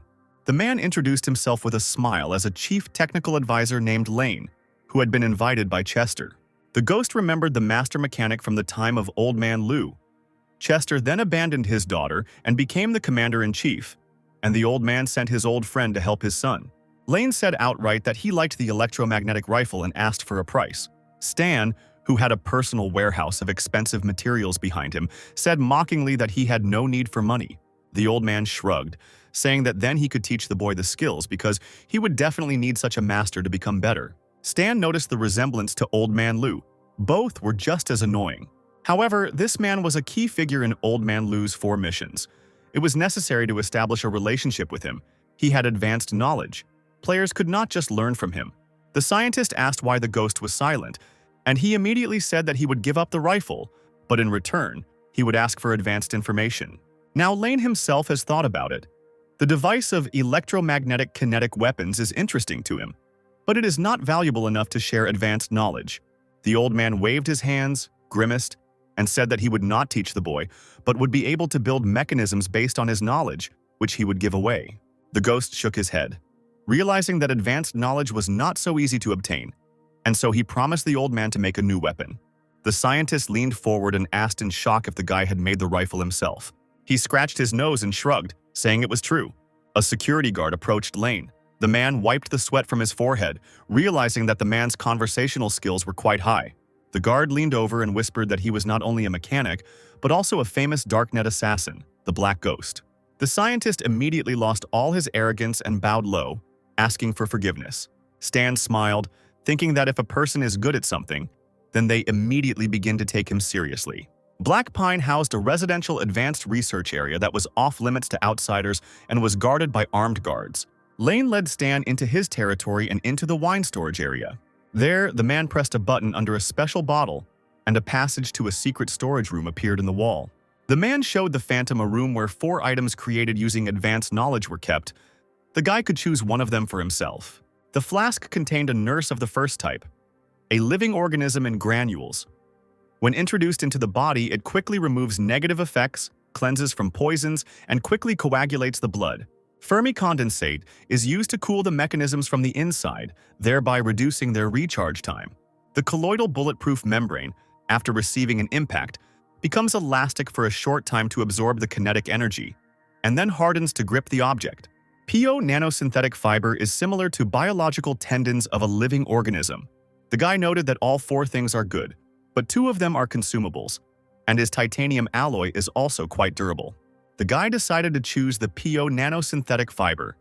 The scientist shook his hand, agreeing to the deal. He also believed that this item had the greatest potential. He pointed to the suitcase with the fiber, allowing him to take all his supplies. The ghost was pleased because there was enough material for the tendons of the skeletal system of the light fur. Now he was one step closer to creating it. The guy said he was owed another thing, but he had no connections to get it, so he was hoping Lane would help him buy a mini reaction furnace called Coster. The scientist said that Bonfire is the center of the energy source of the light fur. It will not be easy for him to get such a thing himself, but the man will try. It will take months to complete the order, and the price is not small. The Black Ghost waved his hand, stating that money would not be a problem. The next morning, Stan stretched and called his assistants to him. He informed Wild Sword and Bunhit Dog that he would be leaving Black Pine today and that they would stay and contact the boss. Bunhit Dog was surprised that the boss was leaving them so quickly. He smiled and said that the guys would need to find a way to deal with the epidemic, and that the wild sword would probably be able to show its full potential. He handed his subordinate a suitcase containing a weapon that was superior in characteristics to what the elf had. Wild Sword's eyes lit up with anticipation of possessing such a treasure. Bunhid Dog suggested that the weapon is a bonus from a secret storyline, and that the Black Phantom rewards the effort well. The ghost noted Sword's potential, saying that he would improve his melee skills and become a mechanic fighter in the future. He was pleased with such an assessment, because he himself had thought a lot about such a future. Black Ghost turned to leave, telling the boys that he would be waiting for their strength to increase. After some time, the helicopter with the NPC on board took off into the sky. But even there, the ghost immediately set to work, looking attentively at the system screen. He read about the light mech Python. It is an advanced, rare equipment. It is very difficult to obtain its blueprint in the usual way. The guy tried to create it in modules to reduce the risk of failure, but he failed to achieve success. The experience ended quickly again. Stan needed to quickly go to the next newbie village. Meanwhile, a few days ago, the Black Ghost was already awaited in the southern continent's newcomer village. One player asked his friend if he would go look for the Black Ghost to learn skills and buy equipment. He replied that he lacked experience. It was better to go after completing the task. Black Ghost was already sitting on the gearboxes in his truck. The 3 newbie villages brought him 9,023,000 experience, which helped him level up. The players were a real goldmine. Now it was possible to move on. Perhaps this time the guy would receive a simple game task. The next moment, he saw the system window and almost lost consciousness. He had reached level 15, and the task to advance required creating 5 mechanisms with an energy rating of at least 60 of exquisite quality. The requirement of not lower than 60 meant that low-level mechanisms would not work. It was necessary to create purple ones, which was extremely difficult now. The guy realized that for now, all he had to do was upgrade his skills, and he could temporarily forget about moving to a new level. The system showed that it was impossible to improve skills now. Experience came and went quickly. He was done with the newcomer village on the southern continent. Now he needed to move on. There seemed to be a hidden mission on the western continent. At the Fajuan Union airfield, he watched as baggage handlers loaded his luggage onto the plane. He called out to them sharply, reminding them that the boxes contained valuable materials. A strong man in a suit approached him and asked if he was flying to the western continent. The man warned that Maple and the Order's operatives would want to meet with a killer like Dark Spectre, so he advised them to remain quiet. Stan waved his hands, saying as he walked that everything was fine and he would behave decently. At this time, the Darknet stronghold was in full swing discussing his departure. Bennett was going to put him in charge of implementing the Vault plan on the southern continent. But he left again and turned off his phone. Maple was a bunch of bureaucrats who refused to provide financial assistance, but you could ask the Black Ghost to talk to them. On the plane, the guy sneezed loudly. Someone was clearly thinking about him. Looking at the screen with messages from the forum, he grinned. He couldn't have caught a cold. Based on the current situation, NPCs should have already noticed that players are unusual people, and the foreigner case will soon begin. At this time, various experiments were carried out at the Embryon testing ground. A naked blonde man with the nickname Electrolux was lying on the couch, thinking that the other players had already reached level 8, and that he was being held in the laboratory. Scientist Cyberlos reread his notes on the experiments on the subject. Suddenly, the system table lit up, and a forced task mark appeared above the character, Transfer Operation. Cyberlos methodically put on a surgical mask and picked up shiny medical instruments. His movements practiced to the point of automatism. A sharp scalpel made a neat cut on Electrolux's abdomen, and the scientist immersed himself in his work as if he were performing a routine procedure. In a monotonous voice, he dictated to the observation assistant, "Ideal condition of organs, no anomalies, but complete inability to use the resurrection mechanism." After 37 seconds, the monitors recorded the death of the test subject. The system coldly stated, "Unforeseen situation." But before the assistant could make a note, Electrolux's body materialized again on the operating table. Cyberlos took off his bloody gloves, his eyes shining with excitement. Before him was a real scientific miracle. The scientist ran his finger over the still warm blood on the metal surface, completely unaware of the nature of the creature in front of him. He ran his gloved fingers across the couch and rubbed away the blood, mesmerized. The user chuckled, imagining how stupid this fool's reaction would look when he found out the truth. He pointed his finger at himself and said that this world is just a game and he is just a player here, controlling a character. However, the biologist did not understand his words, hearing only incoherent sounds. The old man rolled his eyes, remembering that this strange guy had been talking the same nonsense before. The user was shocked to realize that the system was deliberately distorting his words, not allowing him to reveal the truth. The developers clearly wanted the players to become part of this world, and therefore forbade them to talk about their true origins. At that moment, the head of the embryo called the old man via video link, coldly inquiring how the experiment was progressing. Cyberloss admitted that he still could not understand the nature of the subject's anomaly. Perhaps he came from another highly developed civilization or belonged to an unknown race, after which he demanded that more biomaterial be provided for research. The head of the embryo replied that if the biologist's assumptions were correct, the 6 nations, in accordance with the Intergalactic Contact Treaty, would begin negotiations with extraterrestrial civilizations to find out why they had sent this player here.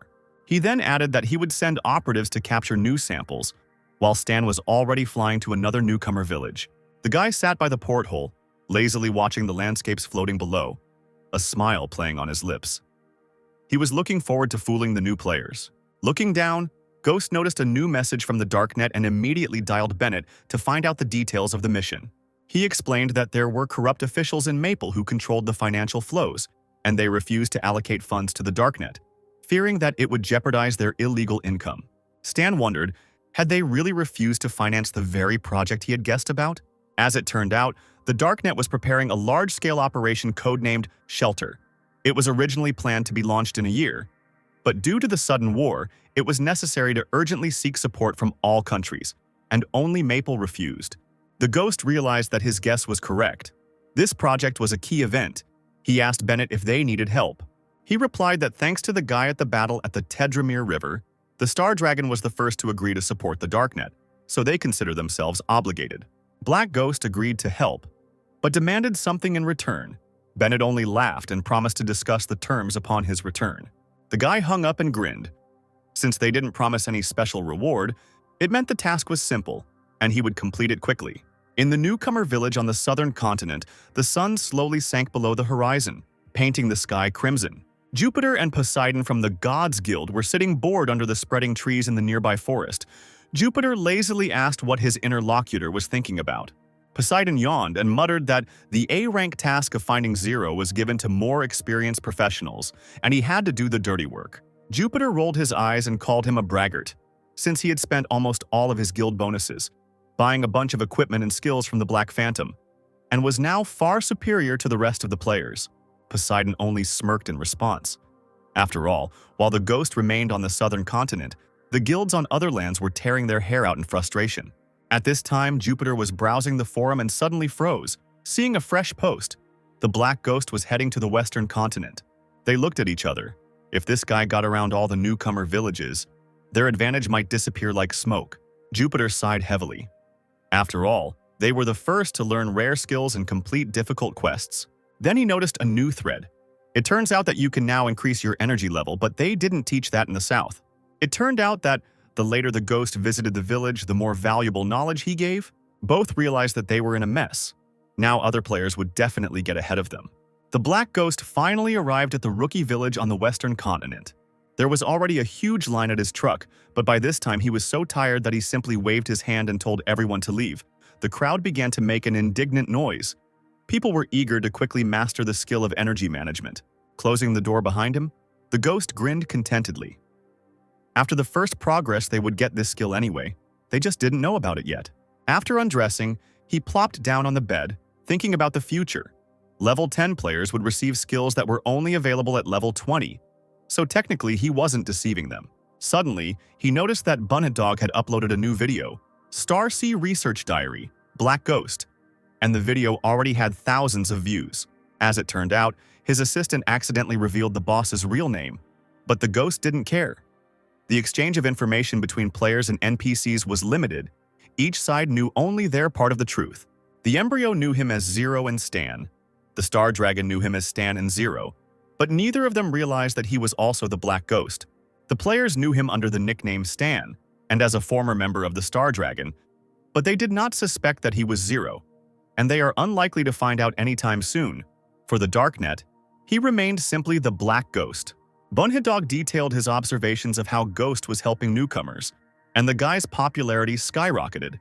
Now the players were actively interested in his proposals, but they lacked involvement in the plot. Only after getting closer to him, they would begin to seek out meetings on their own. As soon as the sun rose, a crowd gathered again at the Black Ghost's house.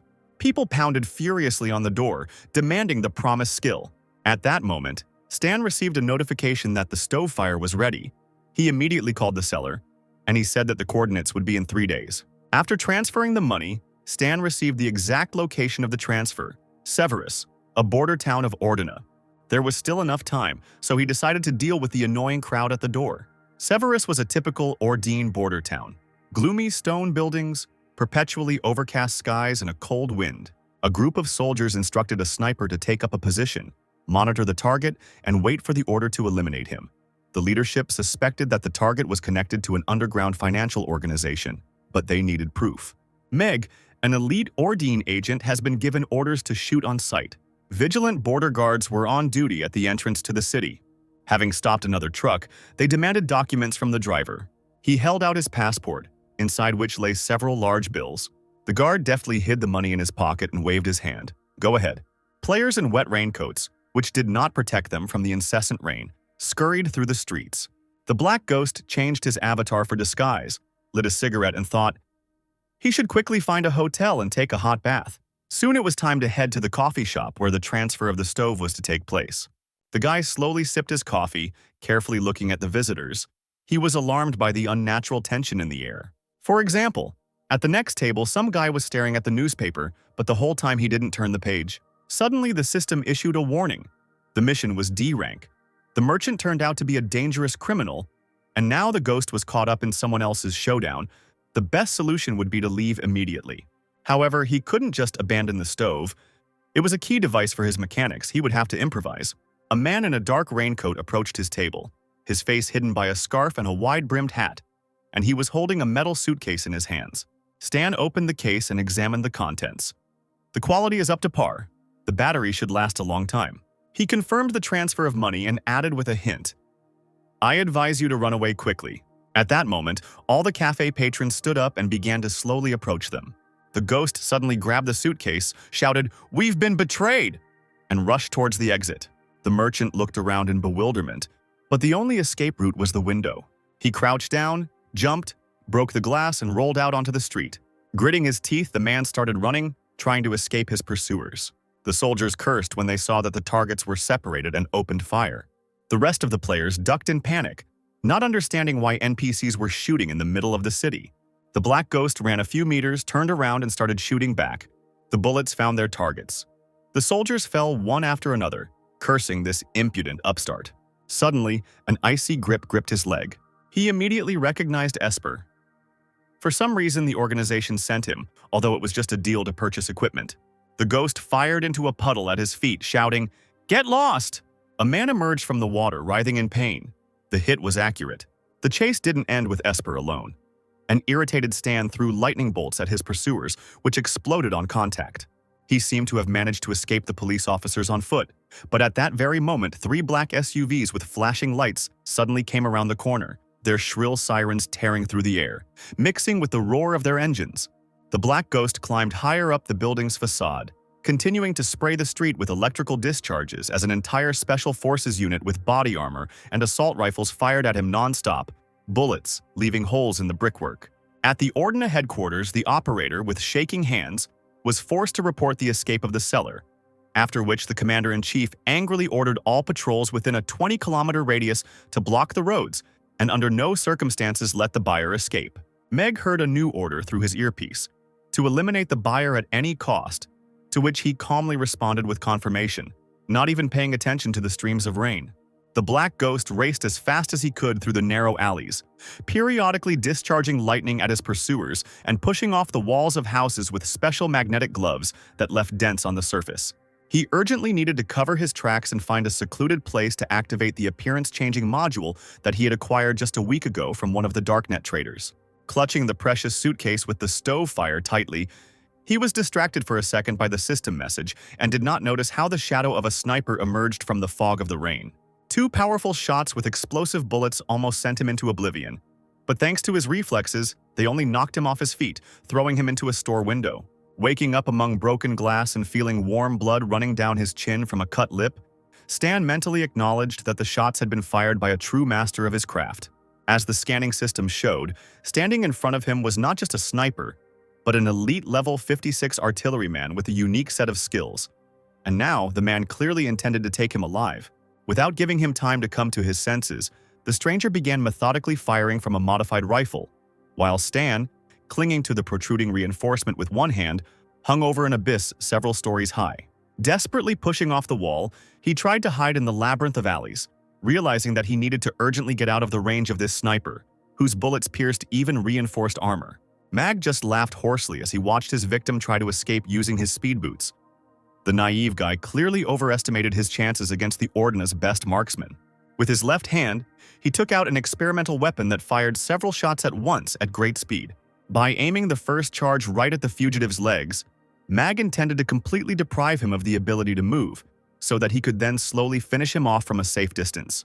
When it became clear that the boots had additional protection, the sniper switched to the RPG without a trace of irritation. Stan barely had time to hear the distinctive whistle before the explosion, and instinctively jumped up, while the section of road under his feet turned into a pile of debris flying in all directions. The shockwave hit him hard in the stomach, throwing him into the air like a rag doll and causing him to lose his bearings for a moment.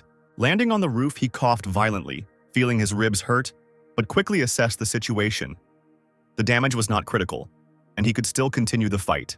Mag spat to the side in irritation, seeing that the target was slipping away again, and with a smooth movement he pulled out two large-caliber rifles with a modified cooling system from behind his back. His lips stretched into a cruel grin as he loudly announced that the ghost had only seconds left to live, and then began methodically pouring lead rain onto the roof.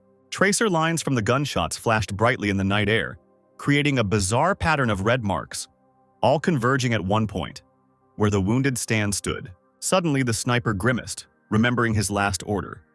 The management demanded to take the buyer alive for interrogation, but damn it, couldn't a corpse be just as much of a witness? At the moment when it seemed that there was no salvation, the point where all the bullets were flying was illuminated by a bright blue glow. Someone activated the latest generation field repulsion machine. Using the emergency revival system, the Black Ghost literally materialized out of nowhere and, without wasting a second, soared into the air at maximum speed. Meg froze with his mouth open, his professional composure cracking. How the hell did this guy manage to survive after all this? A heavy plasma gun with an overheated barrel materialized in Stan's hands, and looking straight into the eyes of the stunned sniper through the scope, he calmly said, "I think it's my turn now." The sniper instinctively threw his head back, his mouth contorted into a silent scream as the deadly beam burned through his body armor and passed through his chest, leaving a charred hole. Looking at the pop-up system window, Stan hissed in irritation. The enemy was still alive, although he had received critical damage. Pressing himself against the far wall, he quickly looked around. He needed to leave immediately, before the entire Ordina Special Forces unit came running to the noise. Having activated the magic boots at full power, Stan developed incredible speed and in literally 2 jumps found himself on the opposite side of the street. Mag remained lying where the attack had caught him, one hand trying unsuccessfully to plug the hole in his chest from which blood mixed with plasma burns was oozing. With difficulty, he pulled the radio out of his pocket, hoarsely reported that the target had escaped, and demanded immediate evacuation before losing the last drops of blood. There was indignation in the Ordina Intelligence Bureau. Reinforcements had arrived too late, and now there was no one to pursue. The operator, with trembling hands, brought up the blind spot where the buyer had disappeared onto the screen, and when comparing the fighting style with the database, a striking resemblance to the Black Ghost was discovered, although the appearance was completely different. The commander-in-chief grinned grimly. The defeat of even their best sniper now did not seem surprising, because only the legendary Ghost could emerge victorious from such a mess. He asked sharply if there was any information about the seller, but the operator just shrugged helplessly. Only a recording of a telephone conversation and one anonymous message. On command, the operator launched a recording of a recent dialogue between Stan and the mysterious merchant.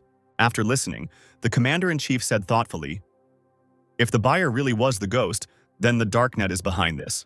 At that moment, in his office, Bennett suddenly sneezed loudly, almost dropping an expensive porcelain cup of freshly brewed coffee. Meanwhile, Enrollment, On the very border with Severus, the Black Ghost was negotiating with a local driver assessing a risky trip. His face showed indignation when he named a sum 3 times higher than usual, an obvious deception in light of today's events. The driver grinned cynically, pointing to the smoking ruins in the distance. After today's incident, all the posts were tightly closed, and only he, risking his freedom, agreed to take the guy out of the city. The ghost sighed heavily, demonstratively counting a thick wad of bills, and reluctantly nodded. He had no choice. Having changed his appearance once more with the help of the holographic module, he settled into the back seat, thinking about the evil irony. He simply wanted to buy a useful device, but ended up in a shootout with the Ordine elite. At that moment, the phone rang. Bennett was furious. His scream was so loud that even the driver turned around. Ordina Intelligence had just given the Darknet leadership a dressing down, demanding huge compensation for the damage.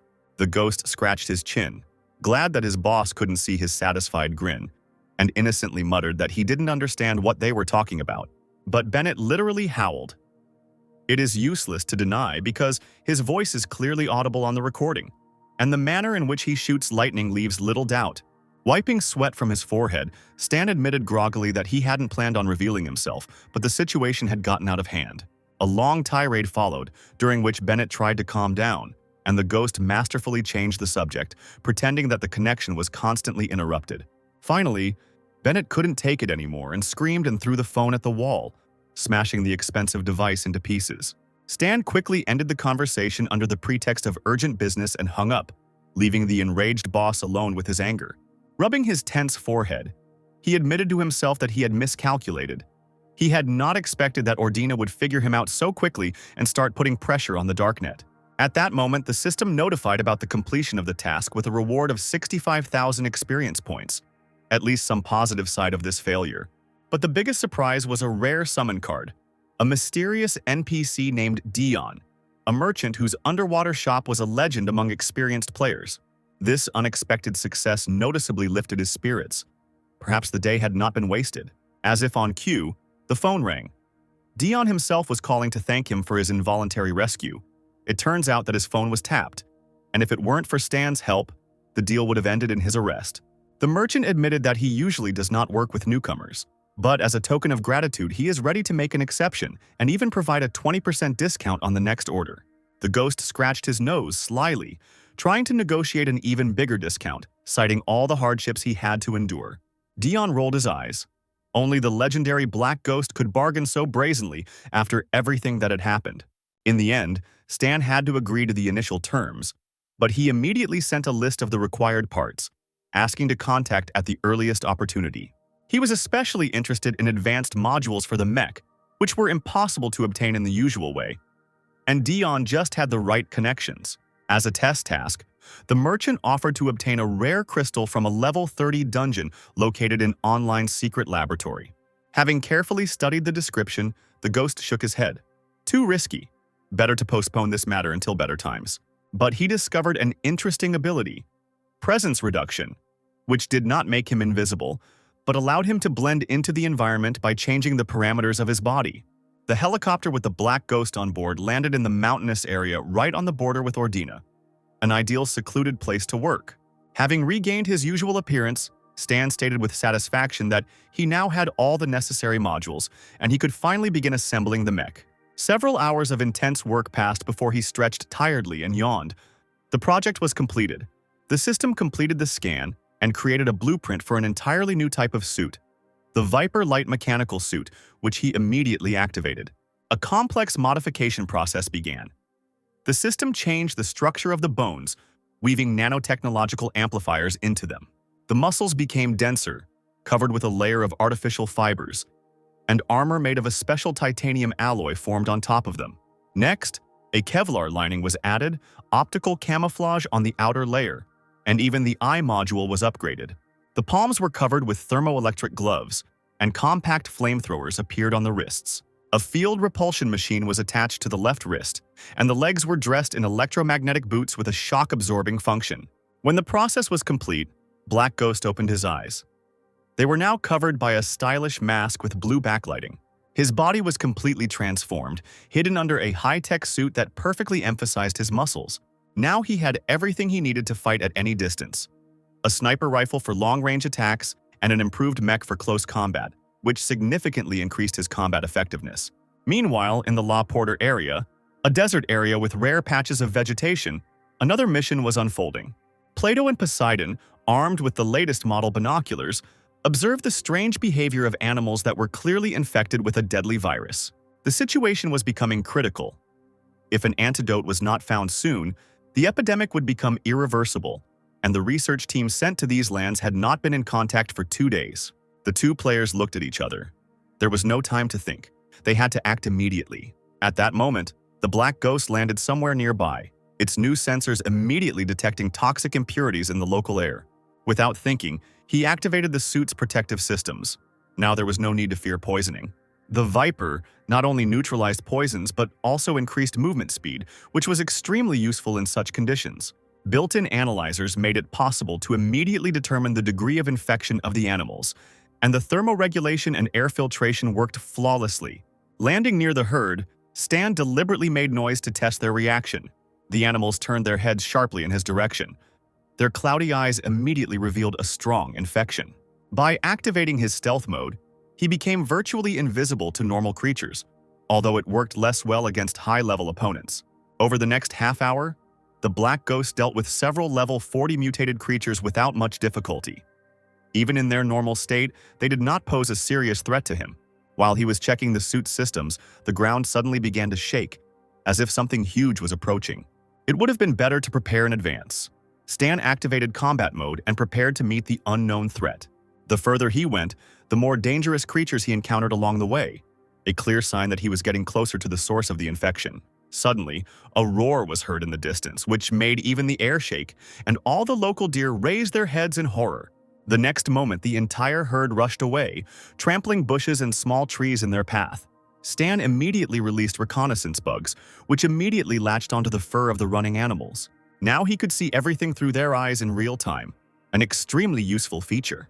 It became clear that the animals were running in panic from a single creature, which spoke of its exceptional strength.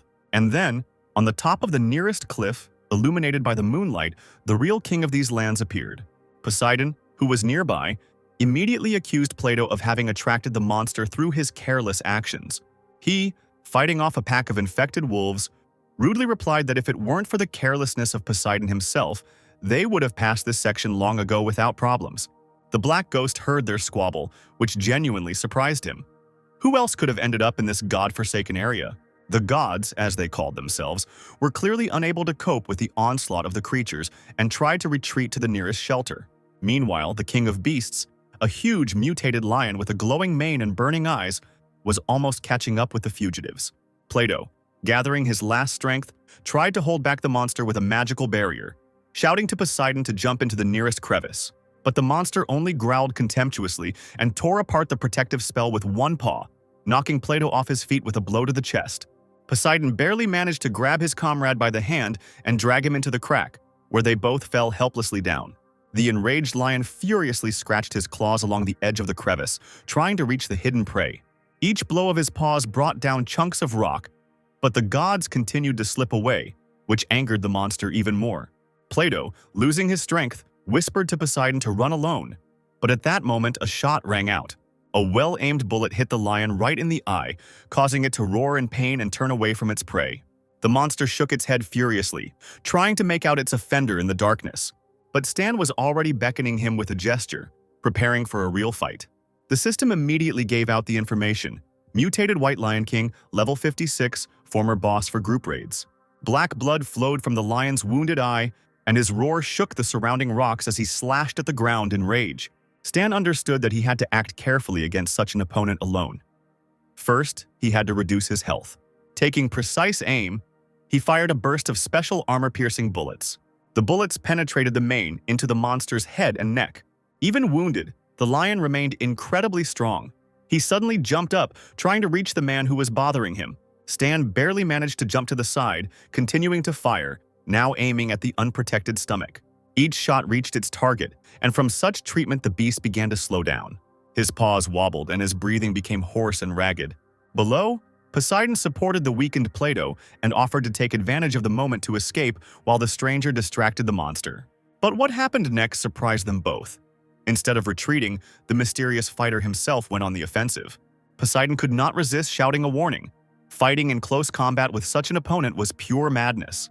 The enraged lion made a swift leap straight at the daredevil, and the gods, covering their eyes with their hands, were already preparing to see the bloody outcome. But the black ghost knew exactly what he was doing. At the last moment, he activated a protective dome, which took the full force of the blow. Plato and Poseidon were dumbfounded to see the stranger withstand an attack that could crush a tank. Taking advantage of the fact that the lion was exhausted after an unsuccessful jump, Stan ran up and delivered a powerful kick to the monster's head. The lion's huge body staggered and fell on its back with a crash, raising a cloud of dust. The gods could not believe their eyes. Before them was a warrior in unprecedented armor, who alone dealt with what usually took entire groups to defeat.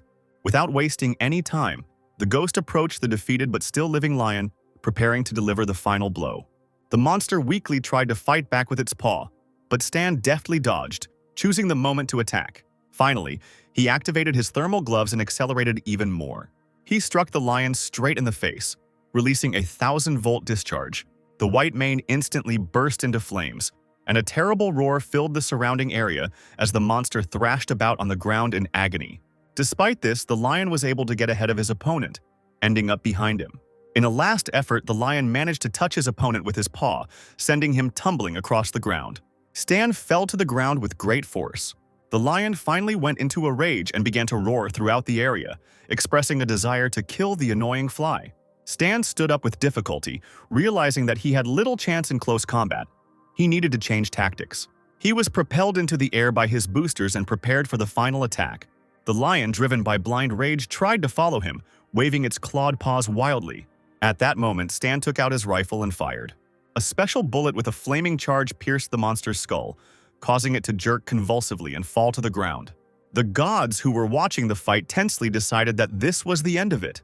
But the ghost approached the body to make sure he was dead. Taking off his helmet, he noted with satisfaction that the new module increased the damage fourfold. A very good result. Taking out his combat knife, Stan was about to carefully extract the still-beating heart from the lion's chest, a key item for the virus research quest. The system notified the guy about the successful extraction of an important artifact. The guy immediately placed the valuable sample in a special container. He was about to leave when Plato and Poseidon approached him. The system immediately offered a new D-class task to save the missing research team. But Stan thought it was too risky. Then Poseidon began to emotionally persuade him to help.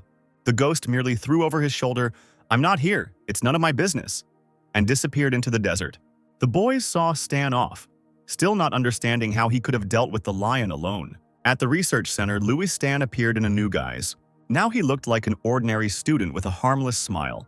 The receptionist kindly offered to wait while she informed management about the sample being delivered. Stan replied that he had brought with him the heart of a dead, virus-infected organism, showing off a neatly packaged container of pulsating flesh. The girl politely invited him to wait on the leather sofa, while she notified management about the arrival of the valuable sample. The ghost watched her walk away, smirking contentedly, but his attention was drawn to familiar voices coming from the next room. The door swung open and Plato and Poseidon came out, their bodies wrapped in bandages and their faces distorted with dull discontent.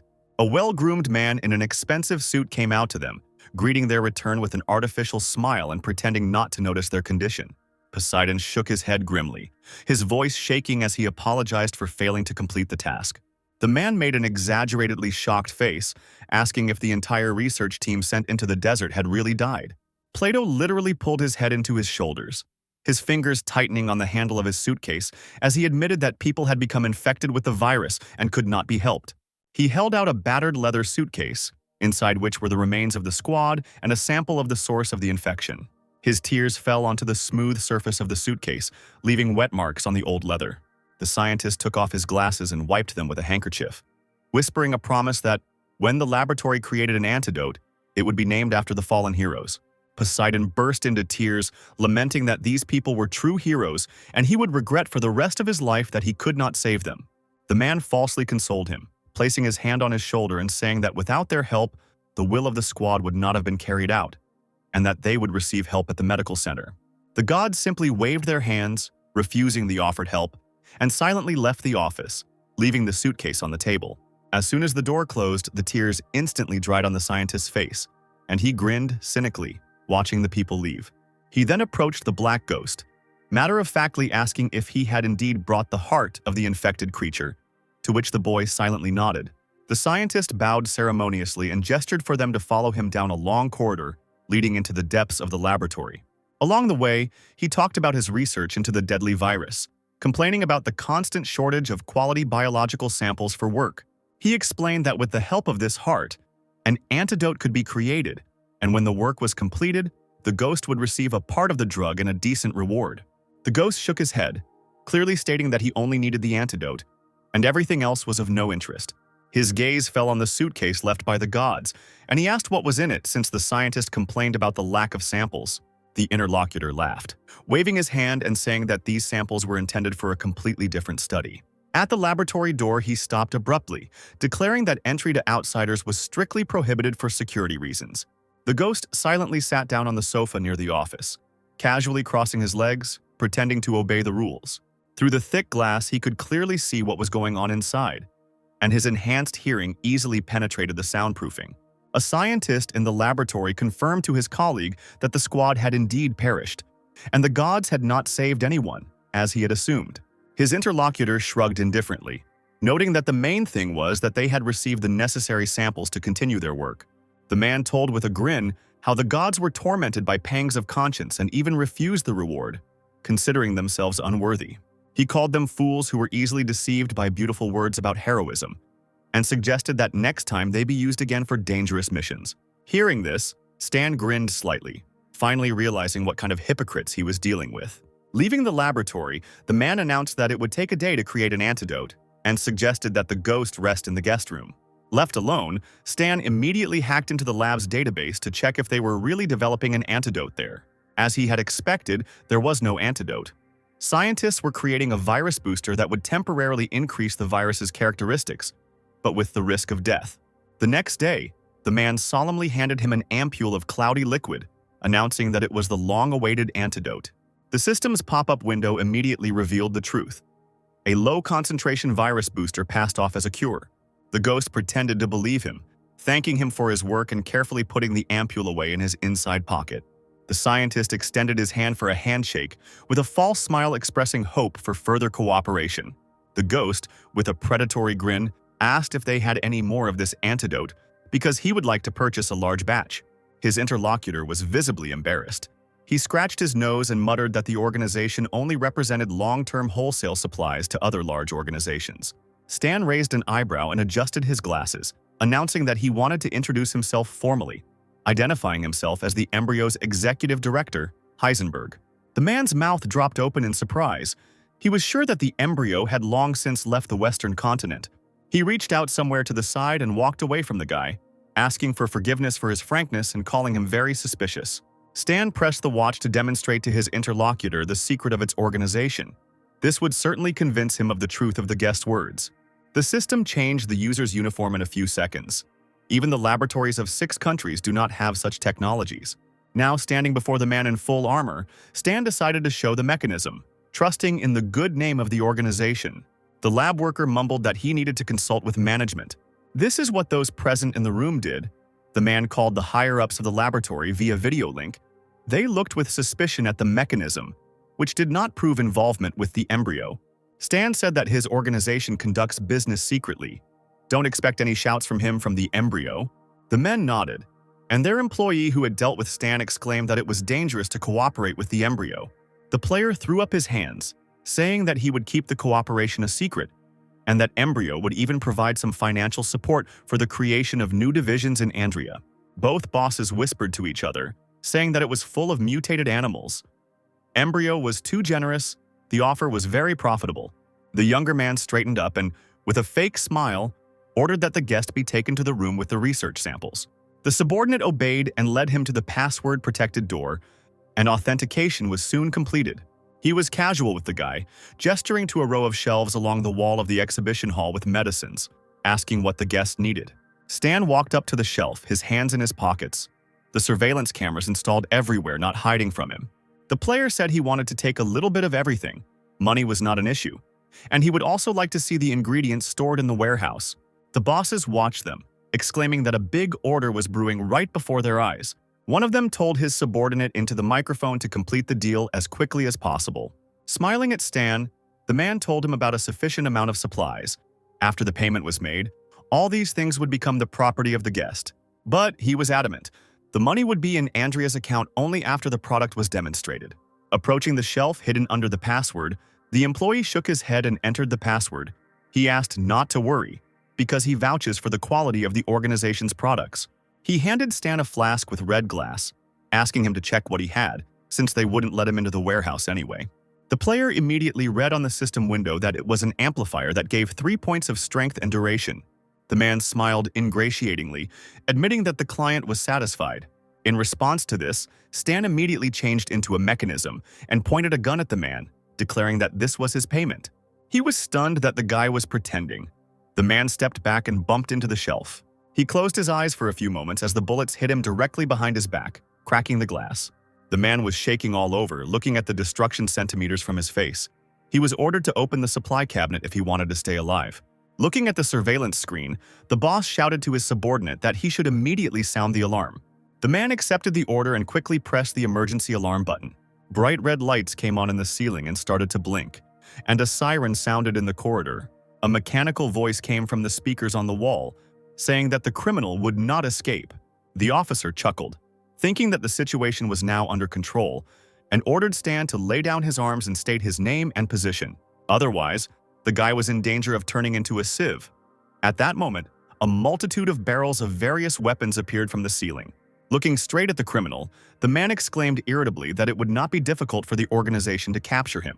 He warned again about the possibility of being killed, and therefore it was necessary to surrender without resistance. Stan just laughed and immediately launched a special program.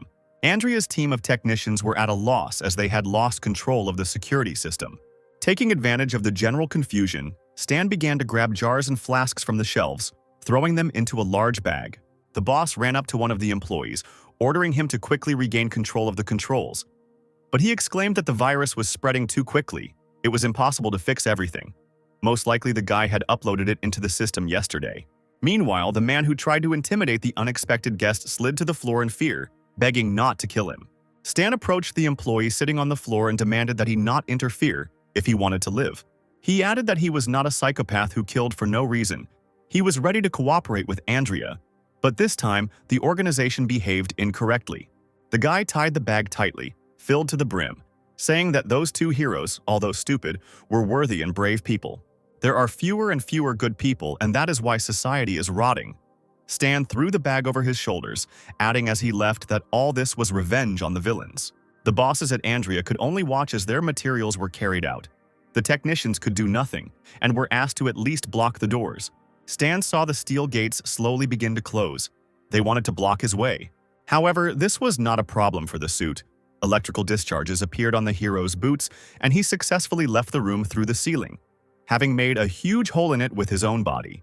There wasn't a single scratch left on the uniform. That's how good the player's invention was. Trying to break out, he ran into a whole team of local guards who surrounded the fugitive, pointing batons at him. But Stan, without even saying anything to them, simply ran forward, knocking down men like bowling pins. Clutching the bag tightly in his hand, the guy just laughed, calling the guards a bunch of losers. The boss barked that the guards were simply worthless and asked when Maple's backup would arrive. As it turned out, in at least 10 minutes. The man exclaimed that it was taking too long and asked Kate to contact 10 heroes in the city. Plato and Poseidon were just lying in hospital beds. Poseidon, having heard the latest news, could not hold back a shocked cry. He did not believe that the entire institute, including the antidote to the death virus, could be robbed by one person. He could not allow the sacrifice of the institute's research group to be in vain, and immediately broke the plaster cast on his own hand. Both heroes rushed out into the street, ignoring their own health. Poseidon shouted into the phone that he would help. The employee, who had greeted them earlier with a grin, informed them that Andrea was relying on them and would send them the coordinates soon. Stan, meanwhile, eluded pursuit and climbed onto the roof of a tall building. He patted the bag with his palm, noting how many reagents he had taken. They could be drunk every day instead of water. The mechanism in the suit told him that 2 trackers of approximately level 30 were approaching him, and the guy turned around sharply. Behind him were Plato and Poseidon. They recognized the guy and remembered that he saved them, but they could not let him take the antidote. The system launched the task Test of the Hero, and Stan realized that Andrea continues to deceive the heroes and they help the vile organization. Not hearing an answer, Poseidon let out a loud scream and released the destructive power of water from his body. It rushed towards Stan, but he managed to rise up and was not hit by the huge pieces of stone. He turned around in the air and headed straight for the hero, his fist concentrating his power. The two players collided, their abilities combining to create a huge explosion, sending Poseidon flying backwards. Unable to get his bearings, he hit the wall hard, creating a crack in it. Blood gushed from the hero's mouth from the blow. He coughed violently and closed his eyes. Falling to his knees, Poseidon clutched his stomach, amazed at the terrifying strength of his opponent. At this time, Plato flew up to Stan, who was going to teach the thief a lesson. But the player, still silently, swung and hit the second hero in the stomach, throwing him aside as well. Poseidon cried out in concern and quickly crawled towards his friend who also found himself near the wall. He began to examine Plato, but he waved him off, demanding that he stop the fugitive and not let him escape. Poseidon slowly rose up. Despite his body shaking from the damage, he intended to stop his opponent. Stan asked what a heroic death would give him besides cut flowers, empty praise, and fake tears. The hero shouted that he didn't care about the opinions of others. If he was happy with himself, then that was enough. The ghost put the barrel of the gun to the guy's forehead. Poseidon closed his eyes tightly and began to sob silently, precious memories flashing through his mind. Parents, wife, little daughter. He imagined with horror what would happen if his life were cut short. Something inside snapped into tense fragments, and the guy fell to his knees. He slowly looked up at his opponent, deciding that he had run out of ammunition. Stan shook his head. It didn't matter why he didn't kill him. All that mattered was what Poseidon was thinking. Throwing the bag over his shoulder, he turned and threw something towards Poseidon as a last thought. He stretched and was surprised when he saw an ordinary flash drive in his hands. A little later, left with nothing, Poseidon and Plato arrived at the hotel. They needed to think. Lying in bed, Poseidon tightly clutched the pillow with his palm. Before the gaze of death, his unshakable faith wavered. At that moment, the hero was not so ardent and decisive. While he was tormented by doubts, Plato called his friend to the computer in a nervous voice. Both leaned over the screen. They decided not to get rid of the flash drive but to see what the fugitive had given them. The heroes thought that their world had fallen apart into small pieces, because in the secret files they saw that Andrea was not working on an antivirus, but on the contrary, on its amplifier. Lewis Research Institute was developing body enhancers and biological weapons, and Keith lied to them until the end. Stan at this time changed his appearance and walked down the street. The system notified him that the hero's test was completed. As a reward, the player received the favor of two heroes. Their real names were Ian and Ned. This angered Stan. What good did their approval do him? The guy was carrying drugs in his suitcase. He exhaled. After all, he managed to do a good deed, letting those two understand what a research institute is really like. At the same time, specialists inspected the destroyed laboratory building. An order was given to find out the identity of the robber and share the results. The boss smoked nervously, because this time a scandal had broken out. The boy had stolen a lot of important drugs, and now, Andrea was being pushed by financial organizations. He ordered Keith to put pressure on the embryo. There is already a reward posted on the dark net for the capture of the fugitive. Stan found a safe place, returning to his real form. He settled down on the bed, taking out all his catch from the bag. The guy smiled and rubbed his palms in anticipation of testing his luck. The first thing that came to hand was a poisonous green flask, and Stan decided to start with it. The system showed that it was a green lizard drug, made from the genes of a lizard, a lazy creature. After using it, you can feel relaxed. The guy got angry and threw the flask away from himself, shouting that the Institute had no need for such a drug. The blonde's face was frozen in an expression of universal sorrow. He didn't understand why he was so unlucky. Next in line was a flask with a bright red solution, the drug Eagle Predator, which added 3 points of dexterity. Stan exhaled and drank the liquid from the test tube containing a highly concentrated preparation of the death virus that many players were chasing after. Several vials did not awaken the rare ability. All hopes were on the last test tube. Something began to bubble inside, and the player felt that he had succeeded. The colors of the system were shining around.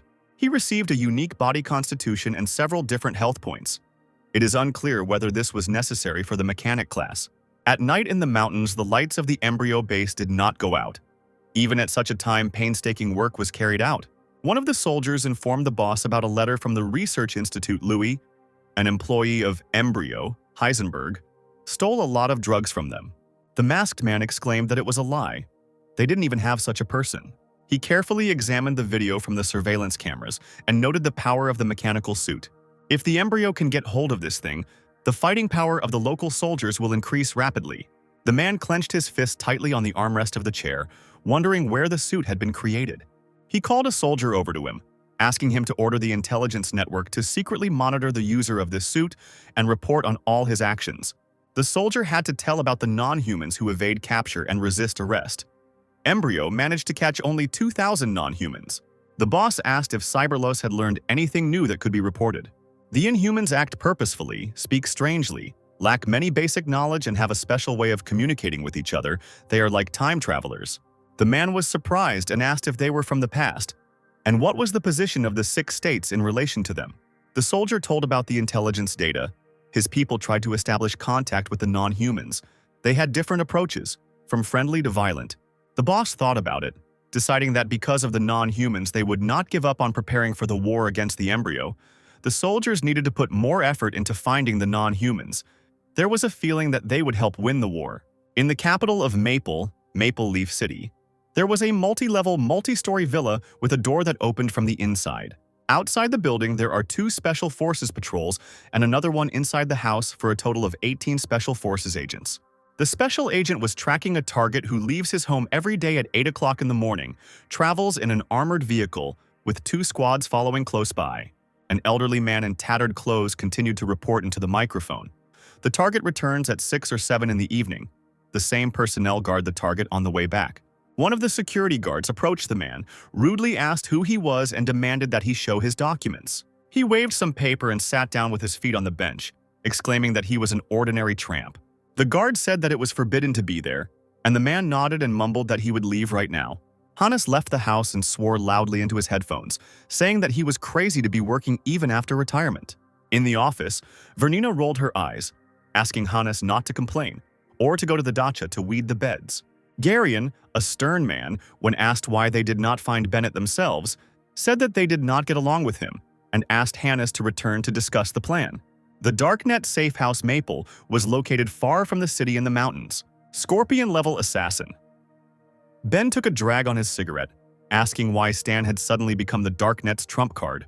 Emily, the blonde elf, bit her finger, acknowledging the boy's strength despite his oddities. Ben didn't believe that the player was stronger, because he himself had been trained as a special agent in Raylan. The door to the room opened and the elderly woman bowed, letting Stan in. He greeted Emily's contact, saying that she was beautiful, but the girl waved her hands, capriciously asking him not to fall in love with her. Ben approached the guest, grinning and saying that he had heard about his combat services. Stan is said to be a legend, but there's nothing special about him. Emily tried to defuse the situation by asking not to compare the guys with each other. They had an important task. So first they needed to get acquainted with the data. There were 5 targets in total, all high-ranking officials who oppose the Darknet plan, and they are under guard at home and on the street. Stan carefully studied the location of the villas. The security forces and patrol routes were already designated there.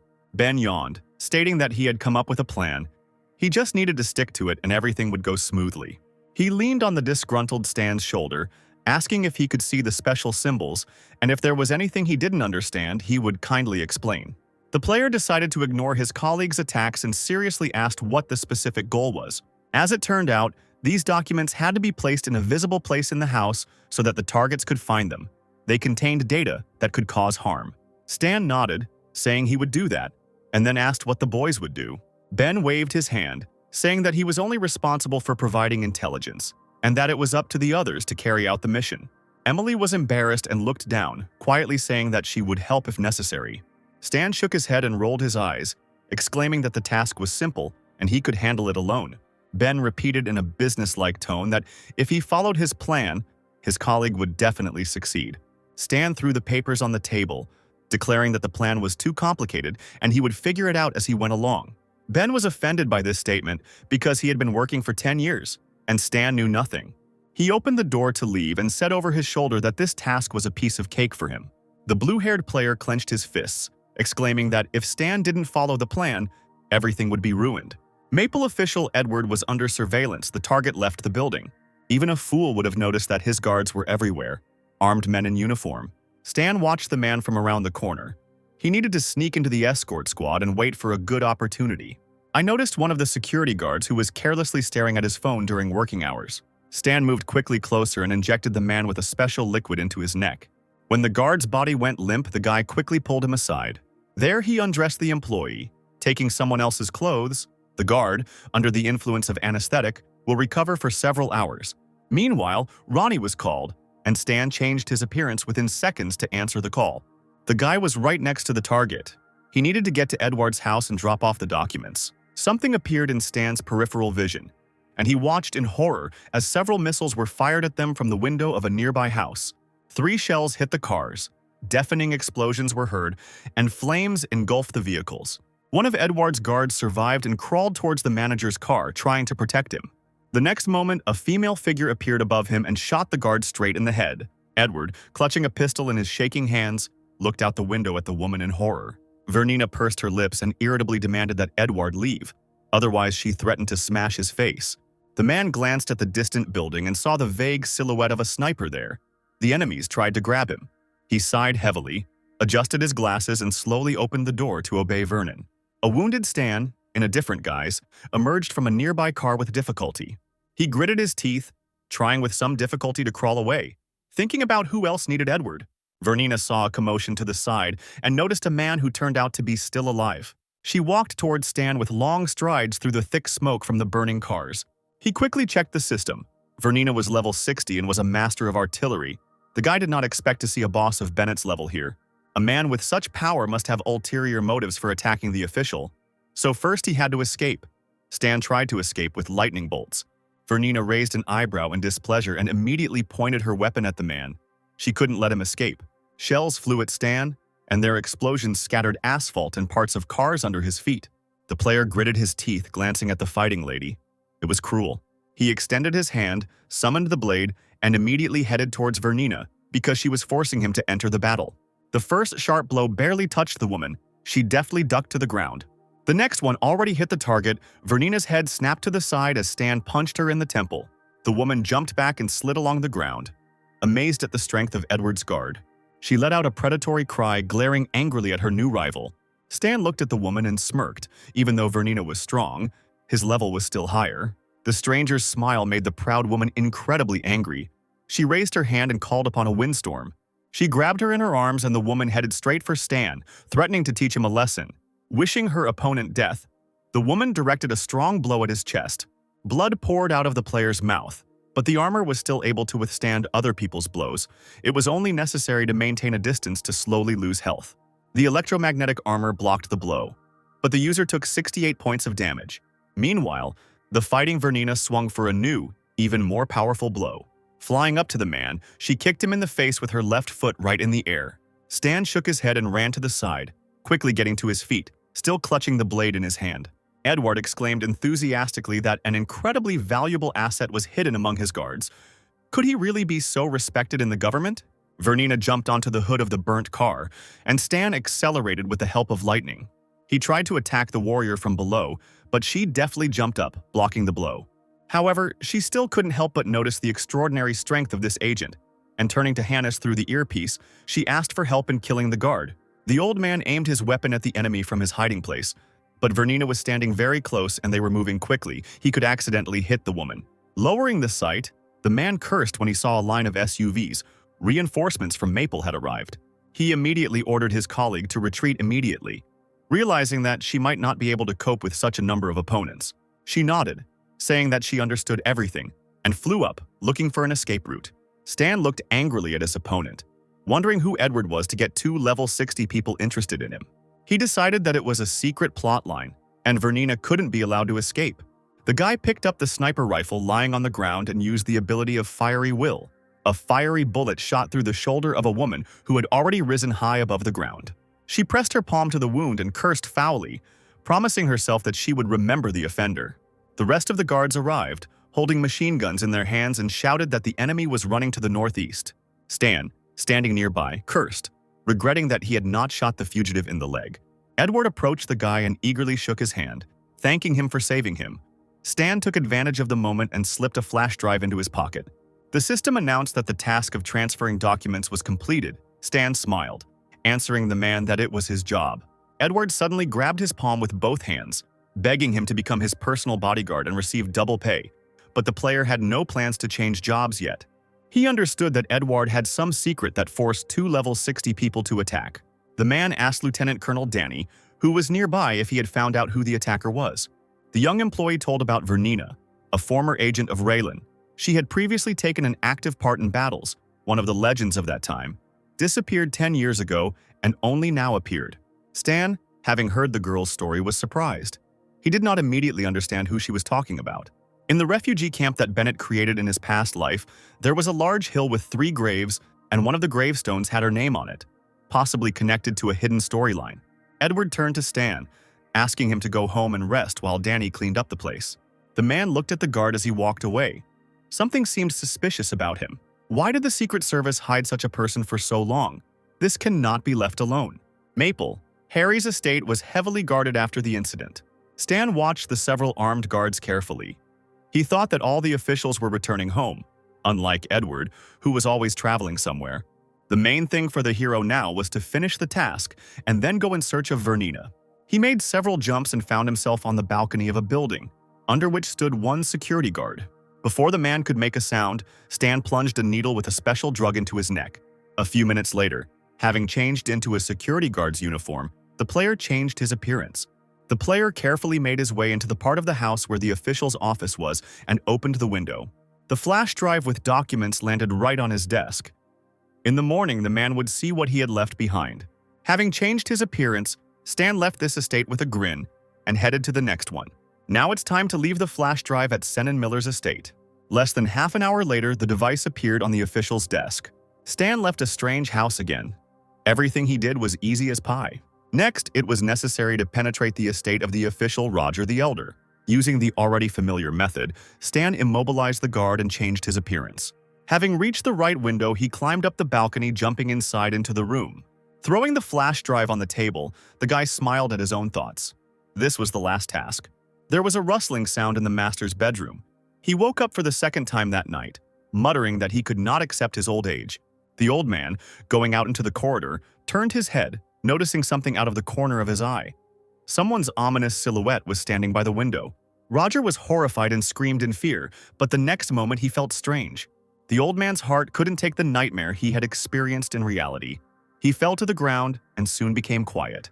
Stan looked in surprise at the notification from the system, which said that he had killed Roger Sr., receiving 1 experience point. At this time, Edward had already found a flash drive in his pocket and connected it to the laptop. He screamed in a daze that this was blackmail and immediately ordered the security to find out what happened to the officials who spoke out against funding the darknet. He replied that he had just come with news, each of them had been threatened, and Roger Sr. had died of a heart attack. Hearing such news, Edward turned cold. He realized that he would have to agree to the conditions of the bastards.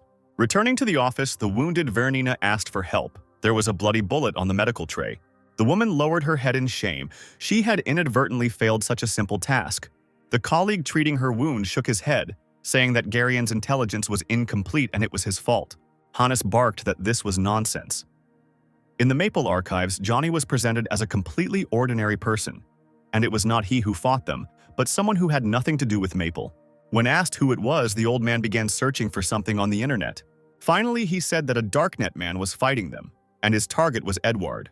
Vernina knew that in the Darknet only Bennett had such power. Apparently they had new recruits. Hannes crossed his legs and suggested that they get to know Bennett directly by dialing his number. The man admitted that he did not expect a call from Hannes, thinking that he had already resigned.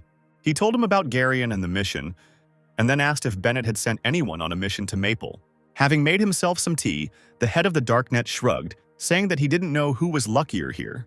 There was a silence, and Bennett was asked who this man was. The man seriously warned his friends that they shouldn't mess with this guy, he could kill everyone. Vernina shook her head. Yesterday's battle was an accident. She would not take revenge on the fighter.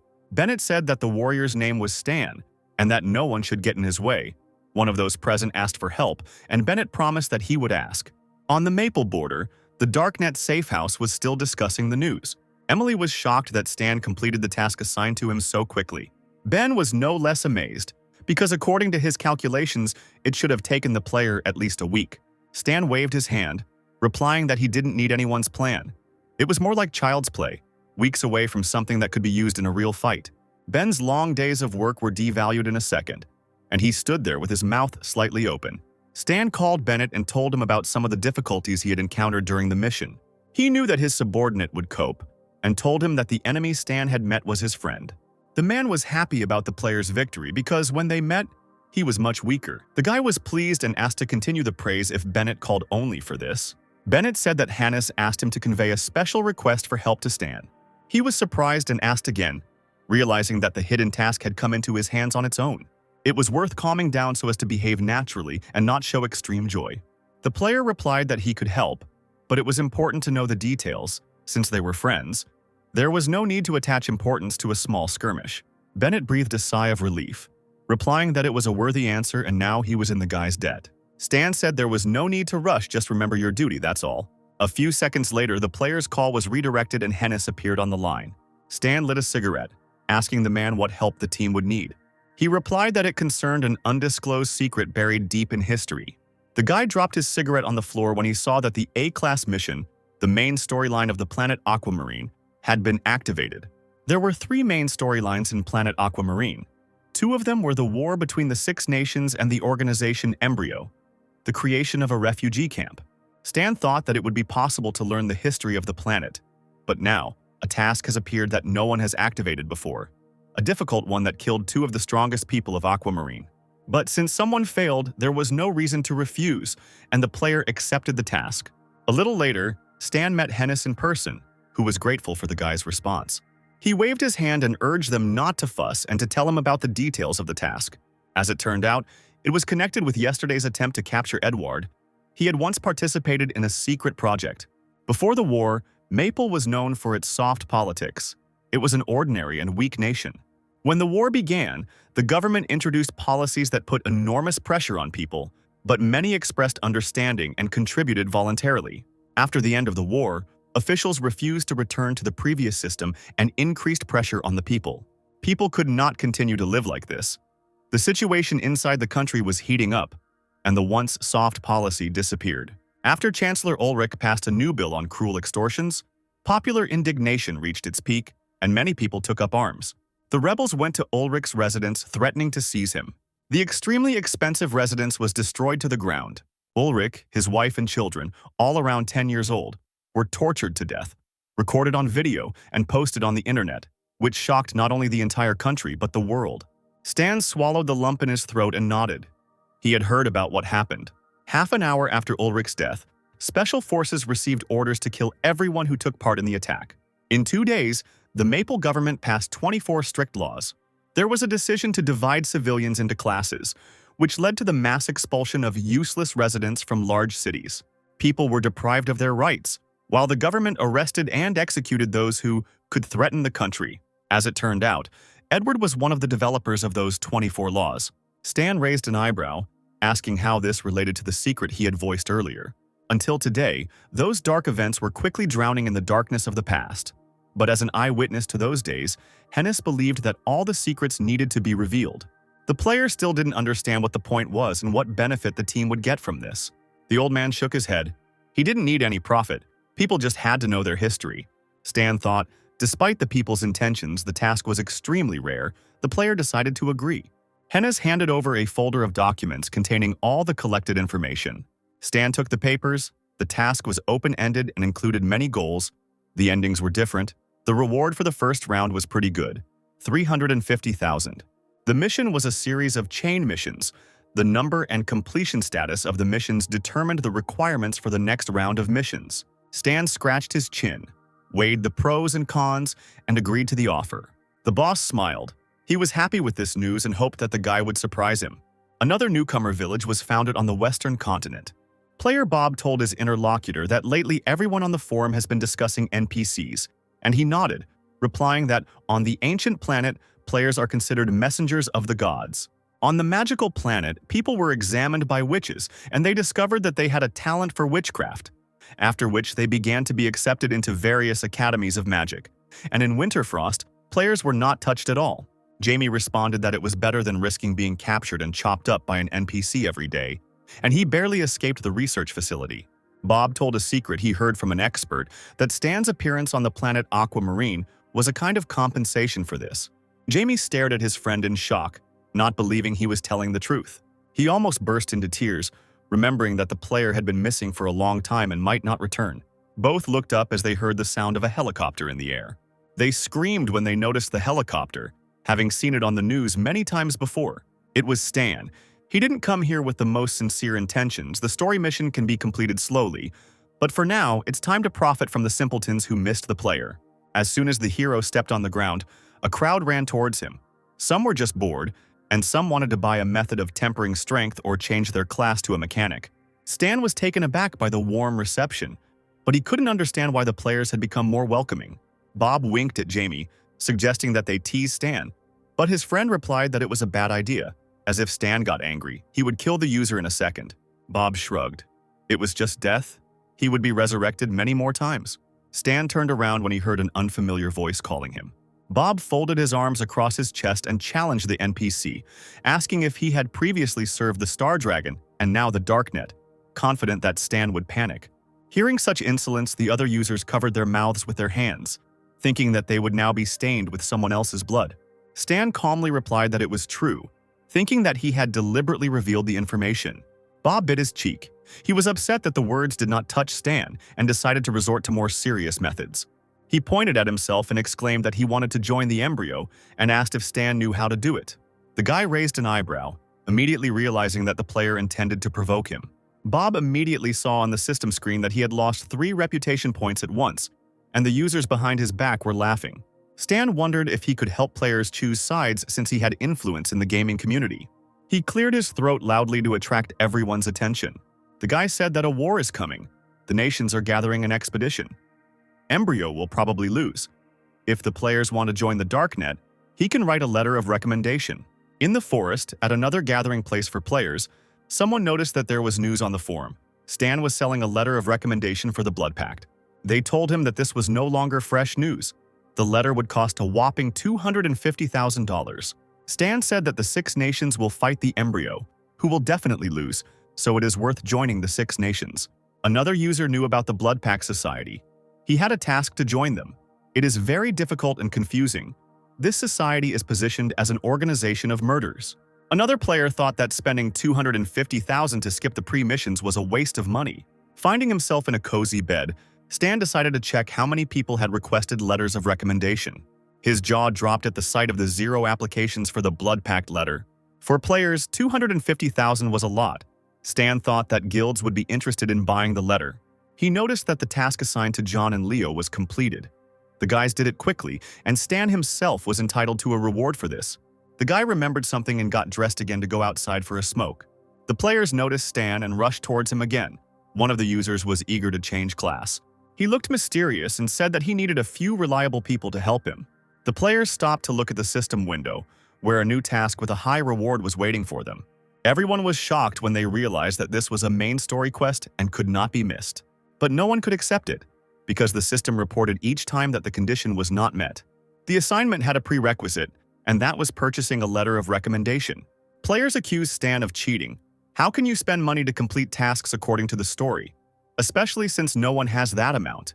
Stina divided the first mission of the Era of Passage into 5 separate ones, so that although not every player but many could complete the task, he only needs those whose guilds can pay such a sum. Meanwhile, the 9 Gates Guild was in full swing discussing the possibility of purchase. The guys said that this was a good chance for them to buy a letter from Stan and join the story mission. But there was also a risk of losing. And losing a lot of money, someone suggested uniting with other guilds. One of the 9 Gates players decided to ask the Rogue Guild. Stan lay down on a lounger in the yard, deciding to stay in the newbie village for a couple of days until the guilds collected the necessary amount. Finally, several level 15 players came to him. They wanted to buy a letter of recommendation. Stan remembered these highly skilled players. Luck was finally on his side. He handed the boys the letters, asking them to show them to whoever needed them, and then they would have the opportunity to join the Blood Pact Society. He took another good look at the boys and said they could be trusted, and asked if they would help him with a couple of tasks. They all exclaimed in unison that, of course they would help because that was what they were waiting for. But they were soon disappointed when they saw on the system window that with one letter, they could only accept one task. Stan coughed, saying that if the boys did well, he might find some more assignments for them. Players have admitted that after completing this, Stan's hidden storyline will be activated. After talking, both users rushed to pass on the letter, also planning to finish it faster than others. Other players with more modest means looked with envy at the lucky ones, since they had support from the guild. Stan thought he had enough blood for the first task, but the next ones would be more difficult and there wouldn't be enough. A notification about the start of the news broadcast from Galaxy Times appeared on the system screen. The presenter talked about how people perceive non-player characters. On different planets, people were called differently, which created the impression of a flexible mind of NPCs. If every NPC were given sentience, then a huge amount of computation could be seen every second, and the Star Sea uses the latest computers with super powerful processors. The host announced that their guest today was professional player Robert Lee. The guy said that in his opinion this is part of the game's plot, so that players feel like they are in reality. When he himself played, he sometimes forgot that he was in a game. The presenter said that the International Cybersport Association confirmed the creation of the first professional league in the history of the Star Sea. Robert hoped for support if he was invited to participate in the new professional league. Watching this, Stan thought that all the big guilds were preparing for the league, and his number of clients should increase.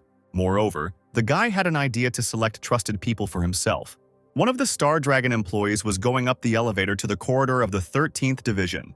After exiting the elevator, the man headed forward to the desired section. He placed his palm on the device. The system successfully completed authorization. The man walked up to the railing and looked at something for a long time before lowering the cold metal.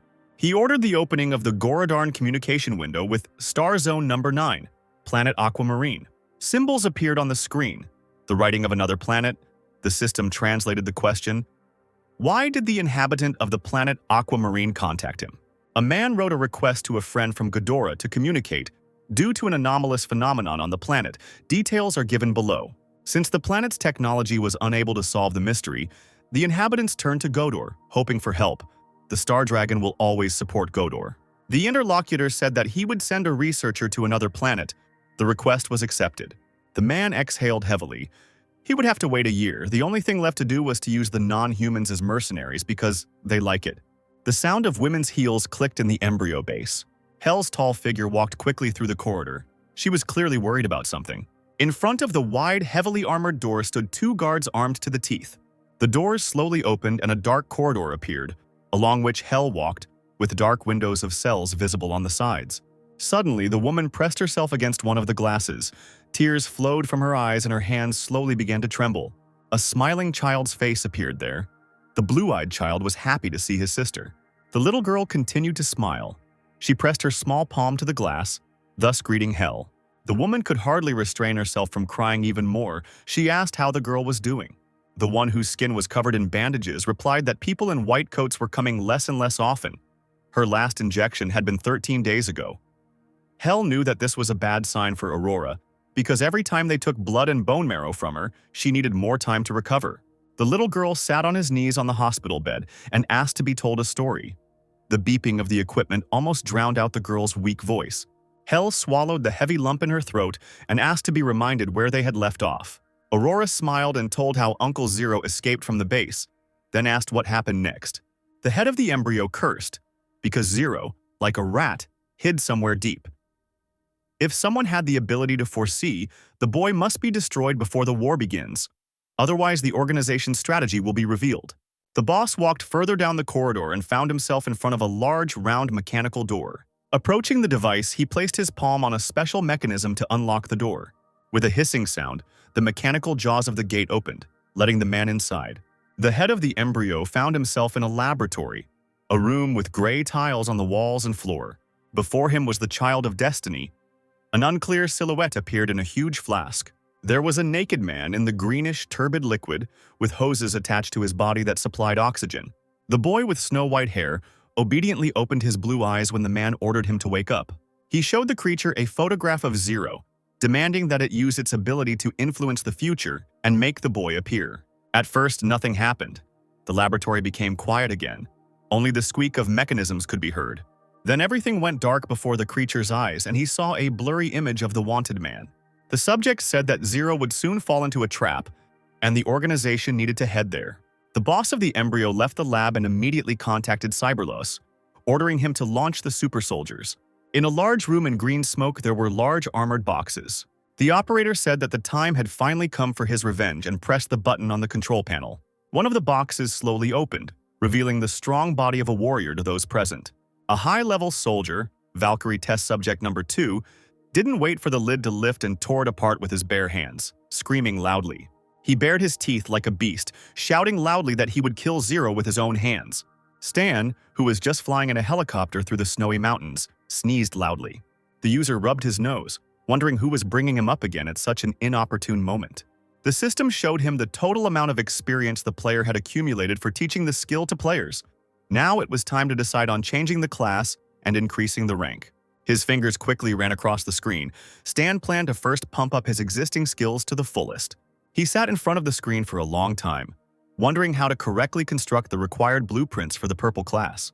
After a few hours, fatigue made itself known and Stan let out a long sigh, but he couldn't stop. And now, as if he were mad, he pressed the screen. In a short time, he spent experience points.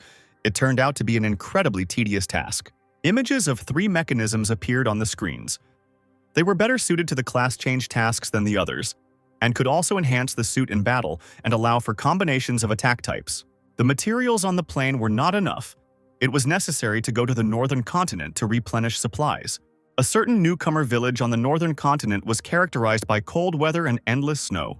Not far from the forest lay 3 gutted bodies of wolves, their blood still not cold, visible on the snow. Someone, wrapped up to the neck in a warm cloak, slowly walked forward, leaving large footprints behind him. The man adjusted his hood, revealing a masculine face with pursed lips. Oliver was puzzled by something when Oscar called him. He only asked how things were going, while another interlocutor heard that the Esports Association had confirmed the creation of a professional league for the Star League. Oscar said that he had transferred to the warrior class. His comrade wanted to fight together in the league against foreign celebrities because he had an extraordinary ability, but Oscar turned out to be. People raised their heads when they heard the noise of the helicopter. They immediately ran out to the square.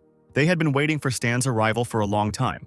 Finally, the helicopter landed on the crunchy snow, and just like everywhere else, the player was greeted by an enthusiastic crowd. Stan came out and was pleased to see level 18 players. He needed to quickly go around all the villages before someone realized that the method of improving strength was a scam. 3 particularly active players pushed everyone aside to be the first to change their class. Stan stood in front of the new spectators, looking them over carefully, and they greeted the long-awaited guest. Oscar approached the guy with a bag slung over his back and seriously said that he wanted to buy a letter of recommendation. Stan looked at the guy. He was a professional player. It was very opportune to give him a task to test his strength. Several players gathered in the winter cliff for battle. The leader said that the battle plan was known to everyone. They could not fail under any circumstances. The gray clothes set the users off among the trees. They encouraged each other that there was no need to worry about the non-humans. They could easily be dealt with. On the outside, they looked like ordinary people, and no one wanted to grab the wrong one. The men looked closely. It seemed that someone was walking in the distance. Perhaps it was a non-human, because in this forest only animals and non-humans walk alone. They ran out into the forest clearing to attack together and not let the alien escape.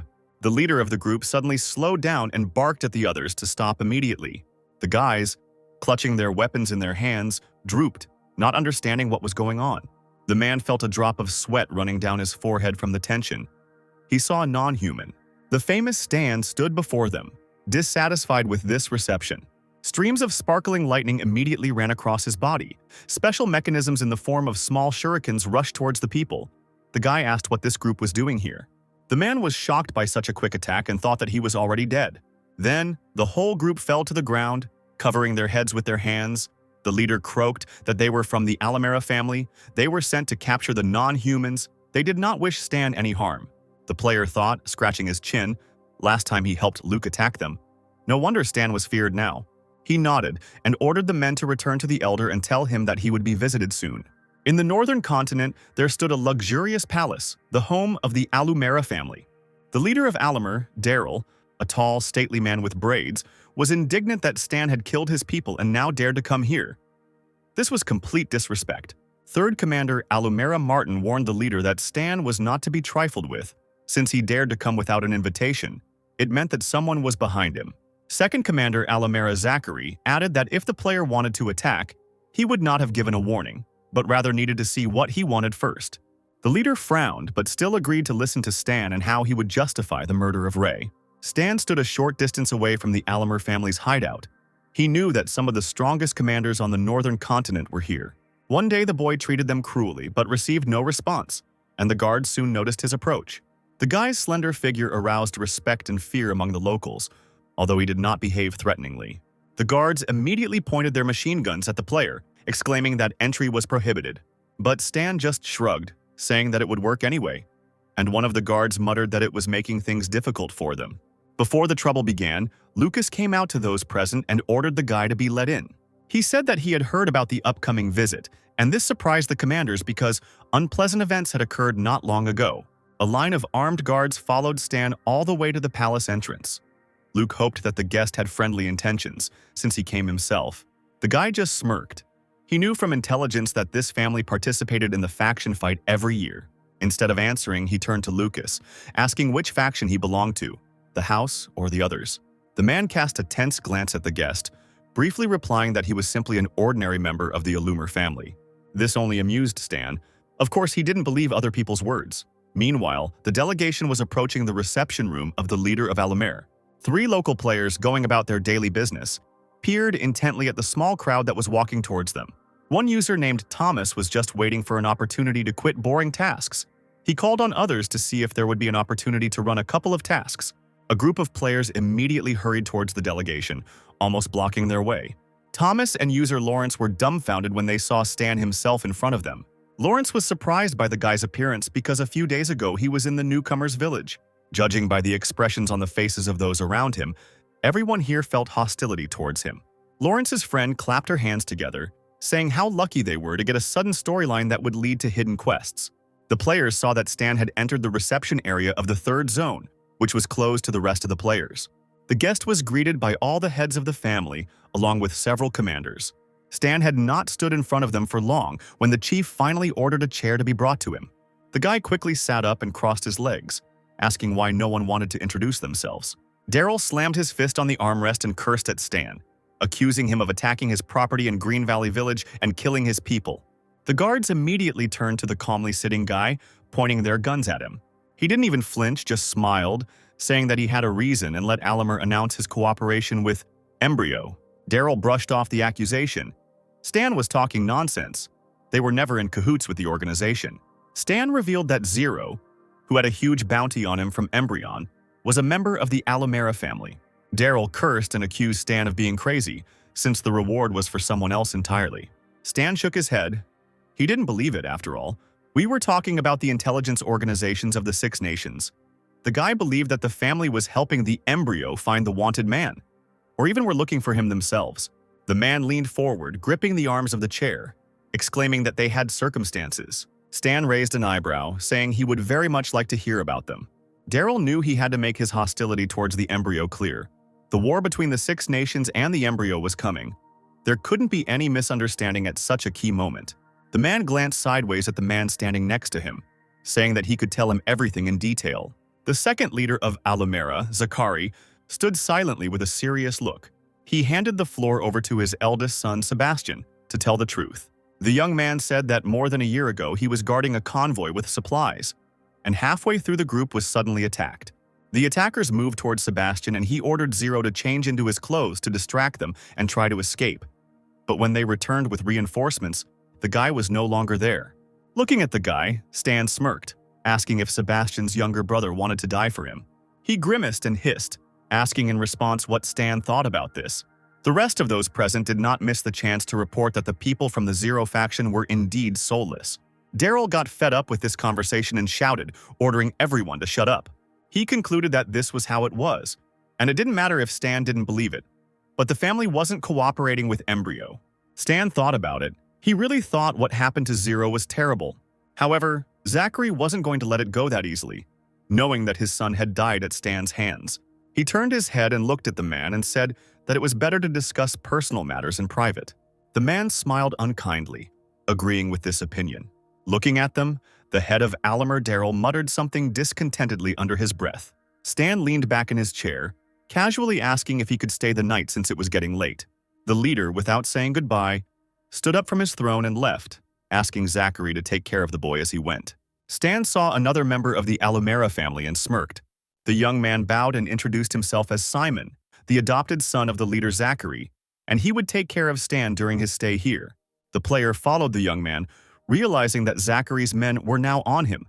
Apparently, the internal conflict in Alumera was really serious. Simon led Stan out through the corridors, and they were immediately met by a crowd of players. Lawrence, Thomas, and the other users wanted to learn the abilities, so they immediately surrounded Stan. Simon scratched the back of his head and asked if the guests knew the guys, but he shook his head. The two left, and the players looked after them in surprise, wondering why there was no quest in the sudden storyline. Simon, meanwhile, brought Stan to relax at the Zachary family estate. Warming his hands over a cup of tea, Stan asked the owner of the estate how he could compensate for Ray's death. He threw up his hands, replying that Ray was just his son, and that his death was the result of his bad luck. Stan asked why he was invited. As it turned out, there was nothing wrong with meeting a famous killer. Stan made no secret of his interest in Zero, so he asked to return to this conversation. The man said that it was his extremely untalented son who unexpectedly became a criminal, for whom Embryon had appointed a monetary reward. Sebastian added that he thought he was dead, but still, the unkind man lives long and intends to cause trouble. Stan frowned, suddenly asking if he was considered troublesome too. Sebastian was even genuinely surprised by this question. Zachary cleared his throat, stating that it was too late and the boy needed to rest. A little later, Simon approached the player with a folder in his hands, saying that there was information about Zero here. His father asked him to give it to the guy. The conflict with Alumera has been resolved, and Stan has already learned everything about the original owner of the body. The family does not want to conflict with him. There is no point in provoking hostility. Stan smirked, wondering how Alumera would react if she knew who he really was. Daryl's son returned to the mansion to tell his father everything. After bowing, he reported that Stan had left Zachary's estate. The meeting had lasted 1 hour and 30 minutes. This made the chief very angry. Zachary became more and more disobedient. He even dared to meet Stan behind his back. The boy asked if his father wanted to teach Stan a lesson, but they both knew about the prohibition against provoking him. The guy exclaimed that the player had the audacity to do whatever he wanted on their territory. Daryl angrily jumped up from his chair and slammed the table with all his might, demanding that his son not mess with Stan. He got so angry that he even chased the guy away, ordering him to get out. Early in the morning, the sun rose over the mountains, illuminating the houses of the heads of the families.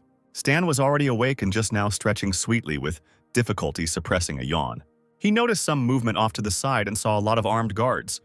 They were shouting that the leader was killed and that Stan was probably behind it. The man was found dead in his chair. A bullet through his eye pierced his brain and exited through the back of his head. He died instantly, and there were no signs of resistance. The killer acted very quickly. Stan looked over his shoulder at the whole family, who were devouring him with their eyes, because they thought that the killer was in front of them. Daryl's son Lagos couldn't help but shout that Stan had to be grabbed. But at that very moment, Zachary blocked the guard's path, calling for them to wait. He decided that something was wrong here. Since Stan had come to visit, he had no reason to do something like this. Lagos shouted that it was a trick, but Zachary countered that the murder could have been done quietly. The boy almost attacked his uncle with his fists, asking whose side he was on. But the third commander, Oswald, stopped him, urging him to calm down, since Stan had no motive to do so. Lagos squealed that there should be no motive. His father was dead, and his high post was now vacant. Zachary shook his head confidently, saying that the guy was making it up. Oswald whispered to the young man that he should interrogate Stan first, but Lagos didn't want to listen to anyone. Looking at the screams and fights around him, Stan lit a cigarette, shaming the men who were acting like children. He took a drag and suddenly noticed that a bunch of strong soldiers became wary. He looked at each one carefully, thinking that there was a murderer among these people. If he suddenly starts a fight now, it will be difficult to clear himself of suspicion. Daryl was discovered not long ago. Alumera's people still have not conducted a thorough investigation of the crime scene, and yet the killer could have left evidence. Lagos pointed his finger at Stan, ordering him to hand over his weapon and surrender. Zachary added that they will prove the guy's innocence if that is indeed the case. But the player was not going to give up just like that. He shook his head and suggested that the people of Alumera disarm. He was already surrounded by many warriors with weapons at the ready. Lagos cursed, exclaimed that they dared to doubt his courage. A man in a security guard's uniform appeared from behind the door and shot his colleague in the chest. Stan realized that he had been set up. Meanwhile, the armed defenders of the Alamera family ordered to shoot at the guy. He immediately created a protective dome of lightning around himself, preventing the bullets from hitting him. Then he removed the dome and used one of the sharp-edged mechanisms he had stored away. These things flew around the guards, distracting them and preventing them from aiming. Stan noticed the man shooting from around the corner and rushed in that direction, intending to interrogate him. Running out into the corridor, the player was shocked to see only a cooling corpse with a broken head. The best warriors were sent in pursuit of the criminal, who the family considered dangerous. A level 45 Esper and 2 D-rank superhuman fighters were already flying to punish Stan. The guards gathered together and, on a single command, began to shoot to kill. The bullets crossed each other, trying to capture the nimble Stan, but it was all in vain. The mechanisms he launched at the warriors dug into their bodies like sharp blades, forcing them to let go of their weapons. A level 45 Esper with fiery fists pounced on the guy, wishing him death. Stan even began to heal himself. With his abilities, it wouldn't be difficult to kill the soldiers, but it would be difficult to remove suspicion from himself. Esper saw that the lightning attack was rattling on the enemy's palm. He couldn't even resist cursing out loud. Stan knocked the warrior to the ground, striking him with lightning every second until blood flowed. The mask slid off Esper's face, and he coughed heavily, spitting out blood. Seeing that their comrade was in trouble, the rest of the superhumans decided to attack the enemy in a crowd. Stan quickly got his bearings and attacked the first warrior with a fiery fist. Then the second guy also flew to the side, receiving a powerful kick to the stomach. The third Superman was also thrown into the distance by the player's attack. All the strongest warriors of the Alamera family lay on the floor in the dust, coughing loudly. The beaten guards also realized that they had lost when they had no strength left to attack. Lawrence, Thomas, and the rest of the townspeople who watched the battle marveled at Stan's strength as he defeated 4 high-level NPCs at once. Lagos had been hiding behind the shelves all this time, shaking, realizing that even 4 guards were no match for Stan. He was distracted and did not notice that he himself had become a victim of the enemy's sharp mechanism. He defiantly shouted that he had not killed Daryl, but he wanted to wait until the family found the killer, and that he should not raise his hand against the guy again. Lagos was about to pounce on his worst enemy with his bare hands, but then Zachary blocked his way. The man stated that the family accepts other people's conditions, they believe that the guy is not involved in the murder. It is a conspiracy needed to provoke a conflict. Zachary gathered around him all the guards present who had attacked Stan. Then he loudly and authoritatively ordered them to lay down their arms. Stan immediately smiled, saying that he was hoping for a loomer, and quickly summoned the mechanisms to him. Putting his hands in his pockets, he turned and walked past the guard. He walked towards the door to the silent accompaniment of those present. Lagos still couldn't calm down and swore, calling for the enemy to be stopped. Martin scratched his head uncertainly. He thought that Stan had spared them and expressed a desire to stay. It was unlikely that he was a killer. When Stan found himself outside the palace walls, Lagos only laughed at the man's naivety, replying that the guy didn't dare kill everyone else, otherwise he would have become an enemy of the Darknet. He just needed to clear himself of suspicion. Stan saw that he had launched an urgent puzzle quest, the real killer. He had to find the killer and perform a skill, with a random ability reward. The players also saw the description of the task on the system screen and thought about which side to choose. The trio rushed towards Stan as fast as they could. They wanted to help the living legend of the game. Deciding that the players would help him keep an eye on everyone, he simply motioned for them to follow him and headed off somewhere. 2 figures in dark cloaks secretly watched the guy's movements. One of the strangers quietly informed that the conflict did not take place. The family man died for nothing. Intelligence reports that Stan is a serial killer, but fortunately, all evidence against the real killer has been destroyed. The truth cannot be revealed, and the guy will still be the prime suspect. Meanwhile, Alamer's family gathered to discuss who would take over as leader after his death. Lagos was the first to speak, pointing at himself, believing that he would be the best candidate. Daryl's younger brother looked at the boy and said he wasn't suitable. When Lagos asked what was wrong, the man reprimanded him, demanding that he address him with more respect, and informed him that since his older brother had died, he, by virtue of seniority, should take the place of leader. Lagos exclaimed that this had happened only recently, and his uncle was already trying to seize power and was acting too impatiently. Father suddenly suffered a misfortune, and Zachary and the others are already making plans. They are now discussing the seizure of power, and the uncle is arguing with a relative. The man didn't think these words were fair. The guy was young and inexperienced. He just didn't care if Lagos made a mistake and was ready to give up his place. Lagos nodded, stating that it was important to find the killer now. Stan was the most suspicious, and they needed to find killers for him too. Some boy admitted the player's innocence, but he was immediately interrupted. Lagos decided to shift the blame onto Zachary, calling him a power-hungry scoundrel who had been a reluctant confidant of his father for years. The uncle said that on the night of the murder, Stan visited his mansion and stayed there for an hour. Maybe Zachary paid him money to kill him, and then put on a show to fool everyone. A little later, Zachary asked his son in his castle what was going on in the faction of the house. He replied that Lagos was responsible for everything. Investigating Daryl's death, there was no evidence in the mansion. Zachary asked who gave the order to bring Stan to the scene. He was told that the team leader had come to capture the guy and died during the fight that same day.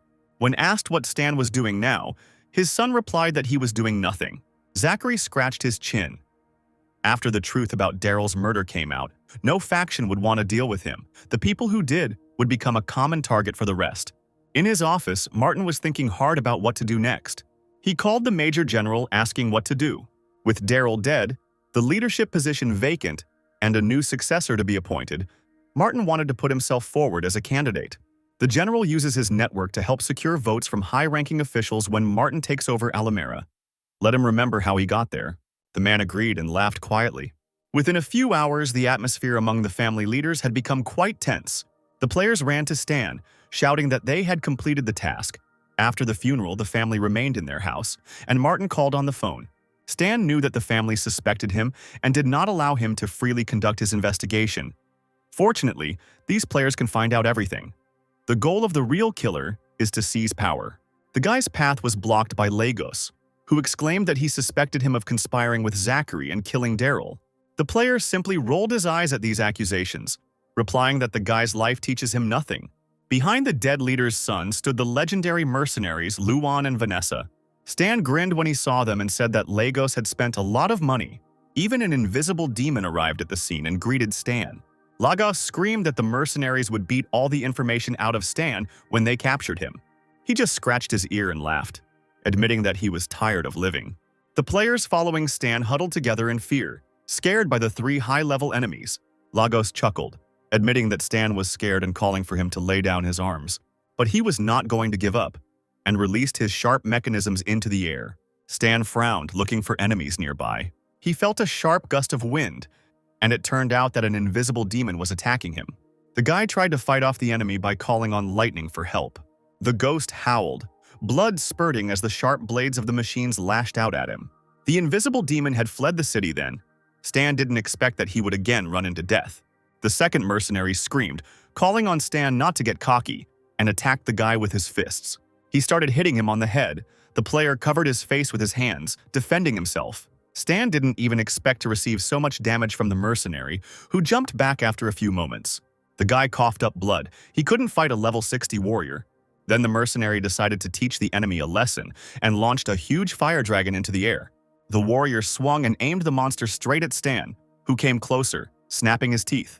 The player flew back, hitting his back painfully on the hard stone, and columns of dust rose up. Stan got up with difficulty and cursed, realizing that the warrior had pumped up his abilities. The guy rose up and pointed the gun at Vanessa and fired several bullets. She quickly deflected the attack with the help of her ability, saying that it was nothing. Moreover, she swung and sent all the bullets back with a stream of powerful wind. Stan realized again that another pumped-up ability had appeared and crouched lower to the ground, avoiding attacks. The battle was like a game of tennis in the open. The mechs had to be activated. Luan and Vanessa saw that the enemy had hidden in the house to set a trap there. Then the warrior gathered a huge sphere of fire next to him, grinning. With all his might, he aimed it towards the tower where Stan was hiding, and it collapsed in an instant. But after a few moments, someone's figure began to appear vaguely through the smoke and dust. It was Stan in his uniform. He immediately turned on durability mode. Luan roared and rushed towards the guy with a fiery fist, shouting that he was not afraid of him. With each subsequent blow, he wondered what Stan's armor was made of. The warrior's eyes widened. The enemy activated the Iron Fist, a heavy mechanical hand. The mechanism hit Luan hard in the face, almost shattering his bones and causing unprecedented damage. The man lay there, unable to turn his head and coughing violently. Stan leaned over him, saying that tigers don't behave arrogantly, and that they had really mistaken him for a sick cat. Vanessa clenched her fists when she saw her friend in such a state. She became incredibly angry, screaming that she would not spare her enemy and rushed towards him. The girl slammed her palm into the ground, shattering the stones, but still didn't get Stan. She tried to attack the player with a fiery fist, but he deflected the other player's hand, and Vanessa would not be able to penetrate his armor. Now it was Stan's turn to show the warrior his skills, and Vanessa flew back from the blow. She wanted to run away to the side, but the player quickly caught up with the fugitive, aiming his foot at her. The powerful impact of the suit, coupled with the lightning, caused Vanessa to fall onto the hard stone. Luan's voice was heard. He woke up and rushed towards Stan to try to get him away from his friend. The player immediately pulled out his gun, using his flaming will, lethal and critical strikes, and overload to attack. And although Luan received high damage, he still did not die due to his strong armor. But the surprises didn't end there. Stan was going to show his opponents the power of his special attack. The mechanism on the boy's hand hit him so hard that Luan coughed up blood again and flew back. Finally, a system sign appeared, stating that Stan had killed Luan and received 115 experience points. Vanessa brushed away her tears and tried to run away. She had never heard of such a strong fur before and realized that Stan was no match for her. The invisible demon noticed her escape and rushed after the girl. He cannot stand alone. Stan had no intention of letting go of the enemies, targeting them with special mechanisms. Small bombs surrounded Vanessa. She stopped in fear, trying to fly away. The demon screamed in fear, looking at the bombs, not understanding what they were. The devices began to explode, making a nasty noise, and Vanessa quickly covered her ears. The bombs had an effect on the invisible demon, and it was unable to stay in the air. As it turned out, Stan dealt him 360 points of damage. Vanessa was barely able to stand on her knees, coughing harshly, thinking that she had bought herself a little time. Then Stan activated the electromagnetic shredder gloves. He ran up to the girl and, swinging his arm, hit her in the face. This blow killed the warrior. The player received 175,000 experience points. The three players watching their leader admired him. They were glad that they took his side. Stan slowly approached the frightened Lagos. It was time to settle the score. He shouted that he couldn't be killed, but the player reminded him that he had already forgiven the guy once. Lagos, seeing the mechanisms rising up, did not take his eyes off them, exclaiming that he was responsible for the function of the house. The guy didn't